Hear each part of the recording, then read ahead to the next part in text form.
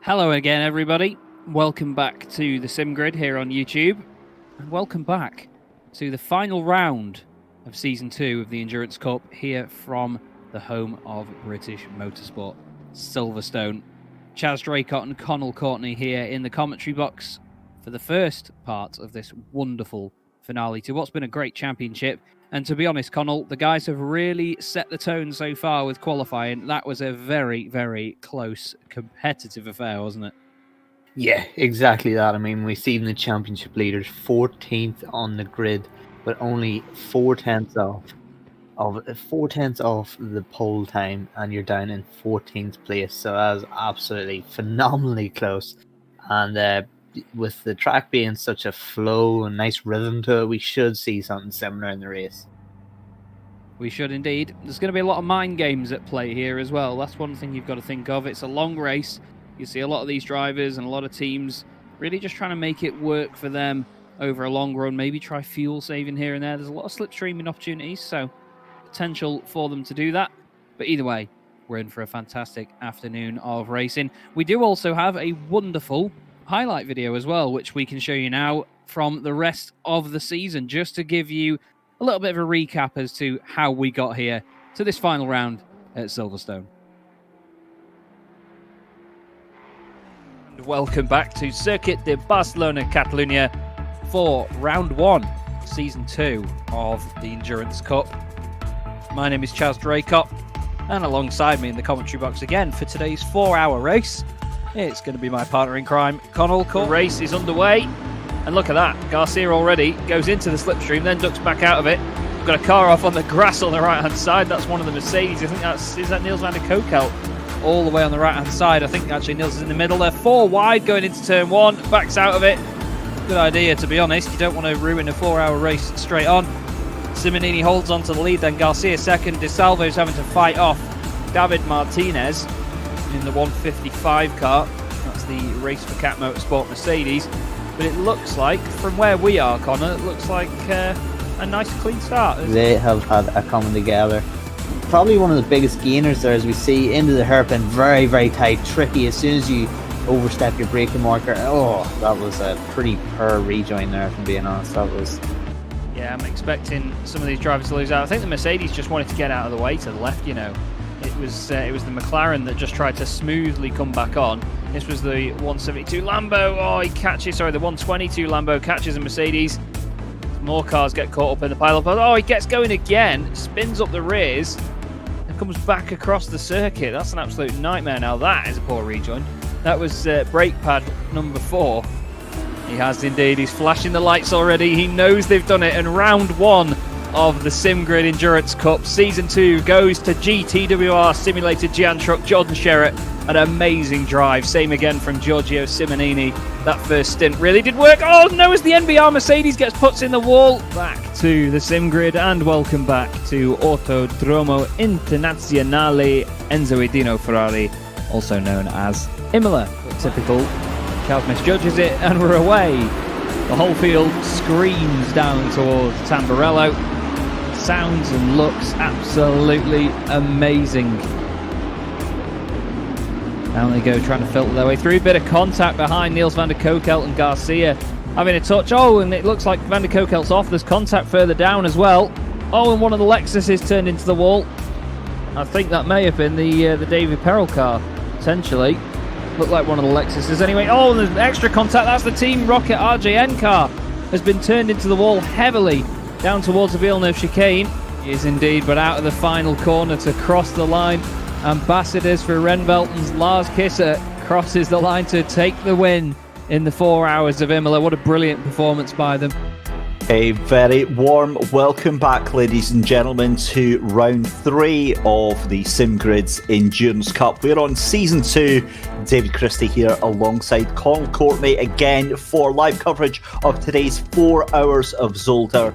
Up, and this is a glorious sight. We are about to drop the hammer and get things underway. 4 hours of racing and away we go. The green flag. An incredible race there. Marek Shintz. We'll have to see if we can get a replay of what happened there. It was on the entry to the final chicane there, and it was coming up to the 818. We've got a replay coming up here. This is the 191 then, and let's have a look what happens here. You can see up to the inside. Oh no. Oh, that's the Bentley that's just went straight into them, taking out the leader, and lets Andrea Capoccia head straight off. That is absolutely gut-wrenching to watch that, Connall. Andrea Capoccia, you have to say, with the pace that Yas Heat had, they are deserved winners based on pace alone. But I mean, Shins and Rats did everything right in terms of what they did out on track, whereas Statsenko made a mistake. And obviously there's been time penalties for Capoccia with incidents, etc. But they've rebounded and they've capitalised on mistakes from the others, and no doubt they will definitely now be in the championship hunt, and they might be carrying a little bit more momentum than the 157 team. It's going to be interesting to see how the 157 GTWR team rebound in the next round. Your race winners out of the final chicane though. Andrea Capoccia for Yazheat, the 149 Mercedes, comes across the line and wins the race here at the Endurance Cup. A wonderful win for the Yazheat race team. Welcome back, ladies and gentlemen. A quick swap of the broadcaster, and it's back as you were. Dave Christie and Luke Rogers here with you, bringing you live coverage of the 4 hours of Paul Ricard here at the heart of Le Castellet in France. What an amazing first hour we've had. So much to talk about them. But, well, they were. But look at that. Look at Lozio trying to have a look around the outside in the Aston Martin, and he's got them done. Wow! Before the corner had even come. We'll see, as I say, any minute now we're going to start seeing the rain starting to fall here at the Paul Ricard circuit in the heart of Le Castellet in France here for the penultimate round of the SimGrid Endurance Cup Season 2. We hit the business end of the season, and what a season it's been. There we go! A huge downpour already, and it drops from optimum to fast in a heartbeat. An eye out for him. He was in 10th place. He will keep going back, and here we go with the 34 of Giannis Sherdakis going around and around the corner there. That is not quite how you do it, my friends. But yeah, with that Porsche, as we switched to replay, that was going to be a nice overtake for him there. As we see the 39 car, I think they've had a moment somewhere. They just got a bit loose on the left hand. Yeah, they have. They just lose the rear end slightly, get a bit of a half spin going. Oh, it's actually, it's going to be a full rotation as they almost hit the BMW there, but just about able to survive. At a race leader then. Here we go. Luca Lozio out of Virage du Pont for the 121st time. It's going to be a win in race number 4 for the SimGrid Endurance Cup Season 2. Luca Lozio for the Gianalesi Esports Academy. What a performance there.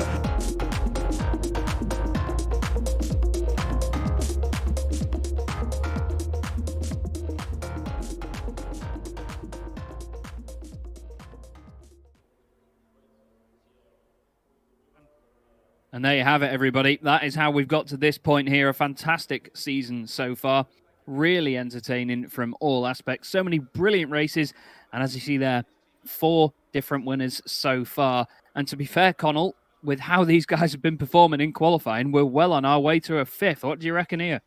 Yeah, well, we've seen, of course, the guys that are the championship favourites and are fighting for that championship. Maybe with a little bit of tension, that championship tension, whereas some of the other drivers not involved in the championship battle, driving a little bit more free, because we see 2 teams that are not involved in that championship hunt, 1 and 2, but they're going to be going just hell for leather, as we can always expect.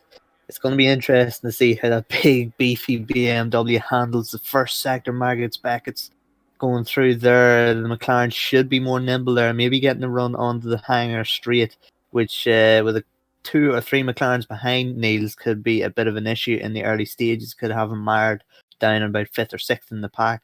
So it'll be interesting to see how defensive he is. Of course, the BMW does punch out of the slow corners so well. So I think if he can get to the newer section of Silverstone with that second place still intact, he can have a chance at cracking for the lead. Yeah, and one thing to think about in the early stages as well is when the field is a bit more packed together, we do see it start to spread out over the course of the first run. That is the initial spread of the field. The different drivers that each team has as well, they all have different pace levels to them. And then, of course, you've got to think about which cars look after their tyres better. You know, some of them may have an easier time of saving the rubber till the end of their stint, or even double stint in the tyres. You know, I've seen drivers do it before, and it's probably not going to be the last time. Oh, is that a Nikon or a Canon? To be fair, though, there's going to be so many different aspects, and this is what we love about this championship and this sort of racing, isn't it? There's not just one driver in a car that just goes flat out for the whole time. You've got people staying behind the car in front to try and save fuel, try and save their tyres, not overwork it. You've then got other drivers getting in that are just as quick. You've then got the balance of performance. And of course, here on a set of course, the Competizione, you've got the weather as well. So we've got the best of everything here, and a very thorough sim and a very thorough race is what we're going to get given. Yeah, exactly that. And I mean, Silverstone is one of the classic tracks. When you think of just what is a racetrack, you think of like the Monzas, the Silverstones of the world. It really is iconic. And even though it is a sim race and it's not quite the real thing, the effort that these guys put in and the pace and the strength and the hard work, determination, everything that falls into it, you want to class yourself as a Silverstone winner in one of these prestigious events. So no doubt these guys will be desperate for that victory. They will indeed. The home of British motorsport. Obviously the drivers, the British drivers especially in the British cars, will be hoping to bring that back over the line. We've got Michael O'Brien in the number 24 machine now at the front of the field. That's the Zancho Rocket Esports car. Nils Nyox, what a fantastic qualifying performance that was. To get himself second on the grid in the G2 Esports BMW. His teammate Arthur Camara will be taking over later on. Behind them is the Odox Motorsport Mercedes. Now they have 4 drivers registered for their team. They've got Jesus Cecilia, Gerard Martinez Amer, they've got Alberto Garcia and Nicolas Albaladejo Camins as well. I'll get your name right one day, mate. But they've got a really strong lineup, and having 4 drivers as well, especially in a race that's this long compared to the teams that have 2 drivers, you've got to think they might have a slight advantage here because the drivers aren't going to be as fatigued as each other come the end. They're spreading the load, aren't they? Yeah, exactly that. It's an interesting one. We haven't really seen a 4-driver team throughout the course of this series, but of course, as you say, fresher drivers, they won't be doing, you would think 2-driver teams would be doing 4 hours each. But of course 2 hours each would be the easy maths for a 4-driver team. Of course that leaves you fresher, but on a second point, with 4 drivers varying pace levels, it could mean an extra few laps per driver of getting up to speed and getting dialed into the rhythm, whereas if you have 2 drivers going out for a second stint, they're already into that sort of race mode and into that rhythm. So it does have its drawbacks, but I think overall it'll eventually be a benefit over the course of the race just due to fatigue being a factor. Yeah, definitely. I know, like you say there, people do always say, oh, it's only sim racing, they don't have to deal with the G-forces and other things that real drivers do, and that's a fair comment, but at the same time, you're still putting the effort into working the wheel. You've still got the mental aspect of it. You have to concentrate so hard all the way through. I mean, I race on a different sim in just a little MX-5 championship. That takes all of my concentration and all of my ability. But these guys at this level, they're going to be doing the same. It's absolutely incredible how hard they just have to focus. But speaking of focusing, we're just coming into the last couple of corners now to get 8 hours of racing underway here. The final round of the Sim Grid Endurance Cup, and it's going to be British GT driver Michael O'Brien is going to lead them away. Fantastic shot here as well from Luffield. Looking down at them all getting underway, but the Sancho Rocket Esports McLaren leading the pack then with the G2 Esports BMW. So they all pile in together, creeping to the line. And the final round of the SimGrid Endurance Cup Season 2 is... Wait for it. It's underway. Now, there they go. 8 hours of racing begins here, down towards Copse for the first time. Everybody trying to take initial advantage of those that have not had the best start, but Michael O'Brien and Tobin Lee are going to be very happy with that start there. Side by side into Maggots and Beckett's for 4th place. That's Müller with Burke just behind him. That was Jaroslav Honzik as well. Müller there with the red number board on the timing screen in the number 34 machine. His teammate Moritz Lorner as well. Fantastic start though. Looks nice and tidy, doesn't it, Connall? And that's the thing around here, especially through Maggots and Beckett's. You can get such a check up through there, can't you? It really can go one way then the other. Yeah, it was really interesting there. It seemed as though everyone at the front at least was driving as though they had something to lose. And when you drive like you've something to lose, even if it's just the last race of the season, that it does breed that little bit of caution, whereas the aggression of nothing to lose in the first round, let's just full attack, can create instances we've seen in the highlights package. But yeah, I'm absolutely amazed because it is a very, very tricky sector, the first few sectors, and that is a cone being decimated. That was one of the Sidemax Motorworks cars. James Parker in the Lexus up to 9th. Not many positions gained for that Yas Heat team. Eamon Murphy, the Irishman, in the number 149, has gained 1 position from the grid start. That's not too bad though. The big key for that team right now on this first lap was quite simply, don't lose a pack of positions and don't get caught up in any incidents, and they have done that so far on this first lap, and that is crucial for their championship win. Yeah, that's it. You've got to stay out of trouble as much as you can here. It's easy to get sucked into a battle and just think, oh, I'll just go down the inside, or, you know, I'll just try and defend. But look at this stuff here. This is Killian Ryan Meenan in the Side Max Motorworks car trying to get past the Lexus in front of him. 2x2 behind him. You could see how much it all bunched up, and there was the real accordion effect through the new Grand Prix section in the middle of the lap, or towards the end of the lap, I should say, on the layout that we're using today. So this is the Grand Prix circuit. We're using the old classic pit straight. And towards the front, you can see that lead that Michael O'Brien has at the moment. Cecilia sitting there just behind the BMW. Müller is now 4th, Luca Burke 5th, Honzik in 6th place. Look at the field filtering through in the background. The smoked salmon and fries Ferrari as well in the background there. I saw them for a moment. They're actually in the top 10 in the championship as well, in the number 58 Ferrari. Look at this though, Luca Burke down the inside of Müller. Gets it done into Stowe. Nicely done on the apex. Now, is Müller going to try and come back at him here? This is the thing. You get these drivers that, yes, they can move forward early on, but when they battle like this, Connall, as the field is closer together and they're more sensitive to it getting spread out, are they just going to lose the cars in front? You've got to take the risk, I suppose, though, haven't you, at this stage? Yeah, exactly that, but obviously from that past, Burke feels as though he has some pace to catch the top 3, and it certainly looks as though he can hang at least with Cecilia, the number 14 car.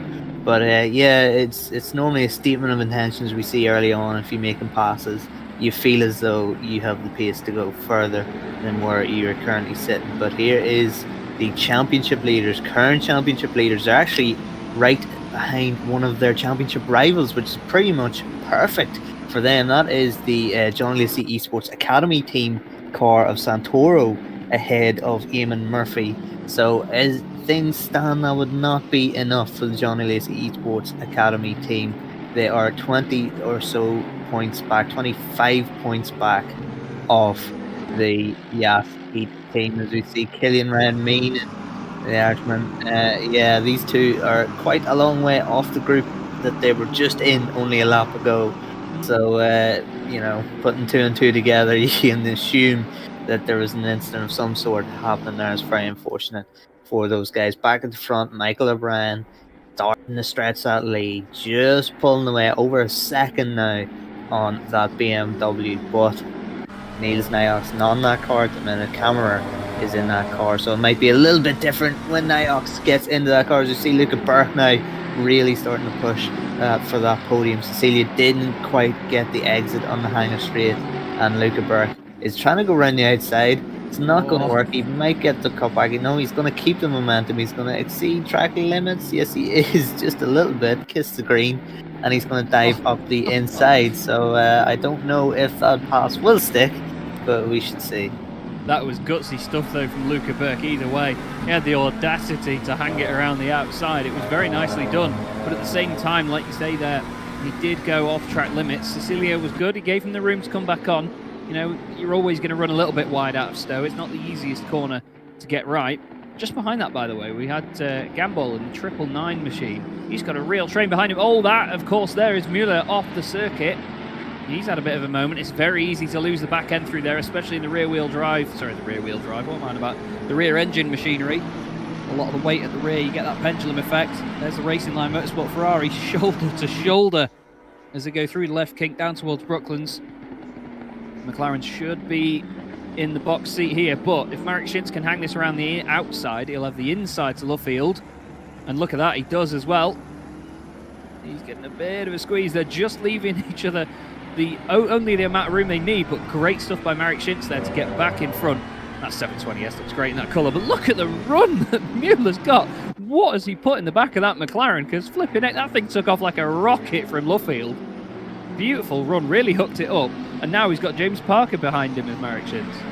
Yeah, we need to check that McLaren for some sort of curve system. That was unbelievable the way he hooked it up and punched out of that corner, but it was great driving actually from Marek to not panic there in the last few corners and just hang wide, hang on the outside, not get a little bit over aggressive with Muller. But it made me laugh actually that Muller, he ran onto the grass, he had dirty tyres, and he didn't take a few corners, you know, to scrub them clean and get the grip back. No, the next corner that he rejoined the track, he went straight up the inside of Marek Schintz. It was absolutely brilliant.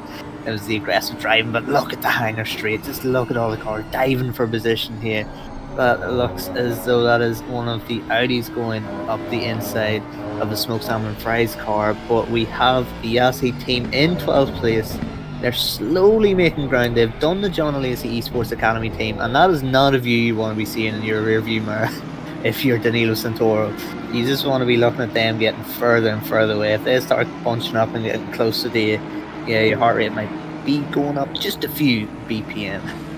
Just a few indeed, mate. It was very feisty stuff then between these lot. That was Beck just getting ahead of Tverain in the Ferrari. And Bentley coming in there as well.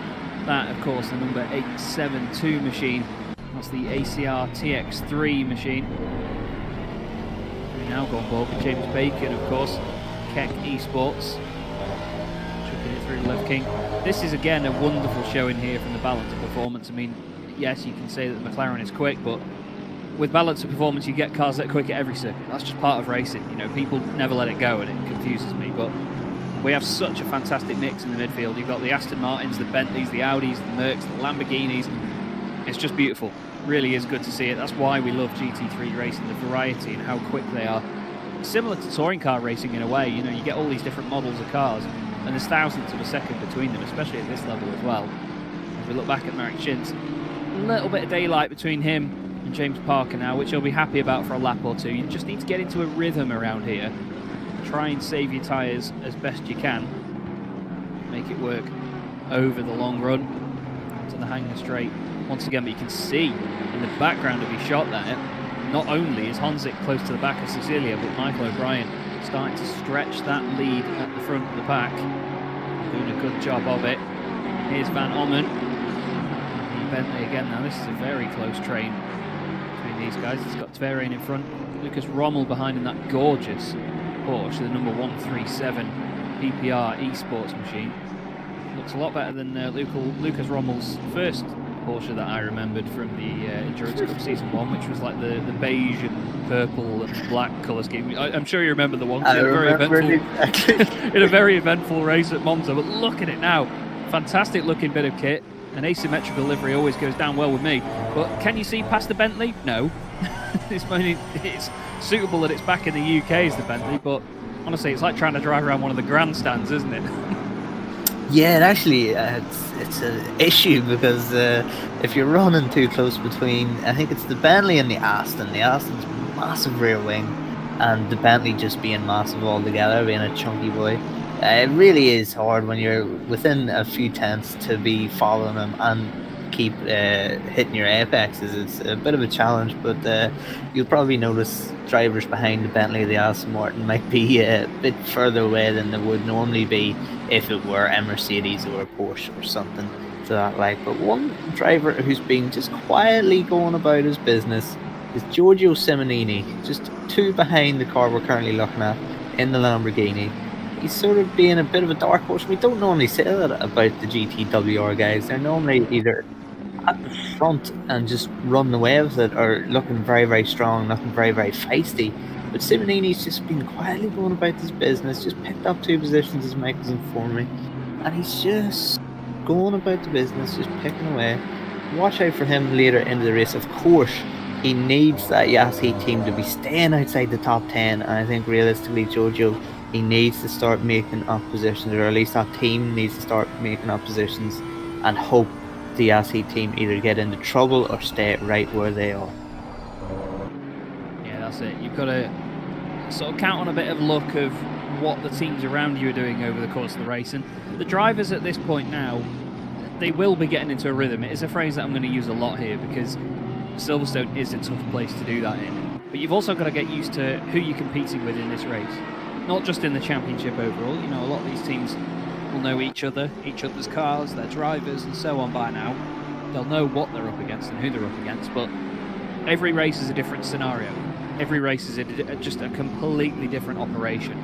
So you've got to figure out who's around you, who you know may be quicker, who you know from previous rounds has been good over a run, and what could be coming your way, who you potentially let past. And that sounds daft to say when you don't completely have an idea of where you are in the race yet. You know, you could say, like right now, you know, Cecilia's 4th, but all it'll take is for them to potentially push a stint a couple of laps too long, or come in a bit too early and then put themselves out of sync later on in the race. It all changes so much, and that's why we love it. It really is interesting, but at this point I think you just need to think sprint racing mentality and just get the first few stints out of the way, and you worry about the pit stops and the overlaps in the last couple of hours, don't you? Because then you get a true idea of where you're going to end up.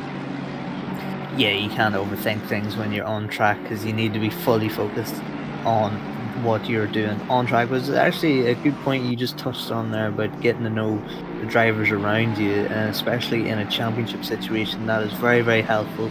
Understanding who's behind you, who's in front of you, what their characteristics are. I mean, it got to the point when I was racing, you know, you'd see a pit board. We didn't have rear view mirrors, so you'd be relying on the pit board.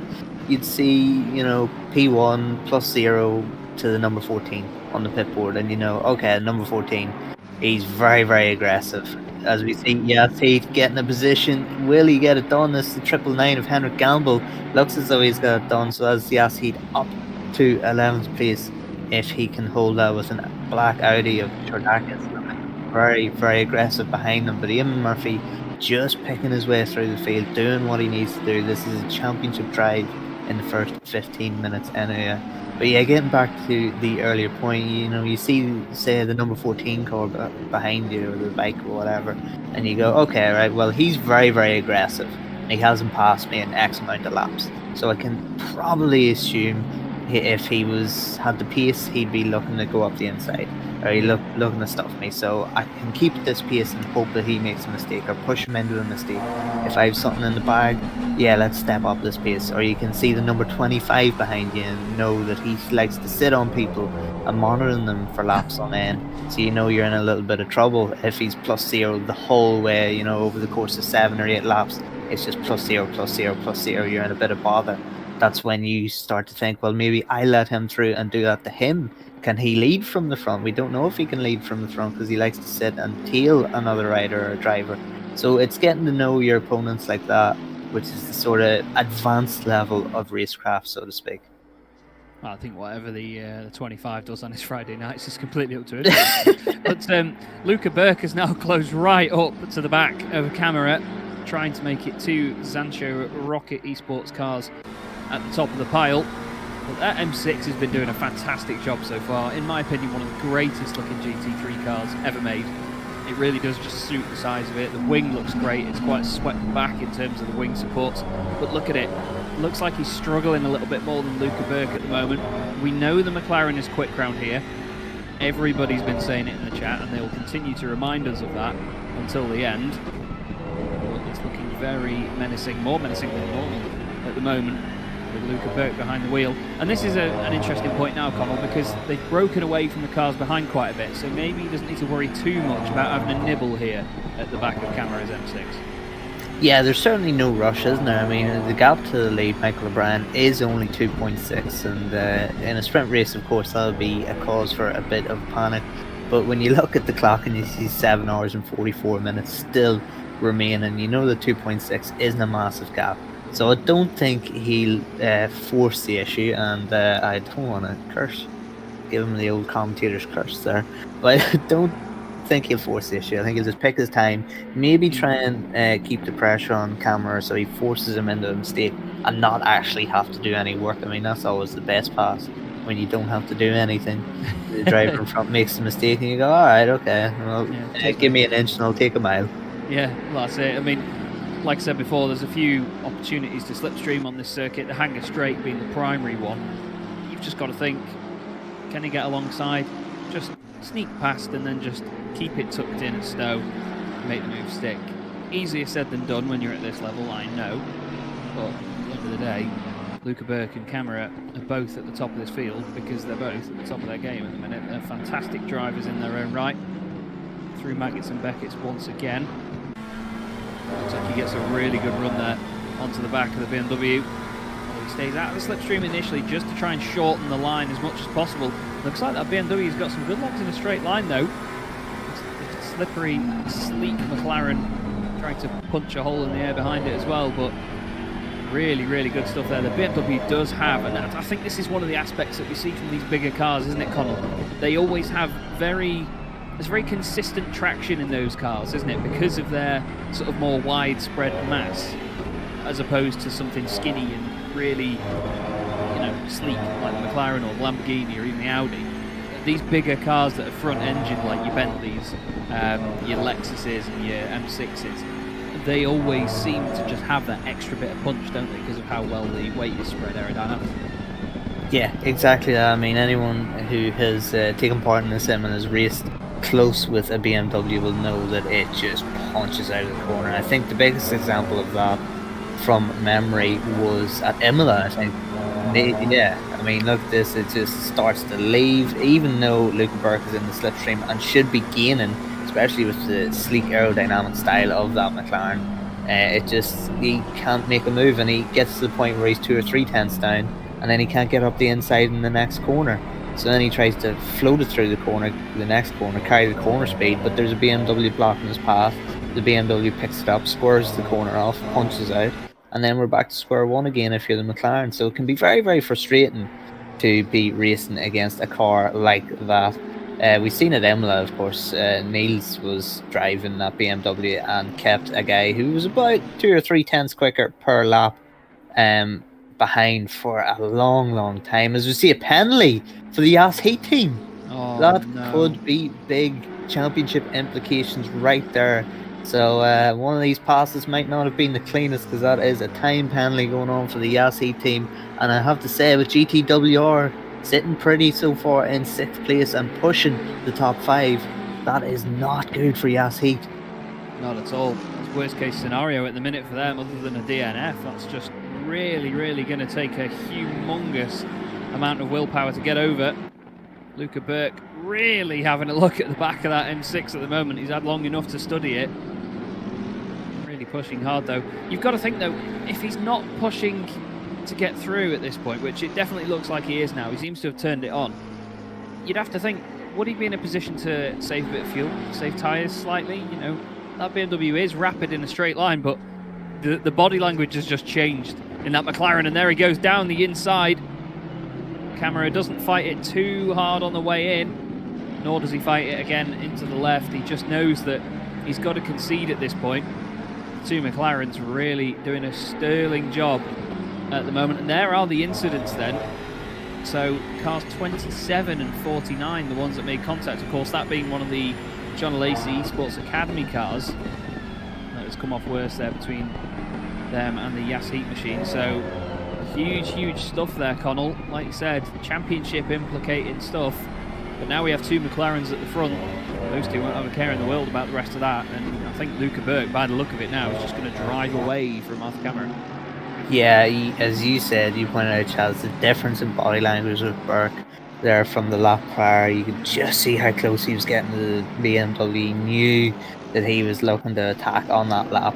And when he wanted to, he got to run through the Grand Prix complex and then dived up the inside. It was absolutely clinical. Got the pass on, no issues, and he is starting to stretch that already, opening up half a second over camera. But yeah, going back to the incident, 149 and 27, so that is two teams in for the championship, getting a little bit aggressive with each other. And you sort of see that whenever you've seen championship battles go down to the wire. You see maybe battling with people who aren't in the championship, as we could see a loss of position for Giorgio Simonini, and that is very wide. Luke Smuller, and Giorgio will get that position back, but he hasn't really got his run on the inside, so that's why he goes defensive. And now Mark Schintz is getting involved, and he's going to go around the outside of Muller, and he's going to steal that position. Mark Schintz is one to watch here, because some of the passes he's been pulling off all season have just been incredible. That was gorgeous stuff there by Marek Schintz. Great opportunism, but that's what you need to have when you're in a pack like this. You know, these guys weren't the closest together before all of that went on, but at the same time, you know, it wasn't like Muller was really clear of the cars behind him. So Marek thought, right, you're going to go for that. The best thing I can do here is make sure I've got my line sorted, and there's some of the shenanigans I mentioned earlier. You get cars taking a very late dive down the inside there. Bit of contact. Oh, and Schintz is off. Oh, he got a little tap from Muller. It didn't look like there was that much in it, but it just unsettled the back of the Ferrari. And Marek Schintz and the 191 Racing Line Motorsport Ferrari, previous race winner, well, near race winner, sorry boys, having an absolute nightmare. And in the early stages as well, when the field is more condensed. Oh, that's worst case, that is. I'd be interested to see whether Muller gets a penalty for that. I don't know how much was in it. Might have to have a look back. But, what do you reckon of that one, Connall? Because we know it's the tiniest touch that upsets these cars, isn't it? Especially the rear wheel drive. I said it again, rear engine stuff. Yeah, I mean, watching that, I was watching it, and my first instinct was, oh, he's going to lose a bit of drive onto the straight, onto the Wellington straight. But it really surprised me actually that he got sent into the gravel. But I'd have to watch a replay there to see what was happening. I thought the move by Muller was into the first part of that corner was a little bit opportunistic. Mark gave him a little bit of room, and then coming out of it, he sort of went into Muller. No, didn't make contact, but gave him a little pushover, as in, I seen that was opportunistic, and then it all happened on the exit.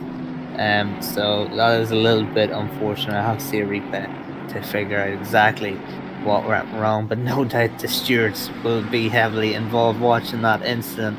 Yeah. But yeah, I mean, I really should stop picking teams to win. That's what I take from that incident. I was going to say, yeah, that's like a really sort of delayed commentator's curse, actually, from you there, in fairness. But it was a really unfortunate incident, and I think it may be attributed to the fact that the rear engine machinery is often more easily upset by contact like that. Just on paper anyway, by the look of it. But such a shame. You've got to be absolutely gutted for them. Down in 20th place now, Marek Schintz in the 191 Ferrari. Nothing sort of malicious in it from Muller at all, of course. We don't really get that, but it was just really close following through the kink. Maybe Schintz lit up the rears a bit, had to get out of it, because through that kink it's very easy to do that, especially if you run wide on the curb on the right hand side. That's such a shame to see. The 149 machine still have that 15-second penalty looming over them as well. I imagine they'll probably serve that when they have their pit stop. But we'll look now at James Parker in the 888 Coach Dave Academy Lexus, the wonderful sounding Lexus. Who doesn't love the big beefy V8 in that thing? Down through Maggots and Beckett's. Never easy through there. The car just wants to get away from you, especially that left. second left through that section is over a slight crest, so you have this horrible surprise where you've gone through the right, you've got all this grip in the world because the circuit suddenly comes to you, and then you go over a crest and it's all just completely gone away again. It's absolutely nightmare stuff. It really is.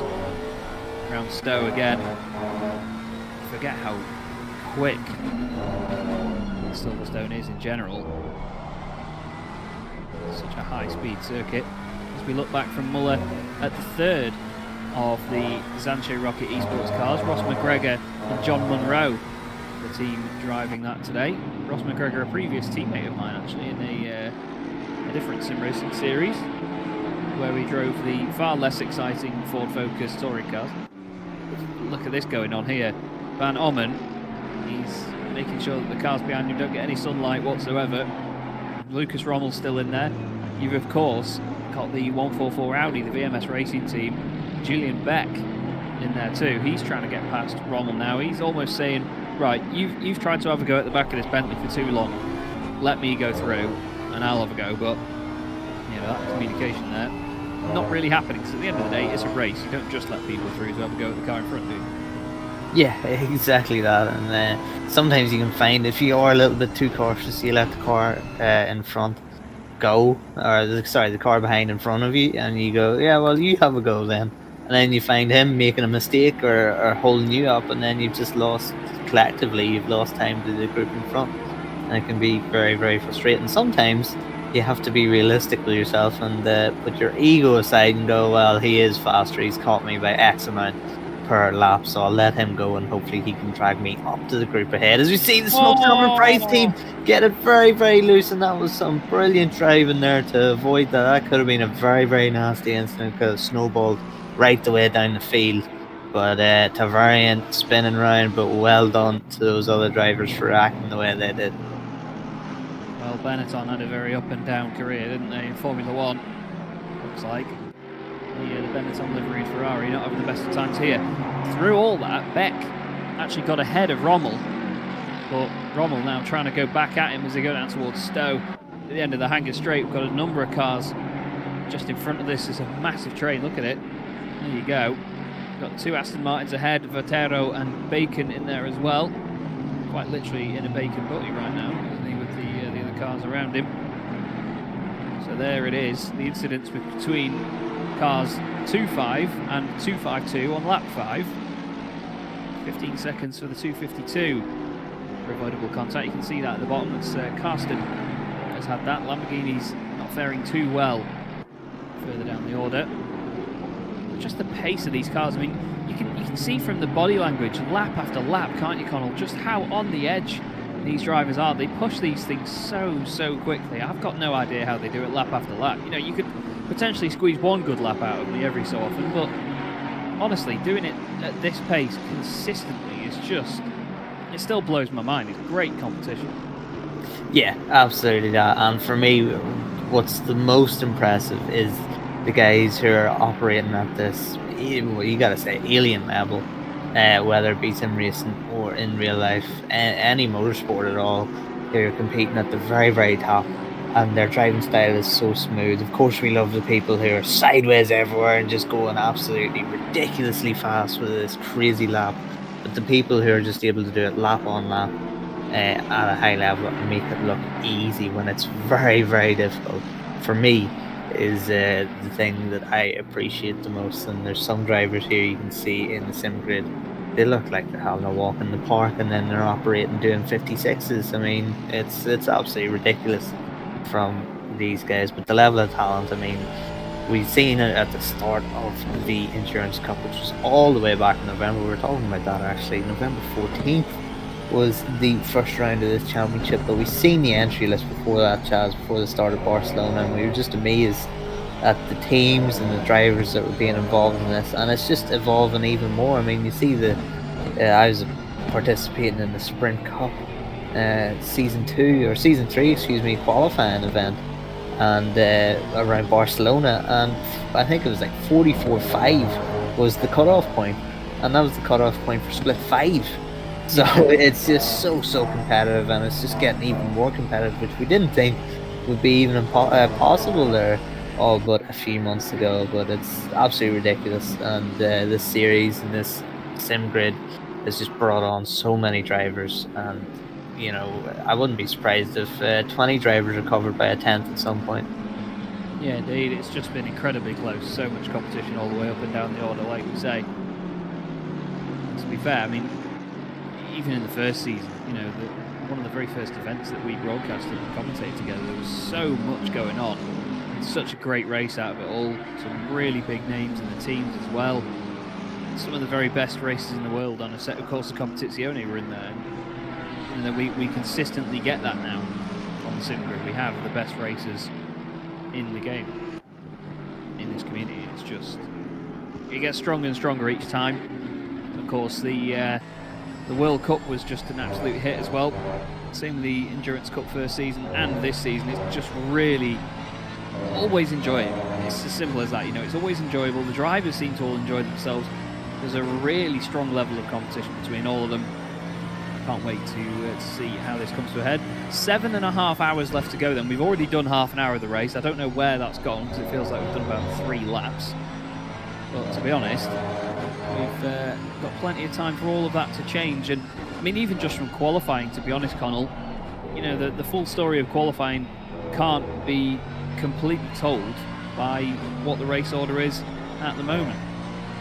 No, well, what are we? We're half an hour into the race, and if you brought up a side-by-side comparison of qualifying results and of the current race stands, it's all jumbled up. I mean, Michael does a great job in all these Endurance Cup races on the hour of showing the differences from qualifying position to current race position, and you look at it, and it's very, very rare for someone to be in that position that they were in qualifying, just because it's so competitive. There's incidents, there's varying race paces, and varying strategies, as we see Muller now up the inside of Giorgio Simonini. And I didn't expect that, because Giorgio looked like he had a bit of an extra rhythm to go with Jordier, but it looks as though he's just dropped off a little bit, and now Muller has pounced on him, and Ross McGregor is fancying a bit of this too, and Giorgio needs to be fighting up at the front. He needs to be top 5 realistically to take this championship from Yas Heath. And Yas Heath and GTWR, we've seen them throughout the course of the World Cup, and we've seen them throughout the course of the Endurance Cup. They are the two teams that have a bit of a rivalry in terms of a sporting rivalry, just because they are the two elite teams in both series. And with Mikhail Sasenko going from GTWR to Yas Heath, of course, that creates a bit of extra competition. So no doubt Statsenko and Yas Heath will be looking to do one over on the GTWR team, who of course are the reigning World Cup champions. Yeah, that's it. You know, they've got a lot to live up to in each of the races that we have, no matter what series it's in as well. And that's the thing, when you do that, you sort of put a little bit of a target on your back, don't you? And we saw that from, I mean, we jokingly said about teams that wear the number 1 in different championships. I think there was a Mercedes, wasn't there? Wasn't it like called the Cool Boys or something like that? There was a team in a previous Endurance Cup race that we commentated on, and we were thinking, it's brave to wear the number 1, you know, it shows you confidence, doesn't it? But in fairness, just by being fast, you know, you're the one that all the other teams are aiming to go for. You know, you're the ones that they all want to beat at the end of the day. That's just how it is. If you set the standard, then you know you're going to get people trying to chase you down. Speaking of chasing down, Van Ommen is becoming a bad omen for Gambol at the moment in the 999 Mercedes. He's going to want to call 999 with that Bentley chasing him that closely by the look of it.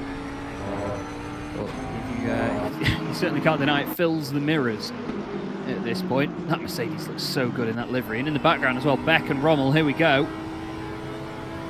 Let's get ready to Rommel, he says, as they go down towards Brooklands, out towards Rockfield, tries to get it tucked in. Michael Hamlet's just, I just heard a piece of him die inside in the background there as I whacked that pun out, sorry. But he's got James Bacon as well just behind them. But look at this though, he can't get close enough to be part of this battle yet, and I don't think he'll want to at this stage, will he, Connall? Because he'll just be thinking, right, you boys have that scrap and I'll try and take advantage of whatever bits are left behind, you know, like the pork scratchings and the fatty bits. and compose myself. Yes. Yeah, Beacon, of course, will be. I can't say his name now without thinking of it. But yeah, per James. But he'll be looking at this, and of course, he does have Vittorio, number 72 car, right behind him. So he can't be getting involved in any instance. And that is the 191 of Mark Schintz, all the way down in 19th. Of course, we've seen that incident earlier on. And actually, speaking of that incident, Muller has now got that time penalty you can see on the left hand side of the screen, and that is for the incident with Marek Schintz. So Schintz is all the way down to 19th, that 191 car. I'd say it's a season to forget for Marek and the 191, but really it isn't, because they came out in round 3 just absolutely all guns blazing, when you look at their form, 14th at Barcelona and then 10th at Imola. You go, well, that's not a team who can fight for podiums, or it doesn't look as though. And then boom, a second in Zolder, which should have been a win, and then a fourth at Ricard, when they were fighting in the top 3 for a long period of time. The 191 car has really found some pace and really stepped up their level midway through this season. So as you were saying earlier in qualifying, Chaz, people remember a couple of things from a championship. Who won the championship? Who was carrying momentum in? And even though it's not looking quite good for the 191 and they haven't got that win, I would say they're carrying momentum into another season, should they have to do it, or should they want to do it.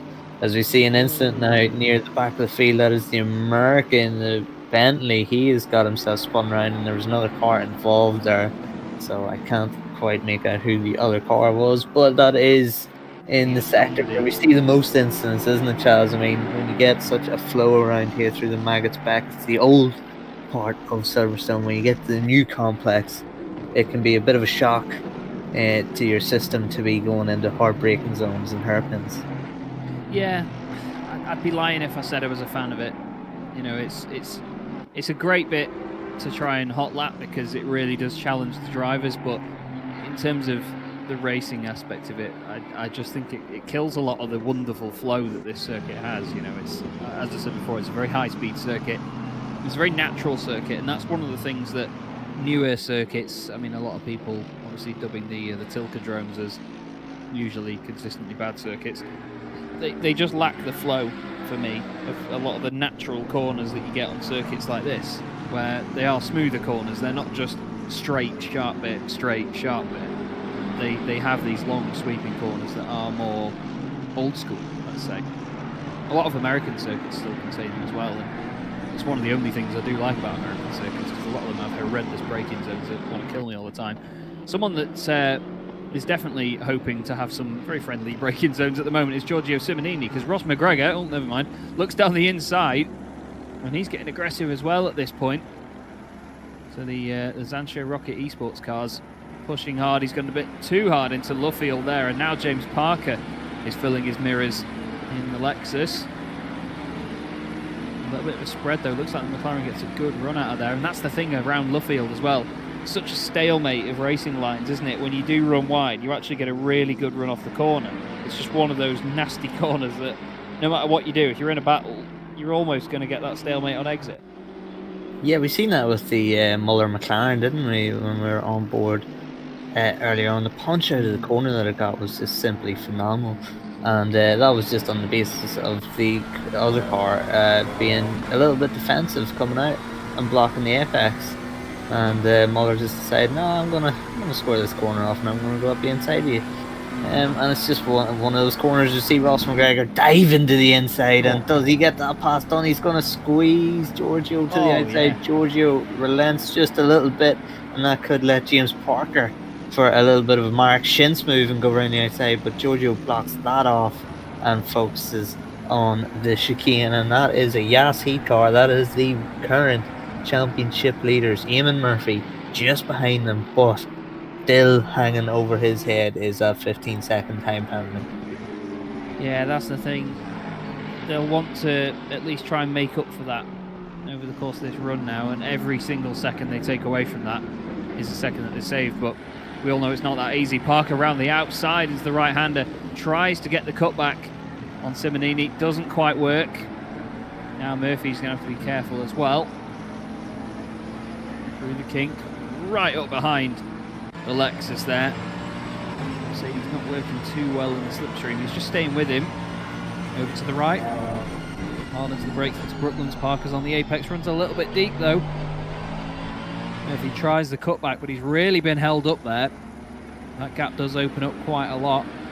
And Parker gets a nice run out of Luffield to just keep that alive. At the same time, every time that he's defended into a corner though, Connall, you're going to lose Simonini and Gregor that little bit more. Sorry, McGregor. Apologies. Yeah, absolutely. And Eamon Murphy was looking for the cutback just about everywhere there, wasn't he, throughout that lap on James Parker, but could not get it done. James was defending well. It looks as though these two guys, Parker and Murphy, do have pace over the guys in front, but they're just getting involved, as you say, into their own individual scrap, and that leaves it a little bit difficult for them to maintain. It looks as though Eamon Murphy, if you have to look at pace-wise, is the fastest of that group of four, but it's another thing being a tenth or two faster over the course of a lap, and it's a different thing entirely to get past on the quality of drivers that he is currently battling. But we have this mid-pack battle going on. I love seeing this sort of snake train that you see down at the Hanger Straight, and it's so many various options at the end of the Hanger Straight. It just creates a great passing opportunity, but we've seen before plenty of incidents throughout the course of Silverstone's history there. We have indeed, and we also, as a bit of an update, we have a Mr. Mike Yao in the house. So what we're going to do, everybody, is just run to a very quick ad break for you all, and we'll just get things switched over here. Thank you very much, Michael Hamlet, as well, for your duties to not just the sim grid, but of course to this broadcast as well. But we'll be back with you in a few minutes, everybody, and we'll continue this phenomenal race with Mike Yao at the helm of the cameras.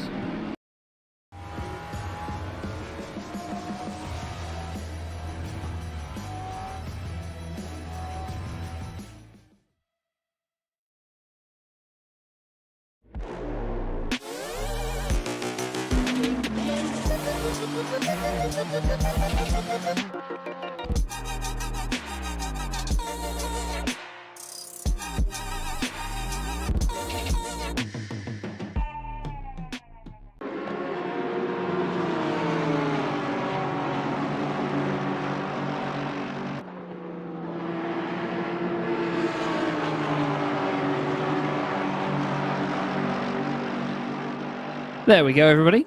Hello again. That was nice and quick, wasn't it? Chaz Draycott here with Connall Courtney in the final round of Season 2 of the Endurance Cup here from Silverstone. Mike Yao on the cameras, Michael Hamlet putting in a wonderful first stint for us there. Thank you very much, buddy. You will now continue to provide us with all of the information in the background. But, Connall, we've got this fantastic battle going on again right in front of us.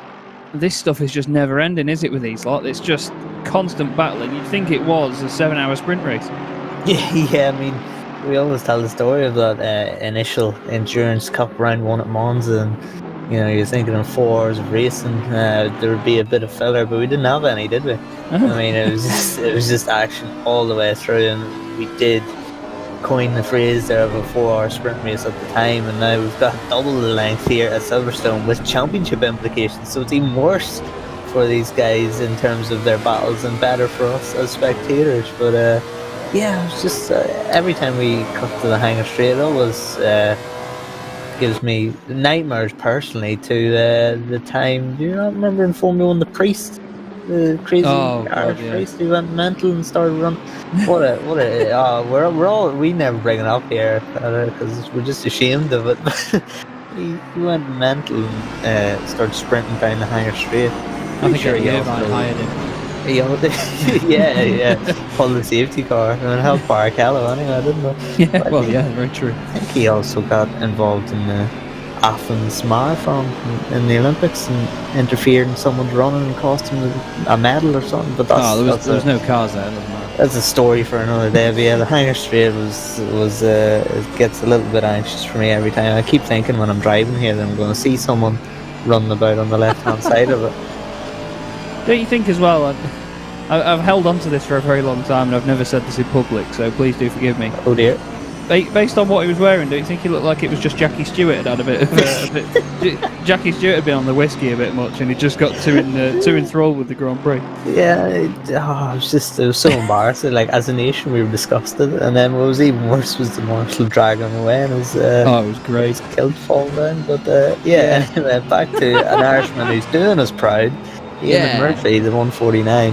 He has got that 15-second time penalty lingering over, but track grip getting up to optimal. It's 26 degrees, quite warm, but it is 4 p.m. and we still have 7 hours to go, so we will be venturing into the darkness of night, and that track temperature will be coming down. So we're probably at peak track temperature now, and we will see it getting cooler and cooler as the time progresses. Mark Schintz, if you're just joining us and you see Mark Schintz in 18th and go, that's not normally where he is, you're dead right. He was involved in an incident in the top 5, battling with Muller, and got sent just where he's about to actually get to on track, and he has found himself, he was 19th, and he has made a position up on Vasily Nufriev, number 560 car. Now, we haven't talked much about the like and subscribe guys.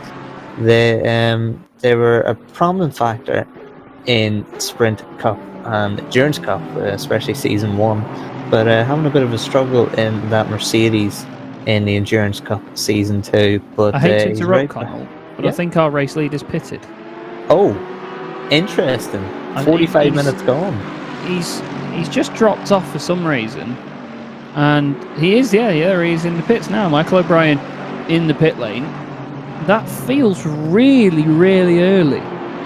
As you said then as well, that seems very early indeed. That one. You would think realistically on the hour, wouldn't you? Yeah, definitely. That does seem very odd indeed.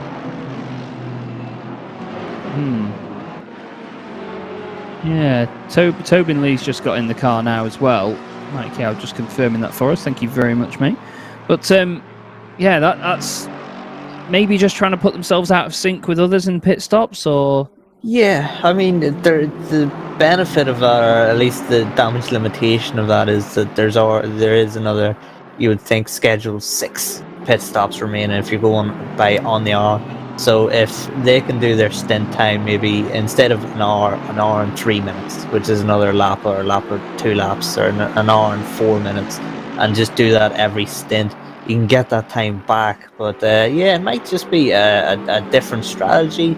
But it's a strange one, and a driver swap an hour in could be an issue for Michael O'Brien. I'm sure at some point you guys will get some inside information on what the situation was. I'll have to keep checking. But one thing that they could have done is something I've seen before, where teams know that with the amount of time they'll do in a stint, they'll calculate it and figure out that they'll have like a splash and dash at the end where they won't have a full stint. They'll either have like a half stint or maybe even a 3/4 stint. Some teams often run lower fuel, have a really strong first stint, and then they take their pit stop very early on that would be the splash and dash at the end, and then they do full stints right to the flag. So they are slightly out of sync at this point, but they've had a good first stint to get them ahead, and then you've just got to take the guess of where you'll be in terms of track position. I'm wondering whether they've gone for that, but I mean, even if you're going to do that, it seems like a very risky one at this point, especially seeing as you're in the lead, because it's not like they've done that to get out of traffic they were around, is it? Yeah, a relatively comfortable lead with, as you say, clear tarmac is the ideal situation in an endurance race, isn't it? You can just sit on your own sort of pace. You don't have anyone interfering with you, and you just bang out the laps. So, it's interesting. And what else is interesting is James Parker's attempts to get round the outside of Giorgio Simonini here. And I know, Chaz, if you were to join the race early on, not look at the positions and say, oh look, Simonini, Parker and Eamon Murphy, Yas H, GTWR and Coach Steve Academy are battling, you would think it's for the first, second and third positions, wouldn't you? It's so weird to see these guys 7th, 8th, 9th. It just shows again, doesn't it, the calibre of driver and team that we have in this championship. It never fails to surprise us with what these teams can achieve and the pace that these drivers can squeeze out of these cars.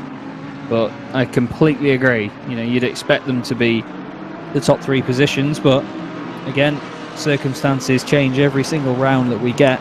every single event that we get, you know, we are so lucky with what we get. You know, I thoroughly enjoy being able to cover these things because of this. You know, we've got so much going on all over the circuit.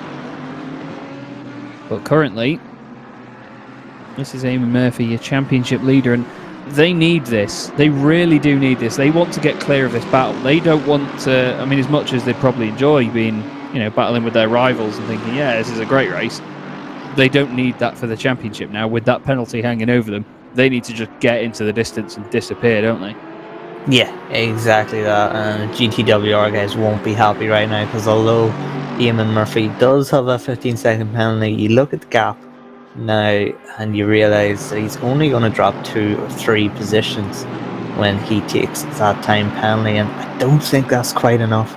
And Giorgio, you would stick Giorgio down if you were to look at the GTWR squad in this race. They don't have Jordan Shard, so you'd put Simonini as the A driver, wouldn't you?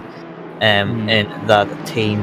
So for him not to be just clawing his way up through the field, to be 7th right now, and doesn't look as though he's going to make any ground in this stint, that's not a great sign early on for the GTWR team in terms of stealing the championship from Yassid. Of course, 12 points is in it, so that is not a big margin at all, and especially if you get yourself up into the higher points scoring positions, i.e. the top 5, the gaps between 4th and 5th, 3rd to 4th, etc., just increase the further you go up through the order. So it's very important for those guys to start making some ground up on the top 6. Yeah, that's it. You need to put the work in to just figure out what position you need. And I mean, these teams, they make a lot of calculations on things like fuel capacity, how long the tyres are going to last, where they may end up if they get held up in traffic. You know, the things that these guys manage to figure out are stuff that I could never dream of. The 72 and the 191, having a good old ding dong there through the right and then the left. He's going to have flashbacks here as he gets to this section, though, is Marek Schintz after the earlier incident. But what I was going to say is that they can figure out so much and put so many theoretical situations into their plan, into their strategy, that Schintz is going to lose a position here. That's Anufriev down the inside. It gives him a bit of it back, but to be fair, he was getting squeezed out of room there. So he needed to make the corner somehow. As into the pits comes the 191. He thinks, right, I want no part of that. And pit stops are coming a lot earlier than we expected here, actually, Connall. Yeah, I don't know if that's a tyre wear issue. It might become more clear if more drivers start pitting earlier than anticipated that it is a tyre issue with this quite hot track here, 26 degrees track temperature, of course. But it might just be Shins trying to get some clear track as he leaves pit lane. And the only problem is he's currently 18th, so when he comes out of pit lane, he's going to be dealing with some of the back end of the field, which there will be a big pace differential, and he could find himself getting held up some more. But back at this battle, positions haven't changed, but Santoro has joined the party. So we have 4 of the elite teams in this series battling it out nose to nose here. GTWR, Coach Dave Academy, Yassi, and the John Alesi Esports Academy team, with the wild card of Chordakis just 1 second back. And we've seen that stealth black Audi before, especially at Imola, look very, very aggressive. And if you open the door the slightest bit, Chordakis will be in there and taking that position off you. Well, like you say, stealthy indeed, and stealthy on approach. So they're going to be looking to take advantage.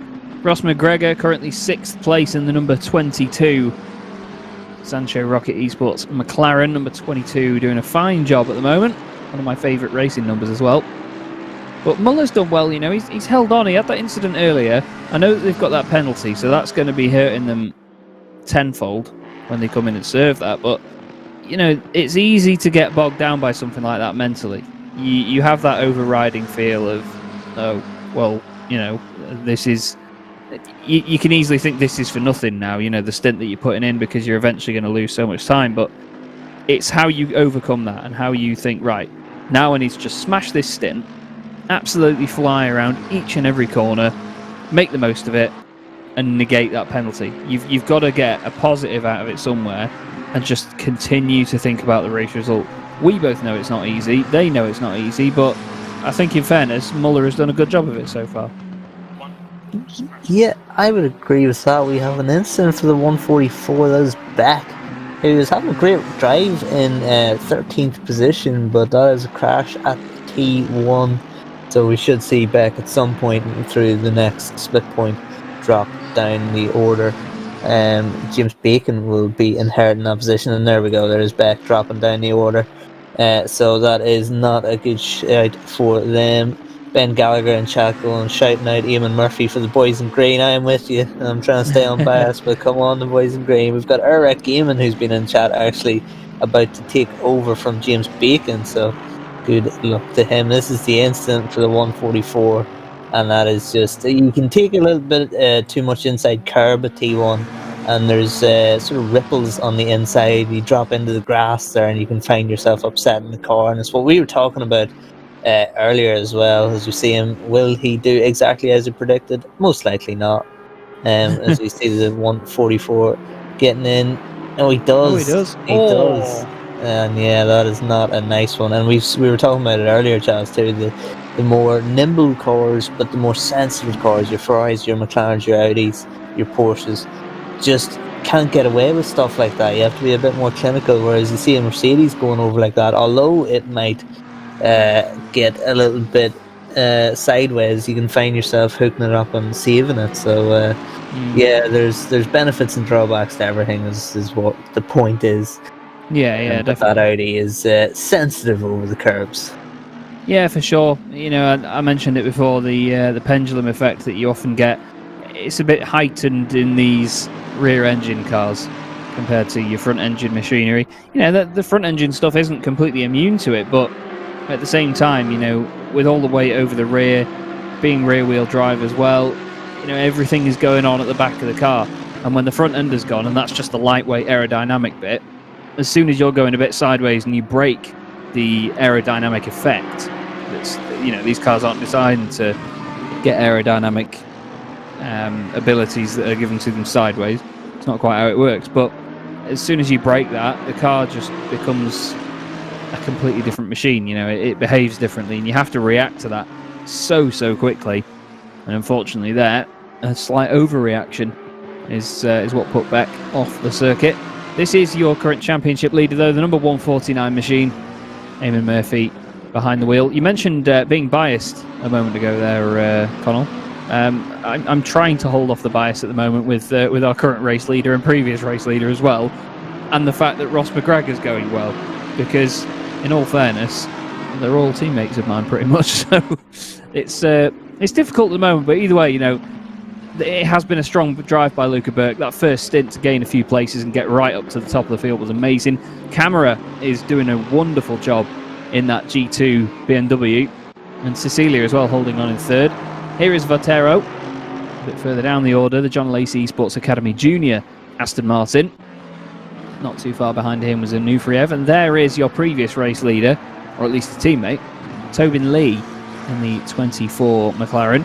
And they're actually in quite a good bit of daylight here. They've got their 111 Lamborghini 1.6 seconds back, but they're 4 and a bit seconds behind Visagi in the Lexus. So, you know, he can put some hot laps in here, quite literally, and crack on, as we've got, I'm not sure how long they've had that actually. I've just noticed the 15-second penalty for the number 1 machine. Yeah, so that's Samir Ibrahimi, the Pro Van Welton team, and they do have that number 1 plate for a reason. They are the reigning champs of this series, of course, not having the title defence that they exactly want. But I'm just looking actually at the positions gained and lost chart that Michael Hammond has just sent into our broadcast chat. The biggest gainers so far have been the number 560 Vasily Onufriev, and I did mention them earlier on and sort of said, you know, what's the issue here? Why have they had such a bad season when we know the potential of them? But they're really showing a strong performance. 19 positions gained from qualifying, which is absolutely massive. And they're sitting there, they're going to gain some more. It's going to be 21 now because they have got themselves up to 13th. So watch out for that 560 car. Vasily Onufriev just going about his business. We've seen that a lot actually in Season 1 from the Like and Subscribe team, where they just sort of, you'd get to the 2 hour mark and you go, oh wait, hold on. the like and subscribe guys have just made up 6 positions. Where does that come from? They just slowly go about their business in the shadows, so to speak, not really in the spotlight too much. But it's great to see for Vasily. 19 positions gained, 19 positions lost for Tobin Lee, but that is the pit stop, of course. The biggest losers that weren't due to pit stops were Luca Lozio. Mark Schintz, of course, we've seen he lost 20 positions due to that incident. And we've Henrik Gamble, of course, and Tavarian, who we've seen had the incident T1. He lost about 10-11 positions.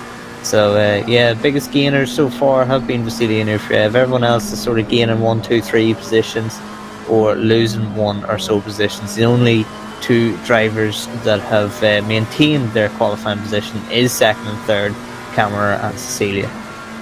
Yeah, indeed. Not too much movement in most of the places, but you do get these teams that stand out and put in a hell of a performance to climb through the order. We do have more cars in pit lane. Simonini and Parker just came in, as we saw there. We've got Dubiel, Ibrahimi, and Ufriev in there as well. Here's Christopher Tverein in the smoked salmon and fries Ferrari. Had that big spin earlier. Very lucky not to get collected or hit by anybody else. And to be fair, the other drivers going through were just as lucky not to hit him as well. Don't forget, it takes 2 to tango with those incidents. It goes both ways and both cars get damaged. But at the moment, it's just a bit of a recovery drive for them, unfortunately, which they'll be gutted about because they are inside the top 10 of the championship, so they need to hold on to points as best they can. But 28th is not where they'd pictured themselves at the moment. Henrik Gamble just in front as well in the Mercedes. In the 999 machine they are. Just having a quick look actually, just to see. They've done the same amount of laps so far, so neither of them have pitted. Just continuing on with what they have done. This is the number 72 machine, 10th place at the moment. 31 laps completed so far. I do love those John Lacey Esports Academy liveries on those Astons. They do look absolutely phenomenal. As Arta Camera has taken the lead as Luca Burke has come in the pit lane. Yes, so Camera for the first time in the lead, and that BMW has gone over the hour mark, so those tyres don't look in too bad a state. So yeah, that's positive for the BMW. Maybe the McLaren is fast around here, but with the higher track temps shredding the tyres a little bit more, we don't know, and unfortunately we'll only really find out in hindsight, won't we? Because you never really truly know what to expect until the race is over and you figure out, gather all the data and you see what has actually happened. So it's always the way, but that is the beauty, the unpredictability of sim racing. But the GT Esports team, yes, that's right, Michael's just informed us, P3 last weekend, the next gen 12-hour charity race. And yeah, that was a brilliant race for a brilliant cause. Thank you everyone, of course, who did donate. But we're seeing a lot of people in the pits now. A lot of the top 10, top 12 have been jumping into the pits. We've got a figure actually for we raised £2,750 for the brain tumour charity. Brilliant I mean stuff. the no, sorry mate, Cecilia has just got to stop and go. 30-second penalty for speeding in the pit lane. What an absolute nightmare for them, because they had such a good first stint as well, didn't they? They really did. My heart really does go out to that number 14 car, the Odox Motorsport team. They were doing so well. They have a beautiful livery. They were doing everything right. No major issues throughout their stint. Of course, Cecilia was third on the grid, and he was third in the race before everyone started doing their pit stops. And that is a terrible, terrible shame. That is basically what you're losing there, is the time spent in a drive-through penalty plus 30 seconds on you, or even just a little bit more to get going again. So it's a long, long time in pit lane, and that is going to put them, you'd think, outside the top 20 at least. Yeah, that's a real nightmare. That is one of the worst case scenarios when you get a penalty. You know, like you said there, Connall, you can get a drive-through, that takes long enough. When you've got to do a drive-through and stop and get going again, it's all the Yas Heat car of Capoccia going very wide there. That's, yeah, as Mike Yao puts it, that's a lot of track. one of the bonuses of runoff, I suppose. But at the same time, this is going to go down like a cup of cold stick. I don't like runoff areas because I don't think it's punishing enough. You know, I like gravel traps. I like grass on circuits because, you know, yeah, I do like Brands Hatch. Actually, Michael Hamlet in the background there saying, yes, you like Brands Hatch, and I do, because, you know, it punishes you if you go off, if you overdo it. Yes, you know, you can be in a battle and you can get forced wide a bit, but either way, it's good to see the cars and drivers get punished for going off. As here is a little battle now between Onufriev and Tonitsa. Goes down the inside. This 560 car, though, is really on the march, isn't it, Connall? As you've said, he's properly on at the moment.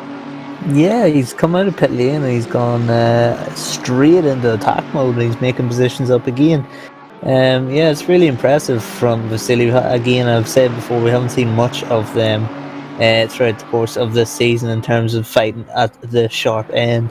But yeah, really impressive drive so far and carrying a bit more momentum into further seasons and competitions within the sim grid. As you see, Cecilia now is in the pits, and that is a 30-second stop go penalty. So just watch Cecilia. Unfortunately, the Odox Motorsport guys will be plummeting down the order. Here is Arik Enslin, who is now in the Coach Dave Academy car, the 888, and it looks as though actually Tobias Pfeffer has extended the gap, whether it be in pit lane or just the first few laps coming out of the pits. But Tobias Pfeffer has really opened the gap over these guys. Contagianis, the Audi, has jumped Enslin and jumped Lozio. So Lozio and Enslin have lost the position to Contagianis. And where is the Heat car? 14th, Capaccia in the car now. So they have served their 15-second penalty, and now they don't have anything lingering over them as such. Now they're 14th, and basically, Chaz, having to restart and go again because they were 14th on the grid. So they're going to have to do all that work over again. Yeah, that's the real nightmare of it as well. Back to square one, essentially. Here is Onufriev now trying to go past Bostele as well. So he's certainly making sure that he gets the most out of this Mercedes. Great stuff. And I mean, we've come to expect it from this team. You know, they've always had a fantastic pace. They've always been one of those teams to really attack and just crack on with it. And we're seeing that again today, and it's definitely working for them. 2 cars in, well, it's not even a lap, is it really, since we saw the previous move. So mega stuff, great progress. That's what's important in this stage of the race as well. When the cars are grouped up together, you can either stay behind the car in front, try and save your tyres, try and save a bit of fuel, but really, as I said earlier, you don't want to sort of hang on to any potentials and overlaps and things until the last few hours where you really know where you're going to line up against people. So looks like the 560 and I share the similar mindset at the moment, and he's just going for it. But the thing is, you can go for it like that, can't you, and it just not work. But that 560 Mercedes is really making it work this time. Yeah, you have to have a bit of racecraft about you. You can't just expect to go for it and make some dive bombs and expect people to get out of your way. You know, you have to really pick your times and get the pass done right and have the technique to get the job done. But Mark Schintz now is really starting to put pressure on Valentin Barria, and Valentin Barria in that Bentley has been very, very fast on a number of occasions, so this won't be a very easy pass to get done for Marek. But Shins has done a good recovery drive after the pit stops, really. Pitted earlier than expected, but sort of 45-minute, 50-minute stint for Marek in the first stint, so he's all warmed up, lighter fuel load than the rest of the cars, and he's got himself back up to 12th position. He was down to about 20th, 21st after getting involved in that incident with Muller, who is now out of that McLaren also and has served his time penalty. So Marek is actually not too far away from the number 34 McLaren, and no doubt he'll be looking to get one over on that car. But yeah, good recovery drive so far from Marek, and also look at that time. There's still 6 hours, 51 seconds, or 51 minutes to go, excuse me. And that is a long, long time to be getting positions back up through into the top 10, maybe you'd have to say, for the 191 with the pace they shown earlier on.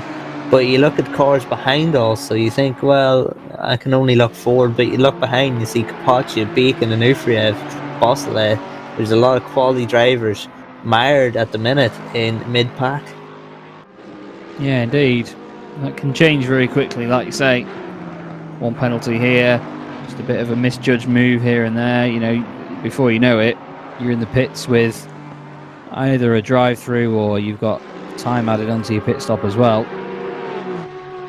So we know how quickly that can all warp itself into shape. As down towards Stowe, just in front of Beck is, I believe, Bosselay and Tunitsa. Tunitsa going down the inside, runs a bit wide on the exit. Bosselay jumps to the inside. We've seen that before. Oh, Tunitsa's gone a bit deep. Bosselay would be good to get the cutback here. But look at that, Beck wants a piece of it. Thank you very much, he says. Looks down the inside. Bosselay just closes off the line. Feisty stuff indeed. 3 completely different cars as well going for this. You've got the mid-engined Audi R8, the rear-engined Porsche, and then of course you've got the front-engined Aston Martin that Connall has so madly fallen in love with in recent times. But what a great trio we've got here. 3 very different noises as well. We've got a flat 6, a V10 and a V8 as well. There couldn't really be much more variation between these cars, actually, could there? No, it is the battle between 3 different philosophies, isn't it? I mean, it's absolutely brilliant to see, and it's brilliant to see. You can see very much on helicopter shots when you get battles between groups like that. The variations, you know, the accordion effect. As I say, oh my god, just immediately helicopter shot, best in the business.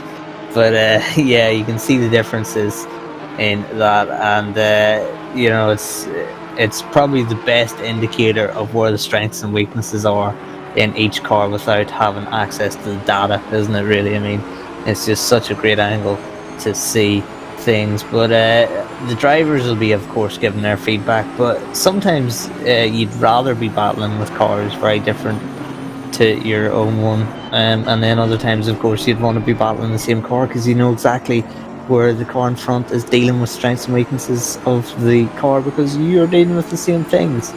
But then that can sometimes even the playing field a little too much for your liking, where you can't capitalise on your vehicle's strengths because the other car, of course, has it too. So yeah, it's lesser of two evils sometimes, and it depends, of course, on driving styles, and there's so many different variabilities, isn't there, that it just can be a multitude of potential questions. Yeah, definitely. You really do get a bit of a stalemate. And I mean, one-make racing is one of the best things that we've ever been blessed with, I think. It's just awesome. I absolutely love one-make championships just because they do level that playing field. But, you know, in a situation like this, endurance-wise, you want this variation. That's why GT3 racing works so well. We do get these very, very different cars. Speaking of, we've got the Lexus RCF GT3 and the Bentley around the outside. How he held onto that there. That was Barrier, Valentin Barrier, nearly went in the Barrier with how hot he went into Brooklands, but he manages to hold the position.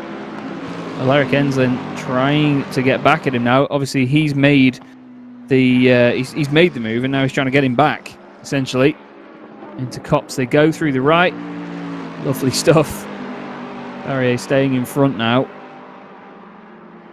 Into Maggots and Beckett's again, and look at that. Shintz is waiting here, isn't he, Connall? He wants to take advantage of something coming up here. He knows it's going to potentially come to a head. Either that, he knows that he can get past Enslin on pure pace. Yeah, exactly that. Marek looks as though he is all over the bag of him. He's trying to go around the outside as we head onto the hangar straight. This is absolutely brilliant stuff. Valentin really didn't give Enslin any space today. He was super aggressive, but give him enough room to be fair and legal and not cause any incidents.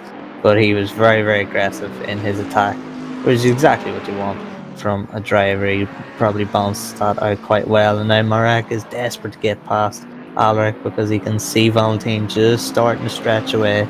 And Shintz was right behind Valentin Barrier not too long ago. As you see, Boslet. Still, it seems as though any time we cut to Boslet that young Nicholas is involved in a battle, which is great when you're doing a stint like this. In some cases, because it means that it feels as though it goes by in an absolute blink of an eye. Sometimes you can be stuck on your own, just lapping for 2 hours on a stint, and you can feel like every lap was going by at the half speed, you know. But sometimes it's great to get in battle. But of course, some drivers like to just be out on their own and to be setting their own rhythm. I think what is generally found is the people whose driving style is more sort of corner speed intensive like to be out on their own or like to be in front and leading the way. Because their style gets interrupted. I know myself, having a heavily based corner speed style, I like to have clear tarmac in front of me, because you can find when you get throwing it into the corner and there's a car parked in front of you, kills you drive, and then you lose out on the punch out of the corner, and then you just lose a lot of time on your laps, and it's very, very hard to get the pass done. So clear tarmac is a benefit for those guys. But of course, some people like getting involved in that battle, getting involved in the scrap with a multi-man group, and it kills time for them. So different strokes for different folks. Indeed, yeah, you can churn out a stint really quickly if you're stuck in a battle, because it makes the laps go by, like you said. I've competed in the 24 Hours of Daytona before in a different sim on 3 occasions, and it seems that I have some sort of curse with having the sort of 1 a.m. to 4 a.m. stint. And every single time I've done it, it's been the one stint I've done where I'm on my own on circuit. You know, I've got no other cars in my class, or, you know, even the class above. You know, I've barely had any cars lapping me. It just seems to be a real lull in the action. It's almost like half the field goes to bed and doesn't bother for a bit, and then comes back, and we're some of the only people running. I've got this curse of it. But, you know, it can get to your head. You know, the fatigue sets in at that point as well. Especially when you're later in a race. That's the thing. If you get a stint like that and you are later on in a race, I think it's worse than if you have a quiet stint the first few hours, because you've got a more spread out field. You know, you could be a minute or so away from the car ahead, away from the car behind. You'd rather have a quieter stint early on in the race, where there's maybe only a handful of seconds between you and the cars you're battling with, because of the more sort of average distances. But either way, like you say, mate, different strokes, different folks, and a lot of these drivers will be showing us their weaknesses and their strengths this afternoon, and of course this evening. Don't forget, later on, everybody, from about 5:30 GMT, we have the wonderful David Christie and Luke Rogers taking over from Connall, Courtney and myself, Chaz Draycott. But for now, we've got 6 3/4 hours to go. We've had our first pit stops, and the wonderful Michael Hamlet, as always I should say, giving us some information. As things stand at the moment, the GTWR number 157 car, which currently sits 6th place overall, with Tobias Pfeffer at the wheel, would be champion, or champions, with Yas Heat second, 9 points back, and then 3rd place would be a tie with Food Critics and John Lacey Esports Academy on 333 points each. So that again just shows you how close it is at this stage, Connall, because we've not got all of our championship fighters like 1, 2, 3, have we? They're all spread out through the field in places where we wouldn't expect them. Yeah, that's a great point. Is you know, we've seen at Barcelona, it looked as though the pattern was forming at the very start, didn't it? We've seen GTWR, Yas Heat and the John Lacey Esports Academy team 1, 2, 3, and they had cleared off at the front, and you thought, right, there's the 3 championship contenders. Every race they'll be at the front, and they'll be pushing each other every race. And we haven't really seen them 3 get involved in huge battles throughout. We've seen them battle on occasion, but it hasn't been the pattern of the season as such. So it's very, very interesting. But that win at Paul Ricard could be beneficial to the John Lacey Esports Academy team if it goes to a tie. But Tobin Lee currently back in the lead of this race after the pit stops. Luca Burke second, and now Niels Nyox is third. He's jumped into that BMW, and Niels will be monitoring those lap times very, very closely, because he is very, very fast, as we've seen via qualifying. But GTWR could pinch this on the last race, and it's really going to be down to how much ground can that Yas Heat 149 car make up. But it doesn't look as though it's going to go GTWR's way entirely, because they're being pushed by Contagianis and Luca Lozio as well. but they do now have a bit of a buffer over the course of 8 hours or 6 hours and 40. That might not be the same case, but with these two battling, that is just increasing the gap to the GTWR guys. So Pfeffer, for the most part right now, doesn't have to worry about what's going on behind him, can only focus on catching Ross McGregor in that 22 McLaren and getting himself into the top 5. In every position that the GTWR guys gain in this race, it means the Yas Heat guys have to make more ground up than what they're already doing. Capoccia currently 2.1 behind James Bacon. He is lapping quicker than James, so we should see the 149 car make up some ground, but I think this championship will come down to how much ground the 149 will make. Yeah, definitely. We have the live championship table on the right, but now that 27 car has gone through, they will be third in the standings. So that has changed it, and that's the thing. Just one little move like that, we've got the number 7 Audi in there, who aren't really particularly in the championship fight. Well, they're not, put it that way. No offence, boys, but they're just not. One of the wildcard entries, as you said, Connall. But that number 27 Aston Martin going past, that is championship implicating stuff. And that was between 7th and 8th on the road. So it's not all about who wins the race. That'll help. But at the same time, it's just so tiny, the margins that we've got here. Especially at the end of a season as well, with the amount of points that you have on offer here. I mean, we're talking there's over 300 points currently for the championship leaders. So we've got big numbers of points available, but still tiny margins. That's just another sign of how fantastically close this whole series is.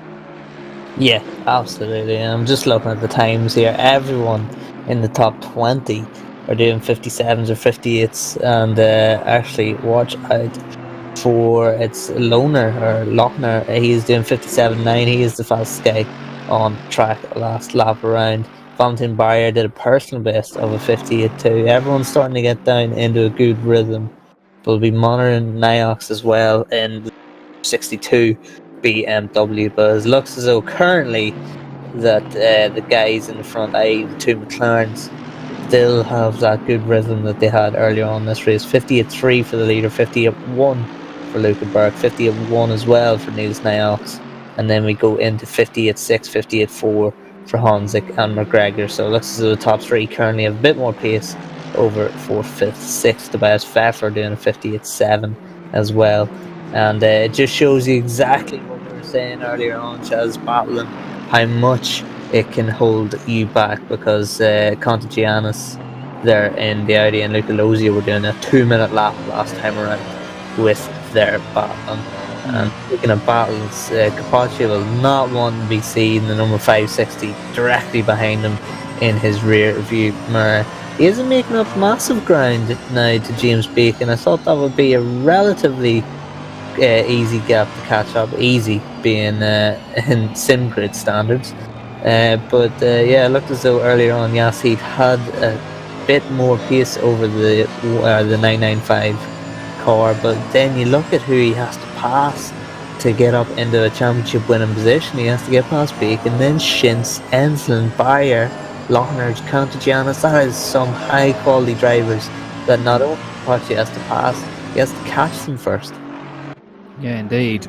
He'll have to really get on it. I would say he's flying as he's got the Etihad branding on the back of the car, but in honesty, Onufriev is putting the pressure on here. I imagine Capoccia's had enough of it, to be fair. He just wants rid of him to go after James Bacon, so he can bring home said Bacon. But these two Mercs now having a bit of a dice. We'll have to see how they unravel this one.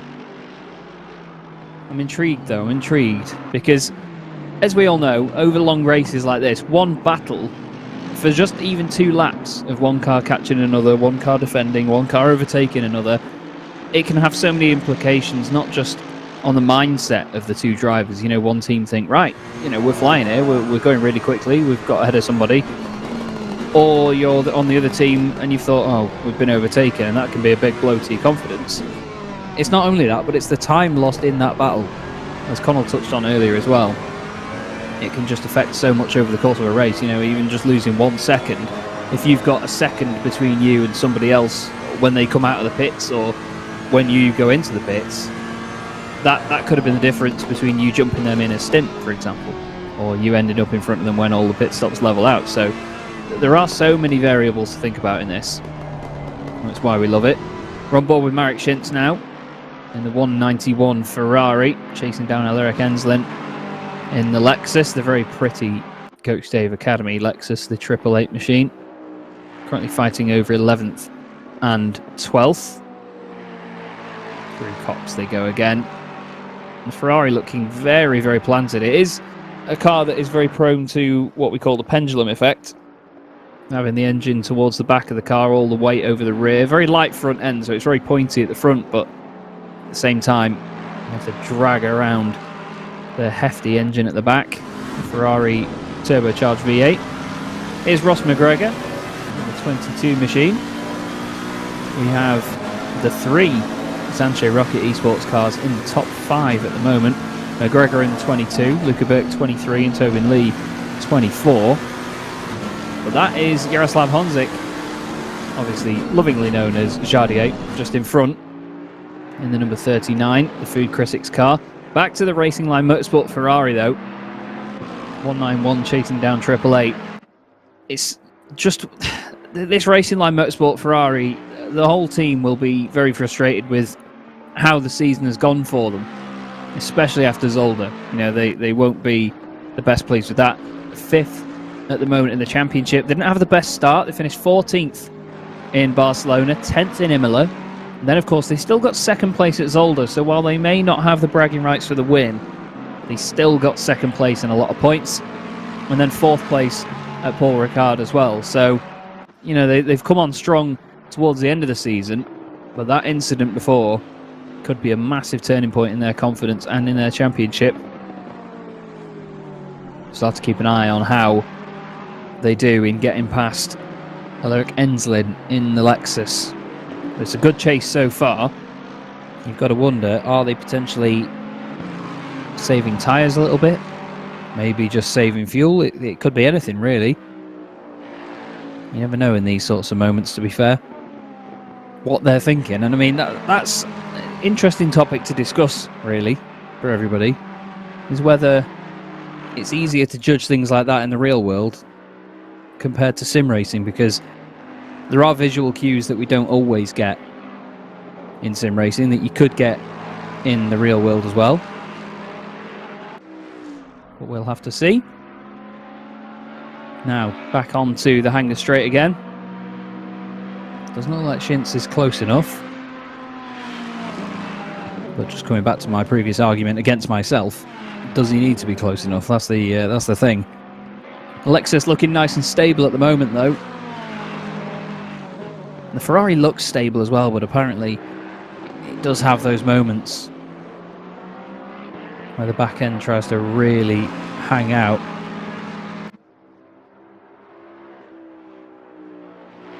Back down the Hamilton straight again.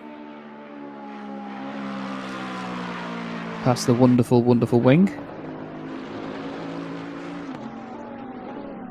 All over the back of him, though, Schintz at the moment. I've just had word as well that Luca Burke is catching Tobin Lee for the race lead. The gap was about 4 seconds before. There they are.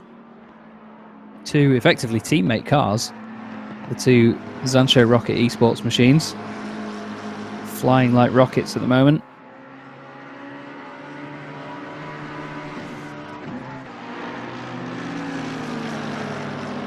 Don't forget as well, everybody, that Tobin Lee and his teammate Michael O'Brien did pit very early, so the tyres may be going off a little bit. Here's the other Sancho Rocket Esports McLaren, the 3rd one of them in the top 5.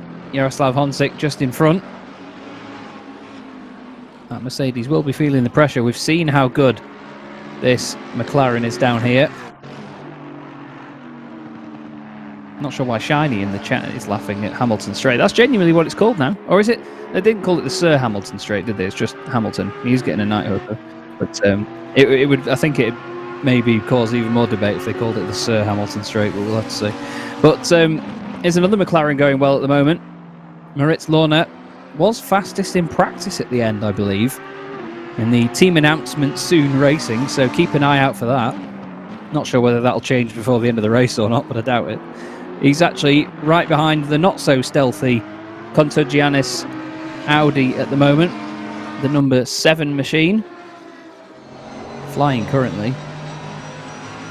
Doing a really, really good job. And to be fair, Connall, I mean, we've had wildcards in this championship before that have either made a really strong impression or just haven't been able to make the cut. But that number 7 Audi looks really, really strong, doesn't it? Yeah, and we see it actually at Imola. The black Audi got caught up in an incident, but up until then it was really, really strong, pushing for the top 5, and really showed the potential that that team had. Didn't really put it together again at Zolder, had a bit of a poor race, but yeah, definitely they have potential there, especially going into the next season. They have the potential for bigger and better things, so they're sort of dark horses, including their livery, for the next seasons or going forward into some of the other seasons that they may be participating in. And that's one of the exciting things, isn't it? You know, when we see teams and drivers in any of the series here on the sim grid, we always wonder which one are they going to appear in next. You know, where are we next going to see this team? And another interesting factor of that is because we have a lot of the different series and events here on the sim grid, we get to see what sort of what teams have their own bag. You know, they've got their own bag of talent for stuff like this. You know, more preparation potentially going into an 8-hour race or a 6-hour race, and then you put them in sprint racing, and you know they might be a bit more flustered. You know, they've not got the time to compose and think about what they're doing over the course of a long race. They just have to go out there and just smash the laps out and do a 20-minute or even like a half-hour or 1-hour sprint race. When you put them in that scenario, you do see the drivers that become uncomfortable with that. But you know, I think that's a very human thing of it, isn't it? Where you get drivers that are comfortable in one arena and not in another. As someone that's very comfortable in this BMW at the moment is Samir Ibrahimi, flying very, very quickly. And we've got an update from Renvelt as well. The 999 lost pressure in their tyres earlier. They had a real bad tyre problem. They've had technical issues, pitted twice, but now they're doing the same lap times as the top 5, Connall. So they are really on a mission. Yeah, we've seen, of course, they are race winners. They won back at Imola, which seems so far ago. That was when Imola first sort of came out in ACC. So it's absolutely brilliant to see them still pushing the pace. Of course, they missed out on Zolder. So yeah, the 999, again, another team that you could look at in future seasons and go, well, hold on, they have potential to be putting up a championship hunt. But yeah, there's so many different factors that come in. Of course, this team that we're watching here is probably the prime example of it, as he goes round the outside. What a brilliant manoeuvre from Samir Ibrahimi. That was absolutely phenomenal. He doesn't even exceed track limits while he's at it. Brilliant stuff from Samir and the Ren Welton team. Yeah, this team is the exact perfect example of the varying factors resulting in better or worse performances. They are the reigning champions, and they were the reigning champions against some quality drivers as well, not being able to string a season along that is worthy of a championship defence. They are 10th in the championship, 30th place in Barcelona. It was really, that was the nail in the coffin already in their championship hunt. 13th, then 19th and 19th again. So yeah, the Ren Welton boys, Samir Ibrahimi, Chris Oak, Vicky Thompson, they are quality drivers, and they should not be that far down the order. But we might see the resurgence of them in the next season. Yeah, and that, I think, I'm not. See, I've got another argument against myself here. We can get hashtag Chaz debates back out again, Michael. But were you debating when I was away?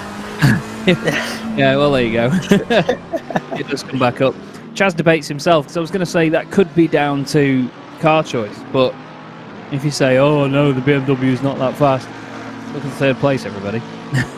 Nils Nyhawks, third place at the moment in the G2 BMW, on a mission as well. This is another man that's doing just the same. Ross McGregor, he's currently chasing down Jaroslav Honzik, Jardier. Wonderfully happy man as well as Jardier. Actually, the 999 has had a DNF, Connall. They're out. connection problems, unfortunately, putting pace to Oh. that. As we always say, we always sort of attribute connection problems, hardware issues with technical failures on the car. The sims don't simulate that because, people could then complain it was unfair and what else. But that is a real shame, that, for the Renvelten team, isn't it? That's not what we expected at all, to be fair. That's a real blow. Yeah, that's horrible. But unfortunately, it's just a part of the sim racing world. I mean, as you say, simulation of mechanical failures, which you don't get. Trust me, when you race in real life and you get a mechanical failure, you think it's unfair to yourself too. I mean, you're sitting there doing absolutely nothing wrong, and then your engine seizes or the chain rips off or something to that effect, and then you find yourself just wondering why life isn't so fair. But yeah, it's not fun, of course, to lose a connection. I mean, these guys are just on practice servers daily. It's a big event here. It's a big season. They're committing to a season over the course of 5-6 months, really, from November to now. And it's not just a race once a month. It really is a race, and then 4 weeks of prep work, 5 weeks of prep work, then another race. And they really are putting a lot of time in, trying to get as much data as they can for stints, for tyre wear, for fuel usage, everything to that effect. So it's a lot of work to put in to only get an hour and a half into the race and have some connection issues. So my heart goes out to the 999 car, but they do have that win under their belt in this season. So you'd have to say, when you're looking back over the course of the season, it was a success for the 999 car, and I hope they carry some of that momentum forward into other races. Yeah, fingers crossed indeed. Now here is the battle that's just gone on with Ross McGregor and Jaroslav Honzik. Jardier there, that is his stream. And unfortunately for him, he is dropped behind the Zancho Rocket Esports McLaren, but we know how fast Ross McGregor has been. Jardier there turning through Cops.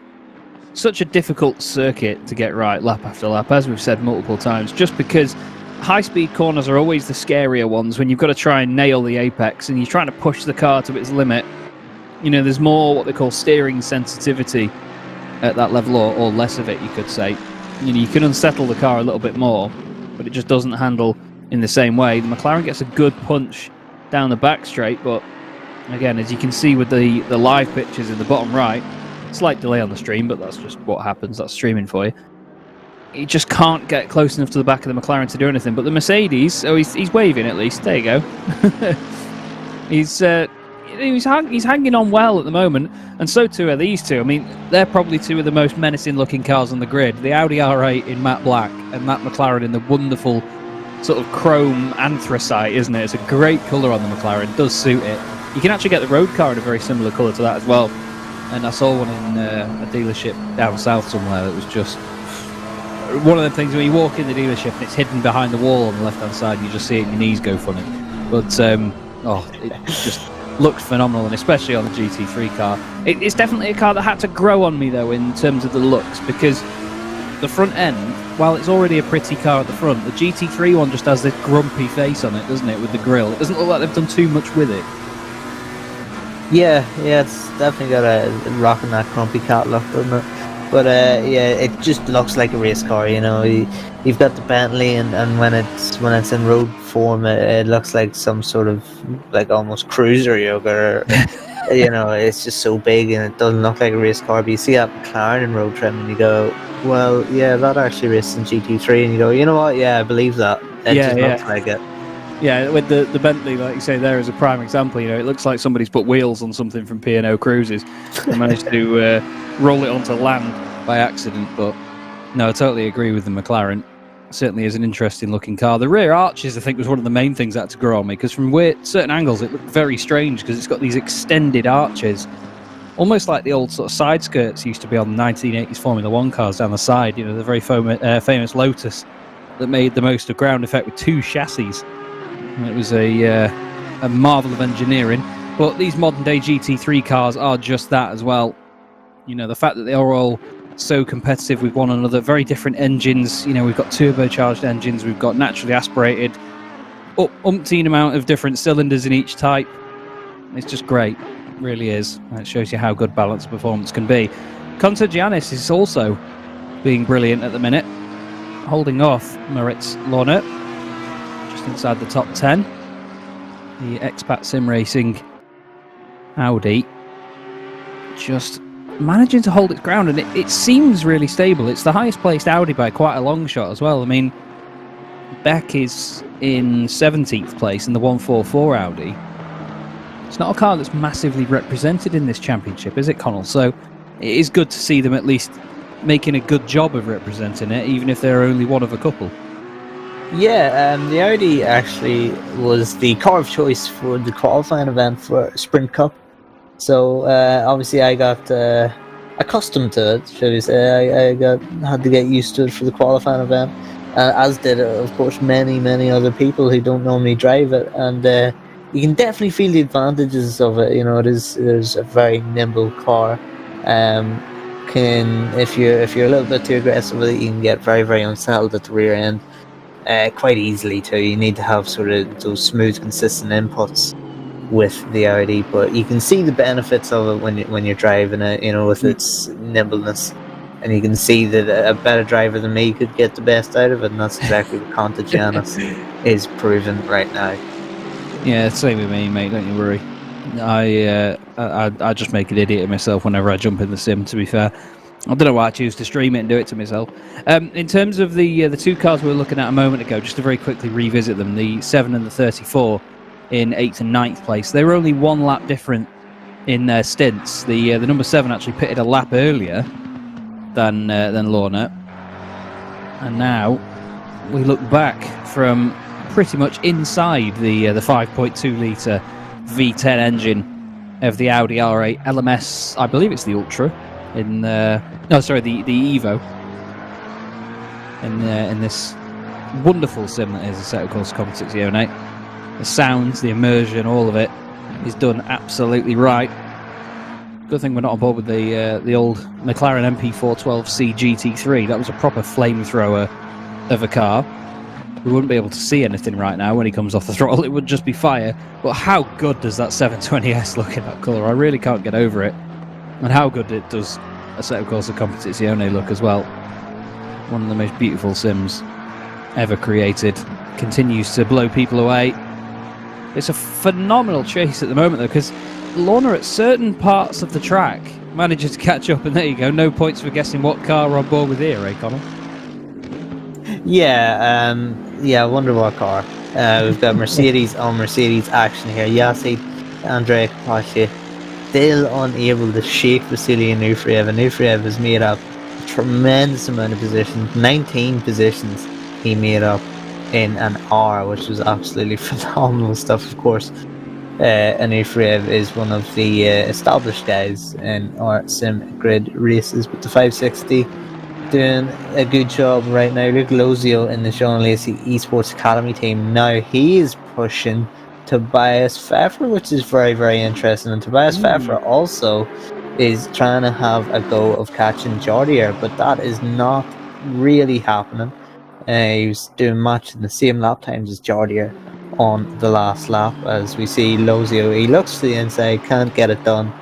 But yeah, this has championship implications too, not only for these two guys, GTWR and John Lacey, but also for the food critics, because of course we've seen earlier that with things standing the way they were on the hour, that John Lacey and food critics teams would be level on points. So if Lozio can get himself like directly behind the food critics team, or even in front of them, of course, that would pretty much seal third place in the championship, and they're not completely out of the woods for second or first in the championship if things go worse for this team that they're right behind, and the Yas Heat team.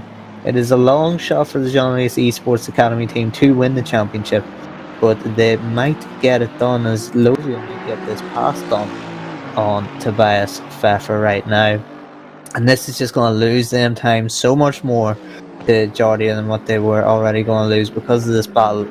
Nice. Pepper just gives him the position. He cuts the inside of the Welland straight and sort of breaks quite early and gives that position. Maybe he feels that Lozio has better pace and he'll look to latch on the back of Lozio and drag him up maybe to shortier, or maybe he's conscious that the Aussie team is not making ground, and in this position they could win the championship for the GTWR team.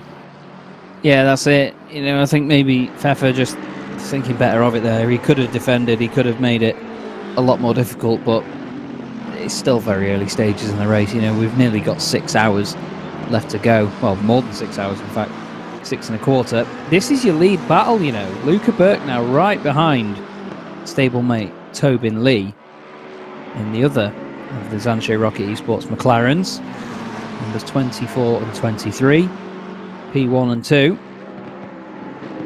But they need to worry a little bit about Niels Nyox because he's 8 seconds back, and that really hasn't opened up too much at the moment. So I'm intrigued to see how that continues, but great run by Luca Burke so far. There is third place. The G2 Esports BMW looks fantastic in that colour scheme as well. It's got as well, I love it's got the very garish, big bulbous fog lights on the front of it as well, which is one of my favourite things about that BMW, is the massive fog lights on it. They really are humongous. And it goes with the nature and the rest of the looks of that car, doesn't it? It is one of the bigger cars in the field.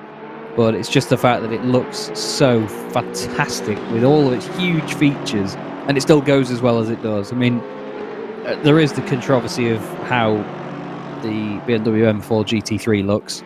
Goes well, apparently. It's in another sim at the moment, and everyone says that it certainly goes well and is good to drive. It's very stable.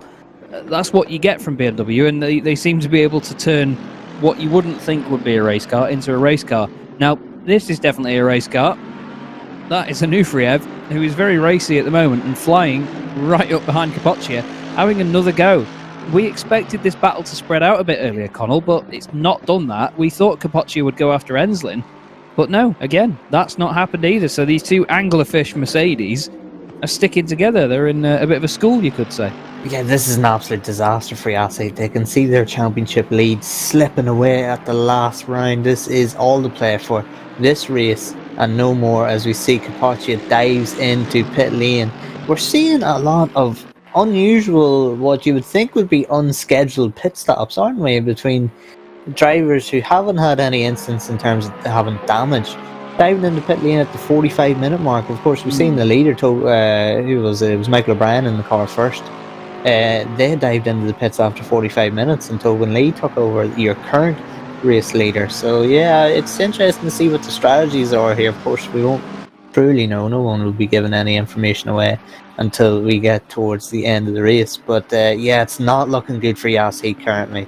They are struggling a lot to make up ground, and where they are currently, sitting 13th, 14th, will not be enough for the championship. Now it's sort of flipped on its head, where they're relying on the GTWR team to make a mistake, rather than GTWR, who are currently second in the championship, relying on a Yas Heat mistake. So it's one of those championship, if you have the scales with GTWR and Yas Heat on either side, it just keeps getting higher and lower for each team, and the momentum shifts. And 6 hours left to determine who will be champion. Yeah, indeed. So much can change in that time, and we're very pleased here at the SimGrid to be covering it. To be fair, it's a wonderful championship. Thanks as always, by the way, to Mike Yao on the wonderful broadcasting and camera duties. I can see a lot of you in the chat appreciating his fantastic camera angles that we get here, and of course thanks to Michael Hamlet as well for his never-ending stream of information that we get here in the commentary box. We are very much spoilt as well. Now, I'm just thinking, back to what you said there, Connall, about pit stops and interesting timings for these teams. Do you think, similar to what I was saying before about knowing that there may be a splash and dash at the end and you can sort of fit that in at the midpoint of the race or in another stint, do you think that they know that they'll have maybe, I wouldn't say a seventh stop, but do you think that they know there's a bit of leeway either side that they could sort of play into their overall calculations? It's a bit difficult to explain, but do you think they have a few laps in advantage, or a few laps they need to save here and there? Yeah, it's very interesting. I mean, you would think if you were just looking at this race from a relatively basic logical standpoint, you would think pit on the hour and it'd be 7 stops or 6 stops, and you'd be sweet that way. But obviously these guys have done the laps and they've done the practice and they've worked out stint times and lap times, etc. So they are actually the ones who are in the better position to understand what's the most optimum stint. So yeah, basically with me not having done laps of the track, I would trust the teams more, who are also more professional than I am, to be running better strategies. But there is still some teams, well, the majority of teams are still going pretty much on the hour. So only a few of them are going with these sort of unusual stint times, which means that it seems to me like it's a bit of a gamble.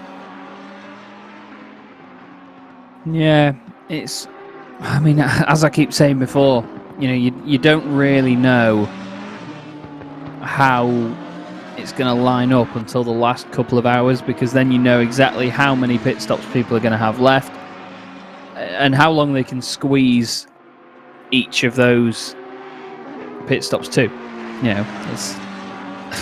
There's too many variables to think about at this point, if I'm honest with you. We know how many there's going to be, but it's where they fit these stops in.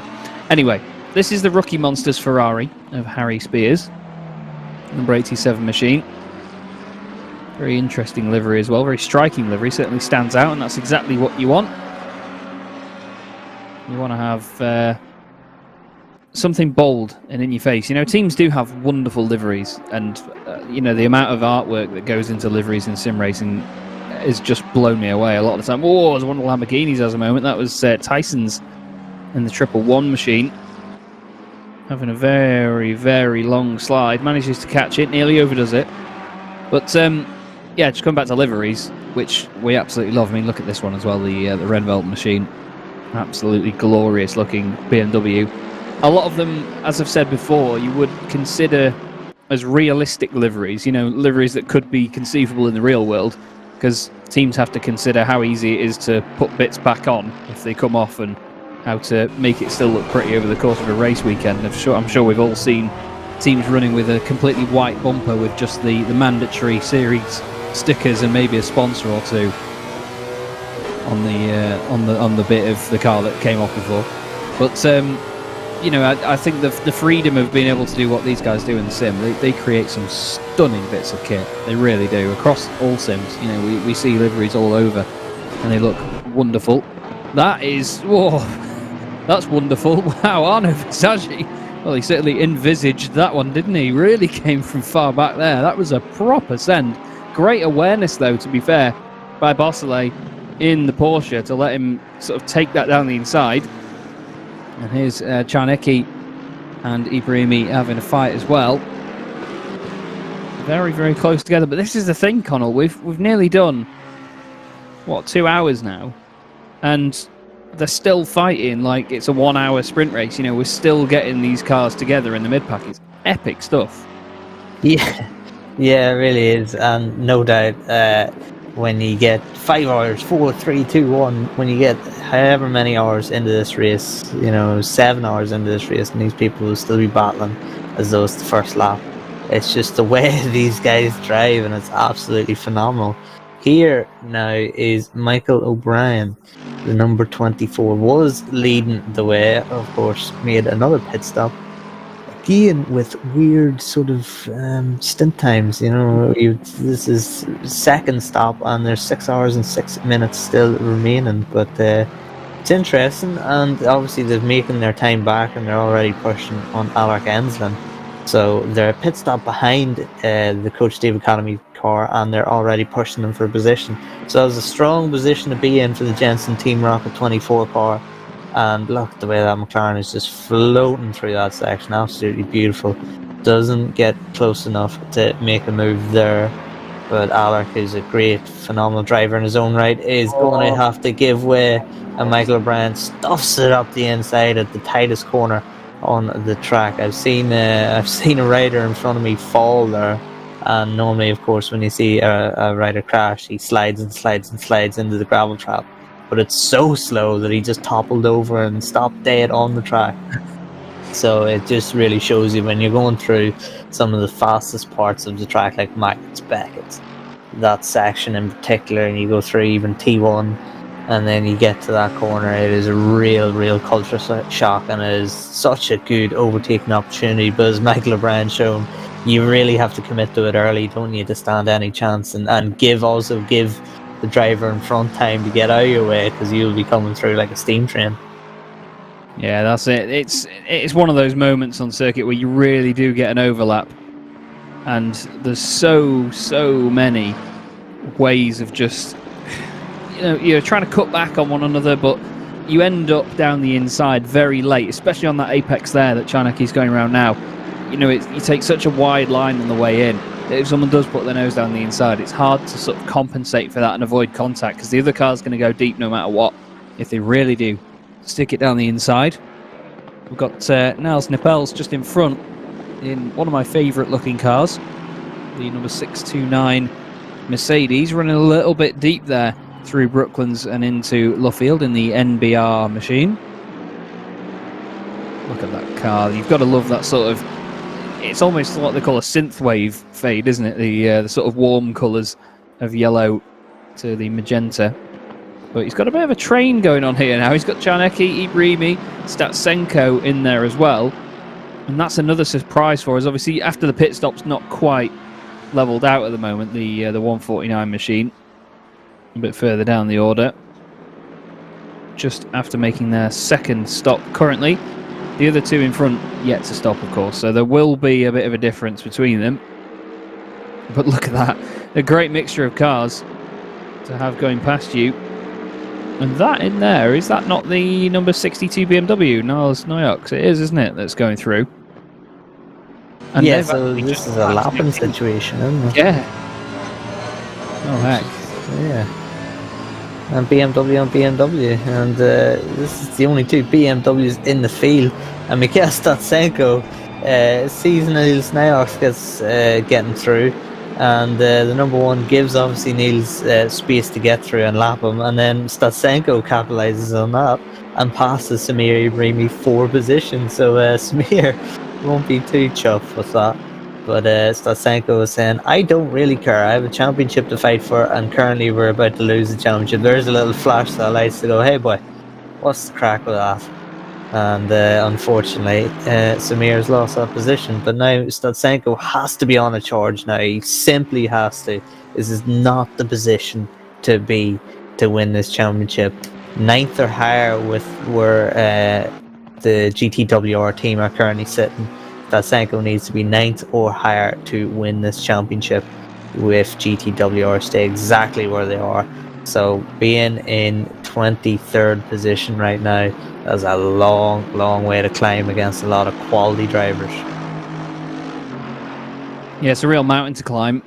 And that's the thing with a lot of these drivers in this series. No matter how great they are, there is always drivers ahead of them or around them that just have such talent. And again, it's just another notch on how well spoilt we are here in the commentary box at the Sim Grid. The competition is just so close. Here is Luca Lucio just going into the pits, and there is Nils Noyox in the number 62 BMW, still in second place as well. And I mean, we were talking earlier, Connall, about that car's pace in qualifying and just the ability to be able to get it that high up the order. It's the fact that he stayed there as well. I mean, I don't want to say it, but I think part of me but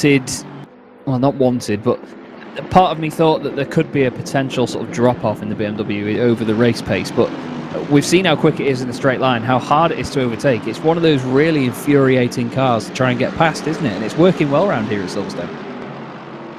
Yeah, absolutely. And you think of the characteristics of that BMW, you don't think of it working well around Silverstone, do you, really? And Niels has really proven, as we see Samir Ibrimi, wow, that was just about the limit, and he might just touch the grass. He gets away with it.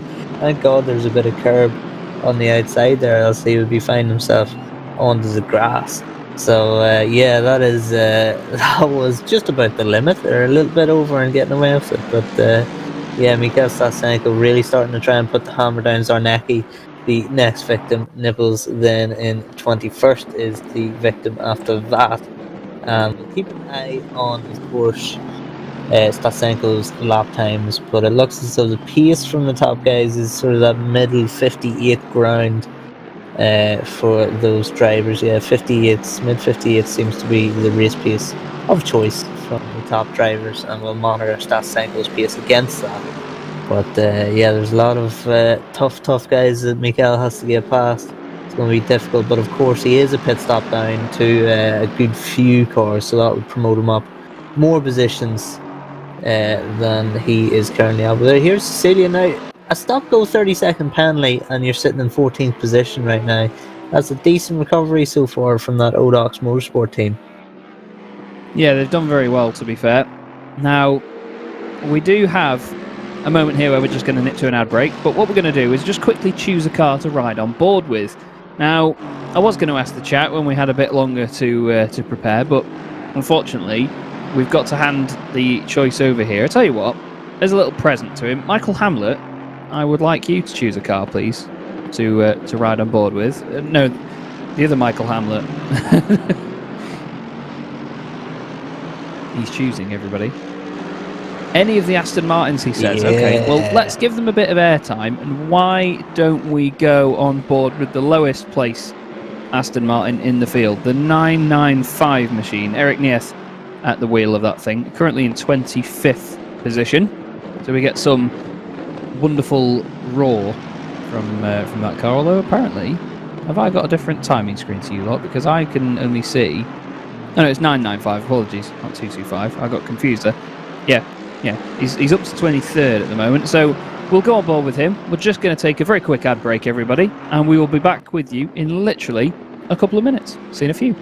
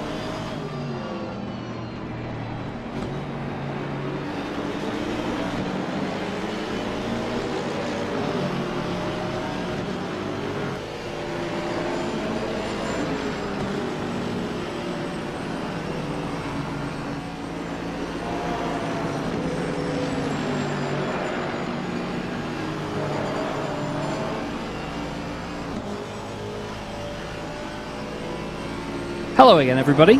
We hope you enjoyed the wonderful ride on board with the number 995 Aston Martin V8 Vantage there. Fantastic sounding bit of kit. Some of the finest British engineering around one of the finest British circuits. Chaz Draycott here with Connall Courtney in the commentary box for the final round of the Endurance Cup, Season 2 on the Sim Grid. And don't forget as well, from 5:30 GMT, that's 6:30 PM CET, you will have the wonderful David Christie and Luke Rogers in the commentary box as well. We're just going to do a very, very quick rundown of the order then, just while we have a look back at what's gone on in the first 2 hours. Your current race leader, slightly out of sync with the pit stops, is Nils Niox in this number 62 G2 Esports BMW. Ross McGregor currently sits in second place in the number 22 Zancho Rocket Esports McLaren. Moritz Lohner is currently in third position in the team announcement soon. Keep an eye out for that. Racing Machine. We then have Valentin Barrier doing a great job in that Bentley so far. Fifth place is Jack McIntyre. He's just taken over from his teammate in the number 23 machine. Luca Burke doing a great job so far in that car. Behind them, I don't know. Michael O'Brien, sixth place at the minute in another one of the Zancho Rocket Esports McLarens. That car was leading early on, has now actually lost that position to Jack McIntyre during the pit stops, and it looks like that is how that's going to stay for now. Bosselet is in seventh place in the 137 Porsche, the highest placed and I believe only Porsche in the field. Now there is two of them, apologies. Behind them we have Darren King, teammate of Jaroslav Honzik Jardier in the Food Critics number 39 Mercedes. Behind him in ninth place is Leonardo Dalcamo, not too far back either in the John Lacey Esports Academy machine. And rounding out your top 10 at the moment is the number 157 Lamborghini, the GTWR Simulator Gian Truck 3 machine. Giorgio Simonini absolutely flying as always in that Lambo, but not as high up as we would have expected at this point. Now 11th position, you have the number 7 Audi, which is one of the wildcard entries for this final round. And I mean, we were talking about this car earlier, weren't we, Connall? That thing is absolutely on a mission, isn't it, really? The number 7. Yeah, absolutely that. And of course, they're driving with nothing to lose, which is always a great position to be in terms of the race situation. You can just get into your rhythm, drive more freely in terms of you're not restricted by, oh, I have to maintain this, I cannot lose this because the championship here, oh, what's the other championship rivals doing?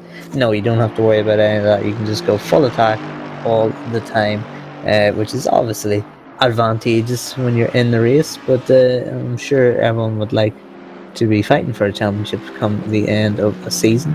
But we're just hitting 5 o'clock, 5:15 in game time, and it's 22 degrees track temperature, which is just starting to dip. I think the high was 26, so we're starting to get a little bit cooler.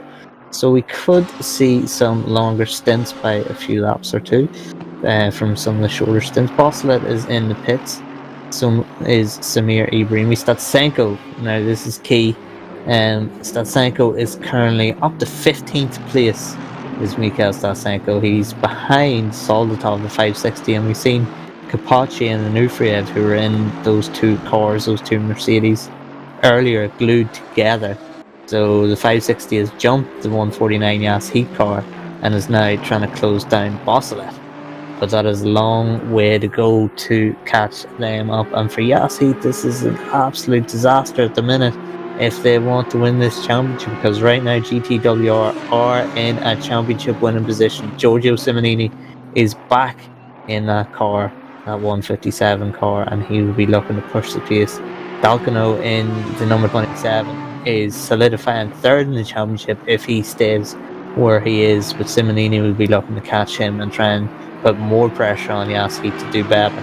So there's a lot still to play for, and realistically I don't see this championship being decided until the final few moments of this race. Yeah, that's it. It's not over till the fat lady sings or until the fat commentator, i.e. me, tells you who's won the race. Now, joining us in the commentary box is the wonderful and always entertaining to speak to, Jordan Sherritt, who is part of course, of the 157 GTWR Simulator Gian Truck Machine team. Now, Jordan, you guys not having quite the dominant performance we've seen before, but it seems like it's still going strong out there, the Lambo. Are you finding that it's just down to the car not suiting the track, or is there something else that's getting in your way at the minute? Yeah, exactly that. I guess we chose the Lambo at the start and sort of decided to stick with it because we sort of knew it.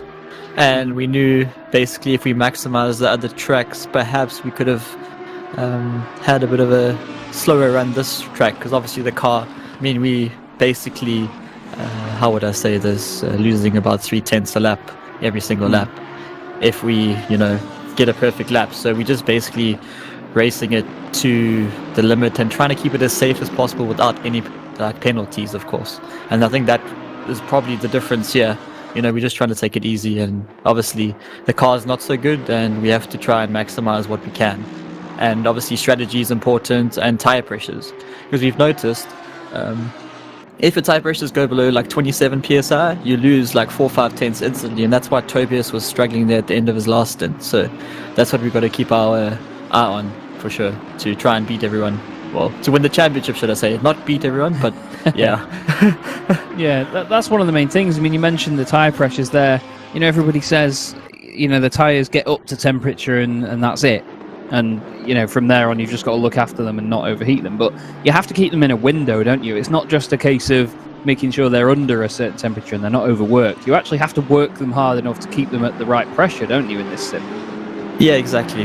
I mean, ever since the last update, I think 2 updates ago, it's become very, very vital. It has to be perfect. Like, if you're just wrong in, like, maybe 0.3 psi, either up or too low, it messes you. So it's very, very vital. And that's what I think all of us as drivers and teams have to really make sure we're on top of our game in that sense. Because if any time you see a top team sort of slowing down at the end of the stints, it's because of these issues, for sure. Yeah, it's amazing to see that, you have to put so much work into that, but at the same time, it's hats off to you guys for being able to do it in a race scenario as fierce as this as well. Now, talking championship for a moment, you are obviously 5 points between first and second at the moment. You guys currently standing on top of that pile, but there's been 4 different winners in 4 races so far. Now, if we still do get another one today, do you think that's what's going to make this championship fight more interesting, is the fact that, it's not even going to be a race winner today that takes the title? Yeah, exactly. I mean, like, in terms of like championship, we're busy chatting about it in our strategy and like how we should race it, or if we should let people pass, which we have been, so we don't lose too much compared to our competitors.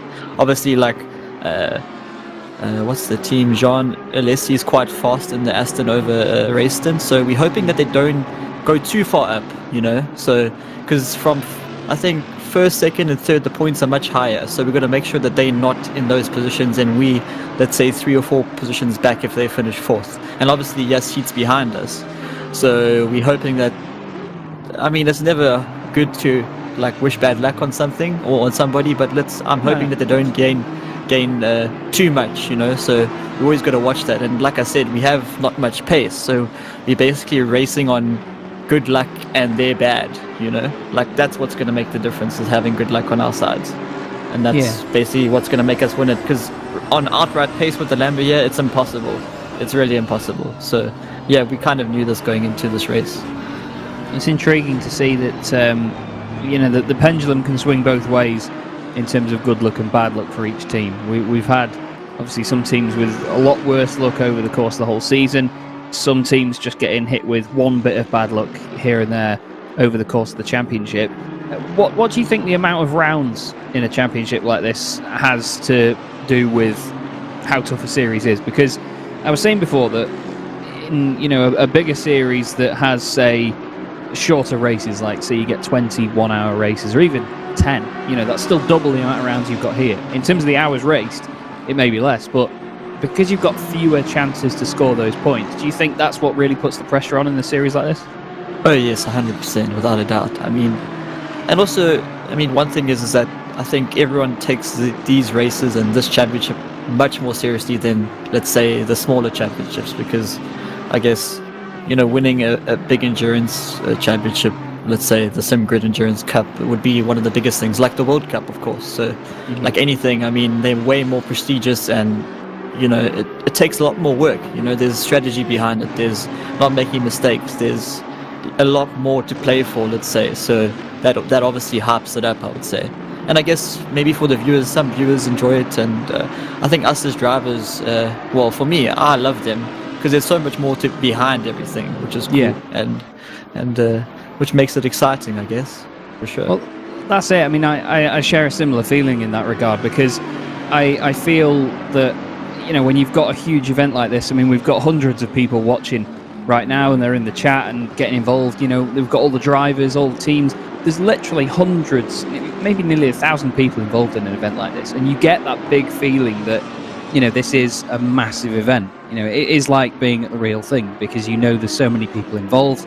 So many people are riding on, just there is a car out there that a number of people are focusing on, and you get that massive emphasis on just how big an event it is. One thing I did want to ask as well is, in terms of how rewarding something like this is, I know myself from doing it before how much work goes into figuring out strategies and making sure that your drivers are keeping their head in the game, communication and all that. Sometimes drivers like to be sat in silence and they don't want to be spoken to. Do you find that the longer the race and the sort of the more involved you have to be, that these races are more rewarding when it goes the right way?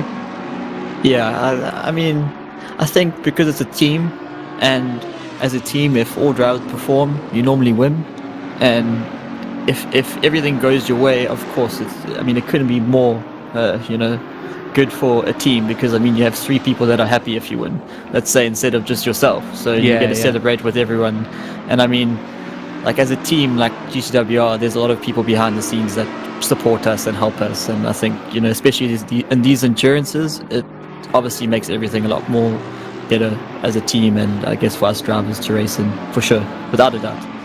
Yeah, it certainly looks that way, mate. And of course, the big question, do you think you guys can hold on to a necessary position to win the championship? Good question. I can't answer that. Perhaps if we have a good race, then possibly. If others have more of a bad race, like let's say for argument's sake from now on, Yes Heat and the third place team have a perfect race and they do their pace, we won't win it. Let's put it that way. So unless we pull a carrot out of I don't want to say this word, but ass, and drive like aliens, extra super duper aliens, then perhaps, drive around the car issues. But otherwise, probably not realistically. If everyone else has a perfect race, let's say. Yeah. I like the realistic outlook on it. That's the interesting thing. We do have drivers that I could ask 10 people that question and get a different answer each time. So you've gone for the interesting route and the reserved route, and I appreciate that. But either way, Jordan, fantastic to speak to you as always, mate. Is there anybody you'd like to give a quick shout out to while you're here? Yeah, I guess just the team and Giorgio driving. Hope he is keeping it clean, and obviously just all the guys behind the scene and the sponsors, and to you guys, of course, for the great commentary, and obviously the SimGrid for doing a good show. And it's always fun to race here, so that's awesome, should I say. Smashing stuff. Well, great to speak to you, Jordan. Cool. Thank you very much for joining us, mate. And hopefully, if you get a chance, pop by later and we'll have another chat with you then. Awesome. Cheers. Love it. Cheers, Jordan. Thank you. Cheers. Bye. What a smashing bloke, Connall. Jordan Scherer, absolute star to speak to. And just an all-round good guy. And this is what we always say, when we get the chance to speak to these drivers, usually after the races, when we're doing post-race interviews, they're just such a lovely bunch, and it really does highlight how much of a positive place the sim racing community can be. Absolutely. That was a great interview. Really enjoyed that. And I really appreciate the realistic, no BS approach from them, and that will stand them in good stead, going forward, not only in this championship, but going forward into other championships. Like, look, we're down on pace here, we're doing our maximum, and we can only control what we're doing here. We're going to set a pace. Giorgio's going to set on this pace, and basically we're going to hope for the external factors to take care of themselves, you know, and that's all you can do. If you start focusing too much on the other guy's pace and trying to match it, even when you're having to drive over the edge to do that, well, then you find yourself in a tire wall, and then you're down outside the top 15 with no chance of winning the championship. Whereas Giorgio right now is in a championship winning position and is putting the pressure on Statsenko and the entire rest of the Yassi team. So just keep doing what you're doing and focusing on your rhythm alone is basically the best approach for trying to win this championship. Yeah, that's it. You know, you have to realise when a situation is worth pushing too hard for, because I've always said, you know, the longer a race is, the more chance things could go right, but also the more chance things can go wrong. You know, there's more likelihood of an incident over an 8-hour race than there is in a 20-minute sprint race, just based on time alone. Never mind the approach that different drivers take. You know, that's just one of the variables that makes such a different outlook for everybody over the course of this. So I'm intrigued. We have a 5-second penalty as well, by the way, for Michael O'Brien that's just come up. I have been told as well, by the way, everybody. Oh, he has had it for a while. That's just me being blind. I've only got one eye. Michael O'Brien, though, in that number 24, by the way, it should show similar to the number 34 that you can see there with the red box around their number. Basically means that they're not eligible for championship points. Well, this is going to be eligible for championship points, though. This is the battle now between Nieth in the 995 Aston Martin, the 72 Aston Martin, the John Lacey Esports Academy car, Fly in the 144, and then Garcia in the 14. Now, this Mercedes, Connall, they were very high up the order earlier, but now they're going to get a bit frustrated getting held up here as the two Aston Martins go side by side.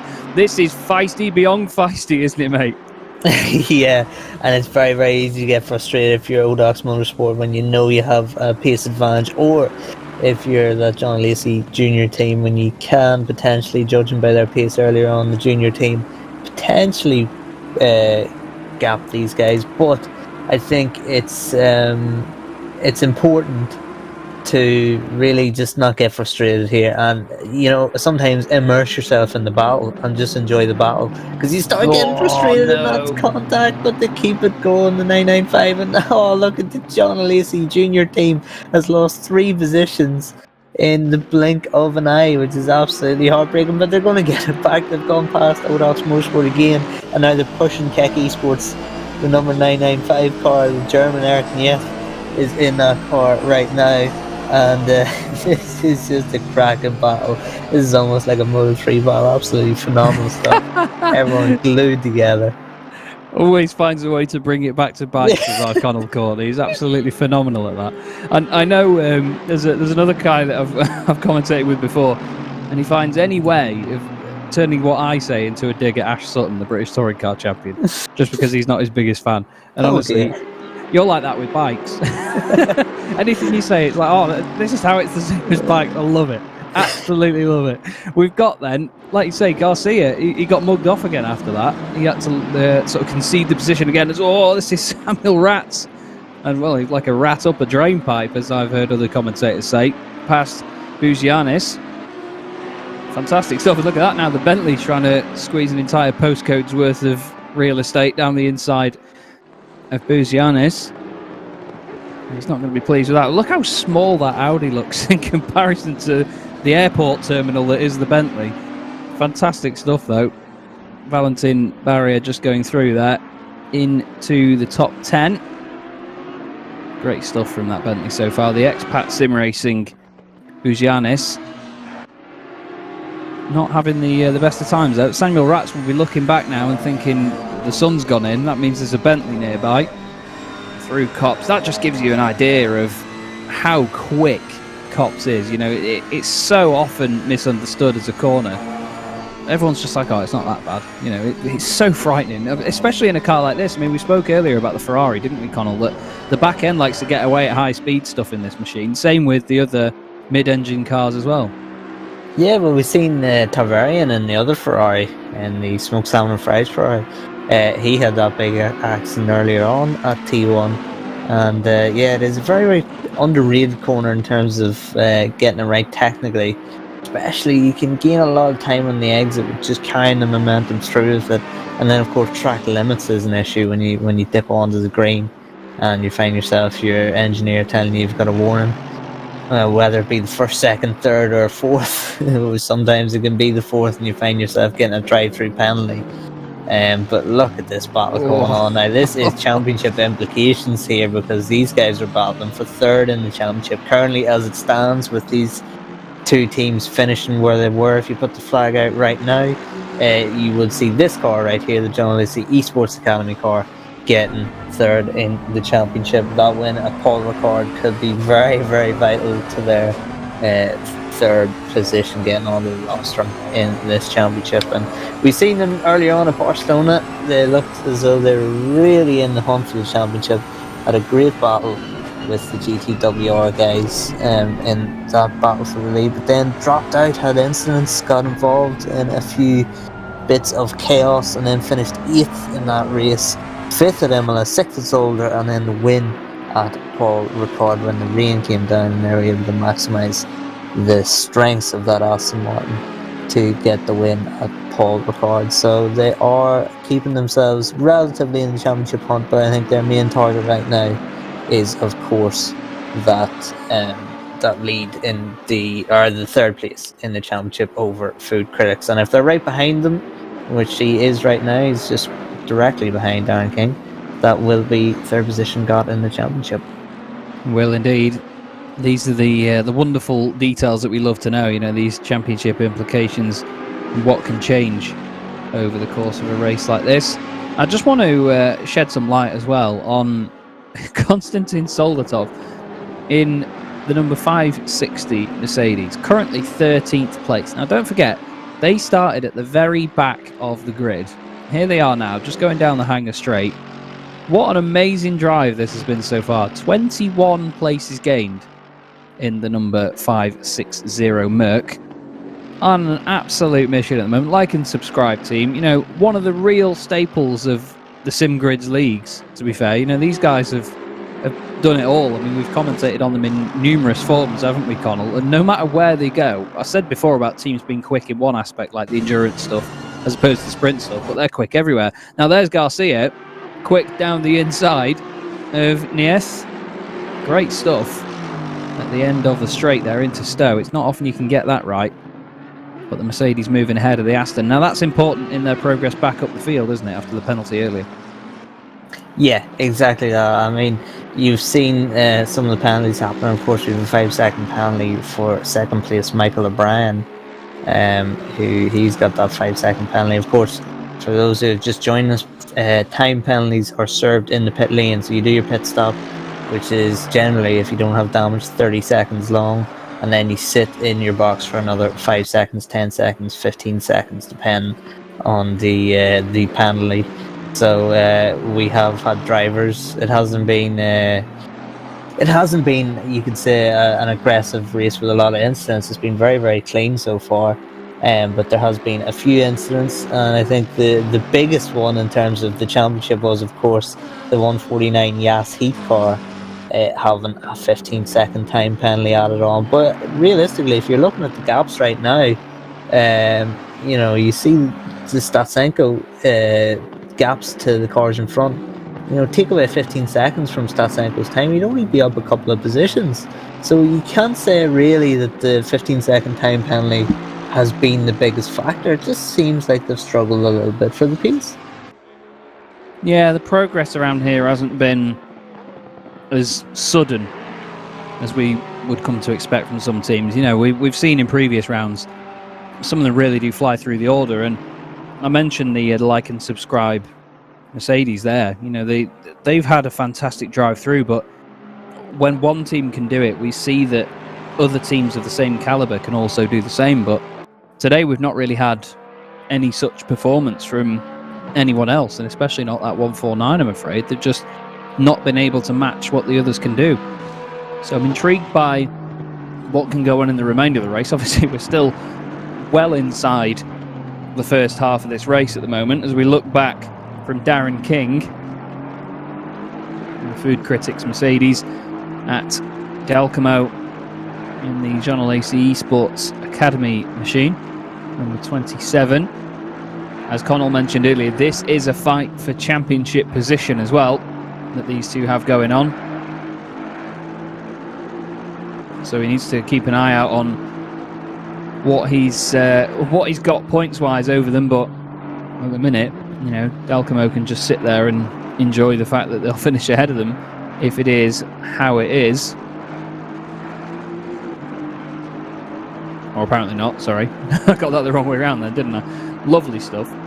There you go, that's my maths working well in my head. But GCWR, you know, they'll still be happy with that, but it's only 5 points, Connall, and bearing in mind you've got 352 of them, that's just... it's bonkers, isn't it? Absolutely bonkers close. Yeah, and you know, can you sit back and say that Yas won't gain 6 positions in the next 5.5 hours? You can't. You know, it's not like there's 30 minutes to go and you go, well, 5 positions are unlikely. So it's still just going to be a balancing act here. It's going to, I presume that these championship positions are just going to swap pretty much every lap that we get around, because it's absolutely ridiculously close. 5 points in it for the championship. Now, of course, the GTWR team, they can make up positions, but this championship could be decided on drivers who aren't in the championship making mistakes and gifting positions to the GTWR or the Yas Heat team. We really could see a championship decided by someone who's even 11th or 12th in the championship but having a good race here and then find themselves in a tire wall at some point and gifting a position. That's what we're dealing with when we're talking about these fine margins. Yeah, it's crazy, isn't it? You know, nobody is immune to a championship fight, no matter what. You know, there's any sort of implications that can come from any other cars on track. You're not counted out of that. As long as you're out on track with them as well, you're a part of that. You know, you can't get away from it. And that's, I think, over an 8-hour race, that's a very scary concept for these drivers. And that, again, just does nothing but add to the respect that I have for how composed a lot of them stay over the course of a race like this. Now, look at this. This is composed Chris Hoke all over the back of the 111 Lamborghini there. Christoph Sam for position. And he's got Sam in front. And it looks like it's going to stay that way. All of the single digits at the moment, the 1 and the 111. Trying to stick together though, but that M6, it's just, we know how quick it is in a straight line, and again, I'll say, you know, the right drivers get some great pace out of that car, but unfortunately, Renvelten just haven't set the world alight this season, have they? Yeah, it's really, really strange. I don't know whether it could just be their drivers just struggling with the car and that being the only factor. But you know, we haven't actually got any you know, information or context from the Renvelten guys about what the issue is. Of course, they're 30th in Barcelona, but I think that was down to the BMW having a terrible BOP around there, because they really did struggle for any sort of pace there. But they've been sitting sort of 19th. That's sort of bottom half of the 10s in the future or the previous races bar Barcelona. So yeah, it's really strange. Of course, we've seen the Renvelten team wrap up the championship in season 1 and look as though they were the team to beat going into season 2, but it just hasn't clicked with that BMW. As we see, we're on board with Leonardo Dalcamo, probably my favourite name in this championship. And you can see there the sticker for the Brain Tumor charity. Of course, we had the next gen 12-hour race. Was it a week ago? I think it was a week ago we had it. Yeah. And raised £2,750 for that charity, which is absolutely phenomenal. So hats off anyone who A, took part and B, donated as well. So thank you all. Yeah, indeed. Fantastic cause. And a really good job by everybody involved, putting a fantastic race while they're at it as well. And these two are certainly at it. Chris Hoke still trying to get past Christoph Samin in the very sleek, low-slung Lamborghini. And the absolute limo that is the BMW M6 in comparison. But God, that's a good-looking car, isn't it? Absolutely love it, can you tell? Now, Chris Hoke is trying to pull out all the stops here Speaking of stops, gets it stopped on the apex, nearly gets rid of the overlap. Christoph Salmon thinks better of it. He's like, right, you've been having a go. Off you go, mate. Off into the distance. Chris Oak will be very pleased to have finally got that move done, but I tell you what, Connall, he had to work for that, didn't he? Yeah, it just hasn't come as easy as it was last season. It's very unfortunate for those guys because, you know, we've seen Samir Brahimi and Chris Oak, Ricky Thompson, they are top 10 drivers, you know, they should be fighting up at that sharp end. But it's very unfortunate, but still great to see them, you know, involved in battles. We have a yellow flag out. I've just noticed the yellow on the top of the screen. It was out for a very long time. It doesn't look to be any of the top guys so far. They're all pushing through the split points, but Dalcamo still behind Darren King here. 5/10 is the gap on the last split point, but when you look from Darren King to Monroe, you can see as we come over the line, 16 seconds. That is a big healthy margin for Monroe in the 22 car. So King, unfortunately for him, is only focusing on the car behind. Interesting thing that Michael Hamlet has just pointed out for us as well is that the 62 car, Camera, is now within 5 seconds of the car in front, which is obviously going to negate that penalty. So they're going to be very, very pleased with that because at the end of the day, if they stay within that range, they can pretty much guarantee that they'll be out in front now after the pit stops unless they have some sort of issue there. But it's very rare that we do see that. Look at the Bentley. They're using all of the real estate. Valentin Barrier. Here's Lorenz Hawksing. And the team announcement soon racing. McLaren chasing down your current championship leaders in the 157 Lamborghini, but those importantly will not, if this swaps round, importantly they will not score championship points. So they could let Lorenz go right now if they needed to, if they felt he was being too aggressive or just pushing too hard. As Jordan Sherritt said to us earlier, you know, he's happy to let people go if they're not directly in that fight. You know, they just have to make sure they don't lose time if they are letting people go. They don't want to get caught up in any sort of battle or anything silly.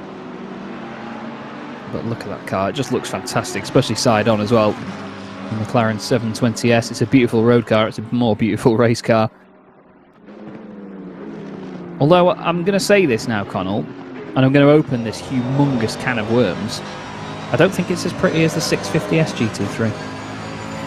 Oof, well, I've driven both, and it's definitely a lot prettier to drive because that 650 is a bit of big. I participated in the British Classics event here and was obviously picking a car to drive. I don't know why I picked the Jaguar. I really don't. I had a nightmare. But anyway, I should have picked the Austin V12. But the 650 was out of the question, and anyone who can get a good lap around here in the 650, I tip my hat off. I seem to remember actually Gregor Schild ran the 650 in the staff night race when anyone could pick any car, so he was a lunatic then, and he still got a great result out of it. So but my opinion, 650 to drive, pig. I'm not surprised, to be fair.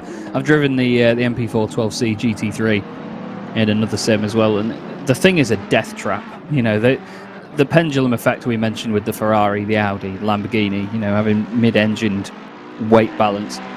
That McLaren just wants to kill you. You try and go through a corner like 130R at Suzuka. Pff, good luck, mate. I'll look out for your obituary.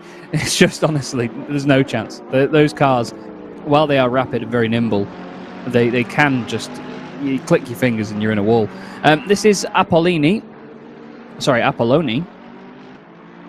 just chasing down Curtin in the Ferrari just in front of him.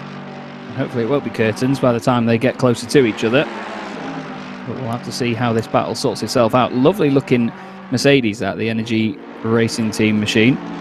Looks very much, I think I've mentioned this before, it looked very much like one of the real world Mercedes. Oh my goodness me, I think it is based on one of the liveries through Maggots and Beckett's. That was brave stuff by the smoked salmon and fries Ferrari there. Yeah, Michael Hammonds just said he's got heart palpitations there.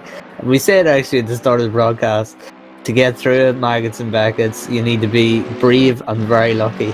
And yeah, that was going to be a harsh move. That could have ended in absolute disaster. But he's got the run going around the outside of the hangar straight. But of course, that smoked salmon and fries car has the inside line. The Ferrari does have good legs down a straight, but the Mercedes has that covered into the chicane as long as he doesn't run wide. But again, he can run wide and still have the inside line here as the smoked salmon and fries gives him a little kiss. Hello, I'm still here.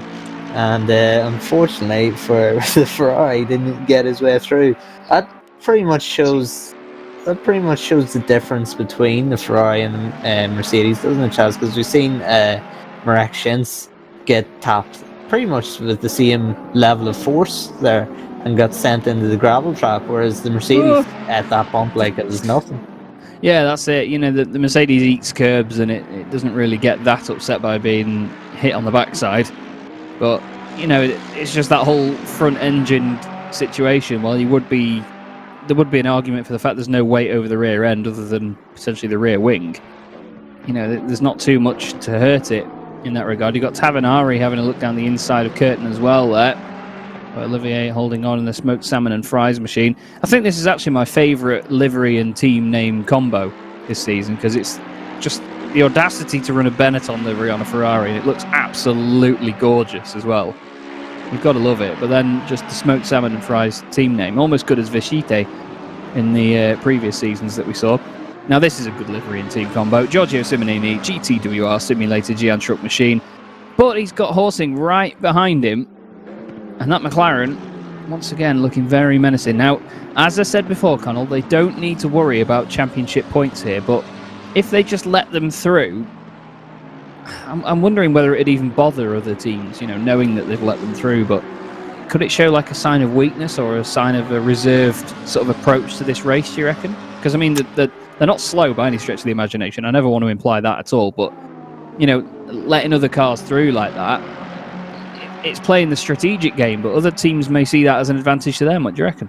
Yeah, I mean, certainly if I was a team not involved in the championship and, you know, one of my team members said, hey, look, GTWR, they're not really putting up a fight. When you get close to them, you would send it up the inside or look threatening at points where you wouldn't even really necessarily be looking for that pass, just to spook them a little, get them wide. There's some people, I'm sorry, I'm bringing it back to bikes again.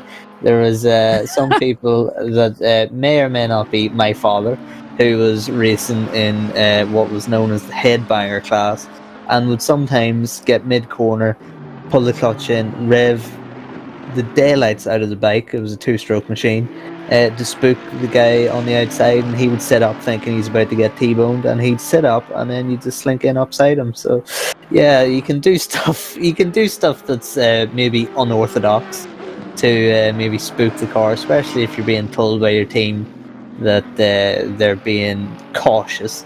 But we've seen Tobias Pfeffer let someone through relatively easy early on. But I think it's just good strategy at the minute. You know, they're being realistic about their chances, and especially with Horsing behind him, not involved in the championship, he does look like he has a bit of pace. But Simonini hasn't let him go just yet because he is closing Dalcamo, and Dalcamo is right behind Darren King, so that could move him up another 2 positions potentially. So I think he's not going to make it really difficult for Horsing, but if Horsing can't get the job done himself, I don't think he's just going to gift it to him. Yeah, it's easy for them to overthink it and sometimes make a bit of a mess of it as well, isn't it? You know, we've seen people try and do the honourable thing and try and do the right thing for their race, but it can very quickly go downhill. This is Alberto Garcia in the Odox Motorsport Mercedes, just on the back of the 144 VMS Racing Team Audi. That's Louis Fly in there as well, and he's trying to fly away, but nothing quite working yet. I do want to mention as well that wonderful move by Tavinari not long ago. Just coming out of Stowe, he got a fantastic run and went around the outside into the final chicane. Oh, well, the final on what would be the usual Grand Prix layout on the new straight. What a wonderful move that was. Absolute corker. And through he went. But Garcia's having to put up a real fight here to chase down that Audi. Again, 2 very different cars. We've got the front-engined 6.3 litre V8 in the Mercedes. And then you've, of course, got the mid-engined 5.2 litre V10 in the Audi R8. Both of them make wonderful sounds in their own regard. But if you had to choose one, I think I'd have to say the Audi. I don't know. Because people have always often compared the Mercedes. It sounds like some sort of World War II bomber trying to start up with a misfire, which I think is perfectly correct, because it just has that. It sounds like it can't get all of the back pressure out of the exhaust. It just honestly, it can't cope with the amount of noise and grunt that's trying to come out of it. It's brilliant. And we've actually had word that the 995 has had to retire from the race, unfortunately. Wheel issues for the Keck Sim Racing Aston Martin. That's a real shame. It's probably a good thing that we rode on board with them earlier on. Dan Blake in the chat saying, let's hope Garcia isn't a fly swatter. We're all about to find out. He looks like he might be, because that is very close to places where you can't normally get the job done. And what he's done is he's hampered his run through here. So he had a potential passing opportunity, but got maybe a little bit too excited in a spot where you can't really get it done. Killed his run, and then that sacrificed an actual overtaking opportunity. And that just could be a little bit of impatience, shall we say. But he's definitely got the run here onto the Welland Straight. It looks like he's going to stick in the slipstream as long as possible and then dive up the inside. But of course, Fly could potentially. Oh, it looks like he's going to go for a cutback, is he? Yes, he is going to go for a cutback and maybe another cutback. No, he cannot get it done. And that Mercedes looks as though he has the job done. Fly is going to double apex that a bit more and hope for the run out of the corner. But Garcia has hooked it up, and that should be position done for Alberto Garcia. Now back to this battle, championship implications of course in this battle, and keep an eye on that 191 car, Samuel Ratz. He is 6.7 behind, but of course we've seen the 191 down in 20th so far after that incident, and they've clawed their way back up to 9th. So Sam Ratz doing a great job. Marek Schintz was doing a great job earlier on as well. Those guys have great pace so far in this race, and great pace all season really. Well, I say all season, but they were outside the top 10 the first two races in a row and then exploded under the scene really at Zolder. So it's great to see those guys stepping up their pace mid-season and improving the way they did. But watch out for those guys if these two start battling, which I don't know if they will or not. I don't know if somebody will be up for the scrap. Sammy Ratz could be gaining on them now. Oh, look at that fire, the flames from that McLaren, absolutely beautiful. Just looking back, trying to find the 149, 19th now for Mikhail Statsenko. So this championship battle, he's going further down the order. So is this an issue for Mikhail Statsenko? It's Eamon Murphy in the car now, so it is. So it's been a pit stop and a driver swap.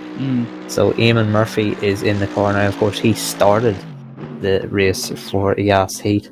So Eamon will be looking to make his way up the order. I mean, you're looking at the potential for a top 10 maybe at the minute with the pace Yas Heat are showing, but it might not be enough. Yeah, it's an interesting prospect, isn't it, to see their progress. They're another one of the teams today that just haven't been setting the world alight, unfortunately. The penalty earlier definitely hurt them, so they're going to be hoping for more as the race continues.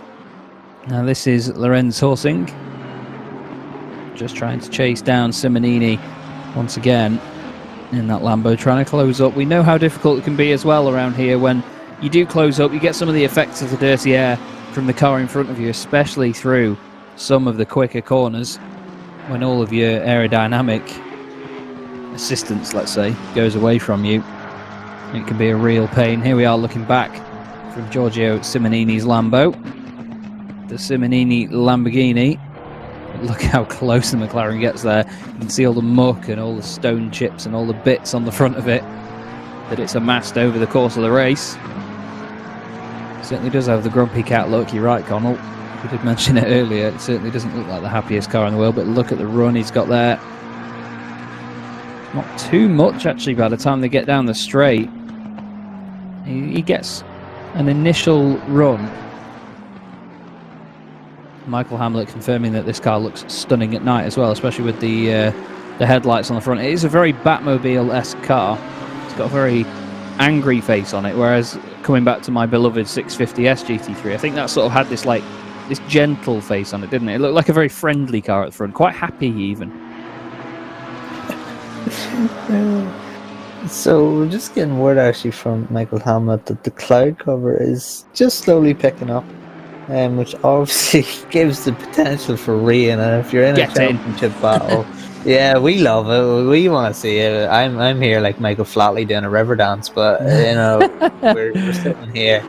If you're in a championship battle, and that's not what you want to be hearing, is it really? I mean, it doesn't look as though there's rain on the horizon, but it's getting later into the day, as we see. Will he get it done? He won't get it done. Simonini blocks him well. He indicates right. That might be no. He's just switched his indicator off. Just confusing him. Yeah, he's just giving him the old razzle dazzle. He must have been said Giorgio Simonini. But yeah, so we could potentially still see rain. Of course, 5 hours. That is a lot to change in the UK climate, isn't it? We get rain within the half hour, to be honest, with things like that. And number 24 has pitted. Now he is going to serve that 5-second penalty. Michael Hamlin is jumping for joy because he called it exactly when he thought that it was going to go. Expected to pit around lap 85, and there we go. You're not going to be the end of that. Mystic Mac on the job. Indeed.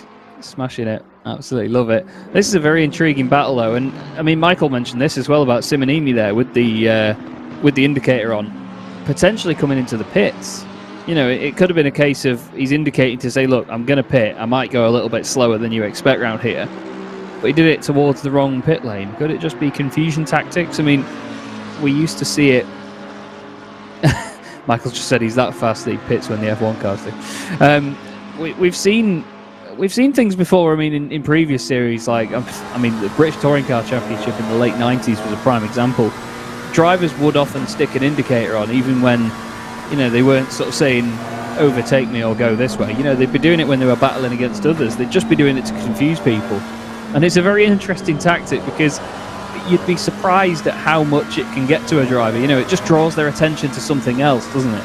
You've got to always have one step ahead. Whether it's considered as a bit naughty and against the rules or not is obviously for the admins to decide. Look, he's doing it again. He's indicating right, but he goes to the apex, and now he's got the hazards on. Now he's indicating. Oh, is he saying go past on the right? Oh, a bit soaring at the wheel there for Hortzing.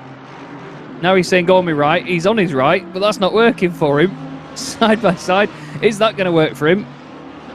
Is the indicator going to auto cancel because now he has turned right?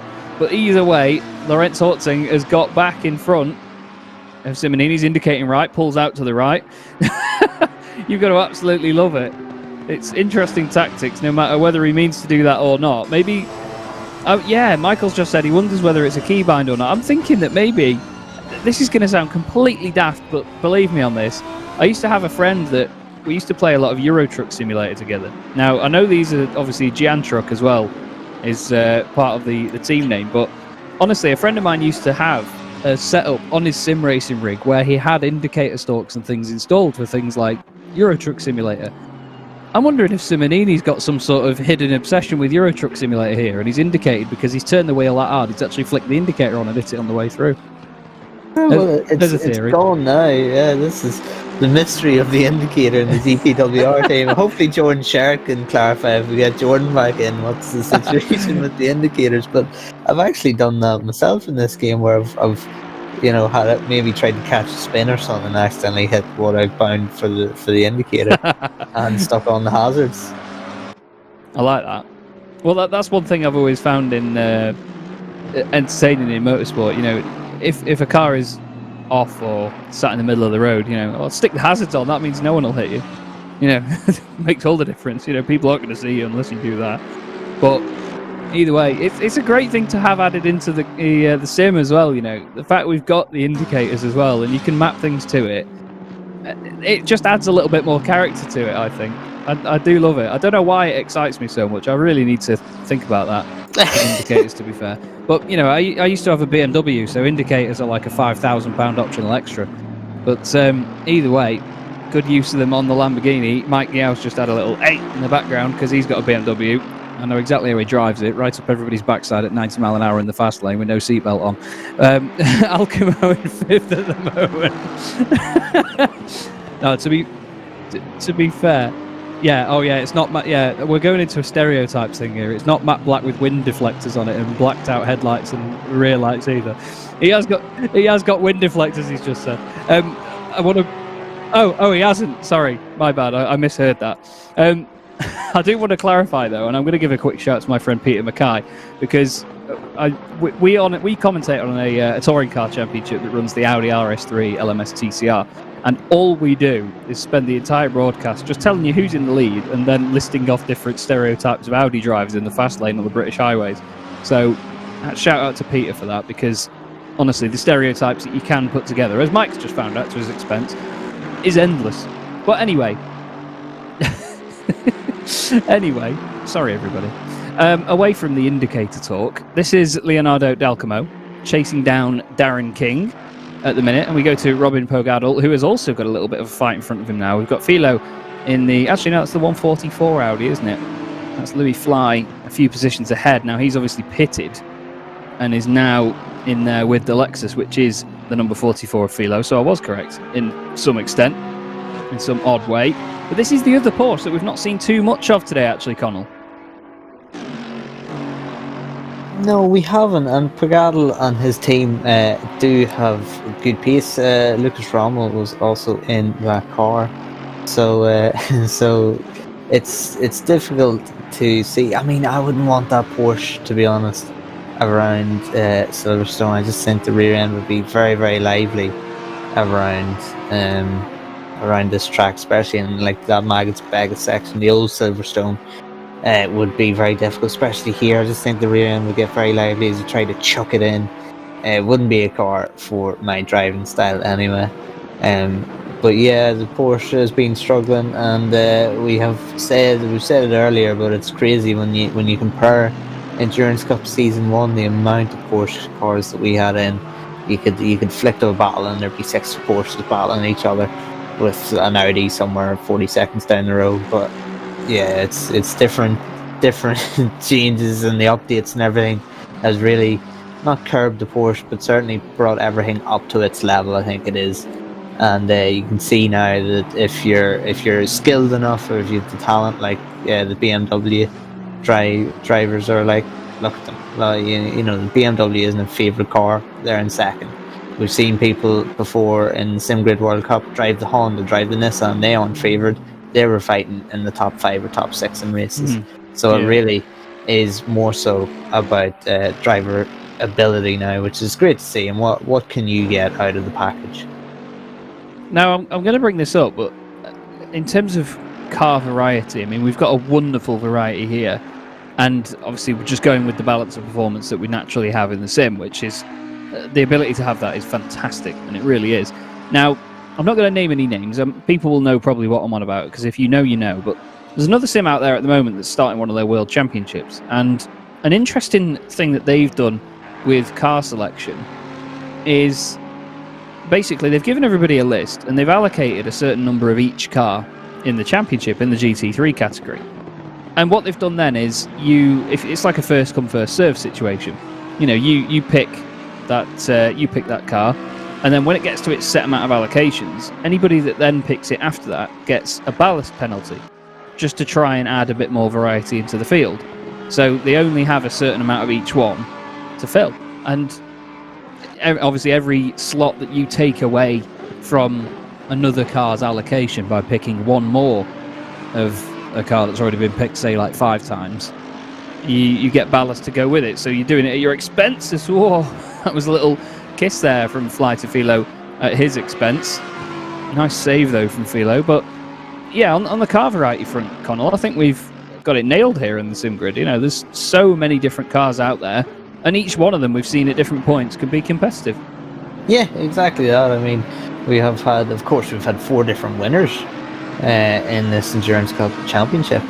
So yeah, it is a wide variety, and it's absolutely fantastic to see, because you can see this Audi, the stealth black Audi, and then the Grumpy car right behind it. So it's brilliant to see these battles. I wonder if you could get that Bugianis obviously it would be very illegal for them to turn off their lights, but I wonder could you do a wee ultra stealth ninja move and flick your lights off and then dive up the inside of someone just to really scare them. I'm sure Race Direction wouldn't be happy with it, but it's always worth a punt, isn't it? Well, there you go, everybody. That's method number 135 in the Connall Courtney book of racing racecraft. Flick the lights off. There you go. Yeah, flick the lights off in the dark, send it down the inside. Boop. Hello. Stealth mode activated. Yeah, that's a very good point, Mike. Yeah, they're just saying drop the clutch and just rev it up. Boom. There you go. Gotta love it. This is Tobin Lee in the 24 Zancho Rocket Esports McLaren, chasing down Buzianis in the stealthy, not so stealthy Audi right now.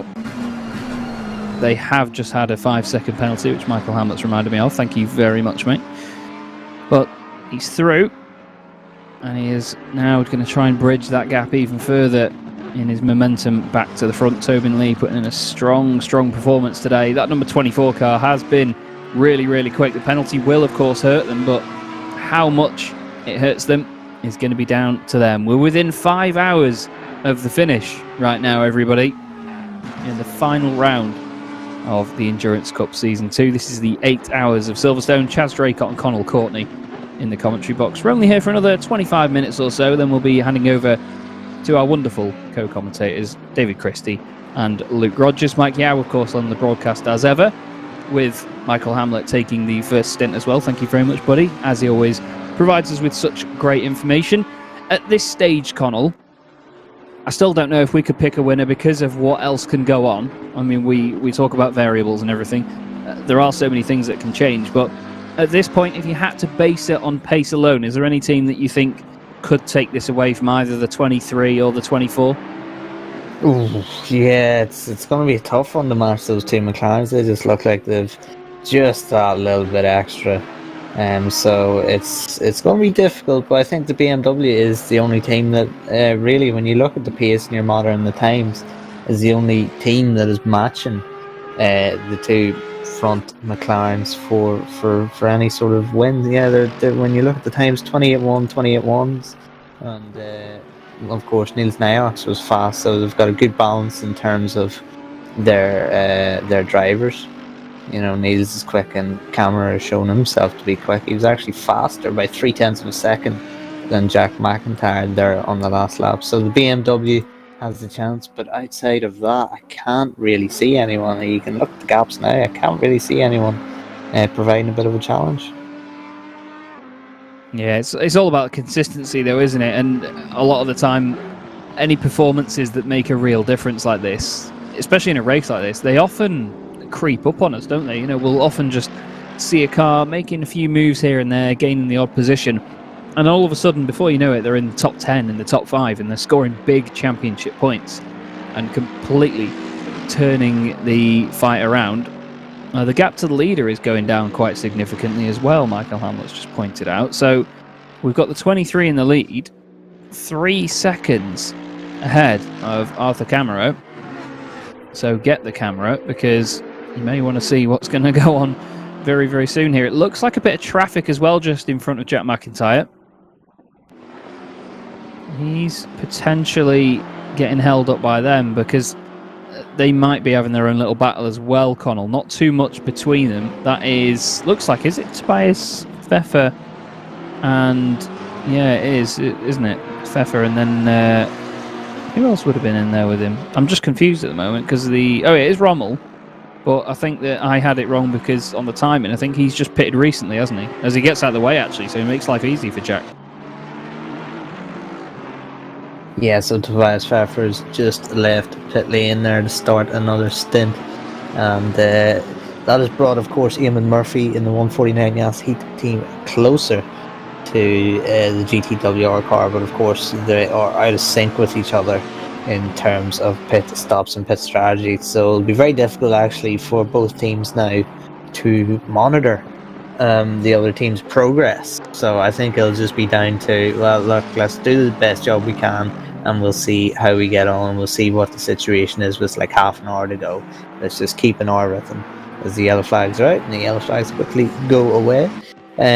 it's been, gotta say, Chaz, again, I don't want to jinx things, I don't want to give a commentator's curse, which I unfortunately did to the 191, but I think out of all the races that we've covered, cleanest race of the Endurance Cup so far. The driving standards have been very, very good in this race. Yeah, they have. We've been really treated here. You know, I'm not going to lie, not going to sugarcoat it. We had the first race at Barcelona, and I think either Michael Hamlet had a very, very nifty haircut or pulled all of his hair out watching that one, because it was certainly a lively race and kept everybody busy. But you know, as the seasons go on, this is what happens. You know, the drivers get used to one another, who's attacking and when, and you gain an opinion of the other drivers on track in different ways. You know, their driving standards and their driving style, what they tend to go for at what part of a race, and it's crazy how much you can pick up on that and retain the information in your head. As you get more of that, and you get more rounds of the championship, more hours of racing under your belt, it just happens. You know, suddenly things just get cleaner and cleaner, and everybody races really well together. This is Robin Pogadel in the 911 against the 111 Lamborghini round the outside of left. You don't see that happen very often, but he's managed to make it work. The MSR Liga Endurance Team Porsche, glorious looking thing, flying around the outside, gives it a flash of the headlights as well. We all know that gives you 15 more brake horsepower in a straight line. Great stuff from him though, in all fairness. That was nice and tidy, to be fair, but at the same time, you know, Errol Verve, you have to say, Connall, good respect as well to give him the room on the outside there to make that work. Yeah, there's been a few instances we've seen in sim racing in general where you see someone trying to fight it to the point where they collide, and you're like, you know, if you think long term, if you think over the course of the race, you've got 5 hours to go. Did you really have to defend that hard against that particular pass? And you know, especially being a part of a team, you'd be a little bit disappointed in your driver, but that's just about right. You know, of course, you can go too far the other way and be too conservative and timid to the point where everyone's passing you and everyone's taking opportunities, because we know that once these wolves get a sniff of blood, they're really just in for the hunt, and you see, I had it too in the best of British, or the British Classics race, excuse me, where tires dropped off, and then you could just see one person coming, and then the next, and they really are just like sharks smelling blood. But at the same time, you got to think long term in a race like this. 8 hours long, there's still just under 5 hours of the race still to go, as we see the rookie monsters in the pits. Tavaneri, and yeah, he was sort of mid-pack there, battling with the smoked salmon and fries guys, and now he's found himself in the pits for a long time, so we don't know quite what's happening with Tavaneri. Yeah, put in a wonderful move earlier as well that we picked up on. You know, around the outside of the chicane, it was absolutely phenomenal.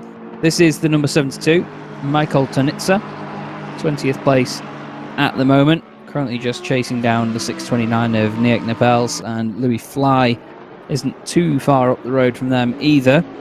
This is Alaric Enslin, the Coach Dave Academy 888 Lexus. He is now onto the back of Chodakis in the number 7 Audi, the expat machine.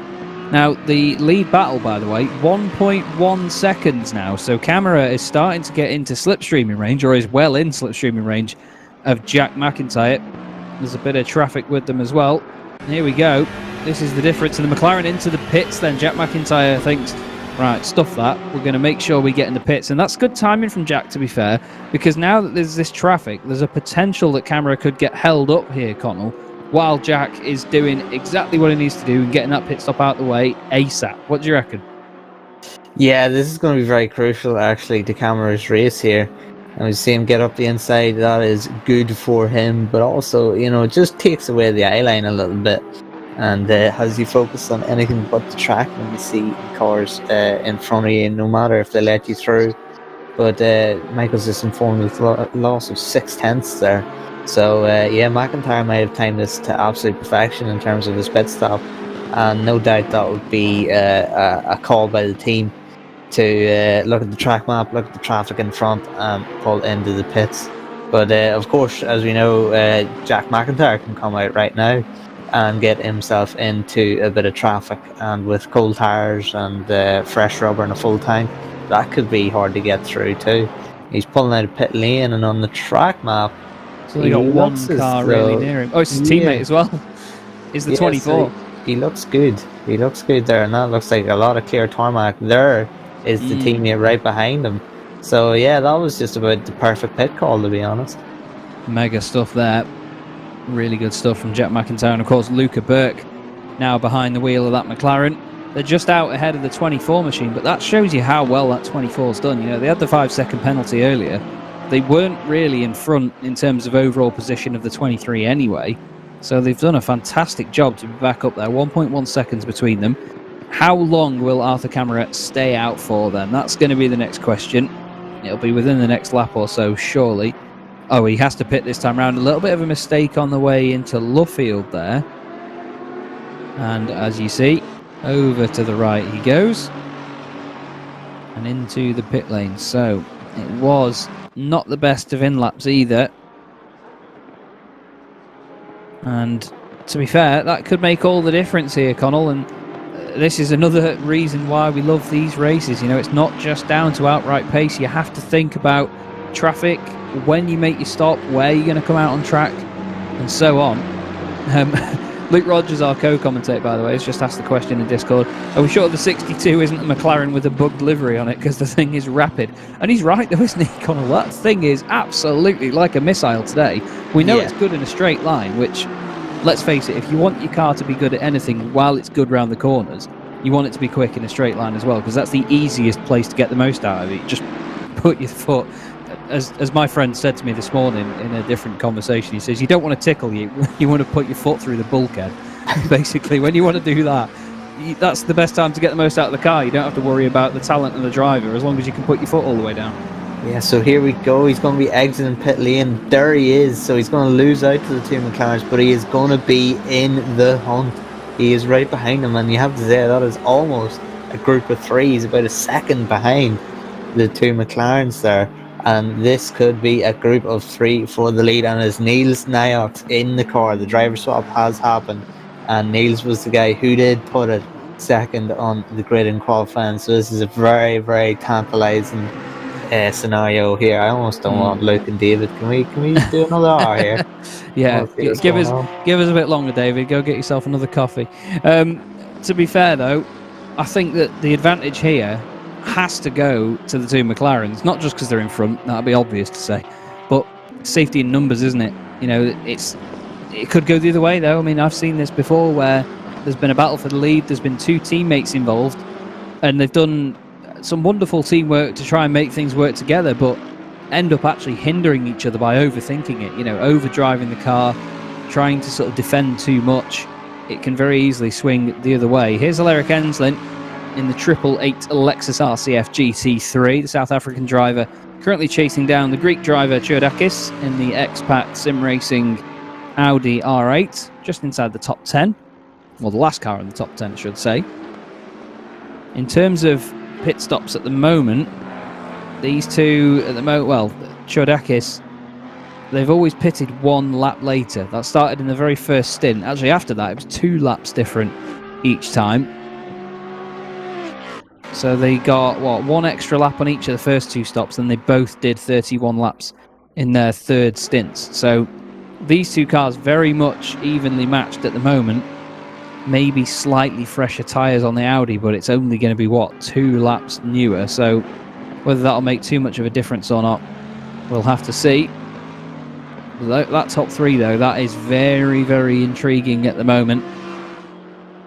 Very, very intriguing. There are the two McLarens, and you'll see there is the big, beefy BMW making its way through.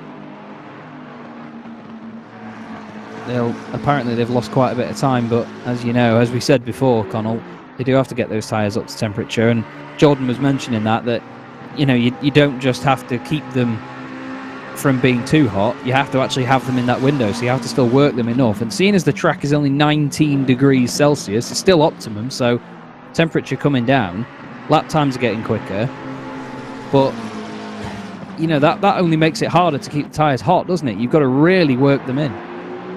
Yeah, absolutely that. And it does take a few laps to get these scrubbed in and up the temperature. And of course, Niels is currently run on a full tank, so or as full a tank as he will be putting it to do his stint. So yeah, it's going to be important here for him just to not get too panicky about the gap increase. And of course, you can see it is so close, 2.5 to the lead. But just to settle down into a bit of a rhythm. These guys look a little bit racy. It's like the calm before the storm between these two McLarens here. And, you know, we've seen it earlier on. I mean, we've seen two guys battling that were doing 58s when they were in clean air. Started battling and started doing a 2-minute lap. Well, if Niels does a 58 and they do a 2-minute lap, guess what? Niels right on the back of them. You know, all it takes is one lap to be getting back into the slipstream and back into the tow again. Does indeed. It's a very, very interesting situation now. We've got Luca Burke then in the number 23, still leading the way. A little bit further back, this is Michael Tonizza, the Italian driver for John Lacey Esports Academy Junior team, chasing down Rats in the 191 Racing Line Motorsport Ferrari. Still somewhat suffering a bit further down the order than they should be after that contact very early on in the race. Another real heartbreaking moment that they'll want to try and overcome as quickly as possible. But it's just not happened for them yet. And there is the race lead battle right behind them as well. So not only could they shake up the race lead battle, the race lead battle could shake up their little ding-dong they've got going on as well, Connall. Yeah, there's just still so many variables going on here. Look at that though, Eamon Murphy 12th currently. So Yas Heat starting to make those ground up. Soldatov in the 560 is right behind, torturing him. He's been torturing him the whole race, but that is a 10-second gap now from Soldatov to Eamon Murphy. So Yas Heat really starting to put the pressure on GTWR, and that is very close to being a swing the other way. And Yas Heat reclaiming their championship lead, so it is getting even closer at the front for this Endurance Cup Championship. It is indeed. And I tell you what, if anything, the fact that this has championship implications just makes it all the more enticing for us as well. We're going to keep doing all the maths as well. And Michael Hamlet has just said the latest standings are quote-unquote unreal. So we're going to have to try and see whether we can get those up in a minute. I know Mike Yao will be furiously working his backside off, as he always is, to get those to us. But this has just been such an intriguing start. And I'm actually very jealous of our co-commentators, who will be in very, very shortly for you all, everyone. The wonderful David Christie and Luke Rogers will be taking you through the final hours, and not only the final hours of this race, but the final hours of the championship as well, and crowning our eventual winners. But there you go. Look at that. It is currently tied for the top spot in the championship. 3.52 apiece for Yas Heat and GTWR, with John Lacey Esports Academy third, only 10 points back, and then 9 points to Food Critics as well. Honestly, I've heard the phrase, you could throw a blanket over the three of them, you could fit a cigarette paper between them, but only just. There's not enough phrases in the world to cover how close that is in the championship, based on how many points they've got as well, Connall. 352 points apiece. That's mad. This is absolutely stunning. So with Pfeffer in 8th and Eamon Murphy in 12th, that is 4 positions difference from 8th to 12th, and they are level on points. Now, the John Lacey Esports Academy team, currently sitting in 6th, have a chance at this championship still. 10 points to difference, and they are only 1 position ahead of Pfeffer. So if Pfeffer has a bit of a moment here and the Yas Heat guys get into a bit of trouble, we could see the outsiders. It's almost like a Raikkonen situation in 07. Everyone was talking about Hamilton and Alonso, and then boom, Kimi goes, yeah, I'll have that. Okay. Oh, the ever emotional and exuberant Kimi Räikkönen, as he is, but bless him. Still, you know, we've got this fantastic battle going on. The two McLarens are on their way up as well. I was going to make some sort of reference to the number 23 white machine leading the way. Yas Heat would win because they've got more podiums, I've just been told. GTWR have 2 podiums, Yas Heat have 3. So that would be what puts them in front. And the fact that that's not even down to race wins. You know, I've had situations in championships before where it's a tie, but it's based on how many race wins you've got. But the fact it's down to just simply podiums because they've had one win apiece, that's just phenomenal. Really is. Shows how close and competitive this championship is. And it is far from over yet because we still have over 4.5 hours to go. And what I'm going to do is very quickly grab a word with our, I was going to say beautiful, but I'm not going to go that far, our wonderful co-commentators that are jumping in for the rest of the afternoon. The ever excellent David Christie and Luke Rogers. Boys, well, I'll start with you, David. You must be very excited to jump in on this one because what a race we've had so far, with championship implications added in. It's not just a one-off. It's got everything, hasn't it? Wow, it has been an absolute barnstormer, Chaz. Thank you so much for all the kind words. I'm feeling a little bit lost here. But yeah, look, you guys have been absolutely spoiled. We have got an amazing, amazing race coming up. Myself and Luke Rogers. And what a fantastic job you guys have done so far in calling it. It's just been so much drama and tension. I mean, who would have thought the 999 card going out so early due to connection issues? But I mean, the fact that they're all on the same points right at the top of the championships, what catches my eye is the Jean Lacey esports team. If they sneak up from 6th place to 3rd, they've got enough points to take the championship right now. That's just mental. It really is bonkers, and considering how close it was even on the way into this, the fact that these drivers and teams, Luke, they've managed to make it even closer and even more enticing for us. You boys are really going to have your calculators out, aren't you, for this one? I have got... Oh, sorry, Luke, go on. Yeah. You did ask me the question, David. Thanks very much. Started well, isn't it? Anyway, what I was going to say is I remember coming into sort of at the end of the previous race in the championship and thinking that the GTWR team sort of had it in the bag. Right? They'd had a really good showing so far, taken a bit of a lead in the championship, and the John Lacey team were sort of there. Yeah, we're in with the shout as well, but it's really been, I think, quite surprising that Lamborghini is not quite done as well as perhaps I expected in this race.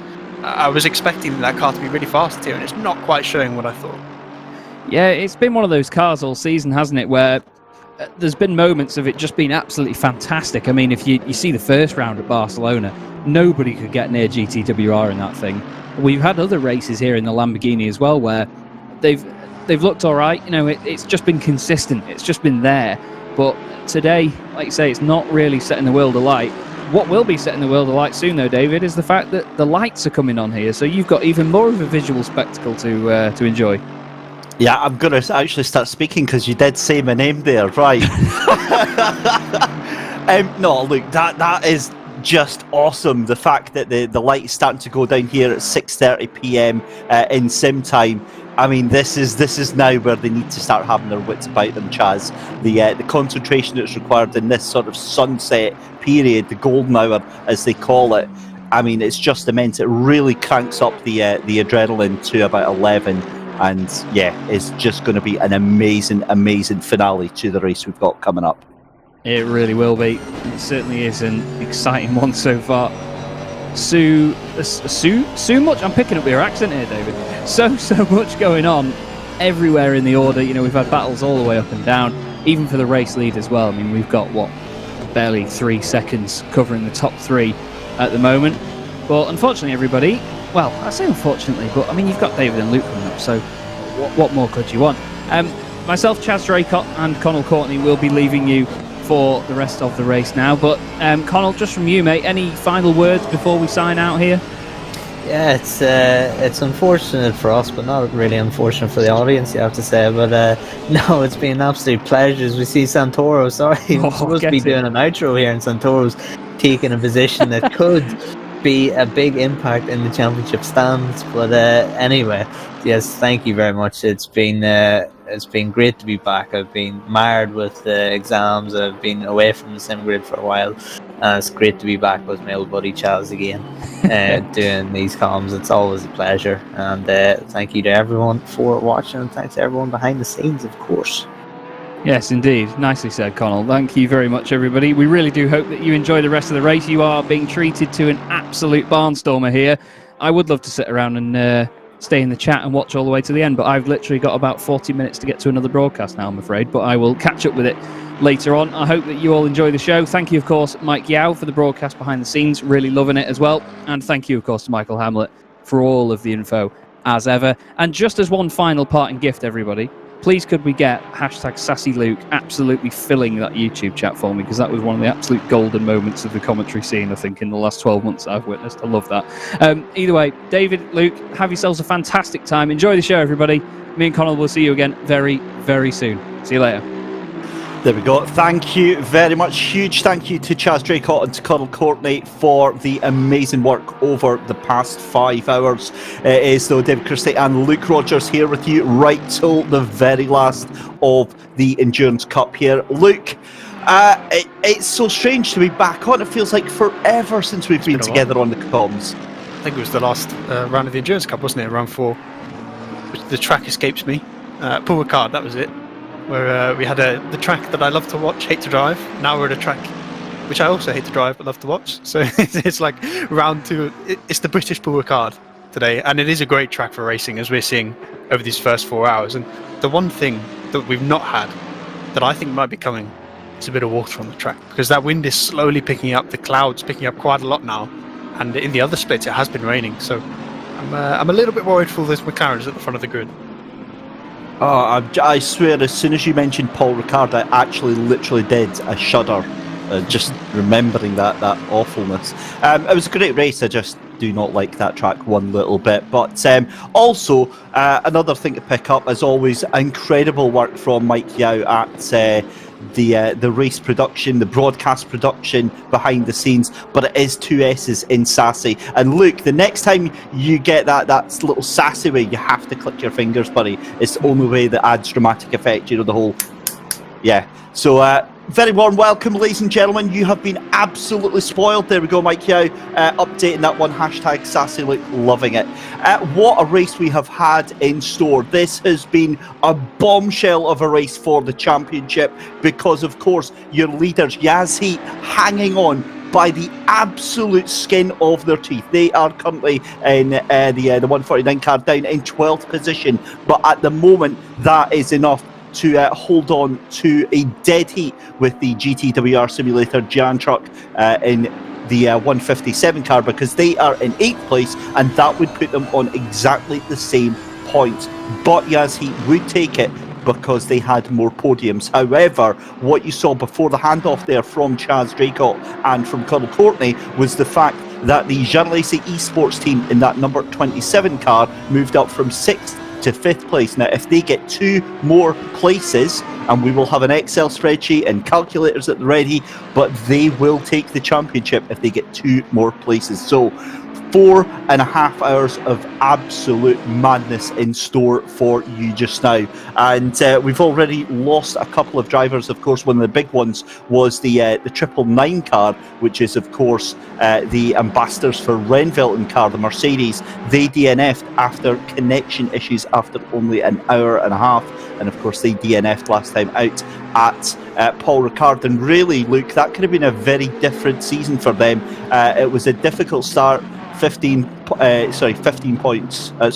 place from the last one, taking the win in round 2, and then a DNF at Paul Ricard. And also, if we're talking DNFs, the 87 car recently had to, I believe they were retired from the race after one of their drivers was in the bath. they accidentally transferred to him the driving, and obviously you can't pull someone out of the car, so if the person that you transfer to isn't at their seat, you have to wait for them to come back. And they weren't in the championship race, so it's, in terms of the championship, it's not the end of the world. We haven't sort of spoiled the fight, but I think it's a new one for me to see a team DNF because the driver's having a bath. That's a new one added to the list of excuses, I tell you. Can you imagine how awkward that TeamSpeak channel or the Discord voice chat channel was? Literally screaming down the old vocal cords, but not to be for them. And I've never heard that one before, and hopefully we'll never hear that again. But yeah, Luke, it's fantastic to have you back on the comms here, finishing things out in style for the Endurance Cup. And yeah, that top 3 battle really is going to be incredible just now. I mean, have you ever seen it where a championship has come down to the last round and might actually still finish on a dead heat? I'm trying to think of the last time I've seen it. Obviously, back when I was pretty much a baby, it happened in F1 a couple of times. But in the sim world, I think actually in SimGrid we've not really been blessed with that sort of championship fight in the last race. I remember in the Porsche sort of Super Cup championship we had in the Cup cars, it went down to the final race, but then Joe McCauley obviously had that crash in Ascari in Monza in the final race, if you remember that one, and it sort of ended there. You know, we lost the championship fight because of that crash. But this is the first time where it feels like it's going to come down to an actual battle, not literally on track, because they're not. It's not a case of just whoever finishes higher, but a battle to stay in that position with the 149 car down in 12th. I mean, I say down in 12th, like 12th is a bad finish. It's still going to be a pretty solid one, but it's just not quite going to be good enough, I don't think, with the way the 27 and the 157 are looking right now. The 157 obviously is catching up quite quickly, and the thing is that what always surprises me is, yes, that is a very respectable result, but quite honestly, for either of them really, we expect much more from them, because when you come into the final race of the season, Luke, and you're this close in the championship, you know, it's just so much pressure to be putting on your shoulders for that one race, and you really have to show up. And I've got to be honest, at the moment, neither of them really making big waves to get themselves into the top 10. And can you just imagine, you know, if they've done all that hard work, Luke, through the season to get themselves to this strong position, and the Jorlesi Esports team managed to sneak it away at the last gasp. Yeah, well, we usually say in these kind of championships where there's only 5 rounds that you can have one bad race. You know, if you have 4 good ones and 1 bad race, it's going to be okay. And we sort of see that with the 157 car. They had that 10th place finish at Zolder, which for a championship contender is a bad race. We're seeing it now for the Az Heat car down in 12th. But the John Lacey Esports team, they've not been setting the world alight in the first 2 races, an 8th, a 5th and a 6th. But that win at Paul Ricard propelled them up the leaderboard. And now with another potential top 5 on the board, yes, they're getting less podiums than the other team, but they're just staying out of trouble, keeping that consistency in the decent points paying places. And without that sort of outside the top 10 finish that these other teams have experienced, they're putting themselves in a real good shot at the championship, and they look like they're going to continue going forward. And with that sort of threat of rain, we know that the McLaren is a car that really struggles in the rain. And if you look at the cars that are above them in the leaderboard, 3 of them are McLarens. That's an excellent point, actually. We saw that last time out at Paul Ricard. The cars hated the rain there, and of course Jorlesi Esports Academy team coming fresh off of that win, the momentum very firmly in their favour. And you know, that's another great point that you just made there, Luke, about their championship so far. They've kind of flown under the radar up until Paul Ricard, because, you know, 8th place, 5th place, 6th place, you wouldn't really put them down as championship contenders until Paul Ricard, until they got that win there. And it's really kind of flown away from GTWR Simulator Giant Truck in the 157, because they started off with the win at Barcelona, then they had the 2nd place at Imola, but then they had that 10th place at Zolder, and then 5th place at Paul Ricard. Whereas it's been the opposite for Yaz Heat, who came towards at the end of the season. And I just wonder what it's been for those 2 teams that have kind of seen almost the reversal of fortune for them.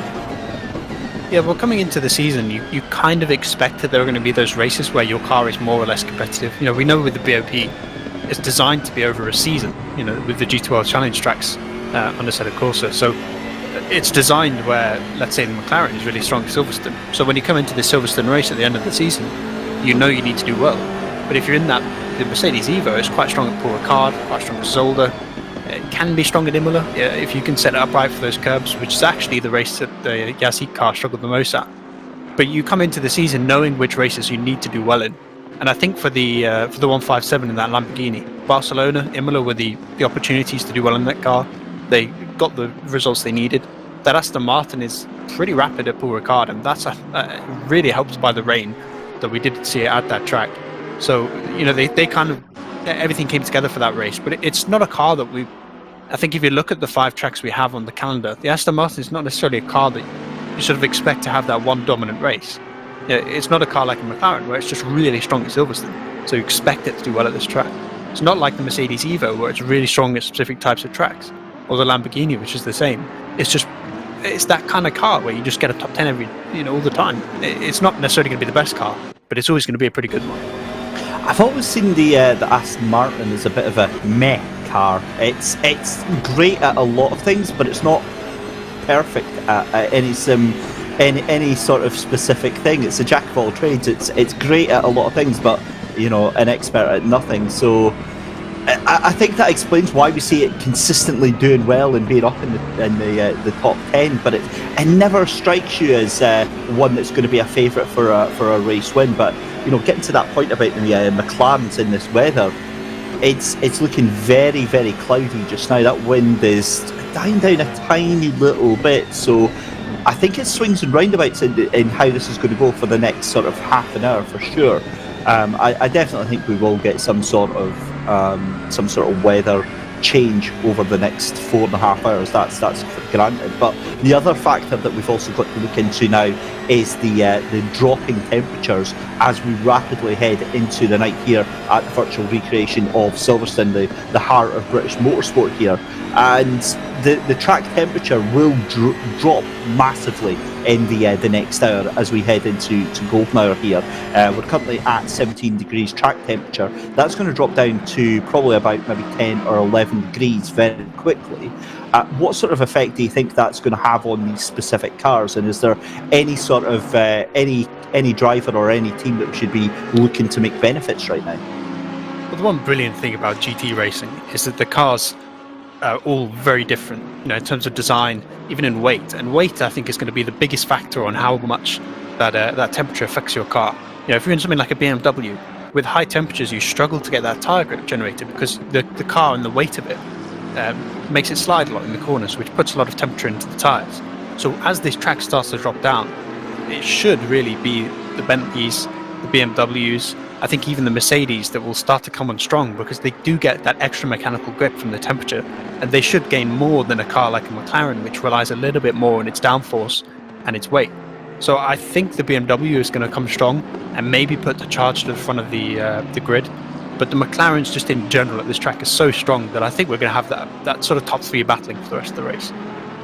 Yeah, that's a very, very concise summary there of what to expect. Thank you very much for that, Luke. 4 hours 22 left to go in the race then, ladies and gentlemen. It's David Christie and Luke Rogers here with you for the first time in ages, to be honest with you. It's great to be back together here for the Endurance Cup yet again. And what a treat we have got in store for you. Everything is on simmer just now. All the ingredients are in the pots, just simmering away very nicely. We're going to turn it up to the boil in about 45 minutes time when the sun does start to go down, but we're currently watching Niels Noyaux here in the G2 Esports 62 BMW.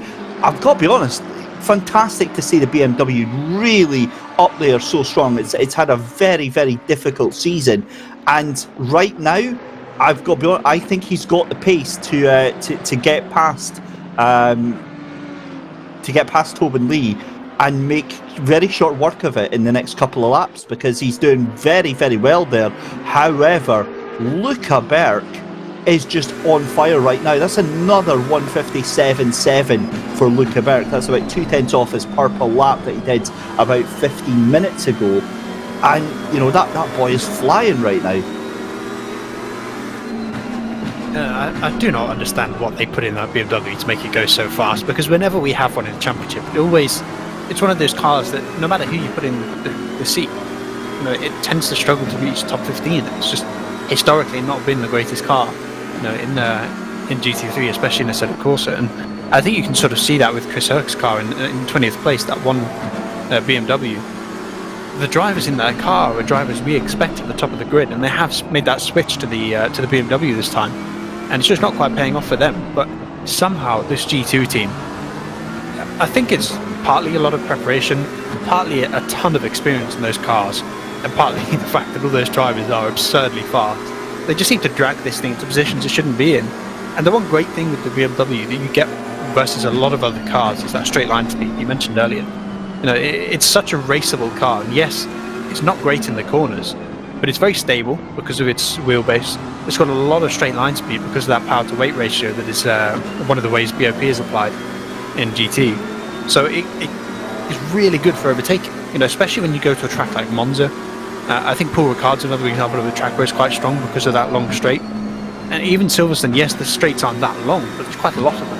There's quite a lot of the track where you're in 5th, 6th gear, and that really helps that car generate a lot of pace. And yes, the one car isn't doing too well, but I think the 62, that G2 Esports car is proving that with a lot of setup work, you can really drag this car up the grid.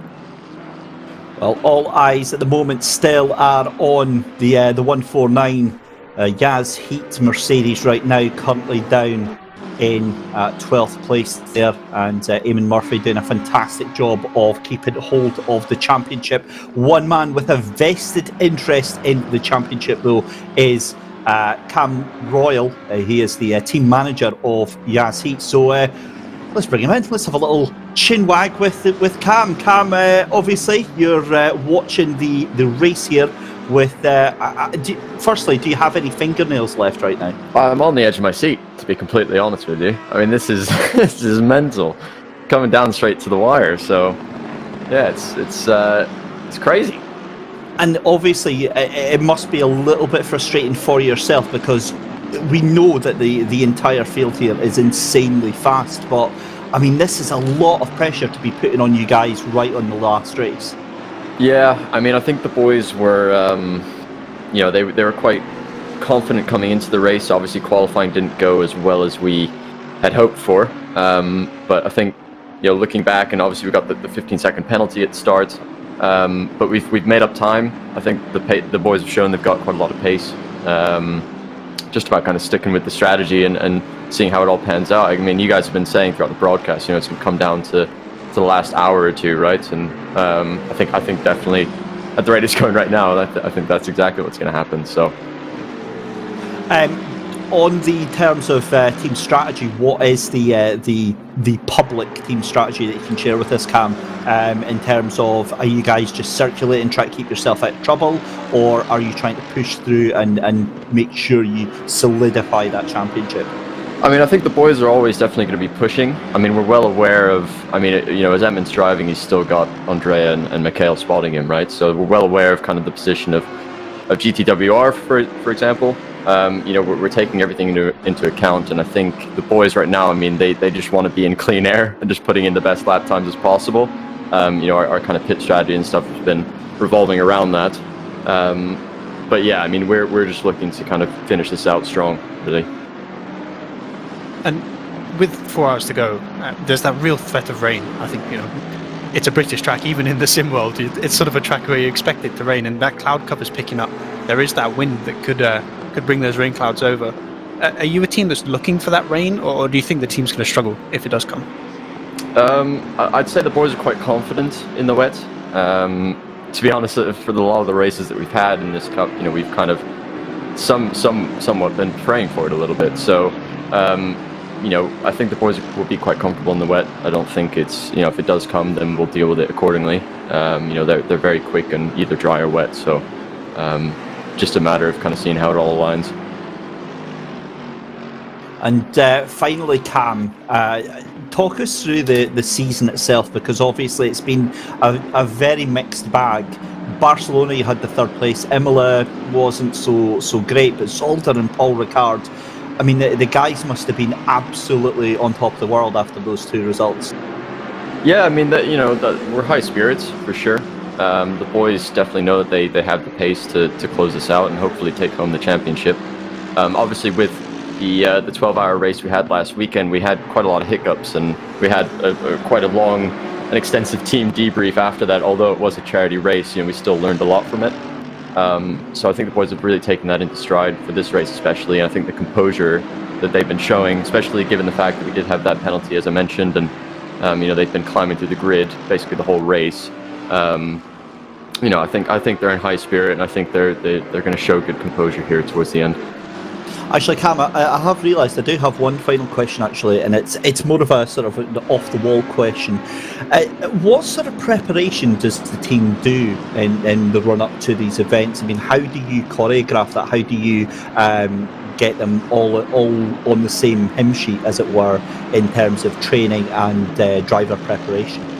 Yeah, I mean, I think the boys, to be honest, they're kind of self-sufficient. Most teams will have kind of loose training schedules that they'll stick to. And I mean, for preparation, especially for all of these races, we've been preparing, a couple of weeks in advance for each race with setups, and we really want to be doing the best we can. I mean, setup is super important for us.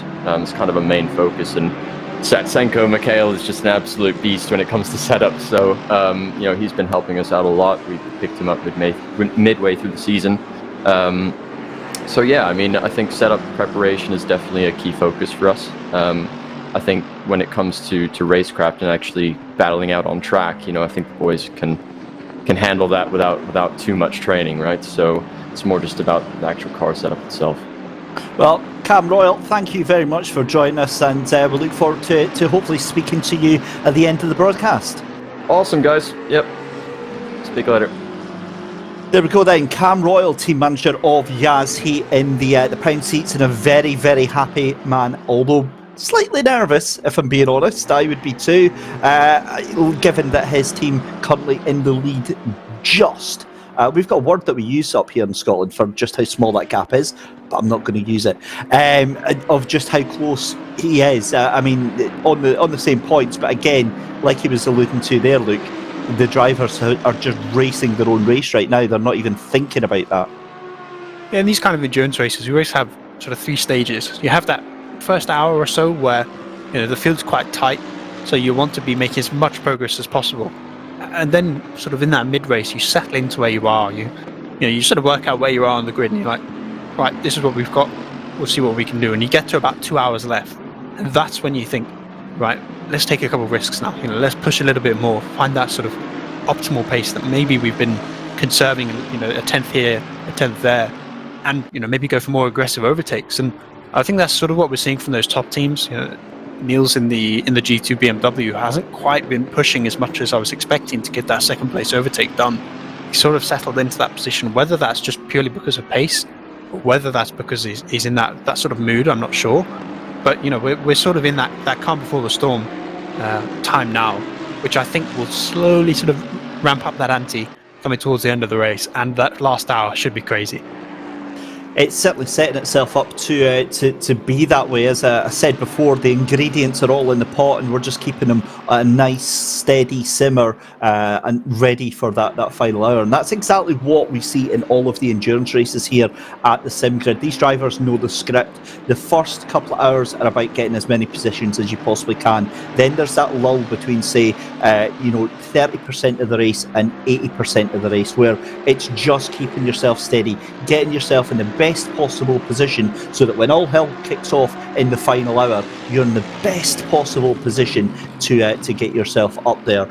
Just noticing there as well, the battle that you were mentioning there in second and third place between Tobin Lee and Niles Noyox there, I do wonder if they've kind of thought better of it than fighting each other, because when they're fighting each other, the pace drops off, and that allows Lukeberg to just romp away into the distance. But Niles Noyox has obviously got more pace, but he's just wanting to help push Tobin Lee along that little bit. I mean, Tobin Lee, that last lap there, did a 1:57.9. That's one of his fastest laps he's done in this stint. And so I think it would be better for Niles just to sit back, unless he's got a clear opportunity. Don't force Tobin to compromise his line, and the two of you just try and keep that pace and make sure that damage doesn't increase between Lukeberg up in front there. We're currently watching Pim van Mil in the NBR 629 Mercedes just now, trying to catch down, I believe that's Errol Verwey in the Lamborghini, the 111 car that's just up in front of him just now. The 111 have had a very mixed season as well in the DC Sim Racing NL machine as well. They've really, it's been a difficult one for them. Currently sitting 23rd right now. The DNF in round 2 at Imola has just pretty much torpedoed their championship right now, and it looks like the number 629 of Pim van Mil, he's been floating about the back for a number of laps now, but I wonder, Luke, if he can actually get that move done. Yeah, Lamborghini is a hard car to pass at the best of times, and Mercedes is one of those cars you sort of historically think is a good car for overtaking. It's not bad on the brakes, it's pretty good on the straights, but Lamborghini is pretty much the same. So you're in a position right now where you need that driver to go wide, and that's what we saw there from the 111. They got a little bit wide coming out of Beckett's, and this is going to give Van Mil the opportunity. It does go to the outside, which can actually work heading into this right-hander, if you can swoop around the outside and get that inside line, but no, it doesn't quite work. You know, you can sometimes get that inside line for the really slow left-hander coming up here. If you can dive down and get onto that apex first, it's very hard for the driver to defend and stop you from getting through. So there is an opportunity there, but it doesn't quite take it. Maybe things better off go for that kind of aggressive move this time in the race with 4 hours to go. I think that's the right sort of approach to take. But we've got a sort of a spy in Connall Courtney in the he's watching Niels right now, and apparently they're really struggling with that car in terms of grip. He's having a couple big moments right now where I think the car's losing the rear end. I wonder if the tyres are just going off. You know, we're not that far away from the end of the stint. I wonder if that car's just struggling with sort of long run pace and struggling with that tyre wear. Because one thing that does happen, obviously you don't really hear it much in GT, but in racing in general, especially when you're relying on downforce or grip, is when you're behind another car for extended periods of time, it can push heat into the tyres, partly because you've got that lack of airflow, and partly because you're losing a little bit of downforce from the lack of air, which forces your car to rely on the tyres a little more. So it's possible that because he's stuck behind the 24 car and running so close, that maybe he's getting that little bit extra tyre wear that's really hurting the car. Yeah, and the dirty air of the car in front, and you can actually see there Niels Noyaux moving out away from the draft, and again on top of that, you've got that slightly extra speed that is introduced into the chasing car, which means that it's a higher cornering speed behind, but currently Niels is fastest on track, 158.197, and that is a good 2/10 ahead of both the car behind him, Ross McGregor, and ahead of the 2 cars in front of him, Luke Ebert and Tobin Lee. So he's had a bit of a moment there, and that didn't look like a forced error. So he's had to pull that off just to avoid a warning. Look, I don't know what on earth happened there with us, but I'm going to drop back quite a bit. Gets me like that all the time. Where the turning for that corner is really awkward in GT3 cars. In a prototype or an open wheel car, it's pretty much a flat out corner. You know, maybe there's a half lift on entry just to get the car turned in, but in the GT3 it's a proper corner. You know, you slam the brakes for like half a second and then lift off, and you have to really chuck the car in, and you rely on that sort of front grip that's generated partly by the downforce, partly by that mechanical grip. So towards the end of the stints, especially in a car that understeers like a BMW, sometimes you just can't quite get it to the apex, and that's what we saw there. And when you don't get to the apex, when you don't touch that curb on the inside, the car will just drift wide, get out of track. You know, there's that massive runoff area, so it's not an issue, but you can lose a fair bit of time in that corner if you do go wide. You know, you're thinking like 2-3 tenths to there. So it's I think partly just to the fact that, you know, BMW late in a stint, you're going to have that understeer, but all those cars really will be struggling in that corner towards the end of their tyre life. I do have to possibly get Mikey out to ready up the hashtag blame Michael on the moment, because he's just pointed out that it's over 90 minutes since the last penalty. I do feel like that has jinxed the boat slightly on there we go. So we'll keep that ready. We'll use it if we need to. But at the moment, some excellent driving standards going on right now, and this is to be fair expected during the midpoint of an endurance race. The cars, the drivers settling down into their rhythm. They're in that flow state. They're in that peak state where they're just piling on the laps, and then it's going to be a case of getting round into the pit stops, and then 2 to 3 hours to go. You know, that's where it's going to kick off. Yeah, it's all going to change, I think, if that rain comes. Because as soon as the rain comes, you can gain or lose so much time that you need to be pushing quite aggressively throughout the whole stint. Because it's very easy to lose a second or two per lap to the cars around you, you know, with that wet condition. So for now in the dry, you know, everyone's sort of running at a very similar pace. It's probably a second to a second and a half is spread across the field in terms of race pace. So it's very difficult to make up any time or lose any time just by, you know, lapping to your own race. But as soon as that sort of weird weather steps in, you know, whether it's high wind, whether it's really low temperature, whether it's actual rain, that's when the sort of the field will spread out a lot more in terms of pace. So if you are one of those drivers sort of in a position where you're where you kind of want to be, you know, obviously you always want to be going forward. But if you're in an area, let's say for the 157 car, they're not going to be pushing too hard. You know, they're sort of going to stick to the the pace they're at right now, because they're in a good place. The championship, they're looking pretty good, especially if the 149 has an issue. They're the ones that will benefit. So those kind of cars are just going to wait, I think, look for those conditions. So right now, with that track temperature dropping as well, a lot of these cars are going to have low pressures. So that's potentially why we're seeing cars have that sort of understeer. Lack of front grip caused by a lack of front tire pressure will do that to you. And I think maybe that's what the 62 is struggling with right now. But everyone's sort of settling down. Everyone's sort of taking their time with things. Even with overtakes, you get alongside someone and you think, maybe not this corner. I'll wait a little bit longer. And on that note, we can see that the 149 of Andrea Capoccia has taken a pit stop. Then he's all the way down into 17th place just now. That drops him down a little bit more, but it is all the story with almost 4 hours to go. It is all about Zancho Rocket Esports. 3 of their cars into the top 4. Luca Berk with the number 23 Zancho Rocket Esports car, sharing it with Jack McIntyre. It's then Tobin Lee in 3rd place, and Tobin Lee into the pits actually, in 3rd place at the moment in the number 24, and then Ross McGregor in the number 22 car just now. But again, the championship is just on an absolute knife edge at the moment. I remind you, ladies and gentlemen, as we came into this final race at Silverstone, as Alric Henslin has a I think he needs to get a new ISP after that moment. That was a little bit scary there. Yas Heat currently topping the championship tables with 301 points as they came into Silverstone today. It's then in 2nd place GTWR Simulator GN truck in the Lamborghini Huracan 157 car in 2nd place, 289 points from them, just 12 points behind your championship leaders. It's then Jean Lacy Esports Academy in 3rd place in the number 27, 276 points for them. Still in with a possible contention are Food Critics and Racing Line Motorsport in 4th and 5th place in the 39 and the 191, but that is at the moment nothing more than a mathematical possibility and a hope and a dream and a wing and a prayer for those 2 cars right now. We're coming up to 4 hours left to go, Luke. Let's sum things up so far. What are we expecting to see in the final 4 hours?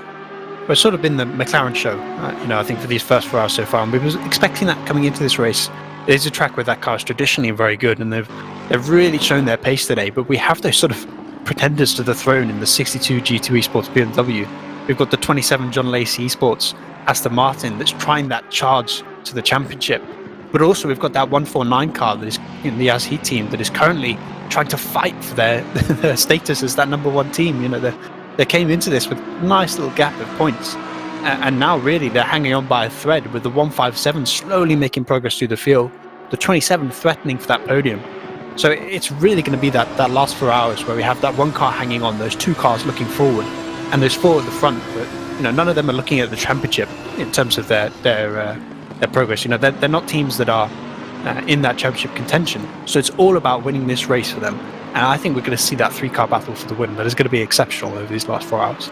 It certainly is, and you're going to see it all here on the SimGrid's YouTube channel. As always, ladies and gentlemen, if you do like what you see, hit the like button, hit subscribe button, hit notification bell, and you will keep up to date with all of the action here at the SimGrid, as we're currently watching Tobias Pfeffer in the 157 alongside Giannis Shoudakis for the Expat Sim Racing. Now this is dangerous. This is very, very dangerous for Tobias Pfeffer in that 157, because he needs the place, but he also needs to keep out of any danger there, and he goes into pit lane. That is a 3000 IQ move right there.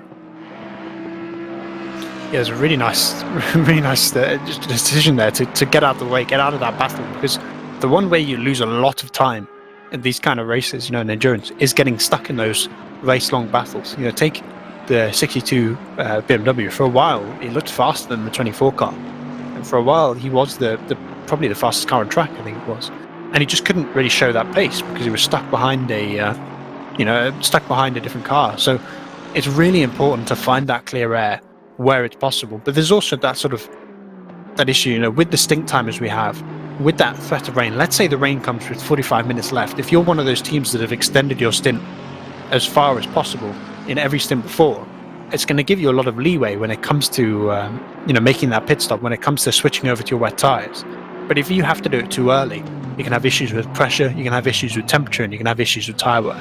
So I really like right now that 62's position where they've got, I think, 5 or 6 laps on the sim timer extra versus the 24 car. As I think the 24 is doing it at the hour every time to try and minimize that tire wear, which the McLaren tends to struggle with.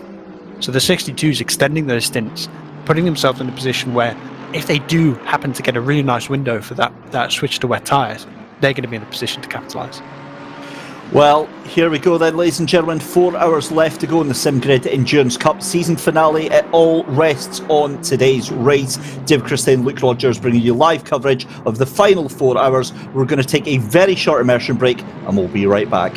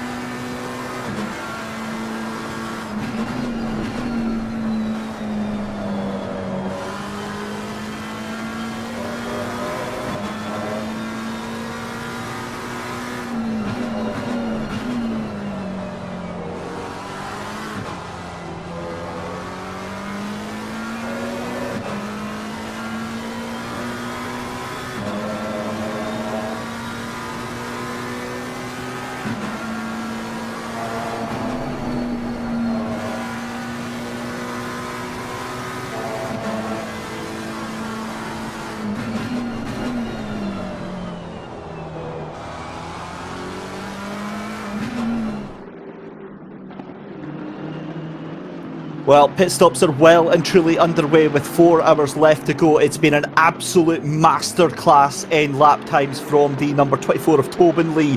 2 consecutive purple laps, 157.522 and a 157.501 set the standard, and he is trying to make sure he holds on to that second place. Ladies and gentlemen, a very warm welcome it is, of course, Dave Christie here with Luke Rogers. Luke, we're into the final 4 hours.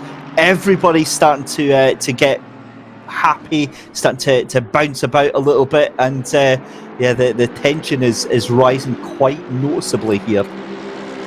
Yeah, there's certain cars now that are slightly off strategy, really. You know, the 24 car had to make that early pit stop in the first stint. It's put them about 10 laps behind, you know, the 62 and the 23. And the 27 obviously is coming a little bit earlier as well than some of those cars towards the front. So it's quite intriguing to see that there's slight differing in strategy. I don't know whether that's because there's been tyre issues. You know, maybe the pressure's got so wrong, or they had a puncture or something like that. But those cars that are extending the pit stops are putting themselves in a really good position towards the end of the race, if they do have to make a weird stop. And also, like once the sun properly goes down, there's going to be that big shift in temperature on the track. You know, we're at 16 right now. As you said earlier, we're expecting it to be down towards 10. So if that drop happens quickly, if you're in that position where you've extended your stints, there's an opportunity where maybe you can make a slightly earlier pit stop and get that switch onto properly pressured tyres and gain some time that way. Yeah, for sure. It's all bubbling up very, very nicely indeed. This is Luca Lozio on the 27 Gianalesi Esports Academy car that we're currently watching right now. He is on the tail of the number 14. That is the Odox Motorsport Mercedes right now, currently being driven by Martinez. And a very, very... it's almost like a chess match, a 4D chess match that's going on right now, as the 14 having to get sent very, very wide. Gerard Martinez-Amer doing a cracking job, but it's never going to be enough to hold on to Luca Lozio. Brilliant stuff. But different strategies on play there. No real reason, of course, to hold on to or fight to that place. It's difficult though, Luke, isn't it, as a driver, you know, just letting a car overtake you. There's always the temptation just to let that right foot be a little bit heavier than normal.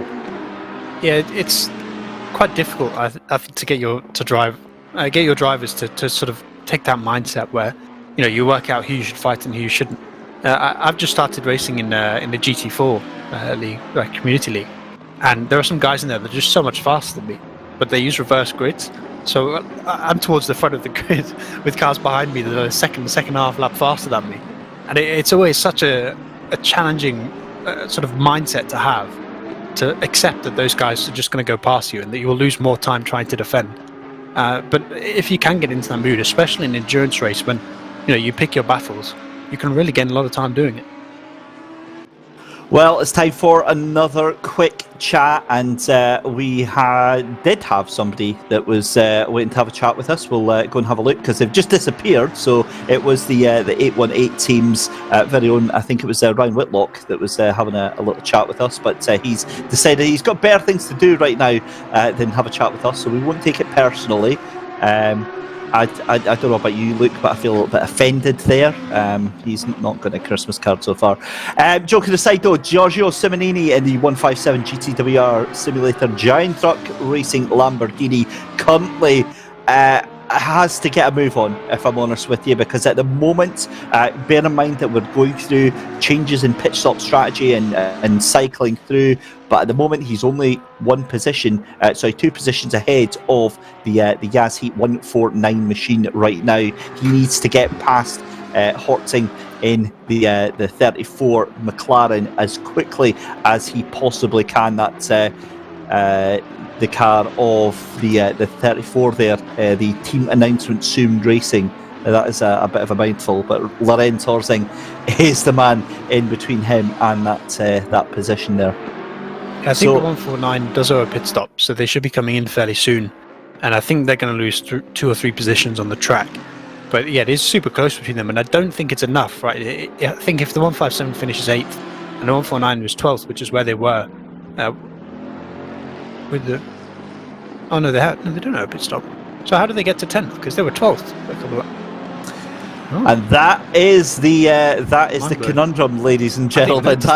When did they overtake? That's exactly. That's the thing. I think it's all been done on pit stops as well, because when the 157 was up in about maybe 4th or 5th place, or maybe a little bit lower, but I think they've just fallen back. So either the pit stops have just kind of fallen back. The Triple Eight in the Lexus is fallen back from where they were. They were in the middle of that battle, and they've went into the pits, and they've had to go into the pits again. So trouble for the Triple Eight car, the Coach Dave Academy.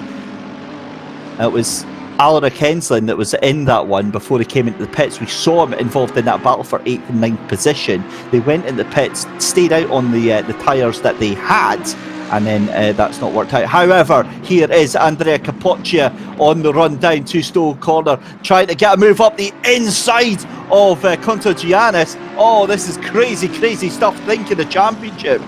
Think of the championship. That is wild, wild stuff. And yeah, Capoccia, I've got to be honest, if I was team manager right now, if I was Cam, I would be screaming down the microphone, Luke, on Discord right now, and trying to get Andrea just to rein it in and wind it in a little bit, because he doesn't need to be doing that right now. Yeah, I think as things stand, even without that position, he'd be leading the championship. So it's a very risky move to make, going for an overtake like that. It's not an easy corner to overtake in at the best of times, especially when you're on the inside line. You know, generally the passes that work there are about holding on around the outside and then getting that inside line to the next corner. So trying to send it up the inside there is it rarely works out. You see there, luckily there was no contact, but he didn't get the move done.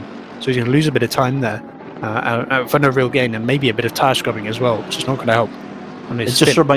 It just reminds me of one of my favourite lines from Dodgeball. It's a bold strategy, Con. Let's see how it works out for them. Right, Ryan Whitlock is back to have a chat with us, so we'll have a little word with him. A very good afternoon then to Ryan Whitlock from Madhouse Racing 818.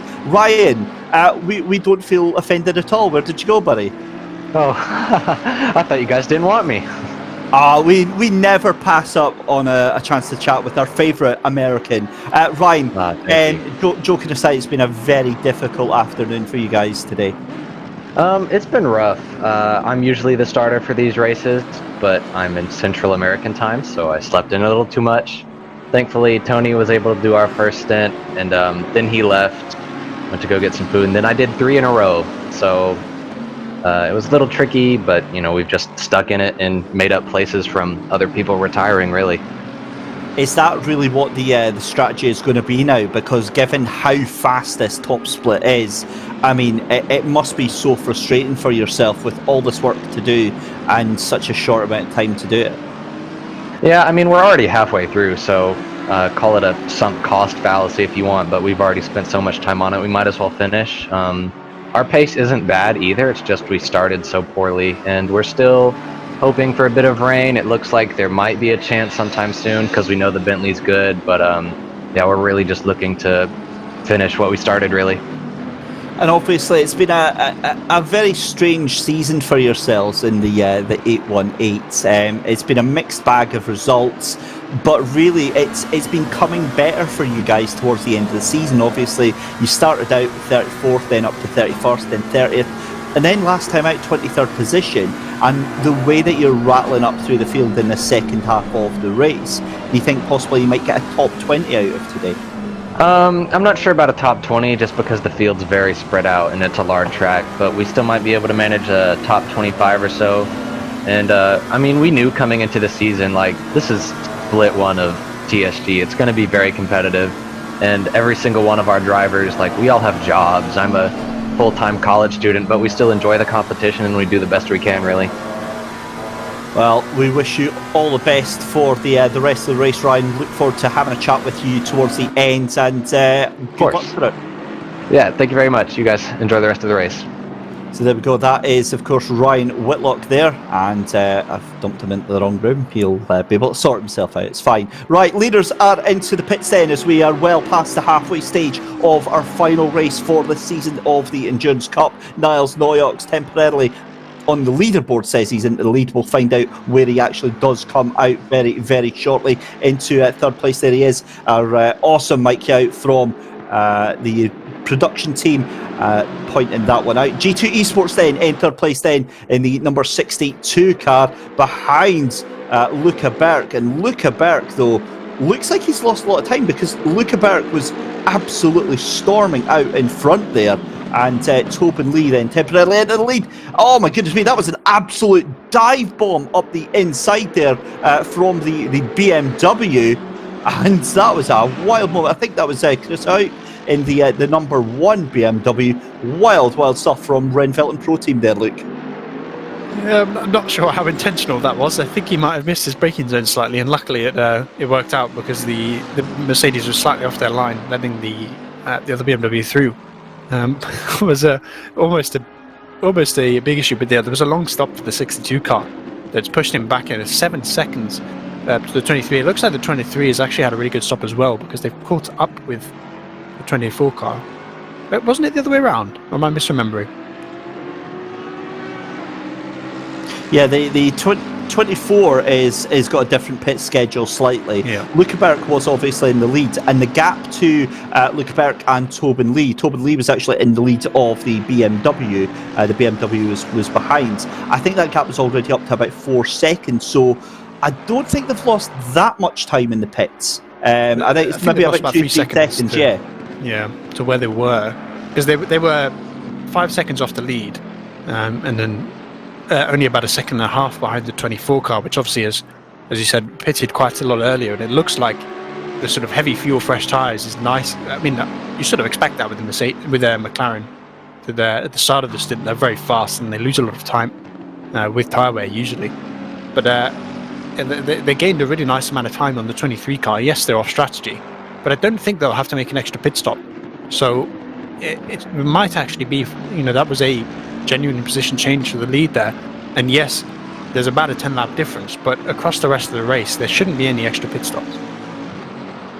Yeah, it's a great point there. I'm a little bit nervous watching this one. This is Lorenz Horting from Team Announcement Soon Racing on the back of Andrea Capoccia, and I'm just thinking to myself, that's the championship leader.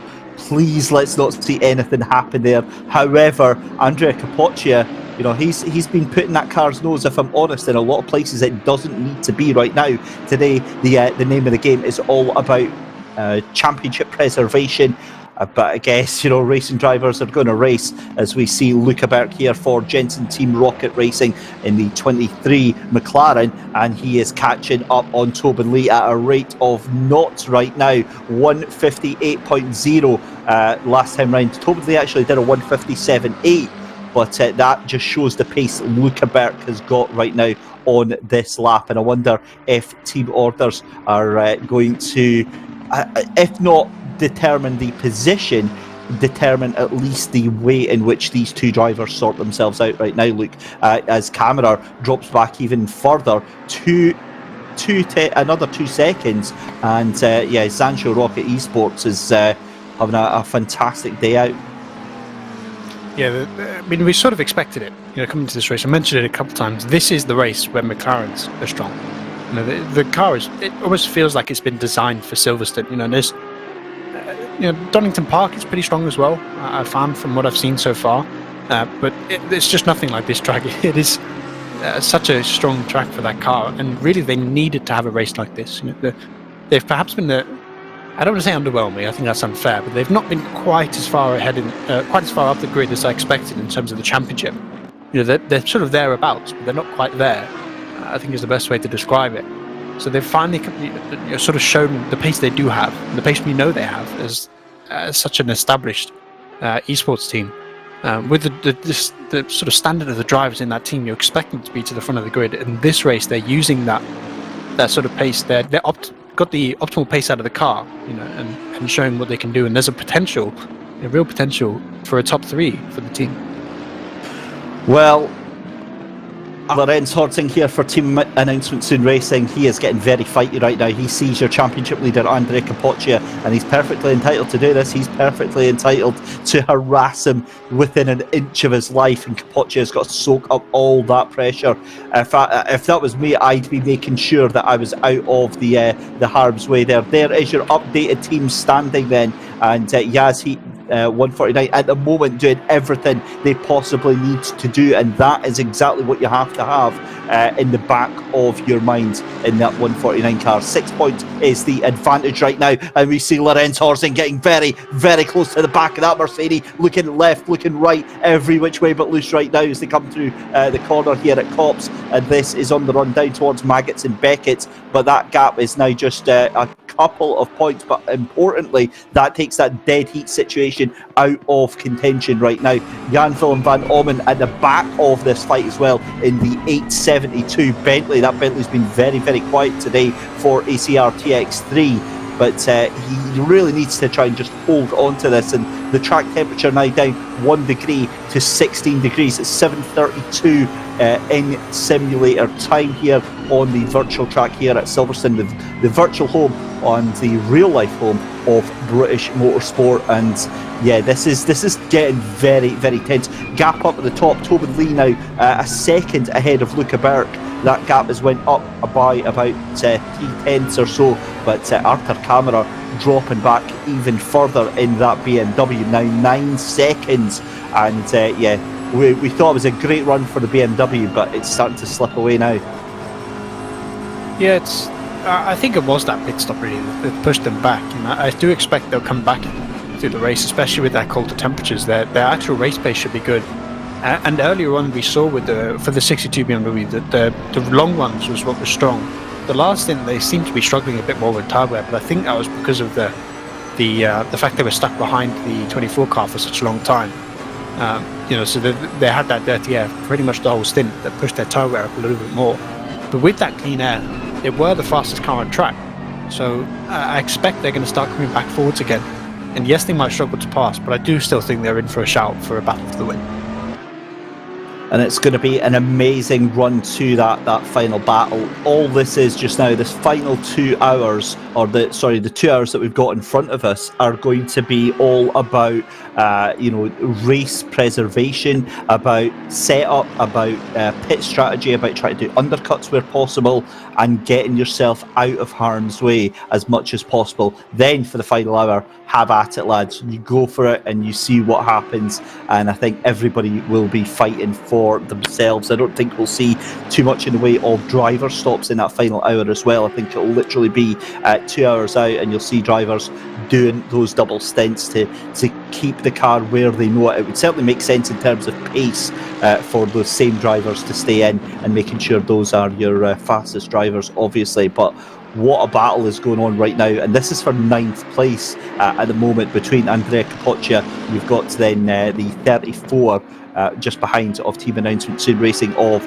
Lorenz Horting. One of the few 4-car squads that we've got in the mix, and then behind there is the 872 Bentley of Jan Willem van Ommen for the ACR TX3 screen. So a very good afternoon to YouTube chat. Great to see we've got over 200 watchers just now. A very good afternoon to every single one of you. A reminder as well, if you do like what you see, just to give us a little like and a little subscribe as well. If you want to get involved with the community, head over to simgrid.com. We have got a variety of daily races as well as our fantastic championships. We've got season 3 of the Sprint Cup kicking off next week, and then the amazing World Cup is getting underway very, very soon as well, in association with VCO. There you see the Sprint Cup, and there is the World Cup, $20,000 prize fund over 5 rounds. And then we've got the Best of British Championship taking part as part of our Super Saturday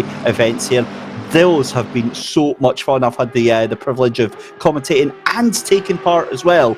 You're not going to see me for a little while until I do get my my boots on. I've got to say, actually, it was quite enjoyable on Thursday. I was getting to go toe-to-toe for about half a lap with Michael Hamlet before I binned it. That was rather enjoyable, Luke. I say I'm doing that GT4 championship that I mentioned earlier. It's pretty. We've got Luca Bergs in the grid. Actually, he's right towards the front. I think he actually won the first race, but Jensen Button's in it, Alex Buncombe.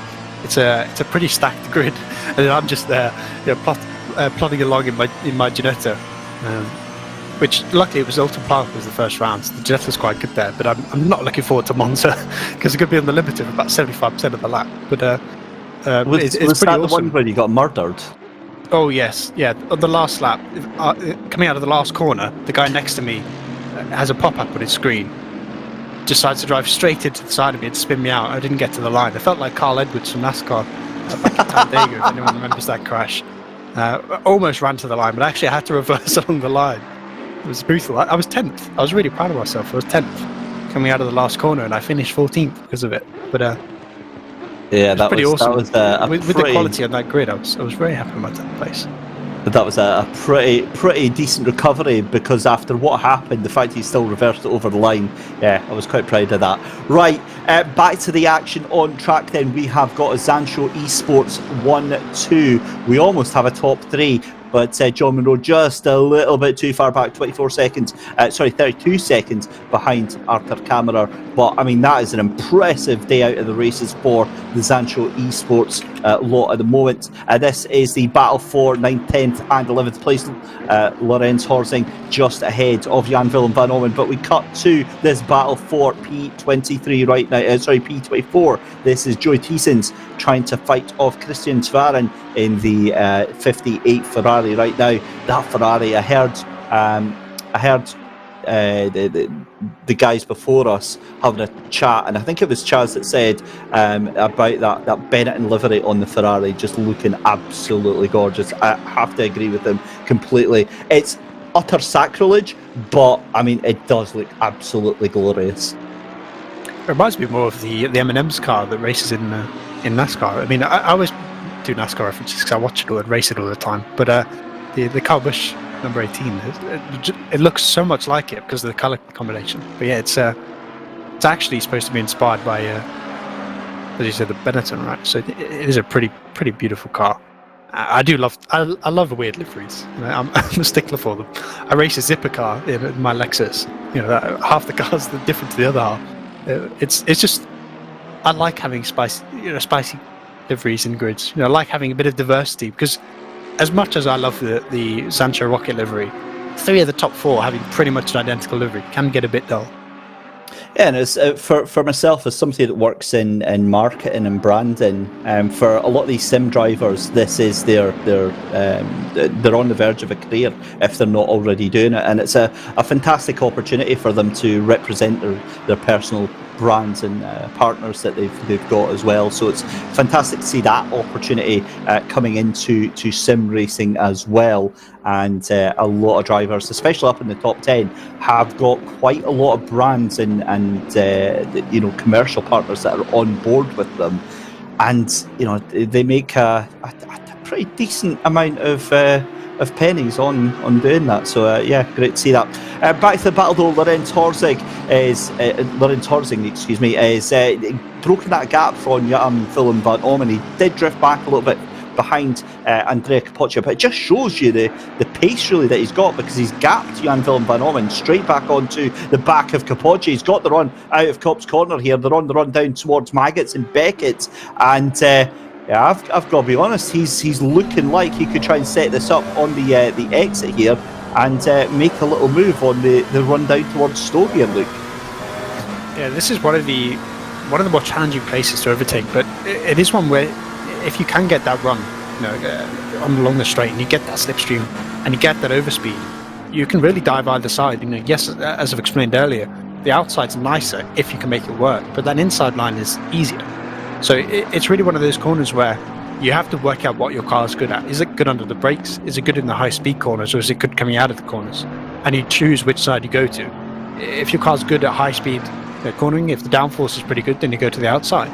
If your car's good coming out of the corners, then that inside line is nicer. And especially if your car's good under the brakes, that inside can be the better move, because you can get so far ahead that even coming into the chicane just after, it's not going to be a massive issue. So it's a very complex corner to overtake him, but it is a real opportunity, and that's what I love about this track, is that overtaking is not easy, but there are a lot of places you can do it if you know how to. Capoccia in a dangerous position right now, because as it stands still, granted we've got 3.5 hours to go, but at the moment he has got Horsing and Van Ommen behind him, and just trying to work out the points that are involved in that. I think that's 6 points that are there if indeed he does lose the place to Horsing, and if he loses it to Horsing, you can believe that Jan Willem van Ommen is going to try and fire that through as well, and that would be the 6 points difference, I believe, required to make that into another dead heat again. But of course, as we said, Yas Heat would take it on a dead heat because they've got the more podiums. But I mean, the last race of the season, you don't want to be putting yourself under that pressure. You don't want to be relying on, oh, we've won the championship just because we've got more podiums. You want to make it work. And Horsing, I mean, I'm loving this. I'm absolutely loving the fact that he's pushing so hard. And you can really see the difference in the cars. Right, the McLaren is gaining on corner exit usually, but that Mercedes seems to have a bit of pace coming into the corner. Maybe being able to brake a little bit later, getting slightly better turning, which is actually a little bit surprising. We'd expect the McLaren to have better turning, but this 34 car is getting a really nice exit out of corners, and that's why they're able to get these sort of runs. They're not quite able to get the move done right now, but through most of the lap, especially those sort of really high speed corners where you're in 5th, 6th gear, they seem to gain a lot of time. But actually in these chicanes, that deep dive, it seems to be working out actually for the 149 car. I think maybe the 34 went in a bit too deep there. But it's intriguing to see with these two cars, where they are faster across the lap, and how that's just, you get that sort of accordion effect where in this sector one car's faster, in this sector actually it's the Bentley behind is faster than both of them. And it should be, I think, a really good battle between these three for quite a long time, because they're so evenly matched on pace, and with these three cars being better at different things, it should be very hard for anyone to overtake. Well, one thing that hasn't matched on pace is the battle at the top. The Zansho esports cars are absolutely flying right now. 157s across the board for all three of the McLarens. But it's Luca Berg who's on the move right now. That gap now was a second. It's now down to 0.4 of a second. He is pushing very, very hard indeed. And just another thing to remind you at home, ladies and gentlemen, is that the 24 and the 34 will not score points at the moment. And that obviously has championship implications as well. But at the moment, Luca Berg for Sancho just looking so fast in his car. And he's about, well, on that last lap there, 6/100ths of a second faster than Tobin Lee in front of him. But this is starting to look a little bit racy here, Luke. Yeah, no, I'm curious exactly how much they are going to race each other. It is worth pointing out that the 24 can't score points because they are a one-off entry. So is there going to be that team order that lets the 23 pass and lets them extend their gap to the 62 car, or are they just going to battle it out? And I think we should see a battle, because the 23 is not exactly in a position in terms of the championship. They're not in that fight. They're in a fight for a top 10. But I think a top 10 is a battle they'll get from this. So maybe we're going to see that fight. And I really hope we do, because when you have two cars that are functionally identical on track, there's going to be a bit of setup change between the two cars. But the straight lines should be similar, and the braking should be similar, and so on. So racing each other is going to be really tight. In terms of trying to overtake, it's going to be a real challenge. And that should make it a pretty good battle. Yeah, it certainly will be, and I've said it numerous times already, but I mean, this is just bubbling away so nicely. There's so many different parts of this chessboard that are really falling into place quite nicely. And again, my eyes are drawn to that battle with your championship leader Andrea Capoccia and Lorenz Horsing in that 34 car. He's back on the tail of them as well. But more importantly, again, here's Jan Willem van Ommen right on the back of that battle as well, as we see Luca Berg and Tobin Lee going up the inside of the 44 car even. Just trying to make their way through. That's Gilberto Filho in the 44 for 3M Racing, who really just gets out their way and is trying to do his own race. You can completely understand that one.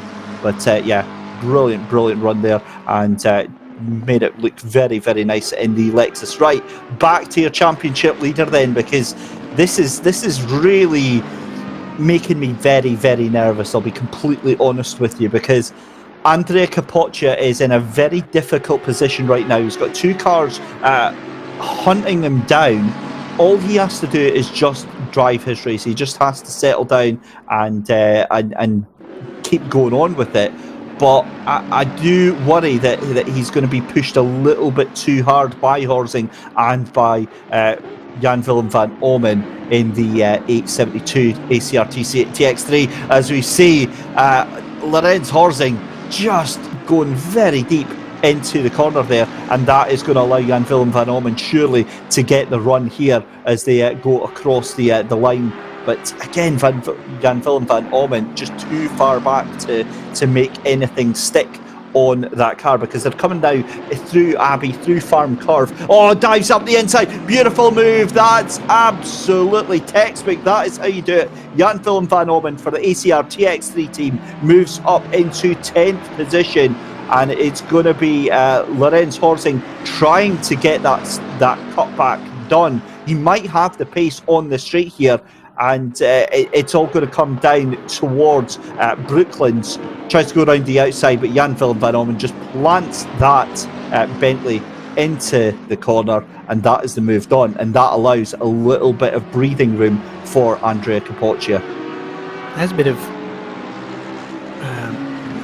concern, I think, for the 149 car that these two cars behind are looking so racy, because I think with 11th place right now they'll be okay for the championship, but they're then relying on cars in front of the 157 not having issues.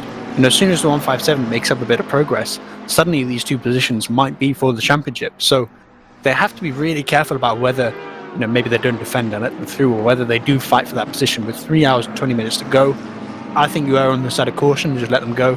If they do get right to your bumper. But there is that sort of threat that if that does happen and the 157 makes a bit of progress, then suddenly you're in an awkward position where you need to go forward and you've got no one to overtake. Yeah, for sure. And again, I think that's what the voice chat is going to be reminding those drivers of at the moment. This is Christopher Tvaran in the Smoke Salmon and Fries 58 machine, the Ferrari, trying to hunt back down Thiessen in that Lamborghini, the Treble 1 car. We've seen this battle just simmering away for a number of laps. Tvaran not really able to get close enough, although he fires it through late on the brakes, tries a little bit of trail braking. That gets him a bit of time, and surely now you might actually have the run here on the Lamborghini on the straight, on the run down towards Stowe here. But again, he has to think better of it, pulls in, and has to let that Lamborghini just drag the Ferrari through the second half of the circuit here. Yeah, that Lamborghini seems to have a really good pull out of sort of the mid-speed corners, where you're in that sort of third, fourth gear. Those kind of corners, its acceleration seems to be really strong, and that's why he's able to defend this position. The Ferrari, it looks like maybe it has a little bit more top speed, once you're up into the sixth gear, but those mid-speed corners just seem to be favouring that Lamborghini enough that they can protect the position, because those big braking zones where you generally make those overtakes all come off the back of a straight with mid-speed corners just before it. So when you do have your car set up for that sort of exit out of those kind of corners, or maybe when your car is naturally better at it, it makes it very hard to overtake them in this track. But there we go, the Ferrari goes around the outside, just get pushed off there into the grass. I'm not sure if that was a little bump or whether we just got a little bit wide on the exit. The 58 not quite able to make the position work in the 111 car. And for now, the Lamborghini holds on to position. I think the technical term that they use nowadays, look for that as a boop. That is a boop round the outside, sent him off into the gravel trap there, and yeah, he's going to be absolutely raging in that car. But look at this battle then, because Jan-Willem van Oomen now caught right up to the back of Andrea Capoccia, and this, you better believe, is for points. So right now, Capoccia is in a dilemma. Does he keep the foot in, and does he try and hold on to this position, knowing that it leaves him even more at risk? Or does he just let Jan-Willem van Oomen go and try and protect the car? Oh, into the barrier, huge contact for Christopher Tvaran in the Smoked Salmon and Fries, and you've got to believe that's going to be contact that's happened there with the, what car would that have been that he was involved with? That would have been the 149, yeah. Oh, the Bentley, yeah. It was either or, I think. There's a lot of cars in that sort of gaggle, that train for the ninth position, so there's a lot of opportunities there. Oh wait, no. Yeah, no, he was much further back. Yeah, yes, it was the Lamborghini. I'm getting confused. We had two battles we were keeping track of. It was the 111 car, wasn't it, that he was fighting with? Or was it the 111 in the wall? Oh, my brain's struggling. But it was the Lamborghini 58. There we go. There you go. It was the Ferrari that was in the wall, the 58. And then it was Lamborghini. It was the Lamborghini of Joy Teeson's, the 111 that he was fighting with. So there we go. Right. I think we're going to have tears before bedtime at this rate, because that was a wild bit of contact. So I know for a fact our broadcast producer Mike Yao is frantically searching for that one, and I've got a feeling that is going to be a little bit more of the little spat that they had earlier on. Andrea Capoccia, though, your championship leader now, half a second ahead of Jan Willem van Ommen. More importantly, though, is going to be Giorgio Simonini in the 157 Giant Truck Simulator Racing Lamborghini right now, because that is the championship rival that we are watching, currently in second place in the championship, currently on 289 points behind Yaz Heats 301, 12 points there. But again, with all of the moving parts that are going on right now, who knows what is going to happen. We've got another DNF, that is the 132 that is retired.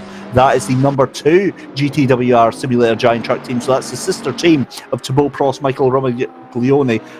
We'll cut to that in a second. But this is the 58. Oh, he outbreaks himself. Oh, that's naughty. I mean, that is literally, you've just caused your own accident there, Luke. Yeah, he just... I think maybe gets a bit over-optimistic, puts his car where it probably shouldn't be, and then that sort of starts the impact that causes the crash. Yeah, I don't think you can have anyone to blame except for himself there. Over-optimistic move. I think maybe just missed his braking zone. We'll see, I think, a second replay here. Well, actually, I think the Lamborghini gets a bit loose, and that's actually why the Ferrari goes out wide there in the first place. But yeah, I mean, he's off track, so... I do think it's the Lamborghini getting loose that puts the Ferrari there, but the Ferrari being off track and trying to come back on in the first place is what causes the contact. So I think it would be very harsh for a penalty to be dished out there, but it's really unfortunate for that Ferrari, for the amount of damage they'll have from such a hard impact. I mean, it's probably race ending. Well, I think the only penalty is the shame of having that incident and us pointing and laughing up here in the commentary box. A silly mistake, and one that really didn't need to happen. Although, if I remember rightly, I think we saw a similar incident last time at Paul Ricard with one of the cars going off the track. But we'll have a think about that. But this is James Parker trying to fight out with the Aston Martin. That's the number 72, the Jarlese Esports Academy Jaisa Jr. of Alex Vitero, who is just ahead of him just now. But James Parker in the treble 8 Coach Dave Academy car, this is a bit of a recovery drive for them, because they've had their problems through the race so far, and really just trying to knuckle down and get the positions back through, Luke. Yeah, they're a car you normally expect right at the front, especially in the sim grid. We've always had the Coach David cars are those ones that sort of fight for the championship. We normally have the 888 and the 889 taking part. Generally, there's a Ferrari somewhere with a Coach Dave livery on it that's always near the front of the grid. But this Lexus is having a bit of an underwhelming performance here. It is a track where the car's not amazing. It doesn't quite have that turn-in, that downforce that you need, I think, for this track, but it does have a lot of straight line speed that can really help around here. So that's why it's not in a bad position. Obviously 16th, which is a lot further up than I'd ever finish. But it's maybe a bit underwhelming for them. They're a car we expect to be at least in the top 10 in most races. I'm curious how much of that is the track and how much of that is just them not quite being up to pace today. I always remember the first time me listening to you talking about the Lexus. What was it you said? It was something like it's a wonderful car, but it handles like a dog. I mean, it has no downforce. It's not great at under braking. It's got quite a bit of tyre wear. It's very heavy, and it's fun. That's the only way you can explain it counts, really, isn't it? Yeah, it's just nice to drive, and it doesn't really. The only thing it does well is going a straight line. It's like a less extreme BMW. It doesn't have that downforce. It doesn't have that cornering speed that you kind of need from a car in GT3. But it's just nice. It's a little bit. It's not unique, but it's different to a lot of the other cars, I think, and that makes it fun to drive. But it's also a car that is. I like to call certain cars malleable. That you can bend it to your sort of will and your driving style. And the Lexus is one of those cars where setup changes can really affect how the car feels and how the car handles. So it's a car that, if you put a lot of time into it, I think can be really rewarding in terms of pace. And we do see that quite a lot, especially with the Coach Dave guys, who obviously we know put a lot of work into their setups, which is why they sell them. But we will always see them doing pretty well at races, especially at those tracks where setup is important. I think Misano is a really good example where the last time we were at Misano, they were one of the best teams. Husey on YouTube chat thinks we're being a bit harsh on Fallon there. I agree, although I'm myself. I'm in no position to criticise anyone. I managed to crash a GT3 car in the sim on a straight. So that really gives you an idea of the position that we're in. But look, at the end of the day, these things happen. It certainly wasn't intentional from either driver there. And I think that he's kind of punished himself more than race control can do. It wasn't really his. I mean, the 111 Lamborghini got loosed in front of him, so he went wide to avoid it. But in keeping on the accelerator and thinking that the Lamborghini would let him back on the track, he made a mistake, and that put him in the wall. So I don't think you can really blame him for being there. But lift off a little bit and just get behind. It's the safer way to approach it. That's not what happened. But it's not really his fault. It's a racing incident, and I think in every sense of the words. Yeah, self-preservation obviously has to come as the number one priority. Talking of which, here's James Parker on the back of Votero in that 72. They're side by side going around Stowe Corner.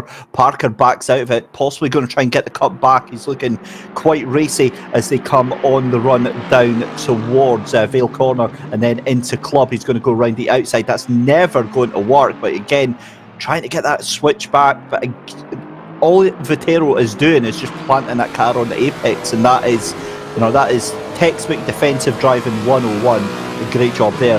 I'd be interested to see the battle for 9th position, because I think that's calmed down a little bit for Capoccia and Jan Willem van Ommen. Van Ommen just settling down a little bit there. I was also about to make a joke about BM, when you were talking about Lexus, and it being a little bit like the BMW, and I was waiting to say, oh, well, you mean it, but it's fast then.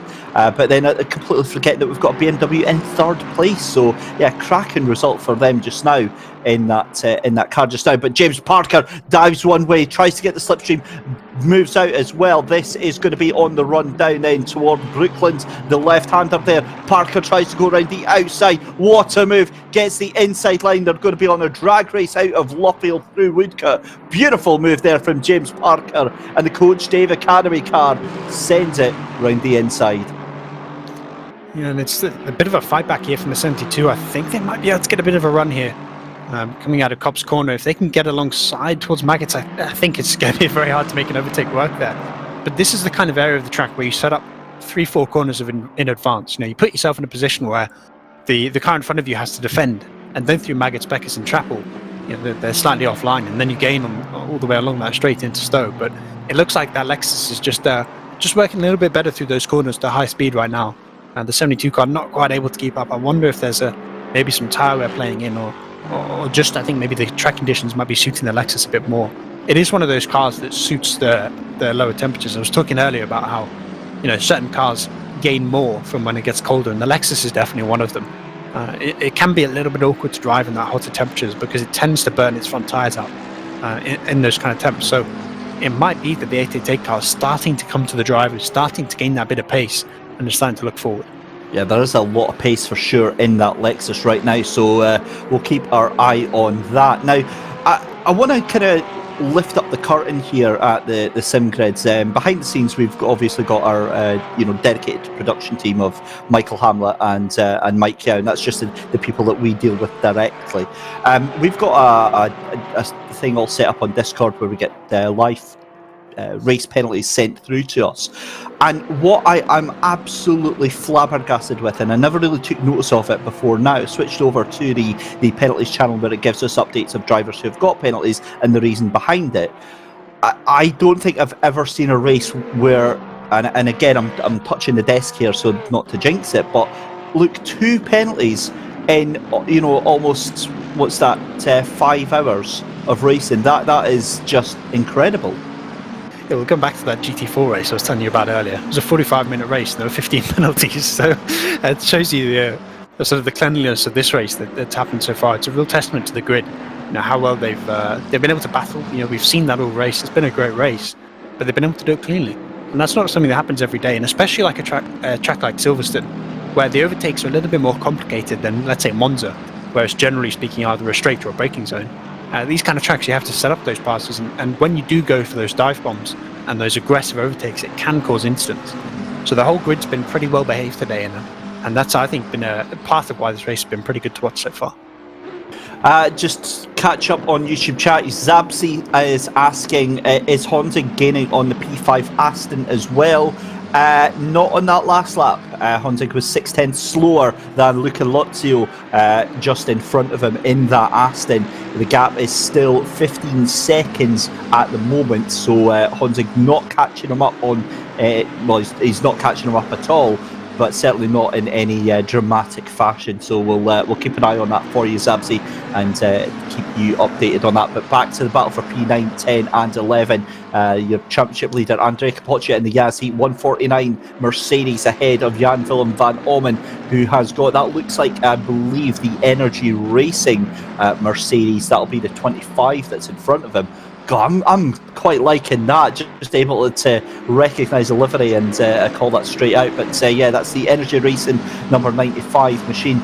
And we've got a bit of madness going on with some lap traffic right now, as I see Horsing has to duck in behind that 25 car. That allows Jan Willem van Ommen to break away a little bit as well. Oh, surely not round the outside. Calm yourself down, Horsing. That is going to have to wait until you at least get to a straight. I thought he was going to make a little bit of a crazy move there, but certainly thought better of it. Just behind them as well is the number 34 car. That is, of course, that is going to be the team announcement soon Racing, and I think that is, let's have a look, just behind him. No, wait a minute, sorry, that's Horsing that was just keeping an eye on there. Back to your race leader then, Tobin Lee. That gap was 1.5 seconds to Luckenberg behind. That's come down massively, because that is now, that looks to be what, 6/10 of a second, Luke? 7/10 of a second maybe? Yeah, and it's intriguing how these two are, there's sort of that ebb and flow across this whole stint, where one car seems to be faster over like a 5-lap period and the other one comes back. I wonder if that's just traffic. We did see the 24 obviously got through the traffic first, but the 23 car, so that might be partly why it's involved, but they're so close on pace right now. And even, to be honest, the two cars behind them are very similar as well. The lap times are quite similar across the board for those 4 cars, so it can be it's a bit unfortunate for us that battle's not happening because everyone's the same pace, but it does also show that if these guys do get right next to each other on track later on, that we are going to have a proper battle on our hands. Well, talking of which, just now, championship leader Andrea Capoccia into the pits in the 149 Yaz Heat Mercedes. So he is the first to blink with 3 hours 5 minutes left to go in this final race of the season here at the Endurance Cup Season 2. From the Sim Grid, you're listening to Dave Christie and Luke Rogers bringing you the final 4 hours live. And what a race we have had so far, and it's just, honestly, it's the tension is building so much as we see Kirill Antonov absolutely manhandling one of the cars out of his way. I think that was one of the lapped cars he was getting past there, and certainly was. That's the 94 that he was making short work of there. That is Grobler in that car, in the Retro Esports of Jean-Claude Grobler. Giorgio Simorini in the 157 GTWR Simulator Giant Truck machine in the Lamborghini. This is the championship contender. This is the second place car right now, but currently in the lead of the championship as it stands. Of course, pit stops are going to be a thing, and they'll be getting themselves around as well. We see a car off just in front of Arthur Kammerer in the 62 G2 Esports machine. That's the 94 that we were just talking about. That's Grobler that had that off-track excursion, and Arthur making it look very, very easy indeed. Just casually going 3 wide into village like it's nothing. It's not something you do every day, especially in GT3 cars. Let's say it was like a multi-class move right there, but it's really nice to see that he's gaining time in that traffic, I think, a little bit. He's not being slowed down by those cars, and that's really important. At these sort of phases in the race, you're pretty much going to be meeting a car that you're not racing every 3-4 laps. If you're right towards the front of the grid, you're meeting those guys that are a couple seconds a lap slower. So it's really important for these top drivers to lose as little time as possible in the traffic. But also, it's super important to just avoid incidents with them, because if you do go for an over-optimistic move, trying to make that move happen, you do have to remember they're in the same class of car as you, so they're not actually any slower in any of the corners in terms of the equipment they have. So it can be very difficult to make that overtakes happen. Sometimes you get a bit over-aggressive, and that's when incidents happen. But it seems like right now all these drivers towards the front of the grid are doing a really good job of avoiding that. Finding their way through that traffic cleanly and safely, and without losing too much time. And I think that's probably a testament really to the lower drivers on the grid, that they're being respectful of that race toward the front, whilst also having their own race. And it's meaning we have those battles all the way through the grid that are race long. And eventually, I think this 62 car will make that 10 seconds up across these next 3 hours. I do think it's going to happen. I think we're going to have that three-way battle to win. Yeah, it's certainly looking very, very likely indeed. Still 3 hours left to decide that puzzle and for the final pieces to get into place. But it is still Tobin Lee in the 24 Zancho Esports machine ahead of Luca Berg in the 23 Zancho Esports machine, and spoiling the party in the G2 Esports BMW, Arthur Camera right now in third place, because it would be Zancho Esports 1, 2, 3 if it wasn't for him. John Monroe in fourth place in the 22 McLaren, Luca Luzio in the Aston Martin in fifth place with the 27 machine, Jaroslav Honzik aka Jardier in the 39 in sixth place, Giorgio Simonini in the 157 currently, and I do put that in a big asterisk, currently in the lead of the championship as it stands in seventh place. And then it is in the number 7 car, that is of course Konstantinos Kontogiannis in the Audi, and then Jan-Willem van Omen in 9th place, Lorenz Horsing in 10th place, rounding out your top 10. Reminder that the 24 and the 34 do not score points today, but they are very much in the mix on track right now. So, 3 hours left to go. I just do not know what to expect right now. There are so many different variables on the mix right now. However, the one thing that we are going to have to look is that the rocket himself, the legend that is Mikhail Statsenko, takes to the wheel in the 149 Yaz Heat Mercedes, and expect times to go down. Luca Berg getting very, very close on the back. That's through Stowe Corner there to Tobin Lee. This is going to be run down through Vale, and Luca Berg is looking very, very menacing right now. We've seen him with incredible pace, and Tobin Lee now under a lot of pressure from his teammate. Yeah, it's getting a little bit feisty for the lead right now. 3 hours to go. I don't think this is going to end anytime soon. These guys have been so close on pace for this whole race that I expect it's going to be, if the 23 does get past, the 24 is just going to sit right on their bumper. And it probably will be like that for the next 3 hours. And I think it's really going to be, if there's an issue for one of the cars, it could be the only reason they might separate. But the one downside is if they do start properly racing, that 10-second gap back to the 62 G2 Esports car is not going to be 10 seconds for very long.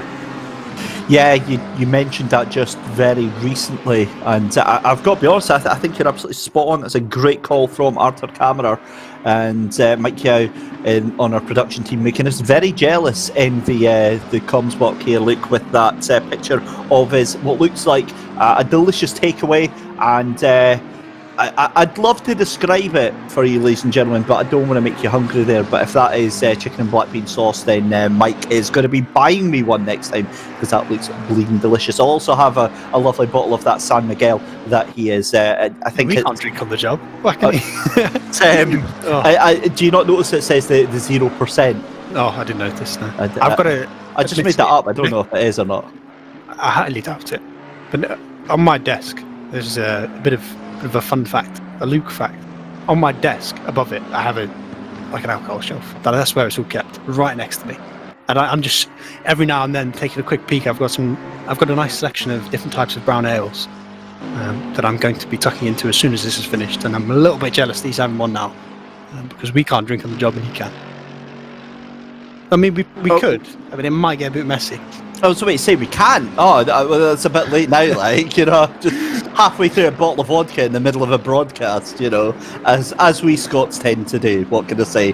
We have officially crossed the 3 hour mark to go, ladies and gentlemen, and we are well and truly into the final throes of the last race of the season here for the Endurance Cup Season 2. It is Luca Berg leading the way, but it is still Giorgio Simonini trying to send it in the championship, trying to steal the crown at the very last gasp.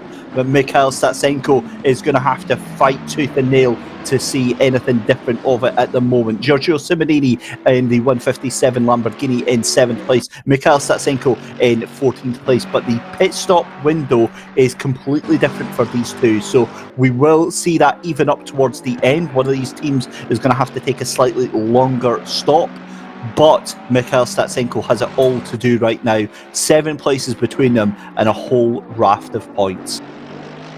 Yeah, I'm looking back towards the front of the grid. I'm curious to see what happens in this pit stop again, whether the 62 loses time again, because that's going to be a suggestion that maybe it's something to do with the amount of time they're spending getting fuel in the car. But actually, no, it shouldn't change, should it? So I guess it's entering the pit stop where they lost time last time. Or maybe they missed their stop slightly, but you can gain and lose a lot of time in the pits. And if it happens again, it's going to put the 62 in a real difficult position. You know, they had a poor in-lap as well, we've been told by Mike and on my ear. So they need to avoid that this time. That's the important thing for them. Just having a quick look at the timings here. Giorgio Simonini, that last lap, 2:02.889. That was 4 seconds he's lost. He's lost an 8-second gap to Konstantinos Kontogiannis behind him, and he is under big pressure right now. This is a huge, potentially championship-defining moment that we are watching before our very eyes. Thank you very much to Zabzi on the YouTube chat for bringing that one to our attention while we were watching the battles throughout the field. Obviously, we do try and give as much airtime to all of the battles going on through the field, but we'll cut to this one because this is possibly quite pivotal for the championship. And look at Kontogiannis now. He has got the pace right now in that Audi, and that Lamborghini is very much struggling. We'll have a look at what Simonini can do as he comes around, but definitely the pace is not there with that car right now. That is now 23 seconds to Jaroslav's Honzig, and that was 15 seconds about maybe 15 minutes ago. Yeah, it was an 8-second gap as well. So, being 4 seconds lap slower last time round isn't really telling the whole story of where that 8 seconds has gone. So I assume it's a car issue rather than actually a moment somewhere. Unless it's happened just entering the final straight. If it happens down in Luffield, then I guess that explains it. But intriguing to see, and as he does come into the pits, does he have a bit of an issue coming in? It looked okay, to be honest. I'm curious exactly why they lost that time, because to me that doesn't feel like there's been a spin or a moment somewhere. If they've lost time over 2 laps, it's either happened in Luffield or it's an issue with the car. Well, we'll keep an eye on that, because that changes the pit strategy as well, because he was significantly later into the pits last time round, and that evens things up. That now puts the advantage back into the ballpark of Mikhail Statsenko in the 149 Yaz Heat Machine on the way down towards Brooklands just now. But I mean, there's so many different things that can change with this race. I mean, it's literally all of us here, both us in the commentary team and the team involved in production, Michael Hamlet and Mike Yao. We're all sitting on Excel spreadsheets and trying to figure out, well, if they finish there, what's going to happen here? And it's just absolutely crazy how many different outcomes we could have tonight. Yeah, and it's really we've got that sort of 3-horse race right now. But I'm intrigued to see if this 27 car, the John Lacey Esports team, if they can make some progress, because right now it kind of feels like the 157 and the 149 are sort of locked into where they are. They don't really feel like they're making any forward progress. Not losing that, we saw obviously the 157 lost a bit of time there, but I think by the sounds of it, it's probably just a moment in an awkward position on track. But those cars sort of seem they are where they are, and it's now the 27 car that is the one that can put that pressure on. They're the one that's having the good race. If they can improve slightly, a couple more positions on track, there's a real potential that they could steal it on the final race of the season. Oh my goodness me! If you wanted to have more drama, then figure out this. The fact that Giorgio Simonini, who's now just switched over to Jordan Sherritt, is now about half a second in front of Mikhail Statsenko on track. The two championship contenders are fighting it out literally on track right now. That is incredible stuff. So big scenes there. However, at the moment, that also, as you alluded to there, Luca Lozio in the 27 for that Jean Lacy esports team. Now he's they're in third place in the championship. They could be the dark horses here, and if they steal this at the last gasp, I mean, that would be absolutely outrageous. Yeah, the one thing I'm a little bit worried about, the 149 knows it needs to sort of curb the pace of the 157 car, and the one way it can do that is by getting ahead. So is there a potential that we're going to see this battle between those two cars, and maybe them get a bit feisty on track, and then suddenly, if there's an incident, that 27 car goes from being the dark horse to being a real contender? And the 27 is just... chat, what happened to the to Simonini's car. He had a big freeze. I assume, based on the fact that he lost it over 2 laps, it probably happened right towards the end of one of the laps, and he just lost time over that PC freeze. But luckily, it unfroze. Luckily, it wasn't a race ender, which does tend to happen when you have big freezes. So, a bit of harm done, but not the end of the world. Yeah, that's some scary, scary stuff there. And just looking... now, the interesting thing for that 27, Luke, is that Luca Lozio has passed over to Leonardo D'Alcamo, come out of the pits, and it looks like D'Alcamo is D'Alcamo still up in the 8th place? I mean, if he is, that is a fantastic hold to that. We'll keep an eye as the cars come through and go through, but more importantly, I mean, he's only 25 points behind, and I've got a feeling that is going to be a significant batch of points that he's got just now, maybe about 10 to 12 as well. I'm pretty sure the 3 cars in front, right? They need to pit, or they're a pit stop behind at least. Well, if they've just swapped driver, because it was Luca Lozio that was in the car. Yeah, no, what I mean is the 27s pit before them, because they did pit from 5th place, right? So they were ahead of Jardia at the time, so I'm pretty sure they'll go back to 5th. And I think the 157 is a position or 2 inside right now. We were saying earlier, I think that the 27 needed a top 4 if the 157 finished 10th, I think it was. So right now, they need to make a bit more progress forward. But they are in that position where if something does happen to one of these 2 cars, they're in a real position to take control. Just watching the battle for the championship lead right now on track, because at the moment Jordan Sherritt having to hold off Mikhail Statsenko, and at the moment I mean, Statsenko's doing everything that he needs to do with regards to Sherritt. There's nothing that he can do with Leonardo D'Alcamo. All he can do is the immediate threat from Jordan Sherritt. And that car looking very, very fast indeed. He's going to get his way past a lap car just now, and Sherritt getting a little bit of clear breathing room between the two of them. But with 2 hours 50 left to go in the race, there's really, I mean, so many moving parts here. The Mercedes just looks so fast right now, and I think that Mercedes is actually going to get faster as the temperature starts to drop here. The McLarens are just away with it right now. They've looked so good up front in the 3 out of the top 4 positions, but with the track starting to cool down, we're now down to 15 degrees Celsius. The wind has completely dropped down. Now, that doesn't mean that there's no chance of rain, but it significantly reduces. With the fact that it's dropped to just about 1 to 2 kilometers an hour, it makes it very hard for those clouds to move in and make any sort of difference, as Jardier jumps into the pits in the 39, as does James Parker in the 888. It's generally around sort of 8 to 10 degrees, 8 to 10 kilometers an hour is when you sort of expect the rain will come. If it's around that and stays around that for an hour, at some point it's going to suggest that a rain cloud might appear. But when it does slow down, it doesn't stop rain from happening. It just if it does come, it takes ages to come, and you generally get that sort of light rain. You get the drizzle that makes the track damp, but doesn't quite switch it over to wet tires, and that can have a really intriguing effect on the race, because there are certain cars that are really good in full wet conditions. I personally feel like the McLaren, if it's set up properly, is actually not that bad on wet tyres, as long as it is set up properly. But in that transition period where it's on dry tyres on a slick track, it can really struggle and lose a lot of time. So, if we do just get that sort of light drizzle, those cars towards the front are going to really struggle. Yeah, it's a great point. So at the moment, your top 3 championship contenders all within the top 15 right now.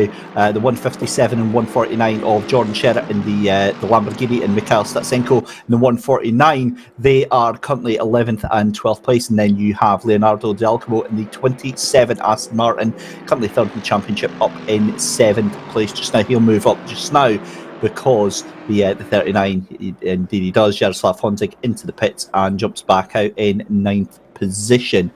So we've done 155 laps here at Silverstone, the home, the epicenter and the heart of British motorsport here. An iconic track here, full of high-speed twists and turns, thrills and spills. And again, I think it's for sure, there's no doubt that it is going to deliver tonight in terms of drama and excitement. But again, in between these pit stops, Luke, this is where things start to calm down. This is where drivers get into the zone and really just do what they can to try and, wind the time down in as low drama a way as possible. Sometimes it can be very difficult to sort of get in the rhythm, of a race, where if you're racing people around on the track, if you're right next to someone for position, you're constantly thinking, I need to be faster. I need to find a way to get past this guy. But sometimes when you just get that nice clean air, you've got a couple seconds up the road, a couple seconds behind, and you start your stint, you can just get into that rhythm, and that's where you start pumping out consistent lap times, and that consistency is what gives you a sort of a good platform for later in the race pushing, and making those positions up at the end of the race. So it's really important right now for these drivers in this kind of stage in the stint. They're fairly early on, they're fresh tires, high fuel. They just want to get in that rhythm, get in the zone. And start pumping out those consistent, decent lap times. You don't necessarily need to be putting in your best lap times right now, but if you're a couple tenths off it, if you're doing it the same every lap, if you're setting, mid to high 58s every lap, you're going to be in a pretty good place compared to the rest of this field. You certainly are. Tobin Lee jumps into the pits and hands the controls over to Michael O'Brien then in that 24 Zancho Rocket Esports machine. That hands the lead over to the 23 of Luca Burke. He'll be coming in soon to hand over to Jack McIntyre. And again, the McLaren's just been in a league of their own right now at the front of the field.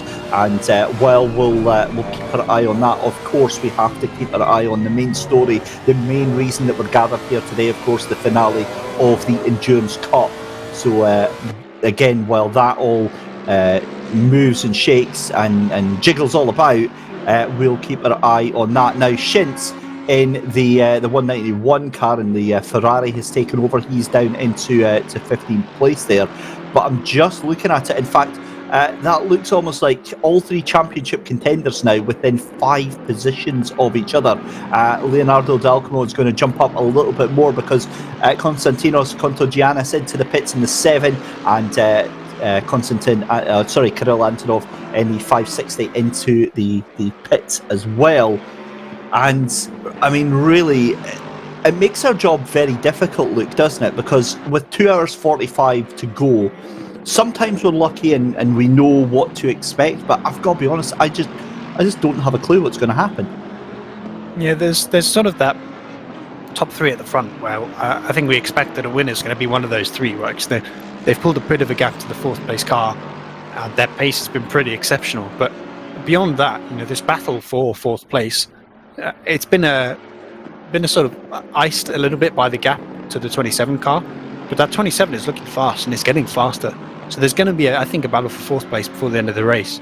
This top 10 battle, between 2 championship contenders and a fair few other cars at that, has been going on for hours now, and it doesn't look like it's going to stop anytime soon. So we just have these sort of big unknown factors, especially for the drivers that are fighting for that championship, that make this last 2 and 3/4 hours of this race, I think, are going to be some of the best racing we've seen in Sim Grid.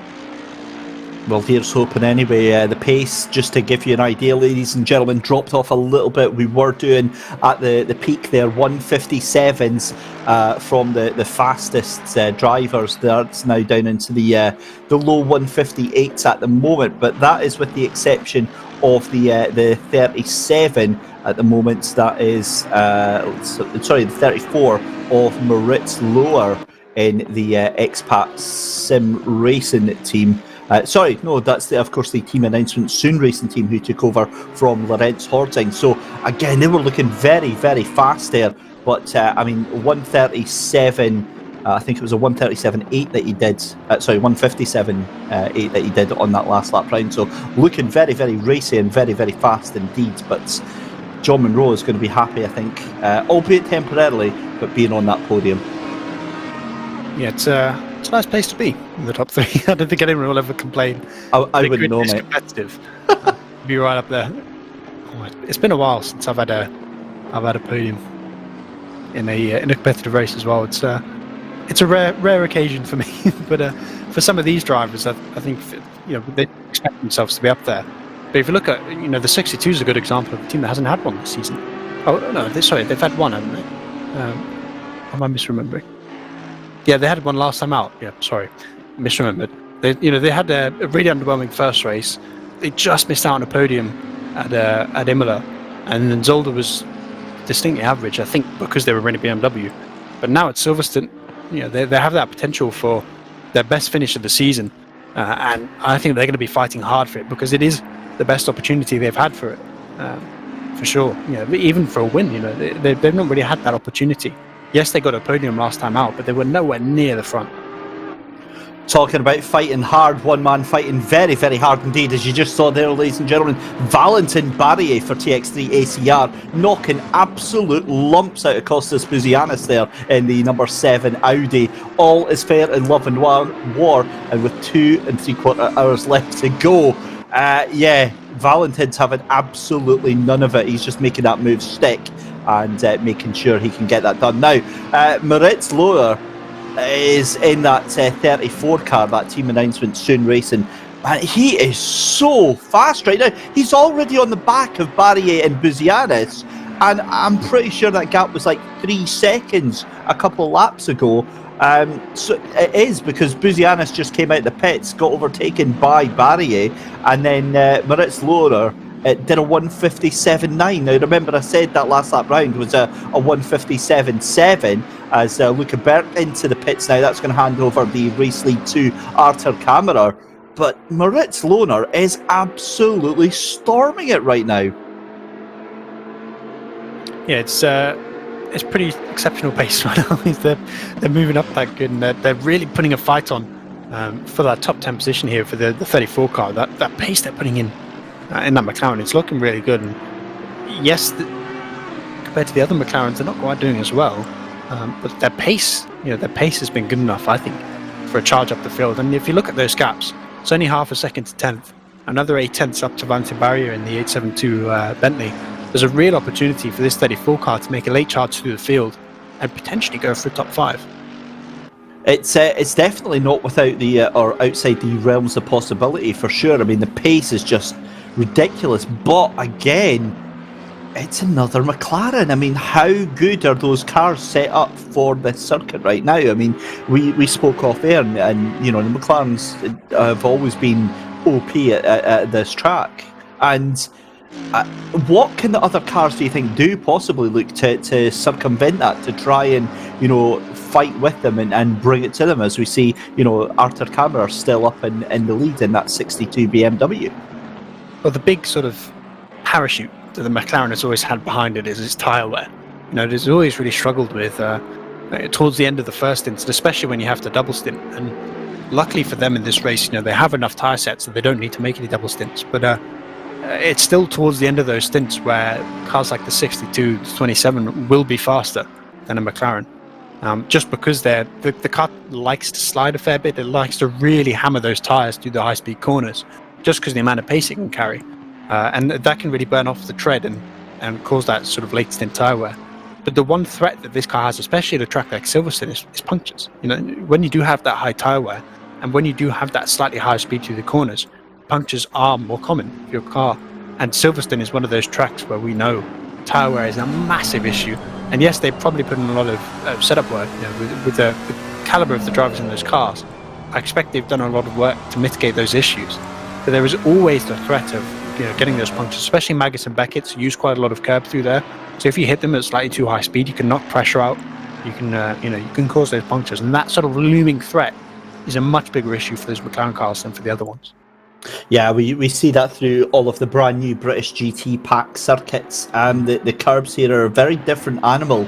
They've got that serrated texture on the edge of them, and that really does punish the tyres, even if not to give a puncture, to lose pressure in those tyres is very, very common. And does my eyes deceive me, or is that John Munro, or is that Jack McIntyre actually coming up to lap Statsenko? It was certainly one of the McLarens that was coming up on Statsenko there in the last heat. So yeah, Moritz Lohner though on the back of that number 7 Costas Buzianis Audi for. I mean, the pressure that he's applying on him, fires it up inside into club corner. Yeah, that's job done. Oh, contact from the Audi. That was a little bit cheeky there from the number 7 of Costas Buzianis there, and that is going to be a little bit frustrating for Moritz Lohner. He knows he's got the pace to get past them, but the Audi just went in a little bit deep there, and I wonder if there's going to be a little bit of handbags at dawn between these two and a little bit of contact, Luke. Well, the 7 car was entitled to hang itself around the outside. That's where he was coming into the corner, and the 34 car, I think, perhaps expected that he was going to get fully clear before the right-hand turn-in, and that just didn't quite happen. The 34 car drifted out a little bit wider than perhaps it should have, and then that contact happens. The 7 really didn't have anywhere to go, so I think it's a bit harsh to really pass the blame to them. It's textbook racing incident, I think, but there we go. The 34 makes another move up the inside here. Can they get the move done this time? Yeah, he's going to get fully ahead now, and he can cut back to the apex, but actually he's going to stay wide, and the 7 car can come back into the inside, and they're in a preferred position now for the next 2 corners here, running up to Cops. There's a real opportunity here for the 34 though to sweep around the outside. It is a corner where you can do it, and that sort of outside line heading into Maggots and Beckett's can be better, but no, they're going to think better of it, give that better up, but actually they get the cut back onto the 7 car, and the 7 car now doesn't have the straight line speed to hold on. The 34 car is going to get the position and is going to make it stick. Yeah, that's awesome drive there from Moritz Lohner in the team announcement soon racing. That's some big grown-up decisions going on there. And there you go, that is Jack McIntyre, who has put a lap on your championship leader, Mikhail Statsenko, in the 149 Mercedes. And, well, I never thought I'd see that one happening. But that means that your race leader has lapped all the way up to P8. I mean, that is incredible pace right now. Yeah, and I don't think that's going to stop anytime soon. The top 3 are just, it kind of feels like in a league of their own, this race. They've been so much faster than the rest of the grid, and I think all the way up to 4th place. By the end of this race, there's a real opportunity that they can lap all the way up there. And as I said earlier, I think it's just going to be that sort of 3-horse race. But the only way that really is going to change is if there's that kind of incident. We're expecting those 3 cars to converge together and to have that race towards the end of this, maybe in the last hour. And that's, in that last hour, fighting for a win, that's really a perfect storm, for instance. I thought we'd not seen the 911 today. I've got a lot of time for this car just because it's such an awesome livery on it. But Jarno Kausch and the MSR Liga Endurance team, of course, teamed up with Robin Pagadel. So doing a cracking job trying to do a recovery drive, and yeah, looking really good in that. So it is 2.5 hours almost left to go in the race here. It's David Christie and Luke Rogers bringing you live coverage of the final moments, really. I was about to say the dying breaths of the race, but I think final moments is a little bit more accurate for what's going on just now. We're in the calm before the storm, ladies and gentlemen. Buckle up, get your cups of coffee or your beverages and your popcorn and your biscuits and your supper, whatever you've got going on tonight. Do not go anywhere, because this is just getting started here as we are watching Jarno Kausch in the 911 MSR Liga Endurance team. He's currently hunting down the number 44 right now, and that is Artur Samaki in the Lexus. Again, I have to laugh at what Luke was saying a couple of weeks ago when he was talking about the Lexus. It looks great, but it handles like an absolute dog. I've only driven it once, and yeah, I'm going to absolutely agree with him on that. Costas Buzianis in the number 7 Audi for Expat Sim Racing. He's going to be licking his wounds, I've got to be honest, after that moment from Lohner in the 34 car in front of him. But again, doing a great job of holding on to that position. He's got one of the BMWs. I believe that is the lap down car of Samir Ibrahimi in the car behind him. But it's so many different places to look right now. Obviously, with 2.5 hours left to go, the main talking point is this championship, because it all comes down to today, and it all works out between Leonardo Giacomo. It all comes down to Jordan Sherritt and Mikhail Statsenko, who are busy fighting it out. I've angered the gods, otherwise known as Colonel Courtney, because I've misspoke about his beloved Lexus. I mean, I think the polite way of saying it is that it's a bit of a turd on wheels, Connall. And you're not on voice, so you can't defend it. So, yeah, loving it. The Lexus, obviously, though, is really struggling at a track like this. You take the 888 car of Coach Dave Academy, they're trying to make the best of it, and currently they're doing very, very well.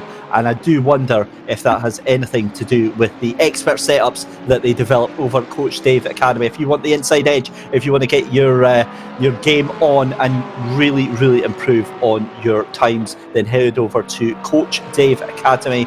Get one of the professionally developed esports ready setups that they have got over there, and you can be as fast as the pros. And I've got to be honest, you need something, because I have, for a couple of times, you might have seen me getting a little bit of a nosebleed here at Coach Dave, at the Sim Grid, and entering some of the races here into Split 1, where I definitely don't belong, because I don't have the talent, I don't have the pace, and it's getting to the point now I'm going to have to head over and get my hands on some of those CDA setups. And what I'll actually do is I'll try and make a little video, and you can watch how much I improve, although I'm sure if you've got an ounce of competence in you, then you'll do much better than I do on them. So head over to CoachDaveAcademy.com, get yourself the inside edge, and get that done today. Luke Rogers is left us for a moment. He's away. Oh, he's back. Welcome back, Luke. I thought you'd been on the phone to the local takeaway after seeing Mike's photo. Oh, I was tempted, but no, I've spent too much money today to buy a takeaway, if I'm honest. But no, I came back for the end of the Lexus Sladler, which I was not particularly happy about. But I'll let it slide. Go on then. I'll let you have a minute and a half to defend. Because it is a bad car, this track. I'd be lying if I said that wasn't true. It struggles here, but it just doesn't have the downforce for it loses quite a lot of time in those swooping, Maggots and Beckett's is a great example. Because it's a car that is designed to be good on a straight, designed to be good on the. Obviously, it's designed for the IGTC tracks, so it's really good at a track like Bathurst, where you have the Connall straight and the obviously the run up the hill, where that car generates a lot of speed, so it gets a lot of time there. But on a track like Silverstone, where you need downforce for those high-speed corners, it just doesn't quite have the pace, and that's why I think all the Lexus teams are struggling a bit more than usual today. So just having a look here, of course, it's the M6 GT3, isn't it? That's the BMW. The reason I was asking that is because the Lexus, I think the Lexus is a good-looking car. But I mean, the BMW, I've always got a soft spot for the BMW. I just wish, obviously it's not eligible because it's GTE, not GT3, but I wish we could get the big boy in, get the M8 GTE on board, because what do the kids say? It's thick with two C's, isn't it? Well, it's a Giga BMW, that thing. It's bigger than thick. It's it's a chunky boy, but the normal BMW will do just as nicely, especially when you put it behind the wheels of such talent as Niles Noyox for G2 Esports in the 62. So, wow. Endurance Cup Season 2 comes to a finale today. David Christie and Luke Rogers bring you all of the action here. 2.5 hours left to go. And again, it's all resting on what happens with the battle between the 157 and the 149 right now. I've got to be honest, as it stands right now, Statsenko is doing enough. He's keeping Jordan Sherritt honest. He's dropping back a little bit. 2.5 seconds now is the gap for 7th and 8th place. And Leonardo Giacomo he's fast, but he's just not able to do the work right now. that he needs to do. Yeah, there's a few drivers that are just a little bit away from the pace they need. Right now they're maybe a tenth or two a lap away from what they need to get to where they have to be for the championship. The 149 car needs to beat the 157. I think it has to get ahead of them and start pulling a gap to sort of secure their place. The 27 car, really, it needs to catch that top three, and I just don't see that happening. I mean, technically they're on the same lap, so it's possible, but 2.5 hours to go, they've not really had that pace on show. The only way that maybe that will change is if it rains quite hard sometime in the next lap, but even if that does happen, the BMW will come so fast they won't be able to catch that, and there's such a massive gap to those leading McLarens. But Niels is looking fast right now. At one point he was 10 seconds off those top two. Now it's down to a second and only 6 seconds to the lead, so he's starting to bring that pace back. Niels has been fast all race. I think he's really been the fastest driver on the grid, so there's a real opportunity now for that BMW to start making progress. But same issue they had before, they were really struggling to overtake. They couldn't get past the 24 before when Niels was in the car last. I don't know if it's going to be the same thing all over again. Well, I don't know, because I mean the BMW does have the pace, but I've got to be honest, I think you're absolutely spot on. I think he does have the momentum to make this a real push towards the end. I mean, that's already 0.3 of a second out of say Michael O'Brien. That's a 1:57.357 he did on that last lap round. I mean, now we're starting to get in a very, very scary pace as the track temperature falls even further, 14 degrees, and I think it's going to be a matter of time before he's challenging for first and second. Yeah, I mean, he should be with the pace he's setting right now, but the problem that he's going to have, as I said, is that he's going to have to get past the 24, and that McLaren looks so slippery in a straight line. Which is not something you generally attribute to that car. Usually it's the cornering ability that car has, where it generates a lot of its pace. Especially in those 5th, 6th gear corners, that's when it really generates a lot of its speed. And it just seems to be that maybe they've trimmed the car out a little bit. And that car's good on the straights. It looks pretty good on the brakes as well, which is something where the BMW is not quite as strong.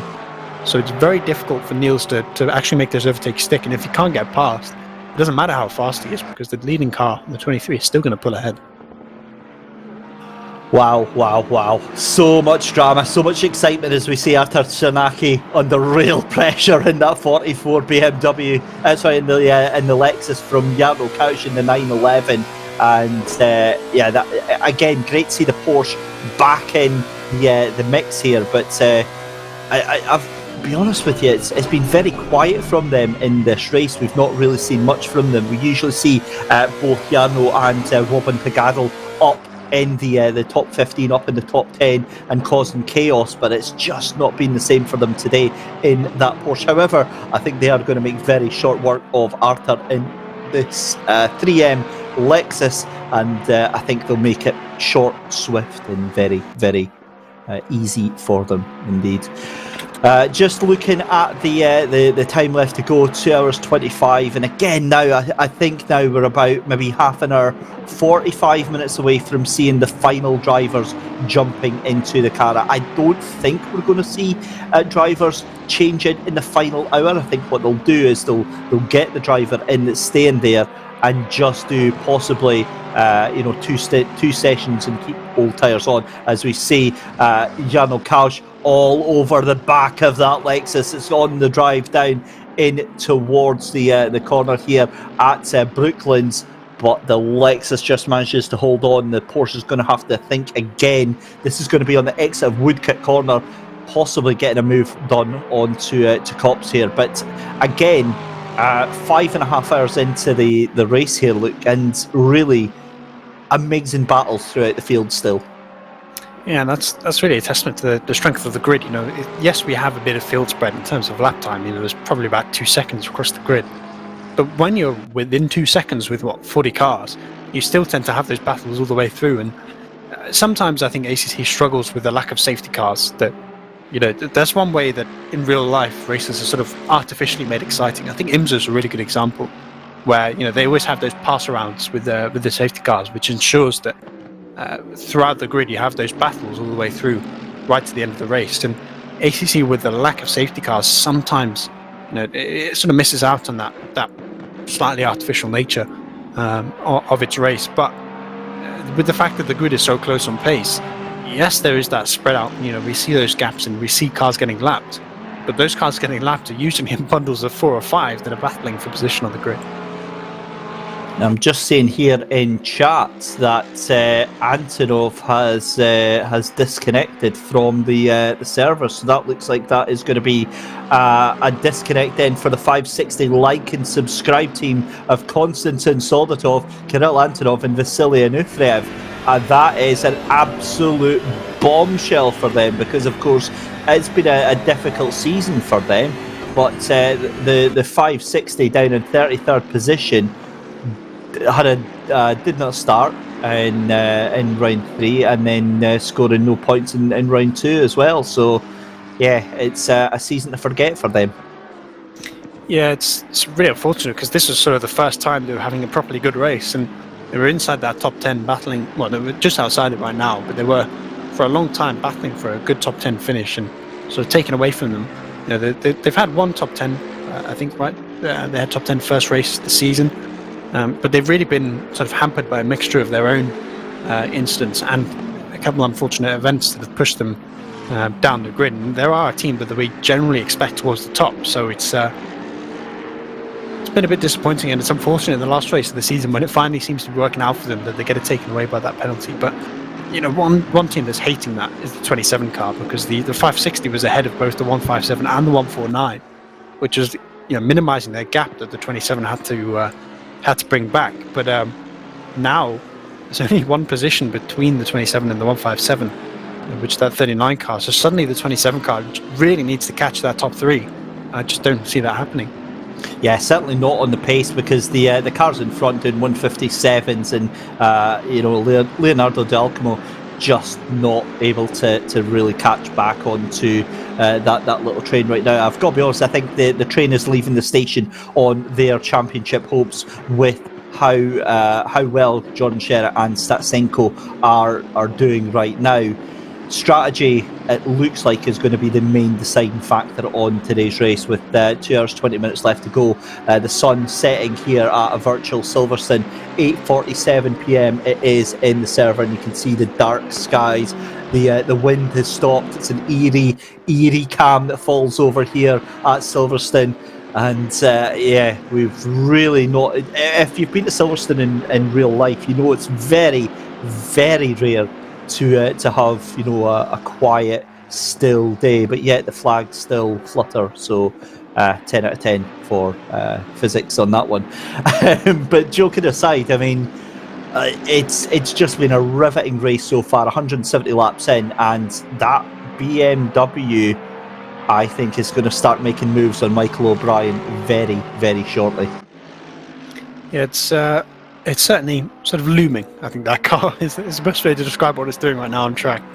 It's setting itself up for a really good end to the race, and I think with that drop in temperature, I was suggesting, it's starting to really help that car. And the fact that Niels is back in now, we know how fast he is. He's was the captain of that team. He's the G2 Esports sim racer, so he's looking really fast, and I think suggesting that car is a genuine contender for the win.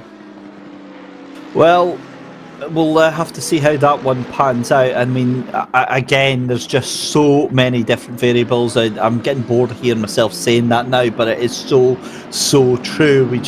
It makes our life so difficult as commentators when you've got so many moving pieces, and you've essentially got two different things that you're talking about here, because you've got the race on track, but the McLarens have just been dominant. I mean, they've just literally taken this race by the throat and thrown it about left, right and centre. However, are we able to see a last gasp effort, as we've alluded to from Niles Noyox there, Konstantin Soldatov. The panic is over, back in 24th place, so that is not ideal, but at least they're still going. At least they can get something out of this race. So hopefully we can see them recovering, as we see Michael O'Brien taking quite a lot of the inside line there at Woodcut, and then coming through Cops Corner. Beautiful view on the rear of that car. It did look like there was a couple of droplets on the rear wing of that car there, Luke.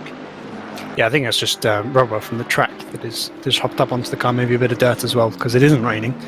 unfortunately, because I know. I was getting hopeful there. You know, you see it and you're like, oh, no. I would quite like to see it right now because it would just throw this grid all up in the air. You know, right now Silverstone is a track where it changes completely with that sort of track conditions. Because obviously right now it's a high speed, high downforce, high top speed track.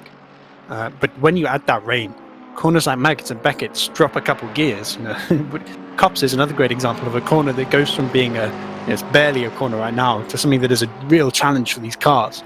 So I'm really intrigued to see exactly how this grid would change if that sort of changing conditions does happen. But right now it sort of seems to be that it's stabilizing with this sort of high cloud, low temperature sort of conditions on track, and that lack of wind as well is making this easier to drive, I think, for a lot of these cars, and it's sort of cementing that sort of strength for the McLarens right now. Just watching the battle for 18th position here with Arthur Zanaki ahead of Jarno Kausch, but in the middle of that is a certain John Munro in the McLaren just deciding to get involved and make his way past. And yeah, those McLarens just making it look so easy when you see the heavier cars, the likes of the Lexus, the Aston and the Bentley. You know, just really having a tough time getting around. I always say that actually about the Aston and the Bentley, and realistically in GT3 terms, you know, there's very little difference in weight because they've obviously got to try and keep things towards the same path. So while the Bentley isn't massively heavier, it just looks like a big lumbering freight train of a car, doesn't it? Yeah, and the one thing it does have is a very sort of chunky engine, because it is quite a wide car. It's got quite a lot of drag because of its shape. You know, it's not a particularly aerodynamic car, so it tends to have, you know, the engine is a little bit bigger and a little bit more powerful than some of the other cars on the grid, but it doesn't actually have that top speed to go with it. You know, you look at something like the Lexus or the BMW, they have the big engines, but the cars are a little bit more streamlined, particularly the front of the car. You know, it's a little bit smoother, and that really helps those cars use the extra engine power that they have. The Bentley, on the other hand, is great through the corners because of that drag. Part of the sort of benefit of having that big blocky front nose is that the car actually gets quite good grip in the corners. It doesn't suffer with understeer as much as the other sort of boats on the track. And yes, it does have some because of its nature, but it's actually a really good car for sort of cornering tracks. I think a great track example is Imola. You know, you need quite a lot of cornering grip and also that ability to use curbs, and that's where the Bentley's really strong. This track, it's just sort of an okay car. It doesn't quite have that sort of high-speed cornering ability from, you know, like a McLaren or a Lamborghini has that makes those cars strong here. But it doesn't have that top speed as well that sort of brings cars like the BMW up, and even the Mercedes to some extent. So it just doesn't quite have the sort of characteristics to make itself strong at this track, but it's pretty decent. Luke, can I be the bearer of bad news for you? I've already seen the chat. Yeah. Likely to rain.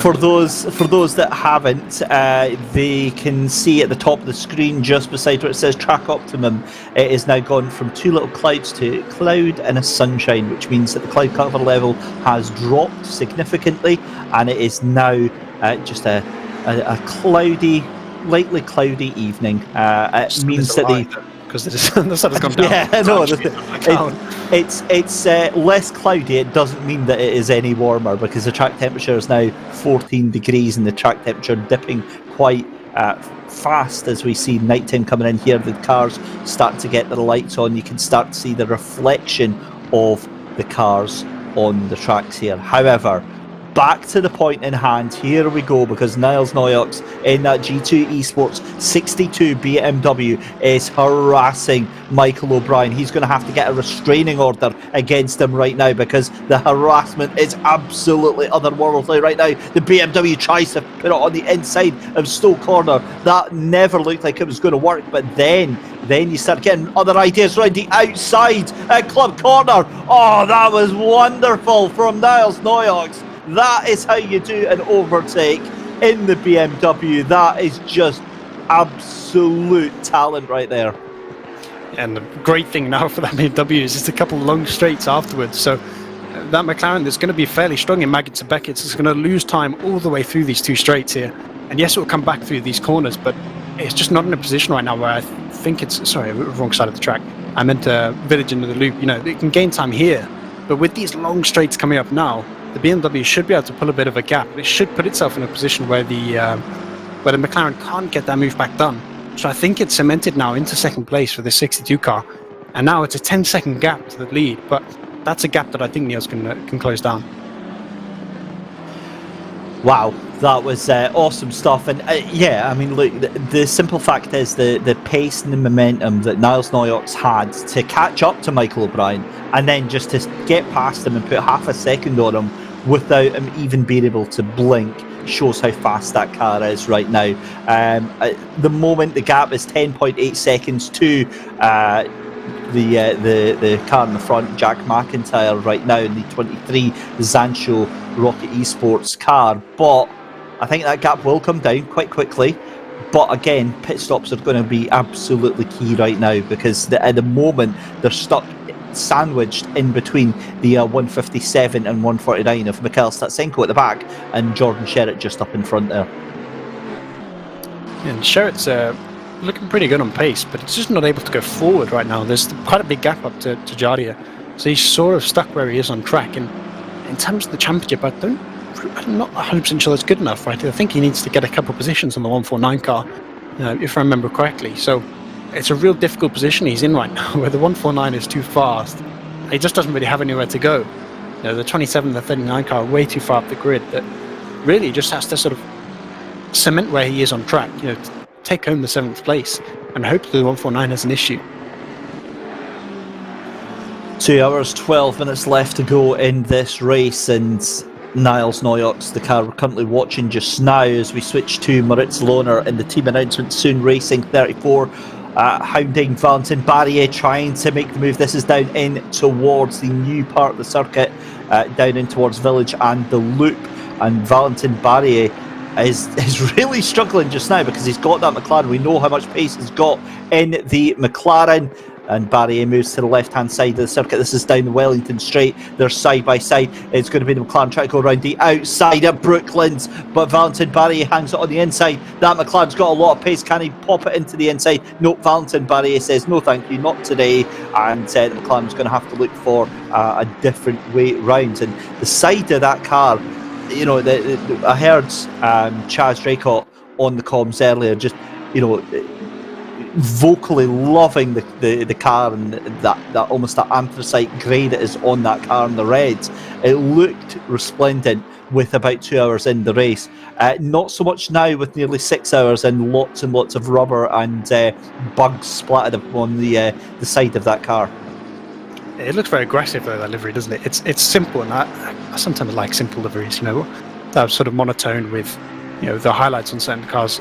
I mean, yes, we were speaking earlier, you can have those flashy liveries that sort of stand out on the grid, but sometimes one colour or two colours is just the way to go, and it makes some cars look so nice on track. And as you said, this grey McLaren with those red highlights is a perfect example of that.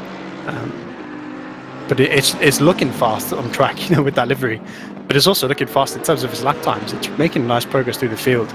It has been that McLaren that's not quite on the pace of the other three through the whole race, but it has at times shown that it can you know, set that sort of lap times. And we're seeing that right now. It's starting to make progress. It gets past Barrier. It's only a second and a half up the grid to the next car. And that next car up the grid is Mikhail Statsenko. So he's definitely got the pace, and there goes wide. That is John Munro. That is on the exit of Stowe Corner. That he, I was getting excited there because obviously you see the car going a little bit wide, but obviously that is at Stowe Corner. That's fairly easy to do there. And just have a look at the movers and the shakers then from our race so far. Jack McIntyre started in P5, up 4 positions, so he's into the lead from P5. Leonardo Delcamo up into P5 from P11.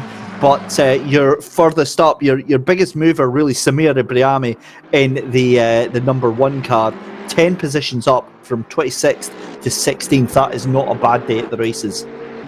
Yeah, that's suggesting to me that this BMW is actually quite a strong car here right now, and it just seems to be that, you know, that their qualifying just wasn't quite where it should have been, and they're starting to make progress through the field. But with how close this field is, with the difficulty there is in overtaking people because everyone's pretty fast. When you do have that bad qualifying, even in an 8-hour race, it's so hard to make that progress through the field. The other thing with that as well, Luke, is that the pace that this split has, this entire field has, it makes it almost impossible because they're so fast, and not just that, they're so consistent. I mean, the mistakes are few and far between, and if they do make a mistake, you're looking at maybe a second to 2 seconds that they'll lose if that happens. So, I mean, some of the other races will maybe see like a crazy banzai charge through the field, but in races like this, it just, you're kind of making the best of a bad situation.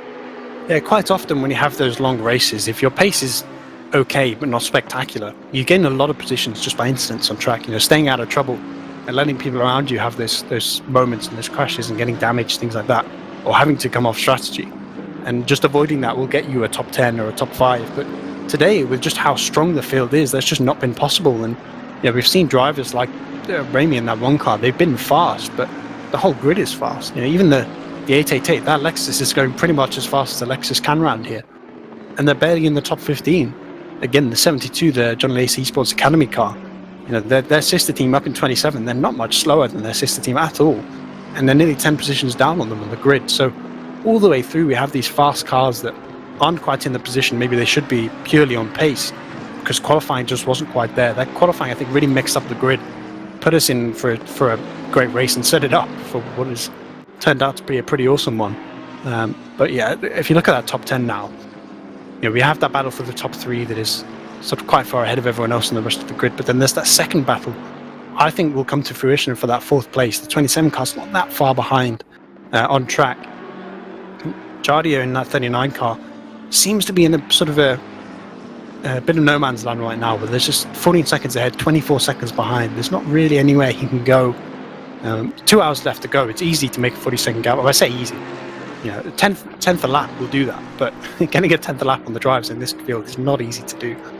Further back, though, we have that battle for 8th place between the 34 and the 149, and that, if the 34 does get ahead, is pretty much going to put the 149 in a position where the 157 has to have a crash for the 149 car to have a chance at a championship now, because they need not only to get ahead of the 157 car, but for that car to either drop back a few positions or for them to gain a few more.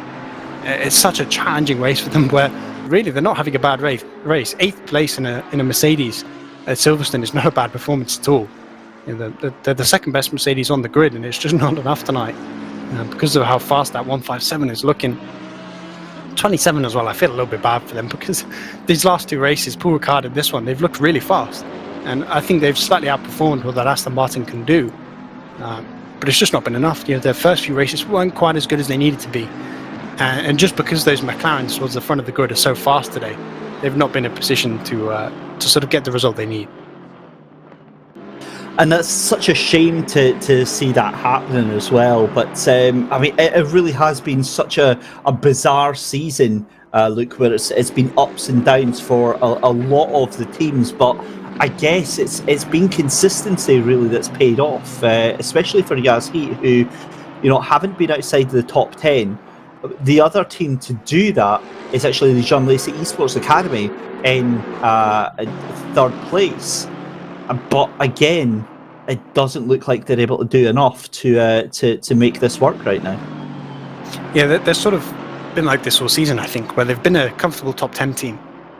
For the 27 John Lacey car. The other one's just been not far off the pace in 72. It's been close to the 27 car, but not quite close enough to sort of match their finishes. But apart from Paul Ricard, neither cars really look good enough to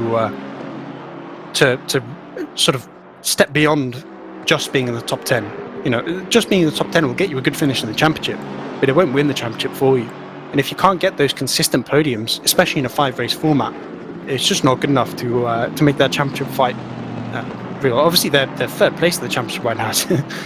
There'd been no slouch at 27 car, but it's not quite where it needs to be. And I think they'll start to improve, and I think if we see them expecting the World Cup, they'll probably turn up, given the prizes on offer. They should be one of those teams competing towards the front. Yeah, the weird thing is as well, Luke, is that we say that about it not being good enough, and then we almost kind of have to preface that with the fact that, and remind everyone that this is split one. This is like the fastest of the fast, and it's almost scary.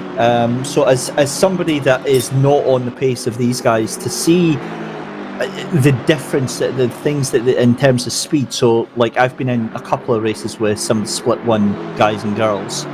And I do what I think is like the best I can possibly do, and I'm still not even like 2.5-3 seconds off of their pace. It is just frightening and they can do that pace lap in, lap out. It just proves as testament really to the amount of preparation work that these guys and girls do. Yeah, I was talking about that GT4 thing earlier. Luca Burke's in there as well. One of the guys, I think he's in the 23 car right off the top of my head. But he qualified on pole for the race, and I put in my best ever lap time. It was at Alton Park in GT4, did a 42.3. I was feeling really happy with myself, and then I checked the standings and I'm 8/10 down on him. I'm like, and I think I was 14th or 13th on the grid in the end, which was all right. But you know, it's incredible the amount of pace these guys can extract from the cars, and it's something that even when I race, obviously I race with the Butler Powell guys quite often, and recently they've been a few of them have been sort of just outside the top 10. You know, they're sort of mid-pack in this kind of grid right now in their pace, and at most tracks I'm at least half a second, if not a second below them as well. And it's like, if I'm that much slower than them, and that they're also struggling to get top 10s, top 5s right now because of the sort of pace in this kind of grid, you know, there is a lot of time that I'm not finding, and I just don't understand how they do it. Do you know what would help you potentially there, Luke? Would that be a Coach Dave Academy setup? Possibly, but the thing is, I use them and I do gain time, but I go from being 1.5 seconds slower to being 1 second slower. So it's not quite enough.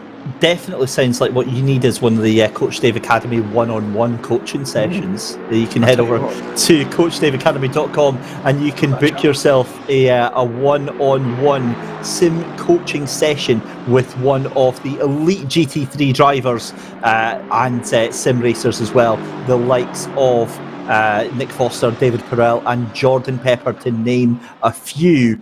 A very, very reasonable price and one of the best investments you can possibly make in yourself in these current bizarre times where sim racing is about the only enjoyment in motorsport that we can actually get right now. But head over to CoachDaveAcademy.com, check it out, and get yourself onto the sim grid, and we will see you in Split 1 in no time at all. Back to this battle though for Samir Abrahami, and he's got Tanita just in front in the 72. Just looking at the sky now, the sky starting to get that pink way, red sky at night, Shepherd's Delight and all that sort of stuff. 9:07, this is a very, very late sunset that we've got going on here as Samir Ibrahimi in the Red Velton number 1 car. It's a bit of a tailspin, a little bit of a kick out of the rear end of that car, and coming through Cops Corner just now. In fact, no, that's Abbey, isn't it? Just in towards Village in the new Loop complex. But Tanita, a little bit of a sigh of relief right now as Samir throwing everything at the kitchen sink, and I think just trying to overdrive that car a little bit. Meanwhile, the gap between your leader Jack McIntyre and second place is 9 seconds, coming down very, very slightly, about 7/10 of a second. Now, Statsenko is shown as the pits, and I left for a couple of seconds unbeknownst to the viewers, and when I came back, Statsenko was considerably down in position, and I'd asked had he gone into the pits, and we thought that he had, and but he's just went into the pits just now, so I'm wondering what is going on there, Luke. Yeah, it's I'm not really sure whether they have maybe a tyre issue. It's a possibility. I think we'll find out at some point.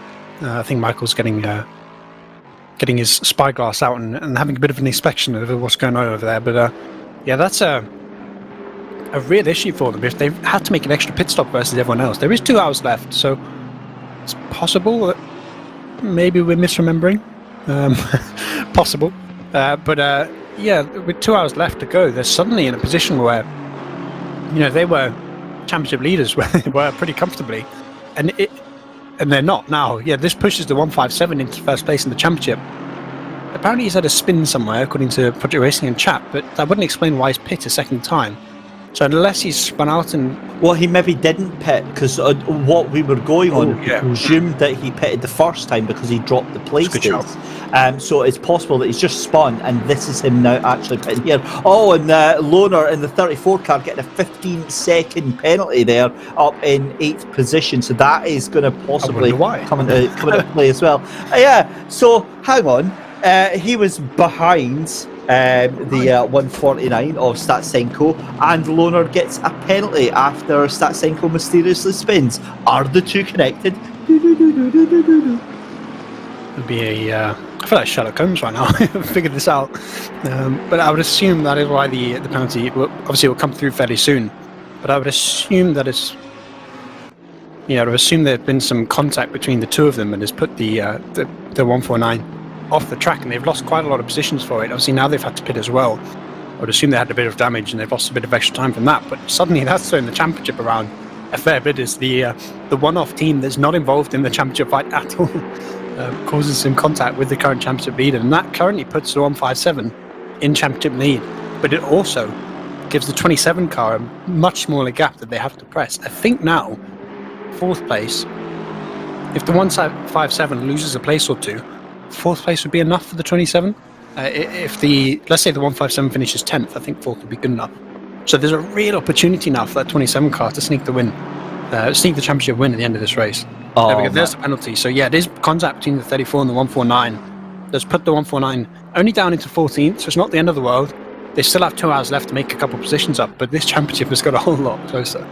Oh, you hate to say it though. I mean, not like this. You don't want to see the championship getting decided by incidents. But this is racing. This is the Endurance Cup. The cars have to make their way around traffic, and accidents do and will happen. So, you know, it's as simple as that. But even Murphy jumps in behind the wheel of the Yazzie 149 down in 14th place just now. He's going to do the best he can do to recover on that. We'll get a replay of that accident as soon as we can do, but it then leaves Jordan Sherritt in that 157 machine in a bit of danger right now, because he's now got Loner just behind him, about 1/10 of a second behind him is Moritz Loner, so I'd be very, very afraid of him right now. Yeah, it will be obviously the pit stop that is coming fairly soon, where that 15-second penalty will be served. I think they'll be coming in the next 5 or 10 seconds. 5 or 10 minutes that the next pit stop will come. So it's not going to be too long that they're close on track. But with the 34 causing one incident with the championship leader, you do have to be worried if you're the 157. Niles Noyox is absolutely on it. You've pointed this out repeatedly through the race here, Luke, but Niles Noyox in that BMW, the number 62, the gap now 8.5 seconds in closing still, and again that was another 4/10 of a second that he took out of Jack McIntyre on that last lap. The BMW's making a bit of a resurgence into the last half of this race here. We see Samir Ibrahimi in the Renville in number 1 BMW, and up in front Niles Noyox doing a decent job really in the number 62 car.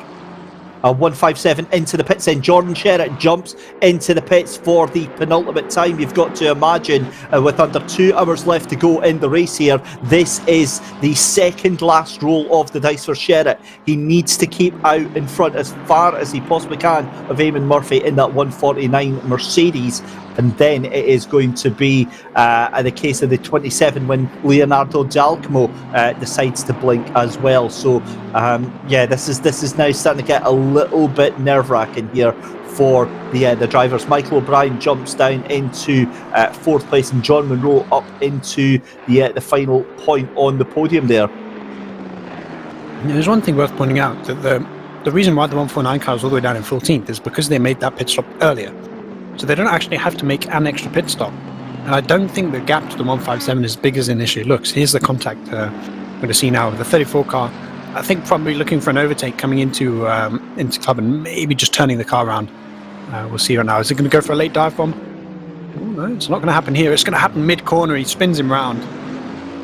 Yeah, you can see why the stewards have come down on the 34 car there. They just went in a bit too hard in the corner, got into the back of the 149 car, turned them around. But a lot of that gap that we saw was actually just because the 149 had pitted early.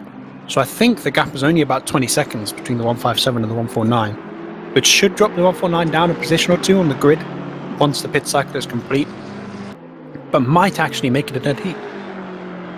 Yeah, we'll have to see how that one goes round, because obviously you've got a lot of cars up in front of them who have still to pit, and they will come out between Tobias Pfeffer and between Eamon Murphy there. This is Jaroslav Honzig for the Food Critics, number 39.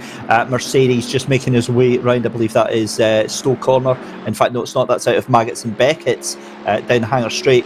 He is trying to catch up to Leonardo Giacomo there as Lohner comes in for his 15-second penalty and the pit stop as well. That moves Valentin Barrier up to 7th position. Gap now down to 8.3 seconds between Jack McIntyre and Niles Noyok. Gap not coming down. In fact, it's went up by 0.3 of a second. So maybe the advantage that Noyok's had is starting to fade out towards the end of this race here. It also might just be a tyre wear or a sort of a stage in the race kind of thing, if that makes sense. It might just be now that the 62 car is, they were pushing very hard in that stint, and he's still setting low 58, so it's not like he was going slowly at all. But it might just be that in that sort of fight to overtake the 24 car, he's taking quite a lot of life out of the tyres, and now it's just about conserving on this stint. Get to the end of the stint on decent pace, and then on the next stint push a bit more. Take 3 seconds out. And then on the final stint, take those last few seconds out and fight for that win. But I expected something to do with tyre wear. But as I was saying earlier, the McLaren is usually the one that struggles with it more than the BMW. So he should still be a little bit faster. And I think he is still putting a tiny bit of time on the 23. It just feels like right now they're on very similar pace.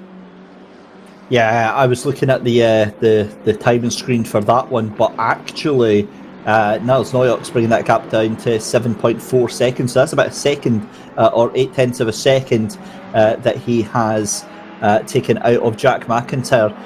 So pit stops are a little bit out of sync, but I do believe we can have a little look at the championship standings as it stands right now.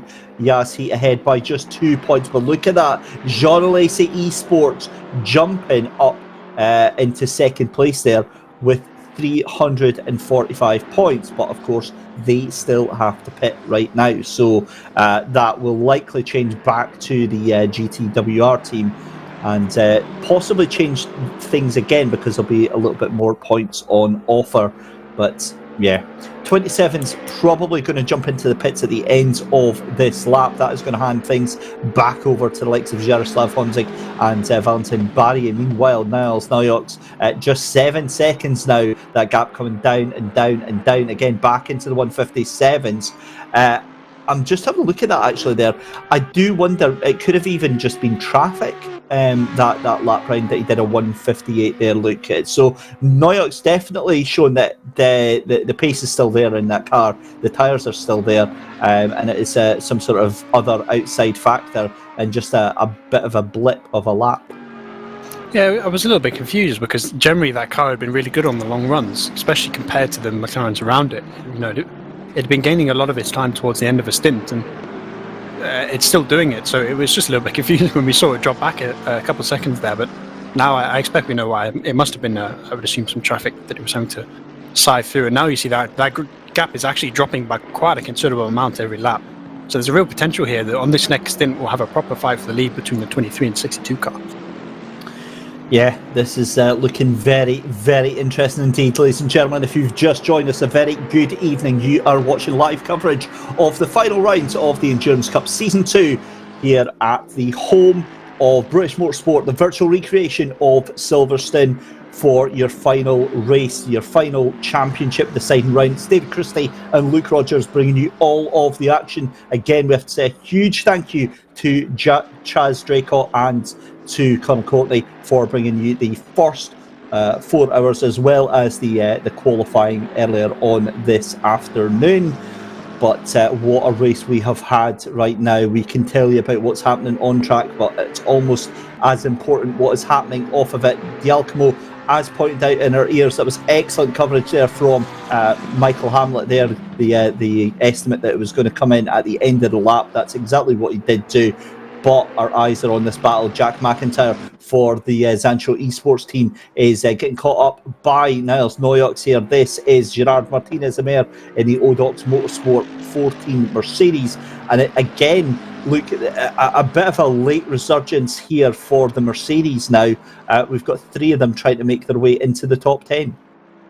Yeah, I'm a little bit surprised because generally the Evo car is not incredible here. The old Mercedes, I think, was a little bit worse, actually. I think the Evo is maybe a slight improvement on what the Mercedes used to be, but it's not a car you generally expect to be right at the front of the grid. I feel like, at least from my experience, that the Astons, the McLarens, sometimes things like an Audi or a Ferrari can be pretty strong here. And even the Lamborghinis as well. The amount of speed it can carry through places like Maggots and Beckett really helps. And the Mercedes just looks... I think it gains a lot of its speed by just being a fairly stable platform, right? Yeah, especially the Evo. It's not a car that's necessarily the best at anything, but it's got a decent amount of downforce, a decent amount of straight line speed. It's good enough under the brakes. It's good enough for accelerating. So it's another one of those sort of jack of all trades cars that is very easy to drive. It's hard to drive fast, but it's easy to drive. And just, that lack of instance, that lack of moments where you lose a half second or a second on a lap has really helped these guys, I think, especially later on the race, when that car's scrubbing the tyres a little bit less, with that lower temperature, and they've got a little bit more mechanical grip. That car's really starting to gain the speed, and we see the 14 and 39 making a nice bit of progress towards the front. And again, we'll keep our eye on how they are able to get through towards that charge towards the front. This is Samuel Cavagnino in the Energy Racing Team 25. Very bold colours on that car. We do love that livery. It's a striking colour. Great to see them back in their well-deserved 25 number. They belong in that number. That's the team I think of when I think of the number 25. So hashtag Go Energy Racing Team, and do love the support on their team. That battle for first is now down under 6 seconds. So at this rate, Niles Noyox is going to be on the back of Jack McIntyre in the next 5 laps. But here is Jaroslav Hondig for the Food Critics number 39. And again, something else that was said, I think it was Chaz that actually said it earlier on. Jaroslav, when he's on the stream, that boy is always smiling. He is so happy all the time. I absolutely love just how chirpy and how just how happy he is. He's doing a 4-hour stint to end this race, and if I was doing that, my back would be hurting. I'd be complaining about the other cars on the grid. My arms would hurt a little bit. I'd be hungry. I'd be thirsty. I'd need the toilet. He'll do 4 hours, and then he'll probably come for an interview. Be laughing his head off. I don't get how he does it, but he's such a bubbly man, I think it's the best way to put it. And he seems like the perfect kind of person to have on your team, because not only is he pretty good in terms of pace, but he's also pretty good in terms of keeping the morale up on the team. If an incident happens, he's not one of those drivers that goes off in a huff or either shuts down or gets angry or overdrives because he has had a spin or something like that. He's just extremely consistent in the car. Out of the car, he's a great teammate. So he's a real sort of, I think, strong driver, as we see. Of course, he's smiling. He was pretty happy when we switched to him there. But his pace is looking good. He's setting. He's obviously just come out of the pits now, so that those tyres I expect are a little bit cold. But he's been putting in some pretty good lap times. That 39 car is slowly moving forward on the grid, and I expect they're going to be sort of around the 27 and maybe around the 27 car for 5th place by the end of this race. So what happens here is one of his chat members lets him know that he's on the live stream, and then he gives us a wave. So part of me really kind of wants to stay for that, because I do quite like it, the wee happy wave, but doesn't look like it's coming. However, your race leader into the pits, Jack McIntyre, jumps into the pits then. The 62 takes the lead. Niles Noyox into the provisional race leads, but again, pit stops are underway at the moment with an hour and 43 minutes left to go. Anything can happen, and it very likely will. You can see there at the top that Jaroslav has got an hour left on his stint, so he will have to hand over to another drive That's just to. that's That's for his stint. Sorry, I was getting myself confused. Do you know what it is? I'm not used to actually seeing that little clock on our display because we never see that. So that, of course, resets itself. Needs to do more endurance racing. Exactly. You mean I need to survive turn 1? That's what you're saying there, yeah. Look, joking aside, I mean, you said that he's slowly moving himself up through the field. He is just so consistent with the pace that he's able to put on, isn't he? And that's what you need to be fast. I hate to talk about my own pace, but I'm not that bad in terms of my ultimate pace, right? If you take Alton Park, right, my race pace, my fastest lap was only half a second off the fastest guy on the track. But my problem was that I have those, I hit a curb too hard here, I brake a couple of meters too early or too late there, and I lose time that way. And that's what sort of separates the fast drivers from the guys that can just do a hot lap. You know what I mean? And that's why these guys that are in the top 10 are up here, because they don't make mistakes, they don't get involved in incidents, and they're able to just consistently set those fast lap times. And sometimes I can put in a lap and compete with them. I remember, James Bacon, obviously he's in this grid. He's not driving in the minute, but I did a daily race on SimGrid on Bathurst. We were in the race together, and I actually beat him in qualifying. And he finished something like 30 seconds up the road on me in a 25-minute race, just because he was able to just do the same lap over and over again. Whereas, I'd miss the apex here or there every now and then and lose time that way. So it's such a difficult part of racing, where if you're able to find that sort of consistency in your pace, and I think Jardy's a great example of a person that can do that and gains a lot of his lap time from it. And the other side to that puzzle as well is having a teammate that can match that consistency, and I think he's definitely got that in the likes of Darren King, where Darren is able to just absolutely hammer out the lap times very consistently, and within a tenth or 2 tenths of a second with every single lap. But it is time to have a little chat, because we have got somebody ready to come and have a chat with, and it is none other than the 888 driver of James Parker. So a very good evening, James. It's been a rough day at the office for the 888 team, hasn't it? Hi guys. Yes, character building I think is probably the best word to use. Had a very good start. Lexus seems a little off pace here, raw pace, so I was happy to get the first stint out of the way in P8. And then the race after that has pretty much just gone downhill from there, to be honest. Most of it not really our fault either, so tough day at the office really. With the track being such a demanding combination of high speed and technical twists and turns, obviously your sponsored Coach Dave Academy is one of the important parts here at the SimGrid for our broadcasts. How important has been developing a setup for the car for the team, and how easy is it to do to develop one that works for all of you? It's Silverstone's quite challenging for a variety of cars in different ways, and the unique thing with the Lexus has been able to get it consistent in the high speed without sacrificing the low speed. So given all three of us have got quite different driving styles, Mealty and Joe, it's been quite a challenge to find a balance where there's enough response at high speed for everyone, but also we don't lose out in traction zones at low speed by making the car too stiff either. So it's proved tricky, but I'm actually really surprised by our race pace. It's been pretty strong, I have to say. Just little things have got in the way. I mean, we got put on Alty pitted for his first stint, and I ended up being put on a used tyre set, which looks to be a bug we got, because he's adamant that he put us on a new set. So I had to do an extra pit stop in my second stint to get put back on a new set of tyres.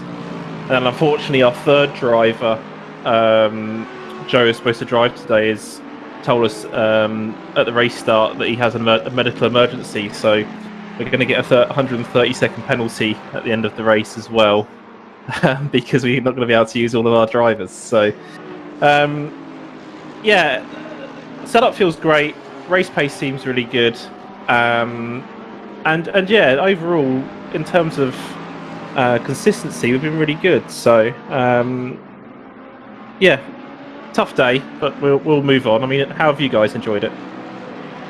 It's been fantastic here in the commentary box. Obviously, we had Chaz and Connall over in the first half, and then it's myself and Luke doing the second half. And really, there's been thrills and spills all through the field. And I guess the final question I need to ask you, James, is on that team. Obviously, it's quite a strong setup that you've got, but when you have a difficult start like that, what's the team chat like? What's the motivational speeches that you give each other to get each other back in the zone? Is there anything that you tend to do, or is it just a case of knuckle down and keep on with the race? Yeah, I mean, the thing is, even if you have a real big dose of bad luck outside of your control, and you end up fighting from the top 10 downwards into like the mid pack, we know that any other team could probably potentially have that same kind of bad luck, a disconnect. I've seen the 560 have a disconnect, unfortunately for them. They could have a pit stop bug, which I also think maybe the 191 had as well, on one of their last stints, or crashes or incidents, damage, anything. So yeah, we just keep. We don't need to motivate each other. We know that the unknowns that are there that we could maybe take advantage of. So we're just got to keep knuckling down, doing the laps, and just hope that a bit of good fortune, comes back our way. Obviously, it's a bit of a stretch for a good few cars to have that. But if we could pick up a couple of positions and knock on the back end of the top 10 after the kind of race we've had, it's not going to be a bad result. So. Well, P15, it's a decent position to be in with an hour and a half left to go. All the very best, James Parker, and for your teammate Alec Kinsland as well. No worries, take care, guys. So there we go. That is James Parker then from the Coach Dave Academy 888 car. A rough start, but a decent recovery drive, Luke, and 15th place. I mean, that's really not all that bad, but we're currently watching Eamon Murphy in the Yaz Heat Mercedes, and again, I still think that he's just doing enough to keep this championship under wraps. I think it's 4 positions is the gap that the 157 needs to beat the 149. So right now, yeah, as you said, they're just about doing enough, but they have to stay away from the 34 car. I think with that if they have another incident, it's going to put them quite far down because the car's just behind them. It's only 6 seconds back to the 7. So not that much more to the 14. So there's that real risk for the 149 that they can lose positions by incidents, but by the same extension, the 157 could have the same thing. So I think this next hour and a half for the 149 car is going to be about staying out of trouble more than actually racing. Just make sure they come home in the top 10, and I think they're good. But it's going to be a nervy hour and a half for them.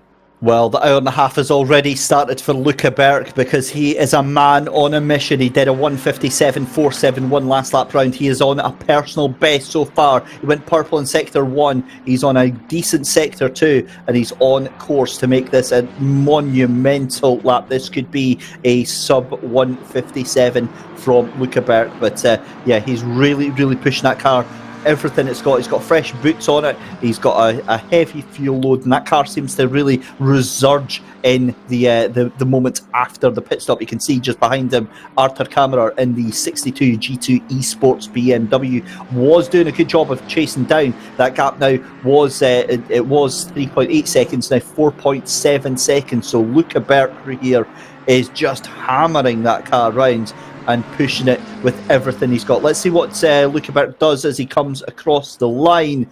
And yeah, that is a huge lap there. 157.423 for Luca Berk there. Not quite fastest lap material, but that is still his fastest lap of the race for himself. And a great one. And yeah, Luca Berk doing a great job in that car, Luke. Yeah, there's one person on the grid right now that is furious about that, and that's Kammerer in the 62 car, because they've been trying to catch up to that 23, and every time they seem to get close, the 23 finds a couple tenths on the track and just tries to open that gap up again. But it's only down to 4.8 seconds. It actually extends out a little bit because obviously the pits up there. We got 4.9 seconds between the top two right now.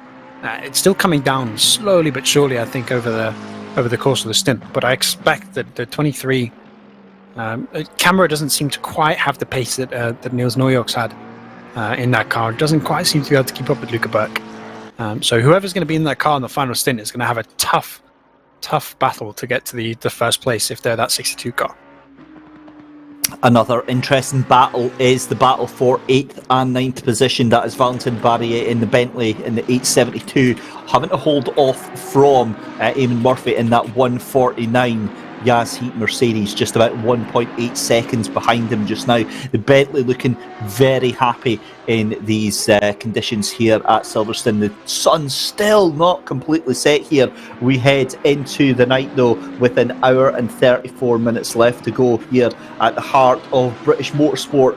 And again, we've said it so often, it feels so repetitive saying it time and time again, but still with an hour and a half left to go, it feels like there's two completely different races going on this track. You've got the race for the race, and then you've got the race for the championship as well, because the two at the moment aren't actually connected. Luca Berk and Artur Kammer are knocking lumps out of the timing and really trying to settle who is the better car right now.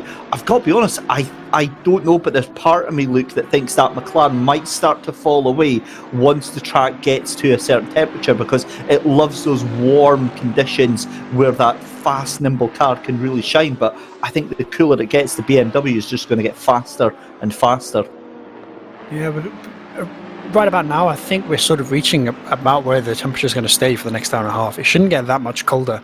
Maybe a couple more degrees if we're lucky, but we're not going to see sort of the 5-6 degrees that you sometimes see on those sort of nighttime tracks, because we've had that temperature in and there's a bit of cloud cover. I think we'll see some retention of the heat and at least maybe stay above 10 degrees. And the graining shouldn't be that bad yet. At some point we're going to reach a point where the tires will start graining because of lack of heat. But right now on a track like Silverstone, you're still putting a lot of load through the tires, so you generally tend to keep them. Even now, they'll still be fairly hot, the tyres, and it shouldn't be hurting the McLaren as much as it would if it was a track like Brands Hatch, with that front right will be so cold right now. Now, interestingly, traffic isn't a factor in this, but we've already seen Kammerer start to put in a faster lap than Luca Berk. Now, given that it is only 1/10 and it was only one lap, you can't really take too much from it, but it does show the dogged determination that Artur Kammerer has in that G2 Esports 62 BMW. He is just relentless. He wants this W, and I think that he is just throwing everything he possibly can to try and secure it. Yeah, it's just about a 10th per lap that he's pulling right now, so I think with that kind of pace it's probably going to be enough, because obviously once you get sort of within a second and a half about, you're getting that little extra toe that will pull you closer a little bit quicker. But it's going to be very difficult, I think, for that 62 to pass, because really you need around a second a lap of as a good delta, to make that pass work. You need a fair bit of overspeed compared to the other car. So, given how close they are on pace, it's going to be very difficult for the 62 to find a way around. But they were able to pass the 24 car on track. They did make that overtake work. And you have to expect that the 23 and 24 are going to be fairly similar in terms of the way the cars are set up, because obviously they're teammate cars. So you're just sort of expecting that the fight you had with the 24 is going to be very similar to the one you have with the 23 when you get there. And they can take what they learned from that fight and maybe apply it to take the lead. Confirmation there, ladies and gentlemen, of the current championship standings as it stands on the track right now. Yes, the 149 team with a 6-point lead in the championship. They are doing enough to keep a hold of that GTWR Simulator giant truck in second place there, 352 points, and then the Jean Lacy Esports Academy 27, not quite doing enough to get that jump, 345 points, and given that they're in 5th place, there's really not much more that they can do right now. But we are heading into our final hour and a half. It's the Endurance Cup Season 2 live here on the Sim Grid. As always, if you like what you're seeing here on the broadcast, we do multiple broadcasts live per week here. Hit the like, hit the subscribe button. You will keep up to date with all of the news and all of the broadcasts that we do here at the Sim Grid. And as always, a huge thank you to our production team behind the scenes of Michael Hamlet and Mike Yao, bringing you the audio-visual quality that you know and love here on the broadcast. We certainly see you commenting on it quite a lot and praising all of the awesome camera angles. So that is those two behind the scenes pulling all the levers. In fact, it's Mike Yao doing all the camera work and Michael Hamlet whispering, as I like to call them, sweet nothings into our ear. And it's almost like one of those apps that you get. You know, you get used to get the speech jammer apps on the phone, and trying to talk while Michael's feeding you information. It's quite an experience, I tell you. We love you, Michael. As I said, so an hour 29 left to go. We're watching Chris Hook here in the Renvelten number 1 BMW. Again, I was trying to make a charge through the field here, but really coming to a dead halt there in 16th place there. And I don't know what it is, Luke, but we really haven't seen through the championship the BMWs really being represented as favourably as, say, the Mercedes or the McLarens. Yeah, but obviously the 62 car had a podium last time out of Paul Ricard, which I think in a large part was because of the rain, because BMW is quite good in the wet conditions. But that car just, I always feel bad for the G2 guys, because obviously G2's affiliated with BMW. Obviously they're one of the main sponsors of the organisation, so they always race BMWs in iRacing and ACC. That's the car they choose because they want to represent that brand that supports them. And ACC really unfairly treats them because in GT3 at least, the BMW is just nowhere near the sort of the average pace. Obviously, at certain tracks, I think Monza's an example where it's actually a pretty decent pick. But across the season, if you did the entire GT World Challenge season in ACC, the BMW is usually one of the worst cars on the grid in terms of its average pace. But the fact that team, the 62, they're able to drag that car so far up the grid so consistently is a really impressive characteristic. Because even here, I actually tried a few of the cars out not that long ago. So I was racing a different race in a McLaren here, and I tried the BMW, and I was about a second lap slower than I was in a McLaren.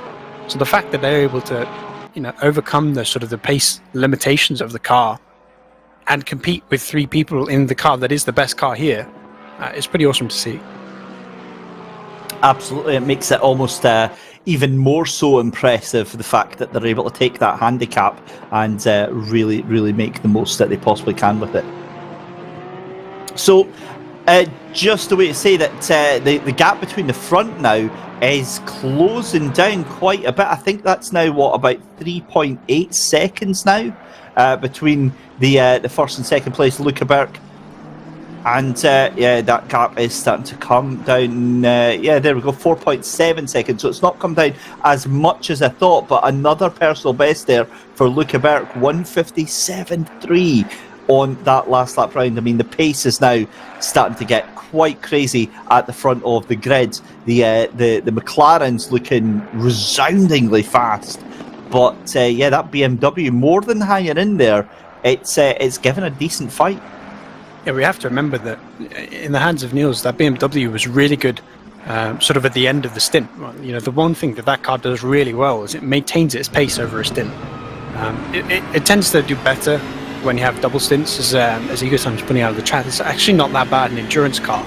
And part of the reason is because it can actually maintain its pace on worn out tyres with low fuel. It's a pretty fast car, especially compared to something like a McLaren, which has quite a lot of tyre wear.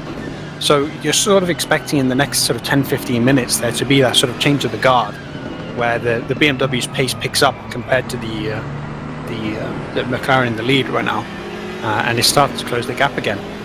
But it just feels like Camera doesn't quite have that pace that Niels Neuerks had running that car. He's a couple tenths off what Niels was doing, and just not able to close that gap like Niels was doing in the previous stint. But he is slowly chipping away at it. Every now and then he puts in that lap where he gains a tenth or two on Luckerberg, and it's going to be difficult to close that gap. Where if they get that pit stop perfect, if he can find a 10th here, a 10th there, with an hour and a half left, it's more than possible for him to get onto the back and maybe make a challenge for the win. Interesting spread of manufacturers over the top 10 here. Obviously, the strongest performer has to be McLaren with 3 out of the 10 spaces taken. But then you've got the likes of Mercedes, Audi, Bentley, Lamborghini, Aston Martin. But curiously, no Ferrari in the top 10 and no Lexus in the top 10. Yeah, especially in SimGrid, they've sort of been the staple. I think the 888 and their sister car, the 889, which is usually a Ferrari, have been sort of the staple top 5 runners in SimGrid events. You know, I think for most of the, was it the Sprint Cup, where they both were contenders for the championship towards the end of it. Both of those cars are usually right up there, and I don't think we have actually the 889. They're not running the Endurance Cup, or at least they're not in this race. But the 888 is just, as they said, they've been having issues. Joe wasn't able to drive today because of a medical issue. So they missed out a driver that usually drives. I think Joe's usually their fastest driver. He usually does the most of the race of the 3 of them. So, you know, they're sort of missing out on their optimal pace. They've had a couple issues. They're going to get a massive penalty at the end because they've only got 2 drivers in the 3-driver championship. But it's quite surprising to see neither of those cars up there. The Ferrari, actually, I thought would be quite good at it because it's not that different to a McLaren in terms of the characteristics of the car. Obviously, they're fairly similar in design in terms of where the engine is. They're not that far away from each other in terms of the balance of the car. But it just seems that the Ferrari just doesn't quite have the pace there. Oh, this is looking a little bit dodgy. This is 14th and 15th position. This is Chris Hook around the outside of Alex Vitero. Vitero is going to try and hold that place, but it's not going to happen. And then you've got Tobin Lee in the background just thinking to himself, please, for the love of God, do not do anything. Let me through, please. And I think that he's going to struggle. He's losing quite a bit of time behind this battle here. But Chris Hook for Rinvilton takes that position, but then hands it straight back as Alex Vitero has to get in front there. So yeah, that was a little unusual. I wonder if he backed off to let Tobin Lee through. They're into Stowe corner and the battle resumes between these two. This is raging on with an hour and 20 left to go. Who knows what's going to happen here. Hook looks to the inside. It's going to be battle of the late breaks, but it's going to be Alex Vitero taking that into to club corner and looking very comfortable right now. Just now, how comfortable, for how long he's going to be comfortable, I have no idea, because Chris Hook looks very, very menacing in that BMW all over the back of that Aston Martin. I'd be very, very worried indeed if I was Vitero, but doing a decent job of holding them off and holding them at bay. But yeah, Chris is looking so menacing right now. But back to the timing screens and just having a look here at the gap between your race leader and second place. Oh, that's interesting. That gap is now down to 3.8 seconds. So, yeah, that's getting a little bit spicy at the front there. But obviously, if it jumps between 2 seconds, we'll keep an eye on it and bring you that. But at the moment, I think this is one of the closest battles that we've got on track right now. So, yeah, I mean, what can that BMW do to try and get past that Aston? Surely, look, it's going to be a case of he's going to have to just, get in the toe and plan his moves several corners in advance. Yeah, with a track like Silverstone, it's all about sort of positioning the other driver. Obviously, you can't drive their car for them, but I think a great example is if you can force them to defend into a corner like Copse, it really pushes them offline for that run through Maggots and Beckett's. They can't quite get that optimal line through the corners, and that means that their pace out of this corner here through the Chapel Curve will get diminished. And when you're in a thing like BMW with the straight line speed it has, that's a good thing for you running towards Stowe. So you need to set that corner up 4 or 5 corners ahead of where you actually want to overtake them. You have to pull them offline, force them into a defensive position, and that will compromise at least half their lap and allow you that opportunity to overtake them. We've seen earlier all the moves that have happened successfully in Stowe, the corner we just went through there, have been because there's been the car in front has gone wide coming out of Beckett's and got quite deep onto that curve in Chapel. And that's where you gain that sort of move. And the other opportunities coming out of Stowe, if you can get a good run out of Stowe by forcing the other car to defend, you can dive up the inside coming into club, and that can work out. Other opportunities, Brooklands as well. It's quite a wide corner. There's quite a few lines that can work out whether you're inside, whether you're outside. So there's a lot of opportunities, but none of them are easy. Yeah, for sure. And this battle is going to rage on. You've got to feel between Chris Hook and Alex Vitero in that 72 car. That is, of course, the Jean Lacey Esports Academy, Jaisa Junior team, and I think he might have him. This is going to be the run down towards Brooklands end. Side by side, there's contact! Oh, and he's off! Alex Vitero has been clipped by Chris Hook into the barrier. Huge contact, and that's going to be big damage for Alex Vitero. That was very unnecessary from the two of them. They were side by side. It is a very wide straight on the run down to Brooklands there, and oh dearie me, that is not something that you want to see. Right, I need to calm myself down a little bit here, and I can do that by going having another driver chat. This time we're going to have a little word with James Bacon from the 995 Keck Sim Racing team.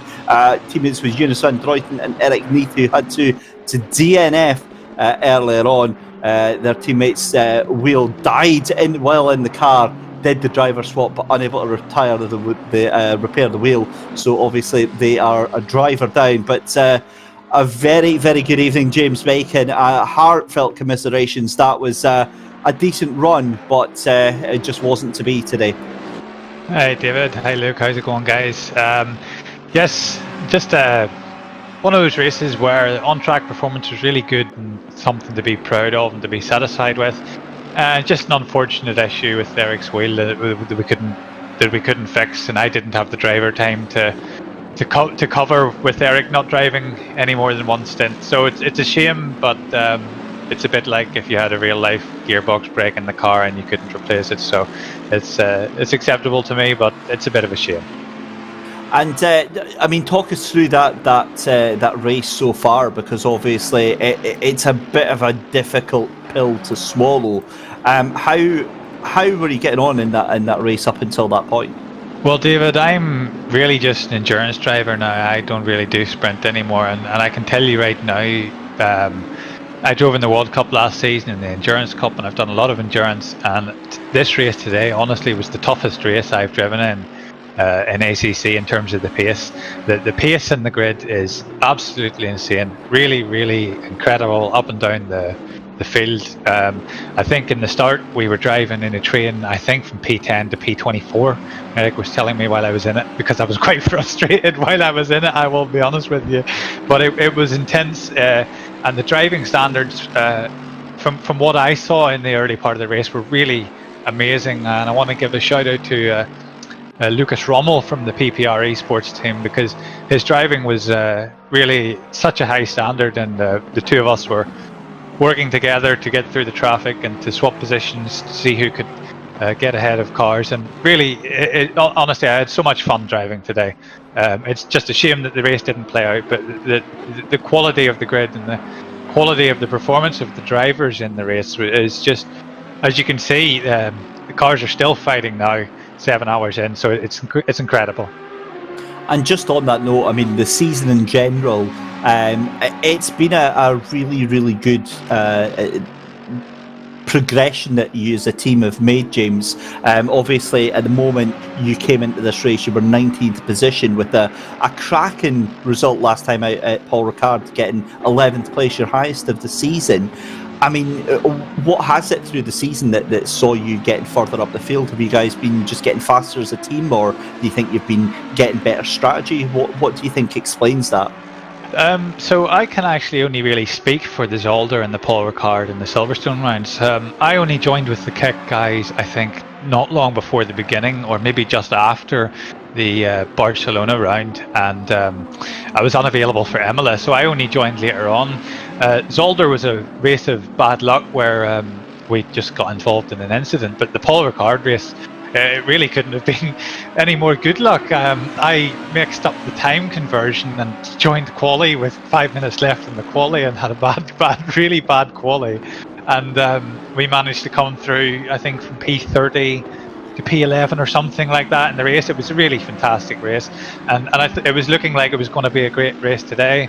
I can't really put a finger on why the results have been progressively getting better. I just think it's been we've been able to maybe showcase what we can do a little bit more whenever we've had a cleaner race. So as I say, Zolder wasn't particularly bad luck free in that sense, and Paul Ricard, whenever we managed to stay out of the trouble and really hammer some lap times in, as you saw, things went our way, and it was looking like it was going to be like that today, before unfortunately we had some trouble.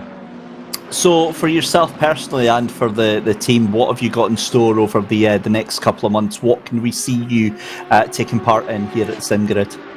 So I will be driving against this team effectively in the World Cup. After last season's World Cup, my team SRJ were locked in a tight battle with the Keck crew, and after the World Cup I joined with the Keck crew for endurance events, and for the new season in the World Cup we'll be going head to head again. So these guys who have been my friends for the last few weeks and months are now going to be my enemies again, and we're really excited for the new season of the SimGrid with VCO World Cup. I think it's going to look absolutely incredible. As you can see by the performance in the Endurance Cup today from the teams, when we drive in the World Cup, I think it's going to be even higher, the quality of the performance. So super excited for that, and any other endurance on the way, you can be certain you'll see us signed up to it.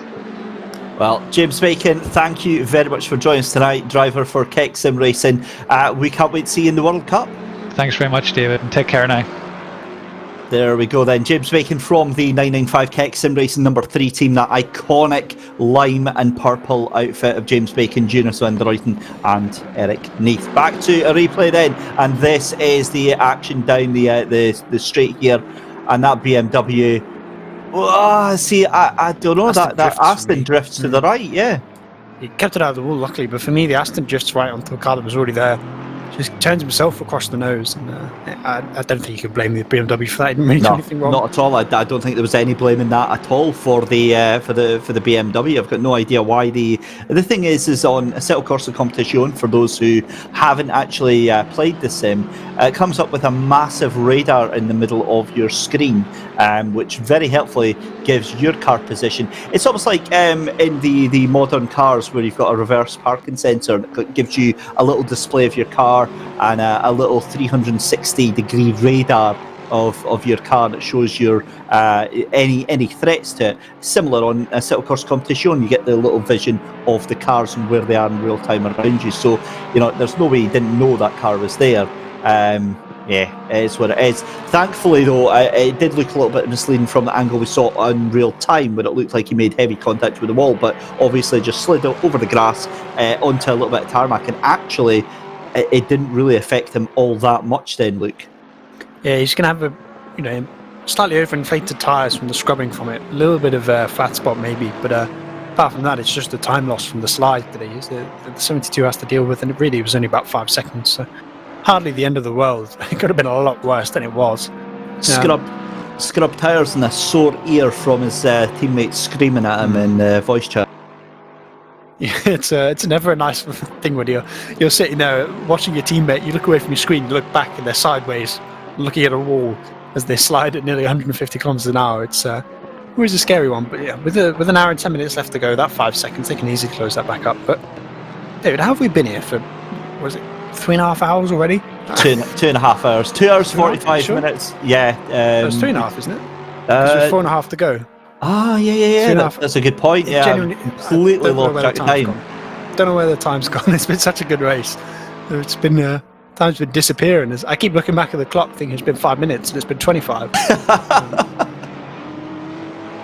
Yeah, it has, though. It's absolutely flown by. Look, you're absolutely right. As we see Gilberto Filo trying to fight off Jarno Kausch, and that is a tall order, because we know how fast the MSR Liga Endurance driver is. Oh, that is onto the grass. That's not going to help them as they go side by side down the straight here. That was out of Maggots and Beckett's, and that is on the run down to Brooklands, and it looks like goes too deep into the corner there. Surely going to hold on to the inside there, but Jarno Kausch is going to probe and press that car, that Porsche, around the outside. And yeah, I think it's just going to be held on to by Gilberto Filo there. However, I'll give you a little update on the battle for the leads, because Luca Berk now just 3.1 seconds ahead of Arthur Kammerer for that lead right now, and that gap coming down by about a tenth every lap there. So that is going to be very interesting indeed. Championship update though. Tobias Pfeffer in the lead of the race is still not not in the lead of the championship contenders. In fact, that's not even the case. It's actually Danilo Santoro in the 27 car. But in the championship, none of the two of them, neither the 27 or the 157, are doing enough right now to change anything in the championship. So it's still Eamon Murphy in the 149 Chaz Heat Mercedes down in 9th place, who has a strong grip on this championship with just an hour and 9 minutes left to go. Looking very strong, looking very comfortable, Luke, and all he needs to do now is just hold that position. Yeah, for the 157 and the 27, it's kind of in that position now where they need something to happen to the 149 car to have a chance in this championship. You know, it's not good enough if they just finish where they are and the 149 doesn't lose any positions. They need that car to fall back a bit, and it just doesn't seem to be happening right now. That car's looking pretty fast. As we were saying earlier, I think the Mercedes have been improving with that lower track temperature. So they've slowly come forward. Now in that top 10, they're fairly comfortably there as well. Obviously 5 seconds to the 7 car. And it's a little bit of a gap as well to the 14, so with that 23 seconds. So the car's in a pretty comfortable top 10 right now. And I think for the 157, they either need to make up a couple places, which given it's 38 seconds to the next car is not going to happen without incidents. They either need to make those positions up, or they need the 149 to have some kind of crash, I think. Well, yeah, I mean, the first, I can't see that happening because Tobias Pfeffer, that last lap round, 159.2, that's about 2 seconds off the fastest lap that we were having here at Silverstone. And given that it's still about half a second slower than Eamon Murphy in that 149, he's in no man's land right now. There's nothing really that he can do other than pray to the racing gods that some sort of earthquake hits Silverstone here and all of the cars that tipped.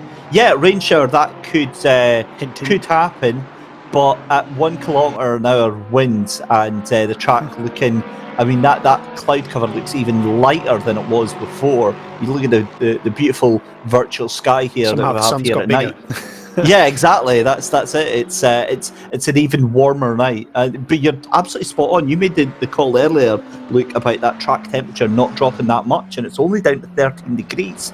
And if we're honest, I think 11 is probably about the lowest that we will get now, with just over an hour left to go. And part of that is the cloud cover that is still around. Obviously, the actual weather conditions are simulated pretty well in ACC, where if during the day it's hot and cloudy, during the night when the clouds are still there, the temperature gets trapped and it doesn't drop as much, which is what happens in real life. So there's a geography lesson for me, for those in chat who don't already know.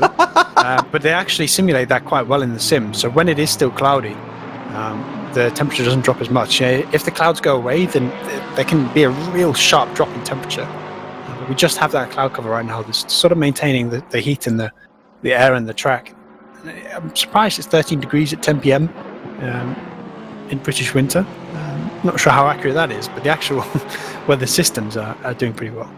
Well, I think technically we're Luke's daily lesson. I love that. Mike Yao, as always, on the ball, ladies and gentlemen. Another factor is the dark here at Silverstone. Unlike other tracks, there is not all that much light around the actual track itself. I found that out in real life to my own peril after racing here in the C1 24-hour endurance race. I spun the car in the middle of the track through Maggots and Beckett's.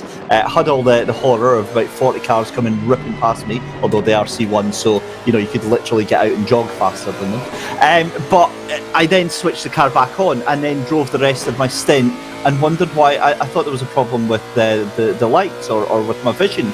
I couldn't really see as much, and then realised that I was driving with the side lights on and not the actual headlights on. So yeah, Silverstone is a very, very tricky track when the darkness hits, because you have to go from track memory to remember what part of the track you're on, especially when you think of how similar Copse is to Abbey. In the dark, that's even more so. And after Copse, obviously expect Maggots and Beckett's, and it's not been unknown for some drivers to come through Abbey and get confused and expect that that chicane to come. The one thing that always gets me is that obviously in F1 the start-finish straight is just before Abbey, and then in GT the start-finish straight is just before Copse. So, you know, for me, when someone says Turn 1, I immediately think of Abbey, and that's just not what it is in GT racing. So that's one thing that happens to me, and it actually happened to me in when I did a 3-hour race at Silverstone, but it was in the dark, and there was I think I was coming up to Village, and I think I was playing with the MFD to set up a pit stop, and I was like autopiloting, coming out as if I was coming up to Maggots and Beckett's, and nearly completely missed the corner because I obviously it's a heavy braking zone. I just didn't brake. But, it ended a lot better than it could have. Let's put it that way. Yeah, you've got to love multiple track layouts. I think the best one I've had is at Spa, where it was just a couple of weeks ago. I think it was the Stacked Spa Spectacular, and I was hyping up the start of the race and getting all excited, and then completely forgot that it's the other start line, which is on around the corner, and got a little bit too excited too early, and then had to calm myself down and felt very, very embarrassed. However, back to the race here tonight, and we're watching a cracking little battle. Gilberto Filo pulled a little bit of a gap there over Jarno Kausch in the 911 Porsche. I think that is the 888 behind of Alaric Enslin in that Coach Dave Academy Lexus that is behind these two as well. It is so up in the 14th position. We heard from his teammate earlier on, and not doing too badly at that recovery drive. Obviously, James Parker was telling us they had that bit of a disastrous start, and to be honest with you, that is all you can do, isn't it, Luke? Is just, you know, head down, keep the laps coming in, and just see what happens.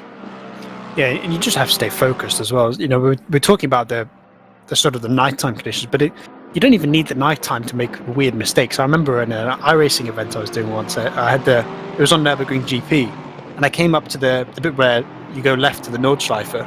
Obviously, the GP track turns right, and I turned left and went straight into a wall because it was like 50 minutes into a stint, and I was, you know, zoned out. Well, it was my second stint in the car, so I was like nearly 2 hours in. I turned the wrong way, but you know, you really need to stay focused, especially now. You know, you've been sitting here for 7 hours. It's not as brutal as some of our longer races in SimGrid, especially when you come to the World Cup. But you know, you've been in the car for a while, especially if you're someone like Jardia, who was doing a 3.5 hour stint to end the race. Been in the car for a while. It's getting dark. You're getting a bit tired. It's coming towards the end of the day. This is when you start to lose focus, and when you make those mistakes, and those mistakes can be big, especially a track like this where a lot of the corners are high speed. You make a mistake in them, your car's going off big time. Well, hoping that they're not going to make a mistake is the 157 of Tobias Pfeffer, who's just been absolutely jumped from Valentin Barrier. This is down into the loop now. This is absolutely pivotal for the championship right now, because the car behind is Eamon Murphy in that 149 Mercedes, and it looks like Valentin Barrier tucks in behind. He did, from what we're being told behind the scenes, already make the move, thinks better of it. Valentin Barrier forces the issue, and Eamon Murphy has decided to join the party. He's thinking better of it. The 157 is going to hold on to that place just, and that means that the 149 tries to sneak up the inside. Valentin Barrier fighting it out with every tooth and nail. Eamon Murphy into the pits, and that is a huge move, and so does Tobias Pfeffer. So your two championship contenders into the pits at exactly the same time. Wow, that is some big brain strategy call right there with just an hour to go in the race, Luke. Yeah, Pfeffer's just followed them in. Pfeffer's just pitted a little bit earlier.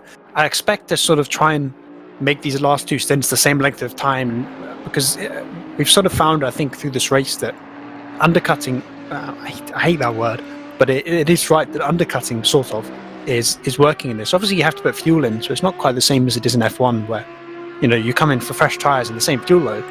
But in endurance, sometimes that high fuel new tyres can be faster than low fuel, you know, worn tyres. And I think right now, you know, with these track temperatures, you're getting a little bit of tyre graining. You're getting to a point now where you've gone from the time when the tyres are nicer because they've got less heat in them, to the time where the tyres are getting so cold that they're starting to grain. So you know, we're in that position now where I think you need to try and make the previous stint as short as possible with that slight undercut, and make them the same length, an hour long each, and that way, let's say the 149 had come in a couple laps before the 157. There's a real potential they could have undercut them. Yeah, for sure. But as it stands, Tobias Pfeffer back out on track. It's Andrea Capoccia in this hot seat of the Yaz Heat Mercedes right now. So this is all kicking off just now. Just have a look. So they've basically, this is the final roll of the dice for these two cars. And if Yaz Heat were to overtake, I mean, I think it's in the bag already, to be honest, given that Simonini doesn't just need to be in front of Capoccia, needs to be significantly in front of Capoccia.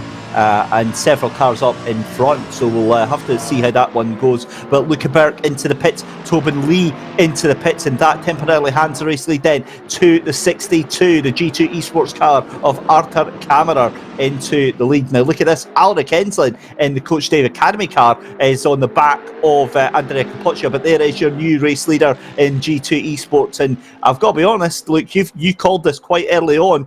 Yeah, this is looking distinctly possible for Arthur Kammerer to potentially take this race win right now. Yeah, I mean, I was saying earlier that his pace wasn't quite up to where Niels was in this car, but he seems to have found a couple tenths here or there. It's either that or the McLarens were still struggling on that long run pace, even with the change in temperature. But his pace right now is looking really good, and with this final stint, I think we're going to have a real close battle for the win.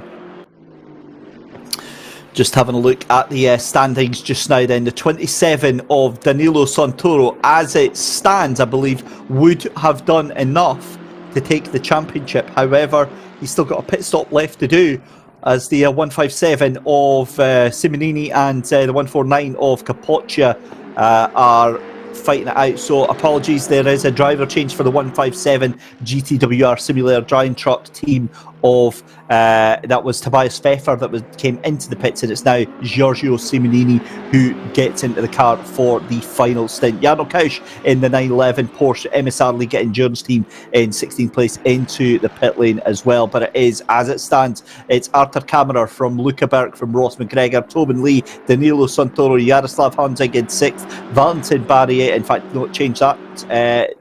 They've got Shodakis in 8th place, and then Abit Aldejo Cummins in 9th place in the 14 Mercedes, and then Samuel Ratz in the 191 Racing Line Motorsport Ferrari in 10th place. And I think that's the first time that Ferrari has been in the top 10 today. Yeah, and it is worth pointing out that there are a couple of cars ahead of the 157 haven't pit yet. So, although as things stand with the leaderboard, the 27 would be in the championship lead, I believe. Once the pit cycle cycles through, I think it's going to be 5 or 6 points in favour of the 157. So right now, the 149, which right now is in a pretty good position, but it's still going to be a pretty close one. And as I was alluding to earlier, all it takes is for one incident where maybe someone gets a bit over optimistic, or the 149's a bit over aggressive, lapping some traffic, and then bam, that instant can really jig up the championship order. The other thing that could jig up the championship order is penalties, drive-through or pit lane infringements. Anything like that could come at any point. We've seen them for even some of the top teams as well, when you least expect it, to jeopardise these positions for them. So we'll have to keep an eye. But we are officially under 1 hour left to go in this final race here at the SimGrid's Endurance Cup Season 2. It's here live at Silverstone with David Christie and Luke Rogers, bringing you the tail end of the action. What a story we have had to tell you. We've had thrills, we've had spills, we've had chills and excitement all the way through the past 7 hours and 4 minutes, but it all comes down to this. At the moment, we are watching a dominant performance from McLaren. There is no other way to put it right now, but we are seeing a heartfelt and inspiring run here from Arthur Kammerer in the G2 Esports machine, along with Niles Noyox. They have been pretty much the underdogs through this championship, and doing a cracking job of staying in the lead just now. They have to go and do a pit stop, which will likely hand the lead back to Luca Berg. But for all of the the championship so far, obviously that is paying slightly disrespectful to the BMW because they are third place in the championship. So, it's not like this has been a magical one-round success for them. They've really put themselves in a good position. But the other thing is Arthur's got 7 laps to go on this stint. If he can drag this out, he might be able to do a splash and dash and potentially get a whole boatload of time here. Well, the problem is that he will swap tyres, so the pit stop won't change in terms of time length. Just because of the way ACC works, obviously, as soon as you switch tyres, it's always 30 seconds. So he's not going to gain time that way. But there is also the point that he's going to be able to come out on completely fresh tyres. So if he's sort of matching the pace of those McLarens, he's going to come out with the same amount of fuel as them, but also nice and fresh tyres. And we know that BMW's good at prolonging its tyre life, and the McLarens are not good. Towards the end of stints, the McLarens seem to struggle. So if he extends this stint, then there's that real potential that towards the end of the race, he's going to have a nice bit of delta on them, just because of the tyre conditions. But there is the slight problem. We've sort of, I think it's been a pretty consistent part of this race that cars have been better at the start of stints than end. As we see, Luckerberg makes a progress through the traffic there. But the BMW is probably the only car where that might not actually be the case, because it's such a nice car on the tyres. It's such a consistent car at low, even with low fuel, it gains a lot of time just from that change in weight. So there is a real possibility that actually the BMW is better on low fuel old tyres, and that could be a way for it to get a bit of an overcut on the 23 car. At least I think it'll bring them closer, and with that nicer tyres, once we have the temperature, I think we'll have a real battle on our hands. Yeah, at the moment the difference is about 0.8 of a second from Luckerberg right now. Those tyres of Arthur Camera are really starting to complain and give up in mercy with 53 minutes left to go in this race. Again, another championship update for you. The 157 and the 149 locked together on track. Simonini ahead of Capoccia by 2.4 seconds. As it stands, Chaz Heat 149 would win by 6 points, and again that is because the number 27 does have to pit again, so that will drop them down to that third place, as we see the number 872 of Valentin Barrier into the pits as well. And again, this is really the final roll of the dice here. 10:16 p.m. here on track at Silverstone, and Ross McGregor up with a decent lap. I mean, that gap's coming down now for him as well, because that was 12 to 14 seconds. That's now down to 9.9 seconds to Luckerberg in second place there. But leader is into the pits then. Arthur Camera jumps into the pits, and it's going to be very, very interesting to see, Luke, just how long he's in the pits and exactly what is done with that car. Yeah, the one good thing for them is they're going to come out with less weight. Obviously, at the start of the stints for the McLarens, because they pit pretty much with as long stints as possible left to go just before the hour mark, that they have been on these tyres for longer. They've been on these tyres with a higher fuel load, which means that they've scrubbed them a little bit more without that extra weight. So the BMW is going to have that sort of that extra lap time. But the problem is that they were losing 5, 6, 7 tenths a lap to the current leaders over the last 3 laps since the 23 pit. So the gap has actually extended. And actually, I don't think they're going to be that far ahead of the 22 car when they come out of the pits. So they might have lost too much time staying out on old tyres, and maybe they won't gain it back. But we'll see. It's going to be a close one, I think, across these final 50 minutes. It's definitely going to be a battle, but I don't know if it's going to be for second or third or first. Yeah, just looking at Luckerberg back out in front then, and considerably, and it means that Niels Neuox out of the pits there, but again is just out of the pits, coming through Maggots and Beckett's now then, and the 22 of Ross McGregor looks to be, I would say that's probably going to be about 5 or 6 seconds behind Arthur Camera on that exit of the pit, who of course has handed things over to Niels Neuox in the pit lane there. So Niels Neuox then 6.1 seconds behind your race leader. So I mean, he's lost time, but that's not the end of the world. That's 3 seconds that he's lost with 50 minutes left to go. Yeah, without trying to disrespect the camera, Niels has been the fastest driver on the grid for the entire race. So every time he is in this car, he's pulled 5 or 6 seconds across his stint to the cars around him. So there's a real possibility that he'll catch the 23 here. I mean, he's done that twice during this race. When Luca Berk has been in the car, he's hopped in and he's been able to close that kind of gap up. Obviously, he's only got 50 minutes, but he does have the tyre advantage in his favour. So I think if anyone can do it, Niels is definitely the one to watch. He definitely can get the pace. The problem is now he's on cold tyres in traffic, so he's going to lose a bit of time over the next couple of laps. But when those tyres are up to temperature, I think we're going to start to see him fire forward. Yeah, for sure. We've got a whole 50 minutes to see exactly what happens, and you will find it here live on the sim grids here. As always, ladies and gentlemen, if you do enjoy what you are seeing here on the stream, click the like button, because we enjoy helping out that good old algorithm. And if you want to subscribe and hit the notification bell, we would very much like that, because we want to give you all of the awesome action here that we do every single week here at the Sim Grid. So check that out and head over to thesimgrid.com, become part of the community, join us for daily races and take part in these awesome championships that you see all the time. We do a number of splits, so if, like me, you're not very good but you like the attention, join split one anyway.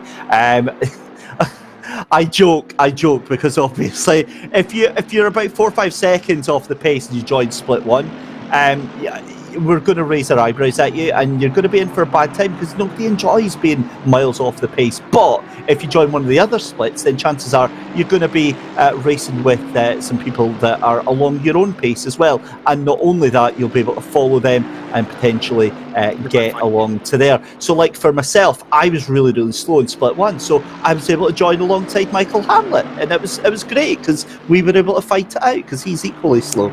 Isn't that right? Yeah. The great thing is Michael Hamlet can never speak on stream, so you never get any fight back. So look, that's it doesn't work. I love that your way to insult Michael was to compare him to you. I know, right? Well, that is like the real sort of low of the barrel there. Low blow. Yeah, it's got to be done. But no, look, joking aside, Niels has lost a second out to Luca Berk there, and he's really struggling with the traffic right now and getting these tyres up to warm there. You said that though, Luke, that coming out in traffic on those cold tyres, it makes his life even harder. Yeah, because not only is he losing time because he's not quite got the grip from the temperature and the pressure in the tyres, but also he's stuck behind a guy that's slower. You know, let's say he's a second lap slower and the guy in front is a second half lap slower. With those cold tyres, he's not going to be at a fast enough pace to be able to make that overtake work. So he's going to have to sit behind the person, pray they're nice to him, and let him go. But as soon as those tyres are up to pressure, I think we're going to see him start to pull a couple tenths a lap on Berk. Whether that's going to be enough across 50 minutes, it's going to be real difficult. The one also thing worth pointing out is it usually takes 2 or 3 laps, in normal conditions, for tyres to get up to pressure. But you also have the track temperature to think about. With only 12 degrees, it's harder to get the temperature in the tyres. I wouldn't be surprised if he was doing a bit of weaving here or there, maybe dragging his brakes a little bit early entering corners, just to get a little bit more temperature through them quicker. But he's already back up to pace now, so he started to sort of match Berk's pace. I think over the next 2 laps, you will start to see him close that up. Yeah, I do wonder though, is it a little bit too little too late, given that it's a 7-second gap that he had between him, and at most he was taking maybe 2-3 tenths a lap out of him. So we'll see. I mean, it's definitely not beyond the realms of possibility, but Luca Berk looking very, very strong in his position in the lead of this race, ahead of Niels Noyox, and then it is Ross McGregor who is in 3rd place, and then Tobin Lee in 4th, with Danilo Santoro in 5th place, and then it is in the 7 car, it is going to be Giannis Chodakis, then Jaroslav Honzik in 7th, 8th place is going to be Nicolas Albadejo Camins, and then 9th place Samuel Ratz, and 10th place is Giorgio Simonini, who is just about 7 seconds ahead of the 149 car. Now that wasn't the case before. No, it's not actually. So it's only at 2.3 seconds, but on my timing screen showing something a little bit different. So just 2 seconds between your 2 championship contenders, and in all honesty, with 45 minutes left to go, it's not enough. It's not anywhere near enough from the 157, and it's all on Capoccia, the Yaz Heat Mercedes, looking very, very comfortable in that car. It might look comfortable in that car, but I'm pretty sure that is the Bentley that he's got behind him just now. Now, who is driving that just now? That is Valentin Barrier. Yeah, so Valentin Barrier is going to be, a lap down in that car because he's already behind him. So he's on Capoccia, yeah. Sorry, I was completely lost looking at the timing screen. Couldn't actually see Barrier's name on it, even though he's highlighted in red. But yeah, Capoccia, I mean, in all honesty, he doesn't have to fight this. He could just let Barrier go and be quite happy with this. But look, racing drivers are going to race, aren't they? He's not there for letting people by. He didn't get this position in championship by letting people by, did he? No, he's not going to want to. I don't think he'll defend very hard if Barrier goes to the move. He's not going to. I don't think he'll actually drive defensively at all. So if Barrier gets to him and goes up the inside, he'll probably let him go. But you see a spinner there. The 25 car goes around. No. It looks like they might have had some help as well. I think there was a couple of cars around them on track, so I assume they've had some assistance. But yeah, for the 149 car now, it's a little bit nervous when you've got a Bentley behind. I have some very bad experiences with Bentleys at this track, so particularly being overtaken by them. I think the last 3 Silverstone races I've done, I've been punted by a Bentley, or my teammates have when they're in the car. So I'm scared for Capoccia. Hopefully he doesn't have my luck. But it's 43 minutes to go. You have to think right now they're just looking at that, and there's a 9-second gap back to the 7 car behind. So if Barrier does go for the move, you let him go. You fall into that 9-second gap and you're fine. Oh, I don't know. But the thing is while he could let him go, there could also be that misunderstanding. And yeah, I want to see it resolved one way or the other. Capoccia is enough of a driver to soak up this pressure. He could quite easily take Valentin Barrier, just pressurising him behind there. And this is Cavigno.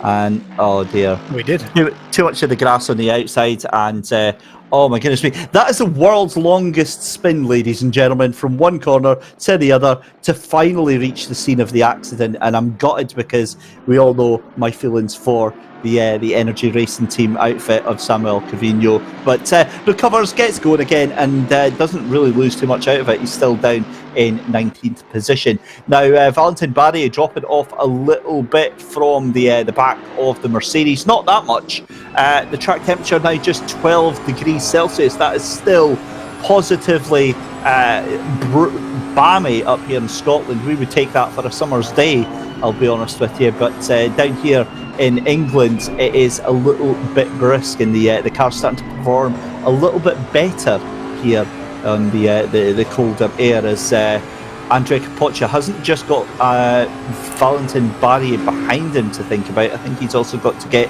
past this Mercedes that he is putting a lap down on just now, and makes no issue of that at all. But Valentin Barrier takes a little bit too much speed into Stowe Corner there, and very, very good car control, because you could see that car was starting to fishtail about at the end there. Yeah, Stowe's a very awkward corner to go too fast into, because your car, it starts sliding at the front, but it also starts trying to spin. So it's a really weird feeling where it's almost like it's understeering and oversteering at the same time, just because of the way the corner's cambered, and also the nature of it in terms of its speed. It's very awkward once you get to that weird slide. But yeah, he holds onto it nicely. Doesn't get an off track, which is also very helpful, because this is a track where it's not easy to get off tracks, but it is certainly possible, especially on the outset of corners. So I'm surprised there's not been as many drive-throughs as we usually get in these kind of races. But that's the kind of situation where you can get them, where you dive in a bit too deep in Stowe. Abbey and Copse are other great examples of corners where you can get them. He was able to avoid it, kept the car on track, and he didn't really lose much time. Here's an interesting stat for you, Luke. 7 hours, 20 minutes, 3 penalties. 3 penalties. That is just absurd. That shows how determined and how much concentration there is going on right now. Yeah, that's uncharacteristically clean for an online race.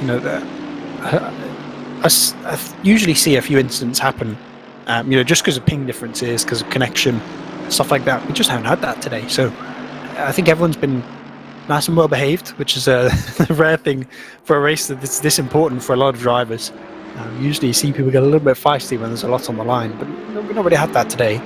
talk about something we're not really having. Niels right now just doesn't quite seem to be up to the pace we were perhaps expecting. You know, we were saying that we were expecting him to close that gap up, and it's really stabilized and got sort of stuck where it is. It seems like he's just struggling to really pull the gap. He's maybe making up a tenth here or there, but that's not going to be enough over 40 minutes.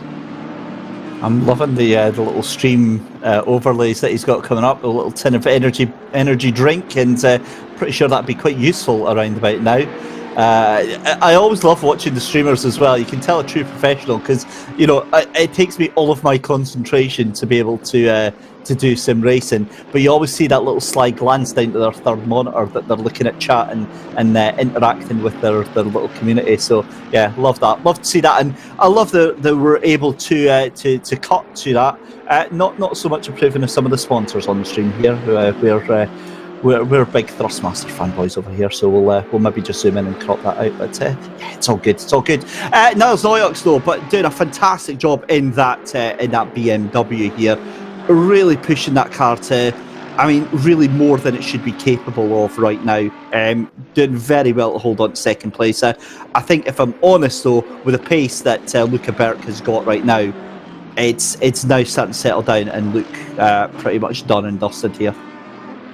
Yeah, I think the championship is now going to be decided by whether there's incidents on track rather than by, you know, any driver's actual pace right now, just because of where people are on track and the gaps that have formed. But, you know, luckily for us, we've got a race on for the win, and Niels is now starting to close that gap. We saw last time round he gained, I think, 4 tenths. Yeah, so he's setting some really nice laps right now. Looks like he's going to set a low 57 here if he can keep this pace. He lost a tiny bit of time at the exit there, but a nice start to that, and yeah. Niels is slowly catching up to Luca Berg now. Yeah, we'll see how that one goes. Fastest lap of the race then, with 40 minutes left to go. Luca Lozio for the John Lacey Esports Academy 27 Aston Martin does a 1:57. Ready for this? 0.1. 1:57.1 for Luca Lozio, personal best sector 1, purple in sector 2, personal best in sector 3. That is fast. Wow, that's a nuke of a lap going down right there, and he is trying to. I can't see him catching Tobin Lee. I can't see him catching him in a month of Sundays, I'll be honest with you, because Tobin Lee is about 38 seconds up the roads right now, and I know Luca is fast, but he's not that fast. Tobin Lee, I think, very comfortable in that position there. Gap coming down slightly by Niles Noyox, 6.4 seconds, but again, I just can't see that. So essentially what we're really saying, ladies and gentlemen, is this championship rests on Valentin Barrier and his ability to get past Andrea Capoccia in a clean and concise manner. If anything goes wrong, then yeah, that is yeah, that's an awkward moment. But I mean, I go back to saying it earlier, right? And again, there's two parts to this comment. It's a very awkward thing leaving yourself open to this sort of battle right at the end of the championship, because I mean, Andrea Capoccia is in the pound seats in terms of all he has to do is, you know, keep on top or keep close to Giorgio Simonini and the GTWR team in 7th place there. However, you leave yourself in such a vulnerable position when you've got, you know, the likes of Valentin Barrier catching up and trying to make his way past, because, you know, one mistake and that literally could turn the title on its head. Yeah, that's why I'm being a little bit nervous that Capoccia is not going to let him by. But really, Valentin hasn't really tried to make the overtake happen. He sort of sat behind him. This half-second gap has been going for a while, so I think there's sort of an acceptance that it doesn't really gain anything for Valentin to get aggressive. And yes, I think he's recognising that 149's in the championship battle, the 872 is not, which is nice to see. But also, we were saying that any issue between those two could bring it in. But I think actually the 149 needs to lose 4 places, right?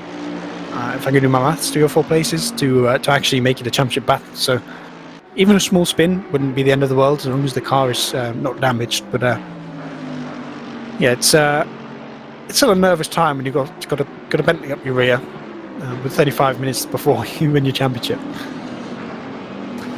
Well, yeah, I guess there's nothing worse than having a Bentley hunting you down like that. But yeah, 35 minutes left to go, and this is not over by any stretch of the imagination. Back with Niels Noyaux here, did a 1:57.6 last time round, took the gap down to 5.7 seconds. Traffic is now definitely an issue there, because you can see Luckenberg just behind the 44. And that is, I will tell you in just a second, that is going to be Artur Cizernacki in the Lexus. So going to have to try and get past him. They're on the run down to Stowe just now, and still can't make that move 6. So this is good for Niels Noyaux. He's going to be able to really take quite a few seconds out of that here, because your race leader caught up behind that Lexus, and the Lexus just not able to give that position just up yet. Back with that battle for 8th and 9th place, Valentin Barrier. I think you're right. I think he's just wanted to put as much pressure onto Andrea as he can, but he's not really forcing the issue, is he? Yeah, he's taking his time. I think we know why. In terms of the standings, he didn't really gain anything by getting aggressive, so I think he's deciding to be nice and polite on the grid. But I think one driver who's not going to be polite if he gets to the driver in front of him is Niels Noyaux. With 5.5 seconds now, that gap is closing. It is coming down, and with the pace he's setting right now, he will catch him before the end of the stint. And we know that at the end of the stint, the McLaren's going to be worse off than the BMW, partly because Niels' stint is about 15 minutes shorter, partly because the McLaren's already worse on its tyres just in general. So I think these last sort of 10 minutes are going to be a real tight battle between those two. Good Lord, Luca Lozio, that last lap again, 1:57.3. That is faster than everyone on track.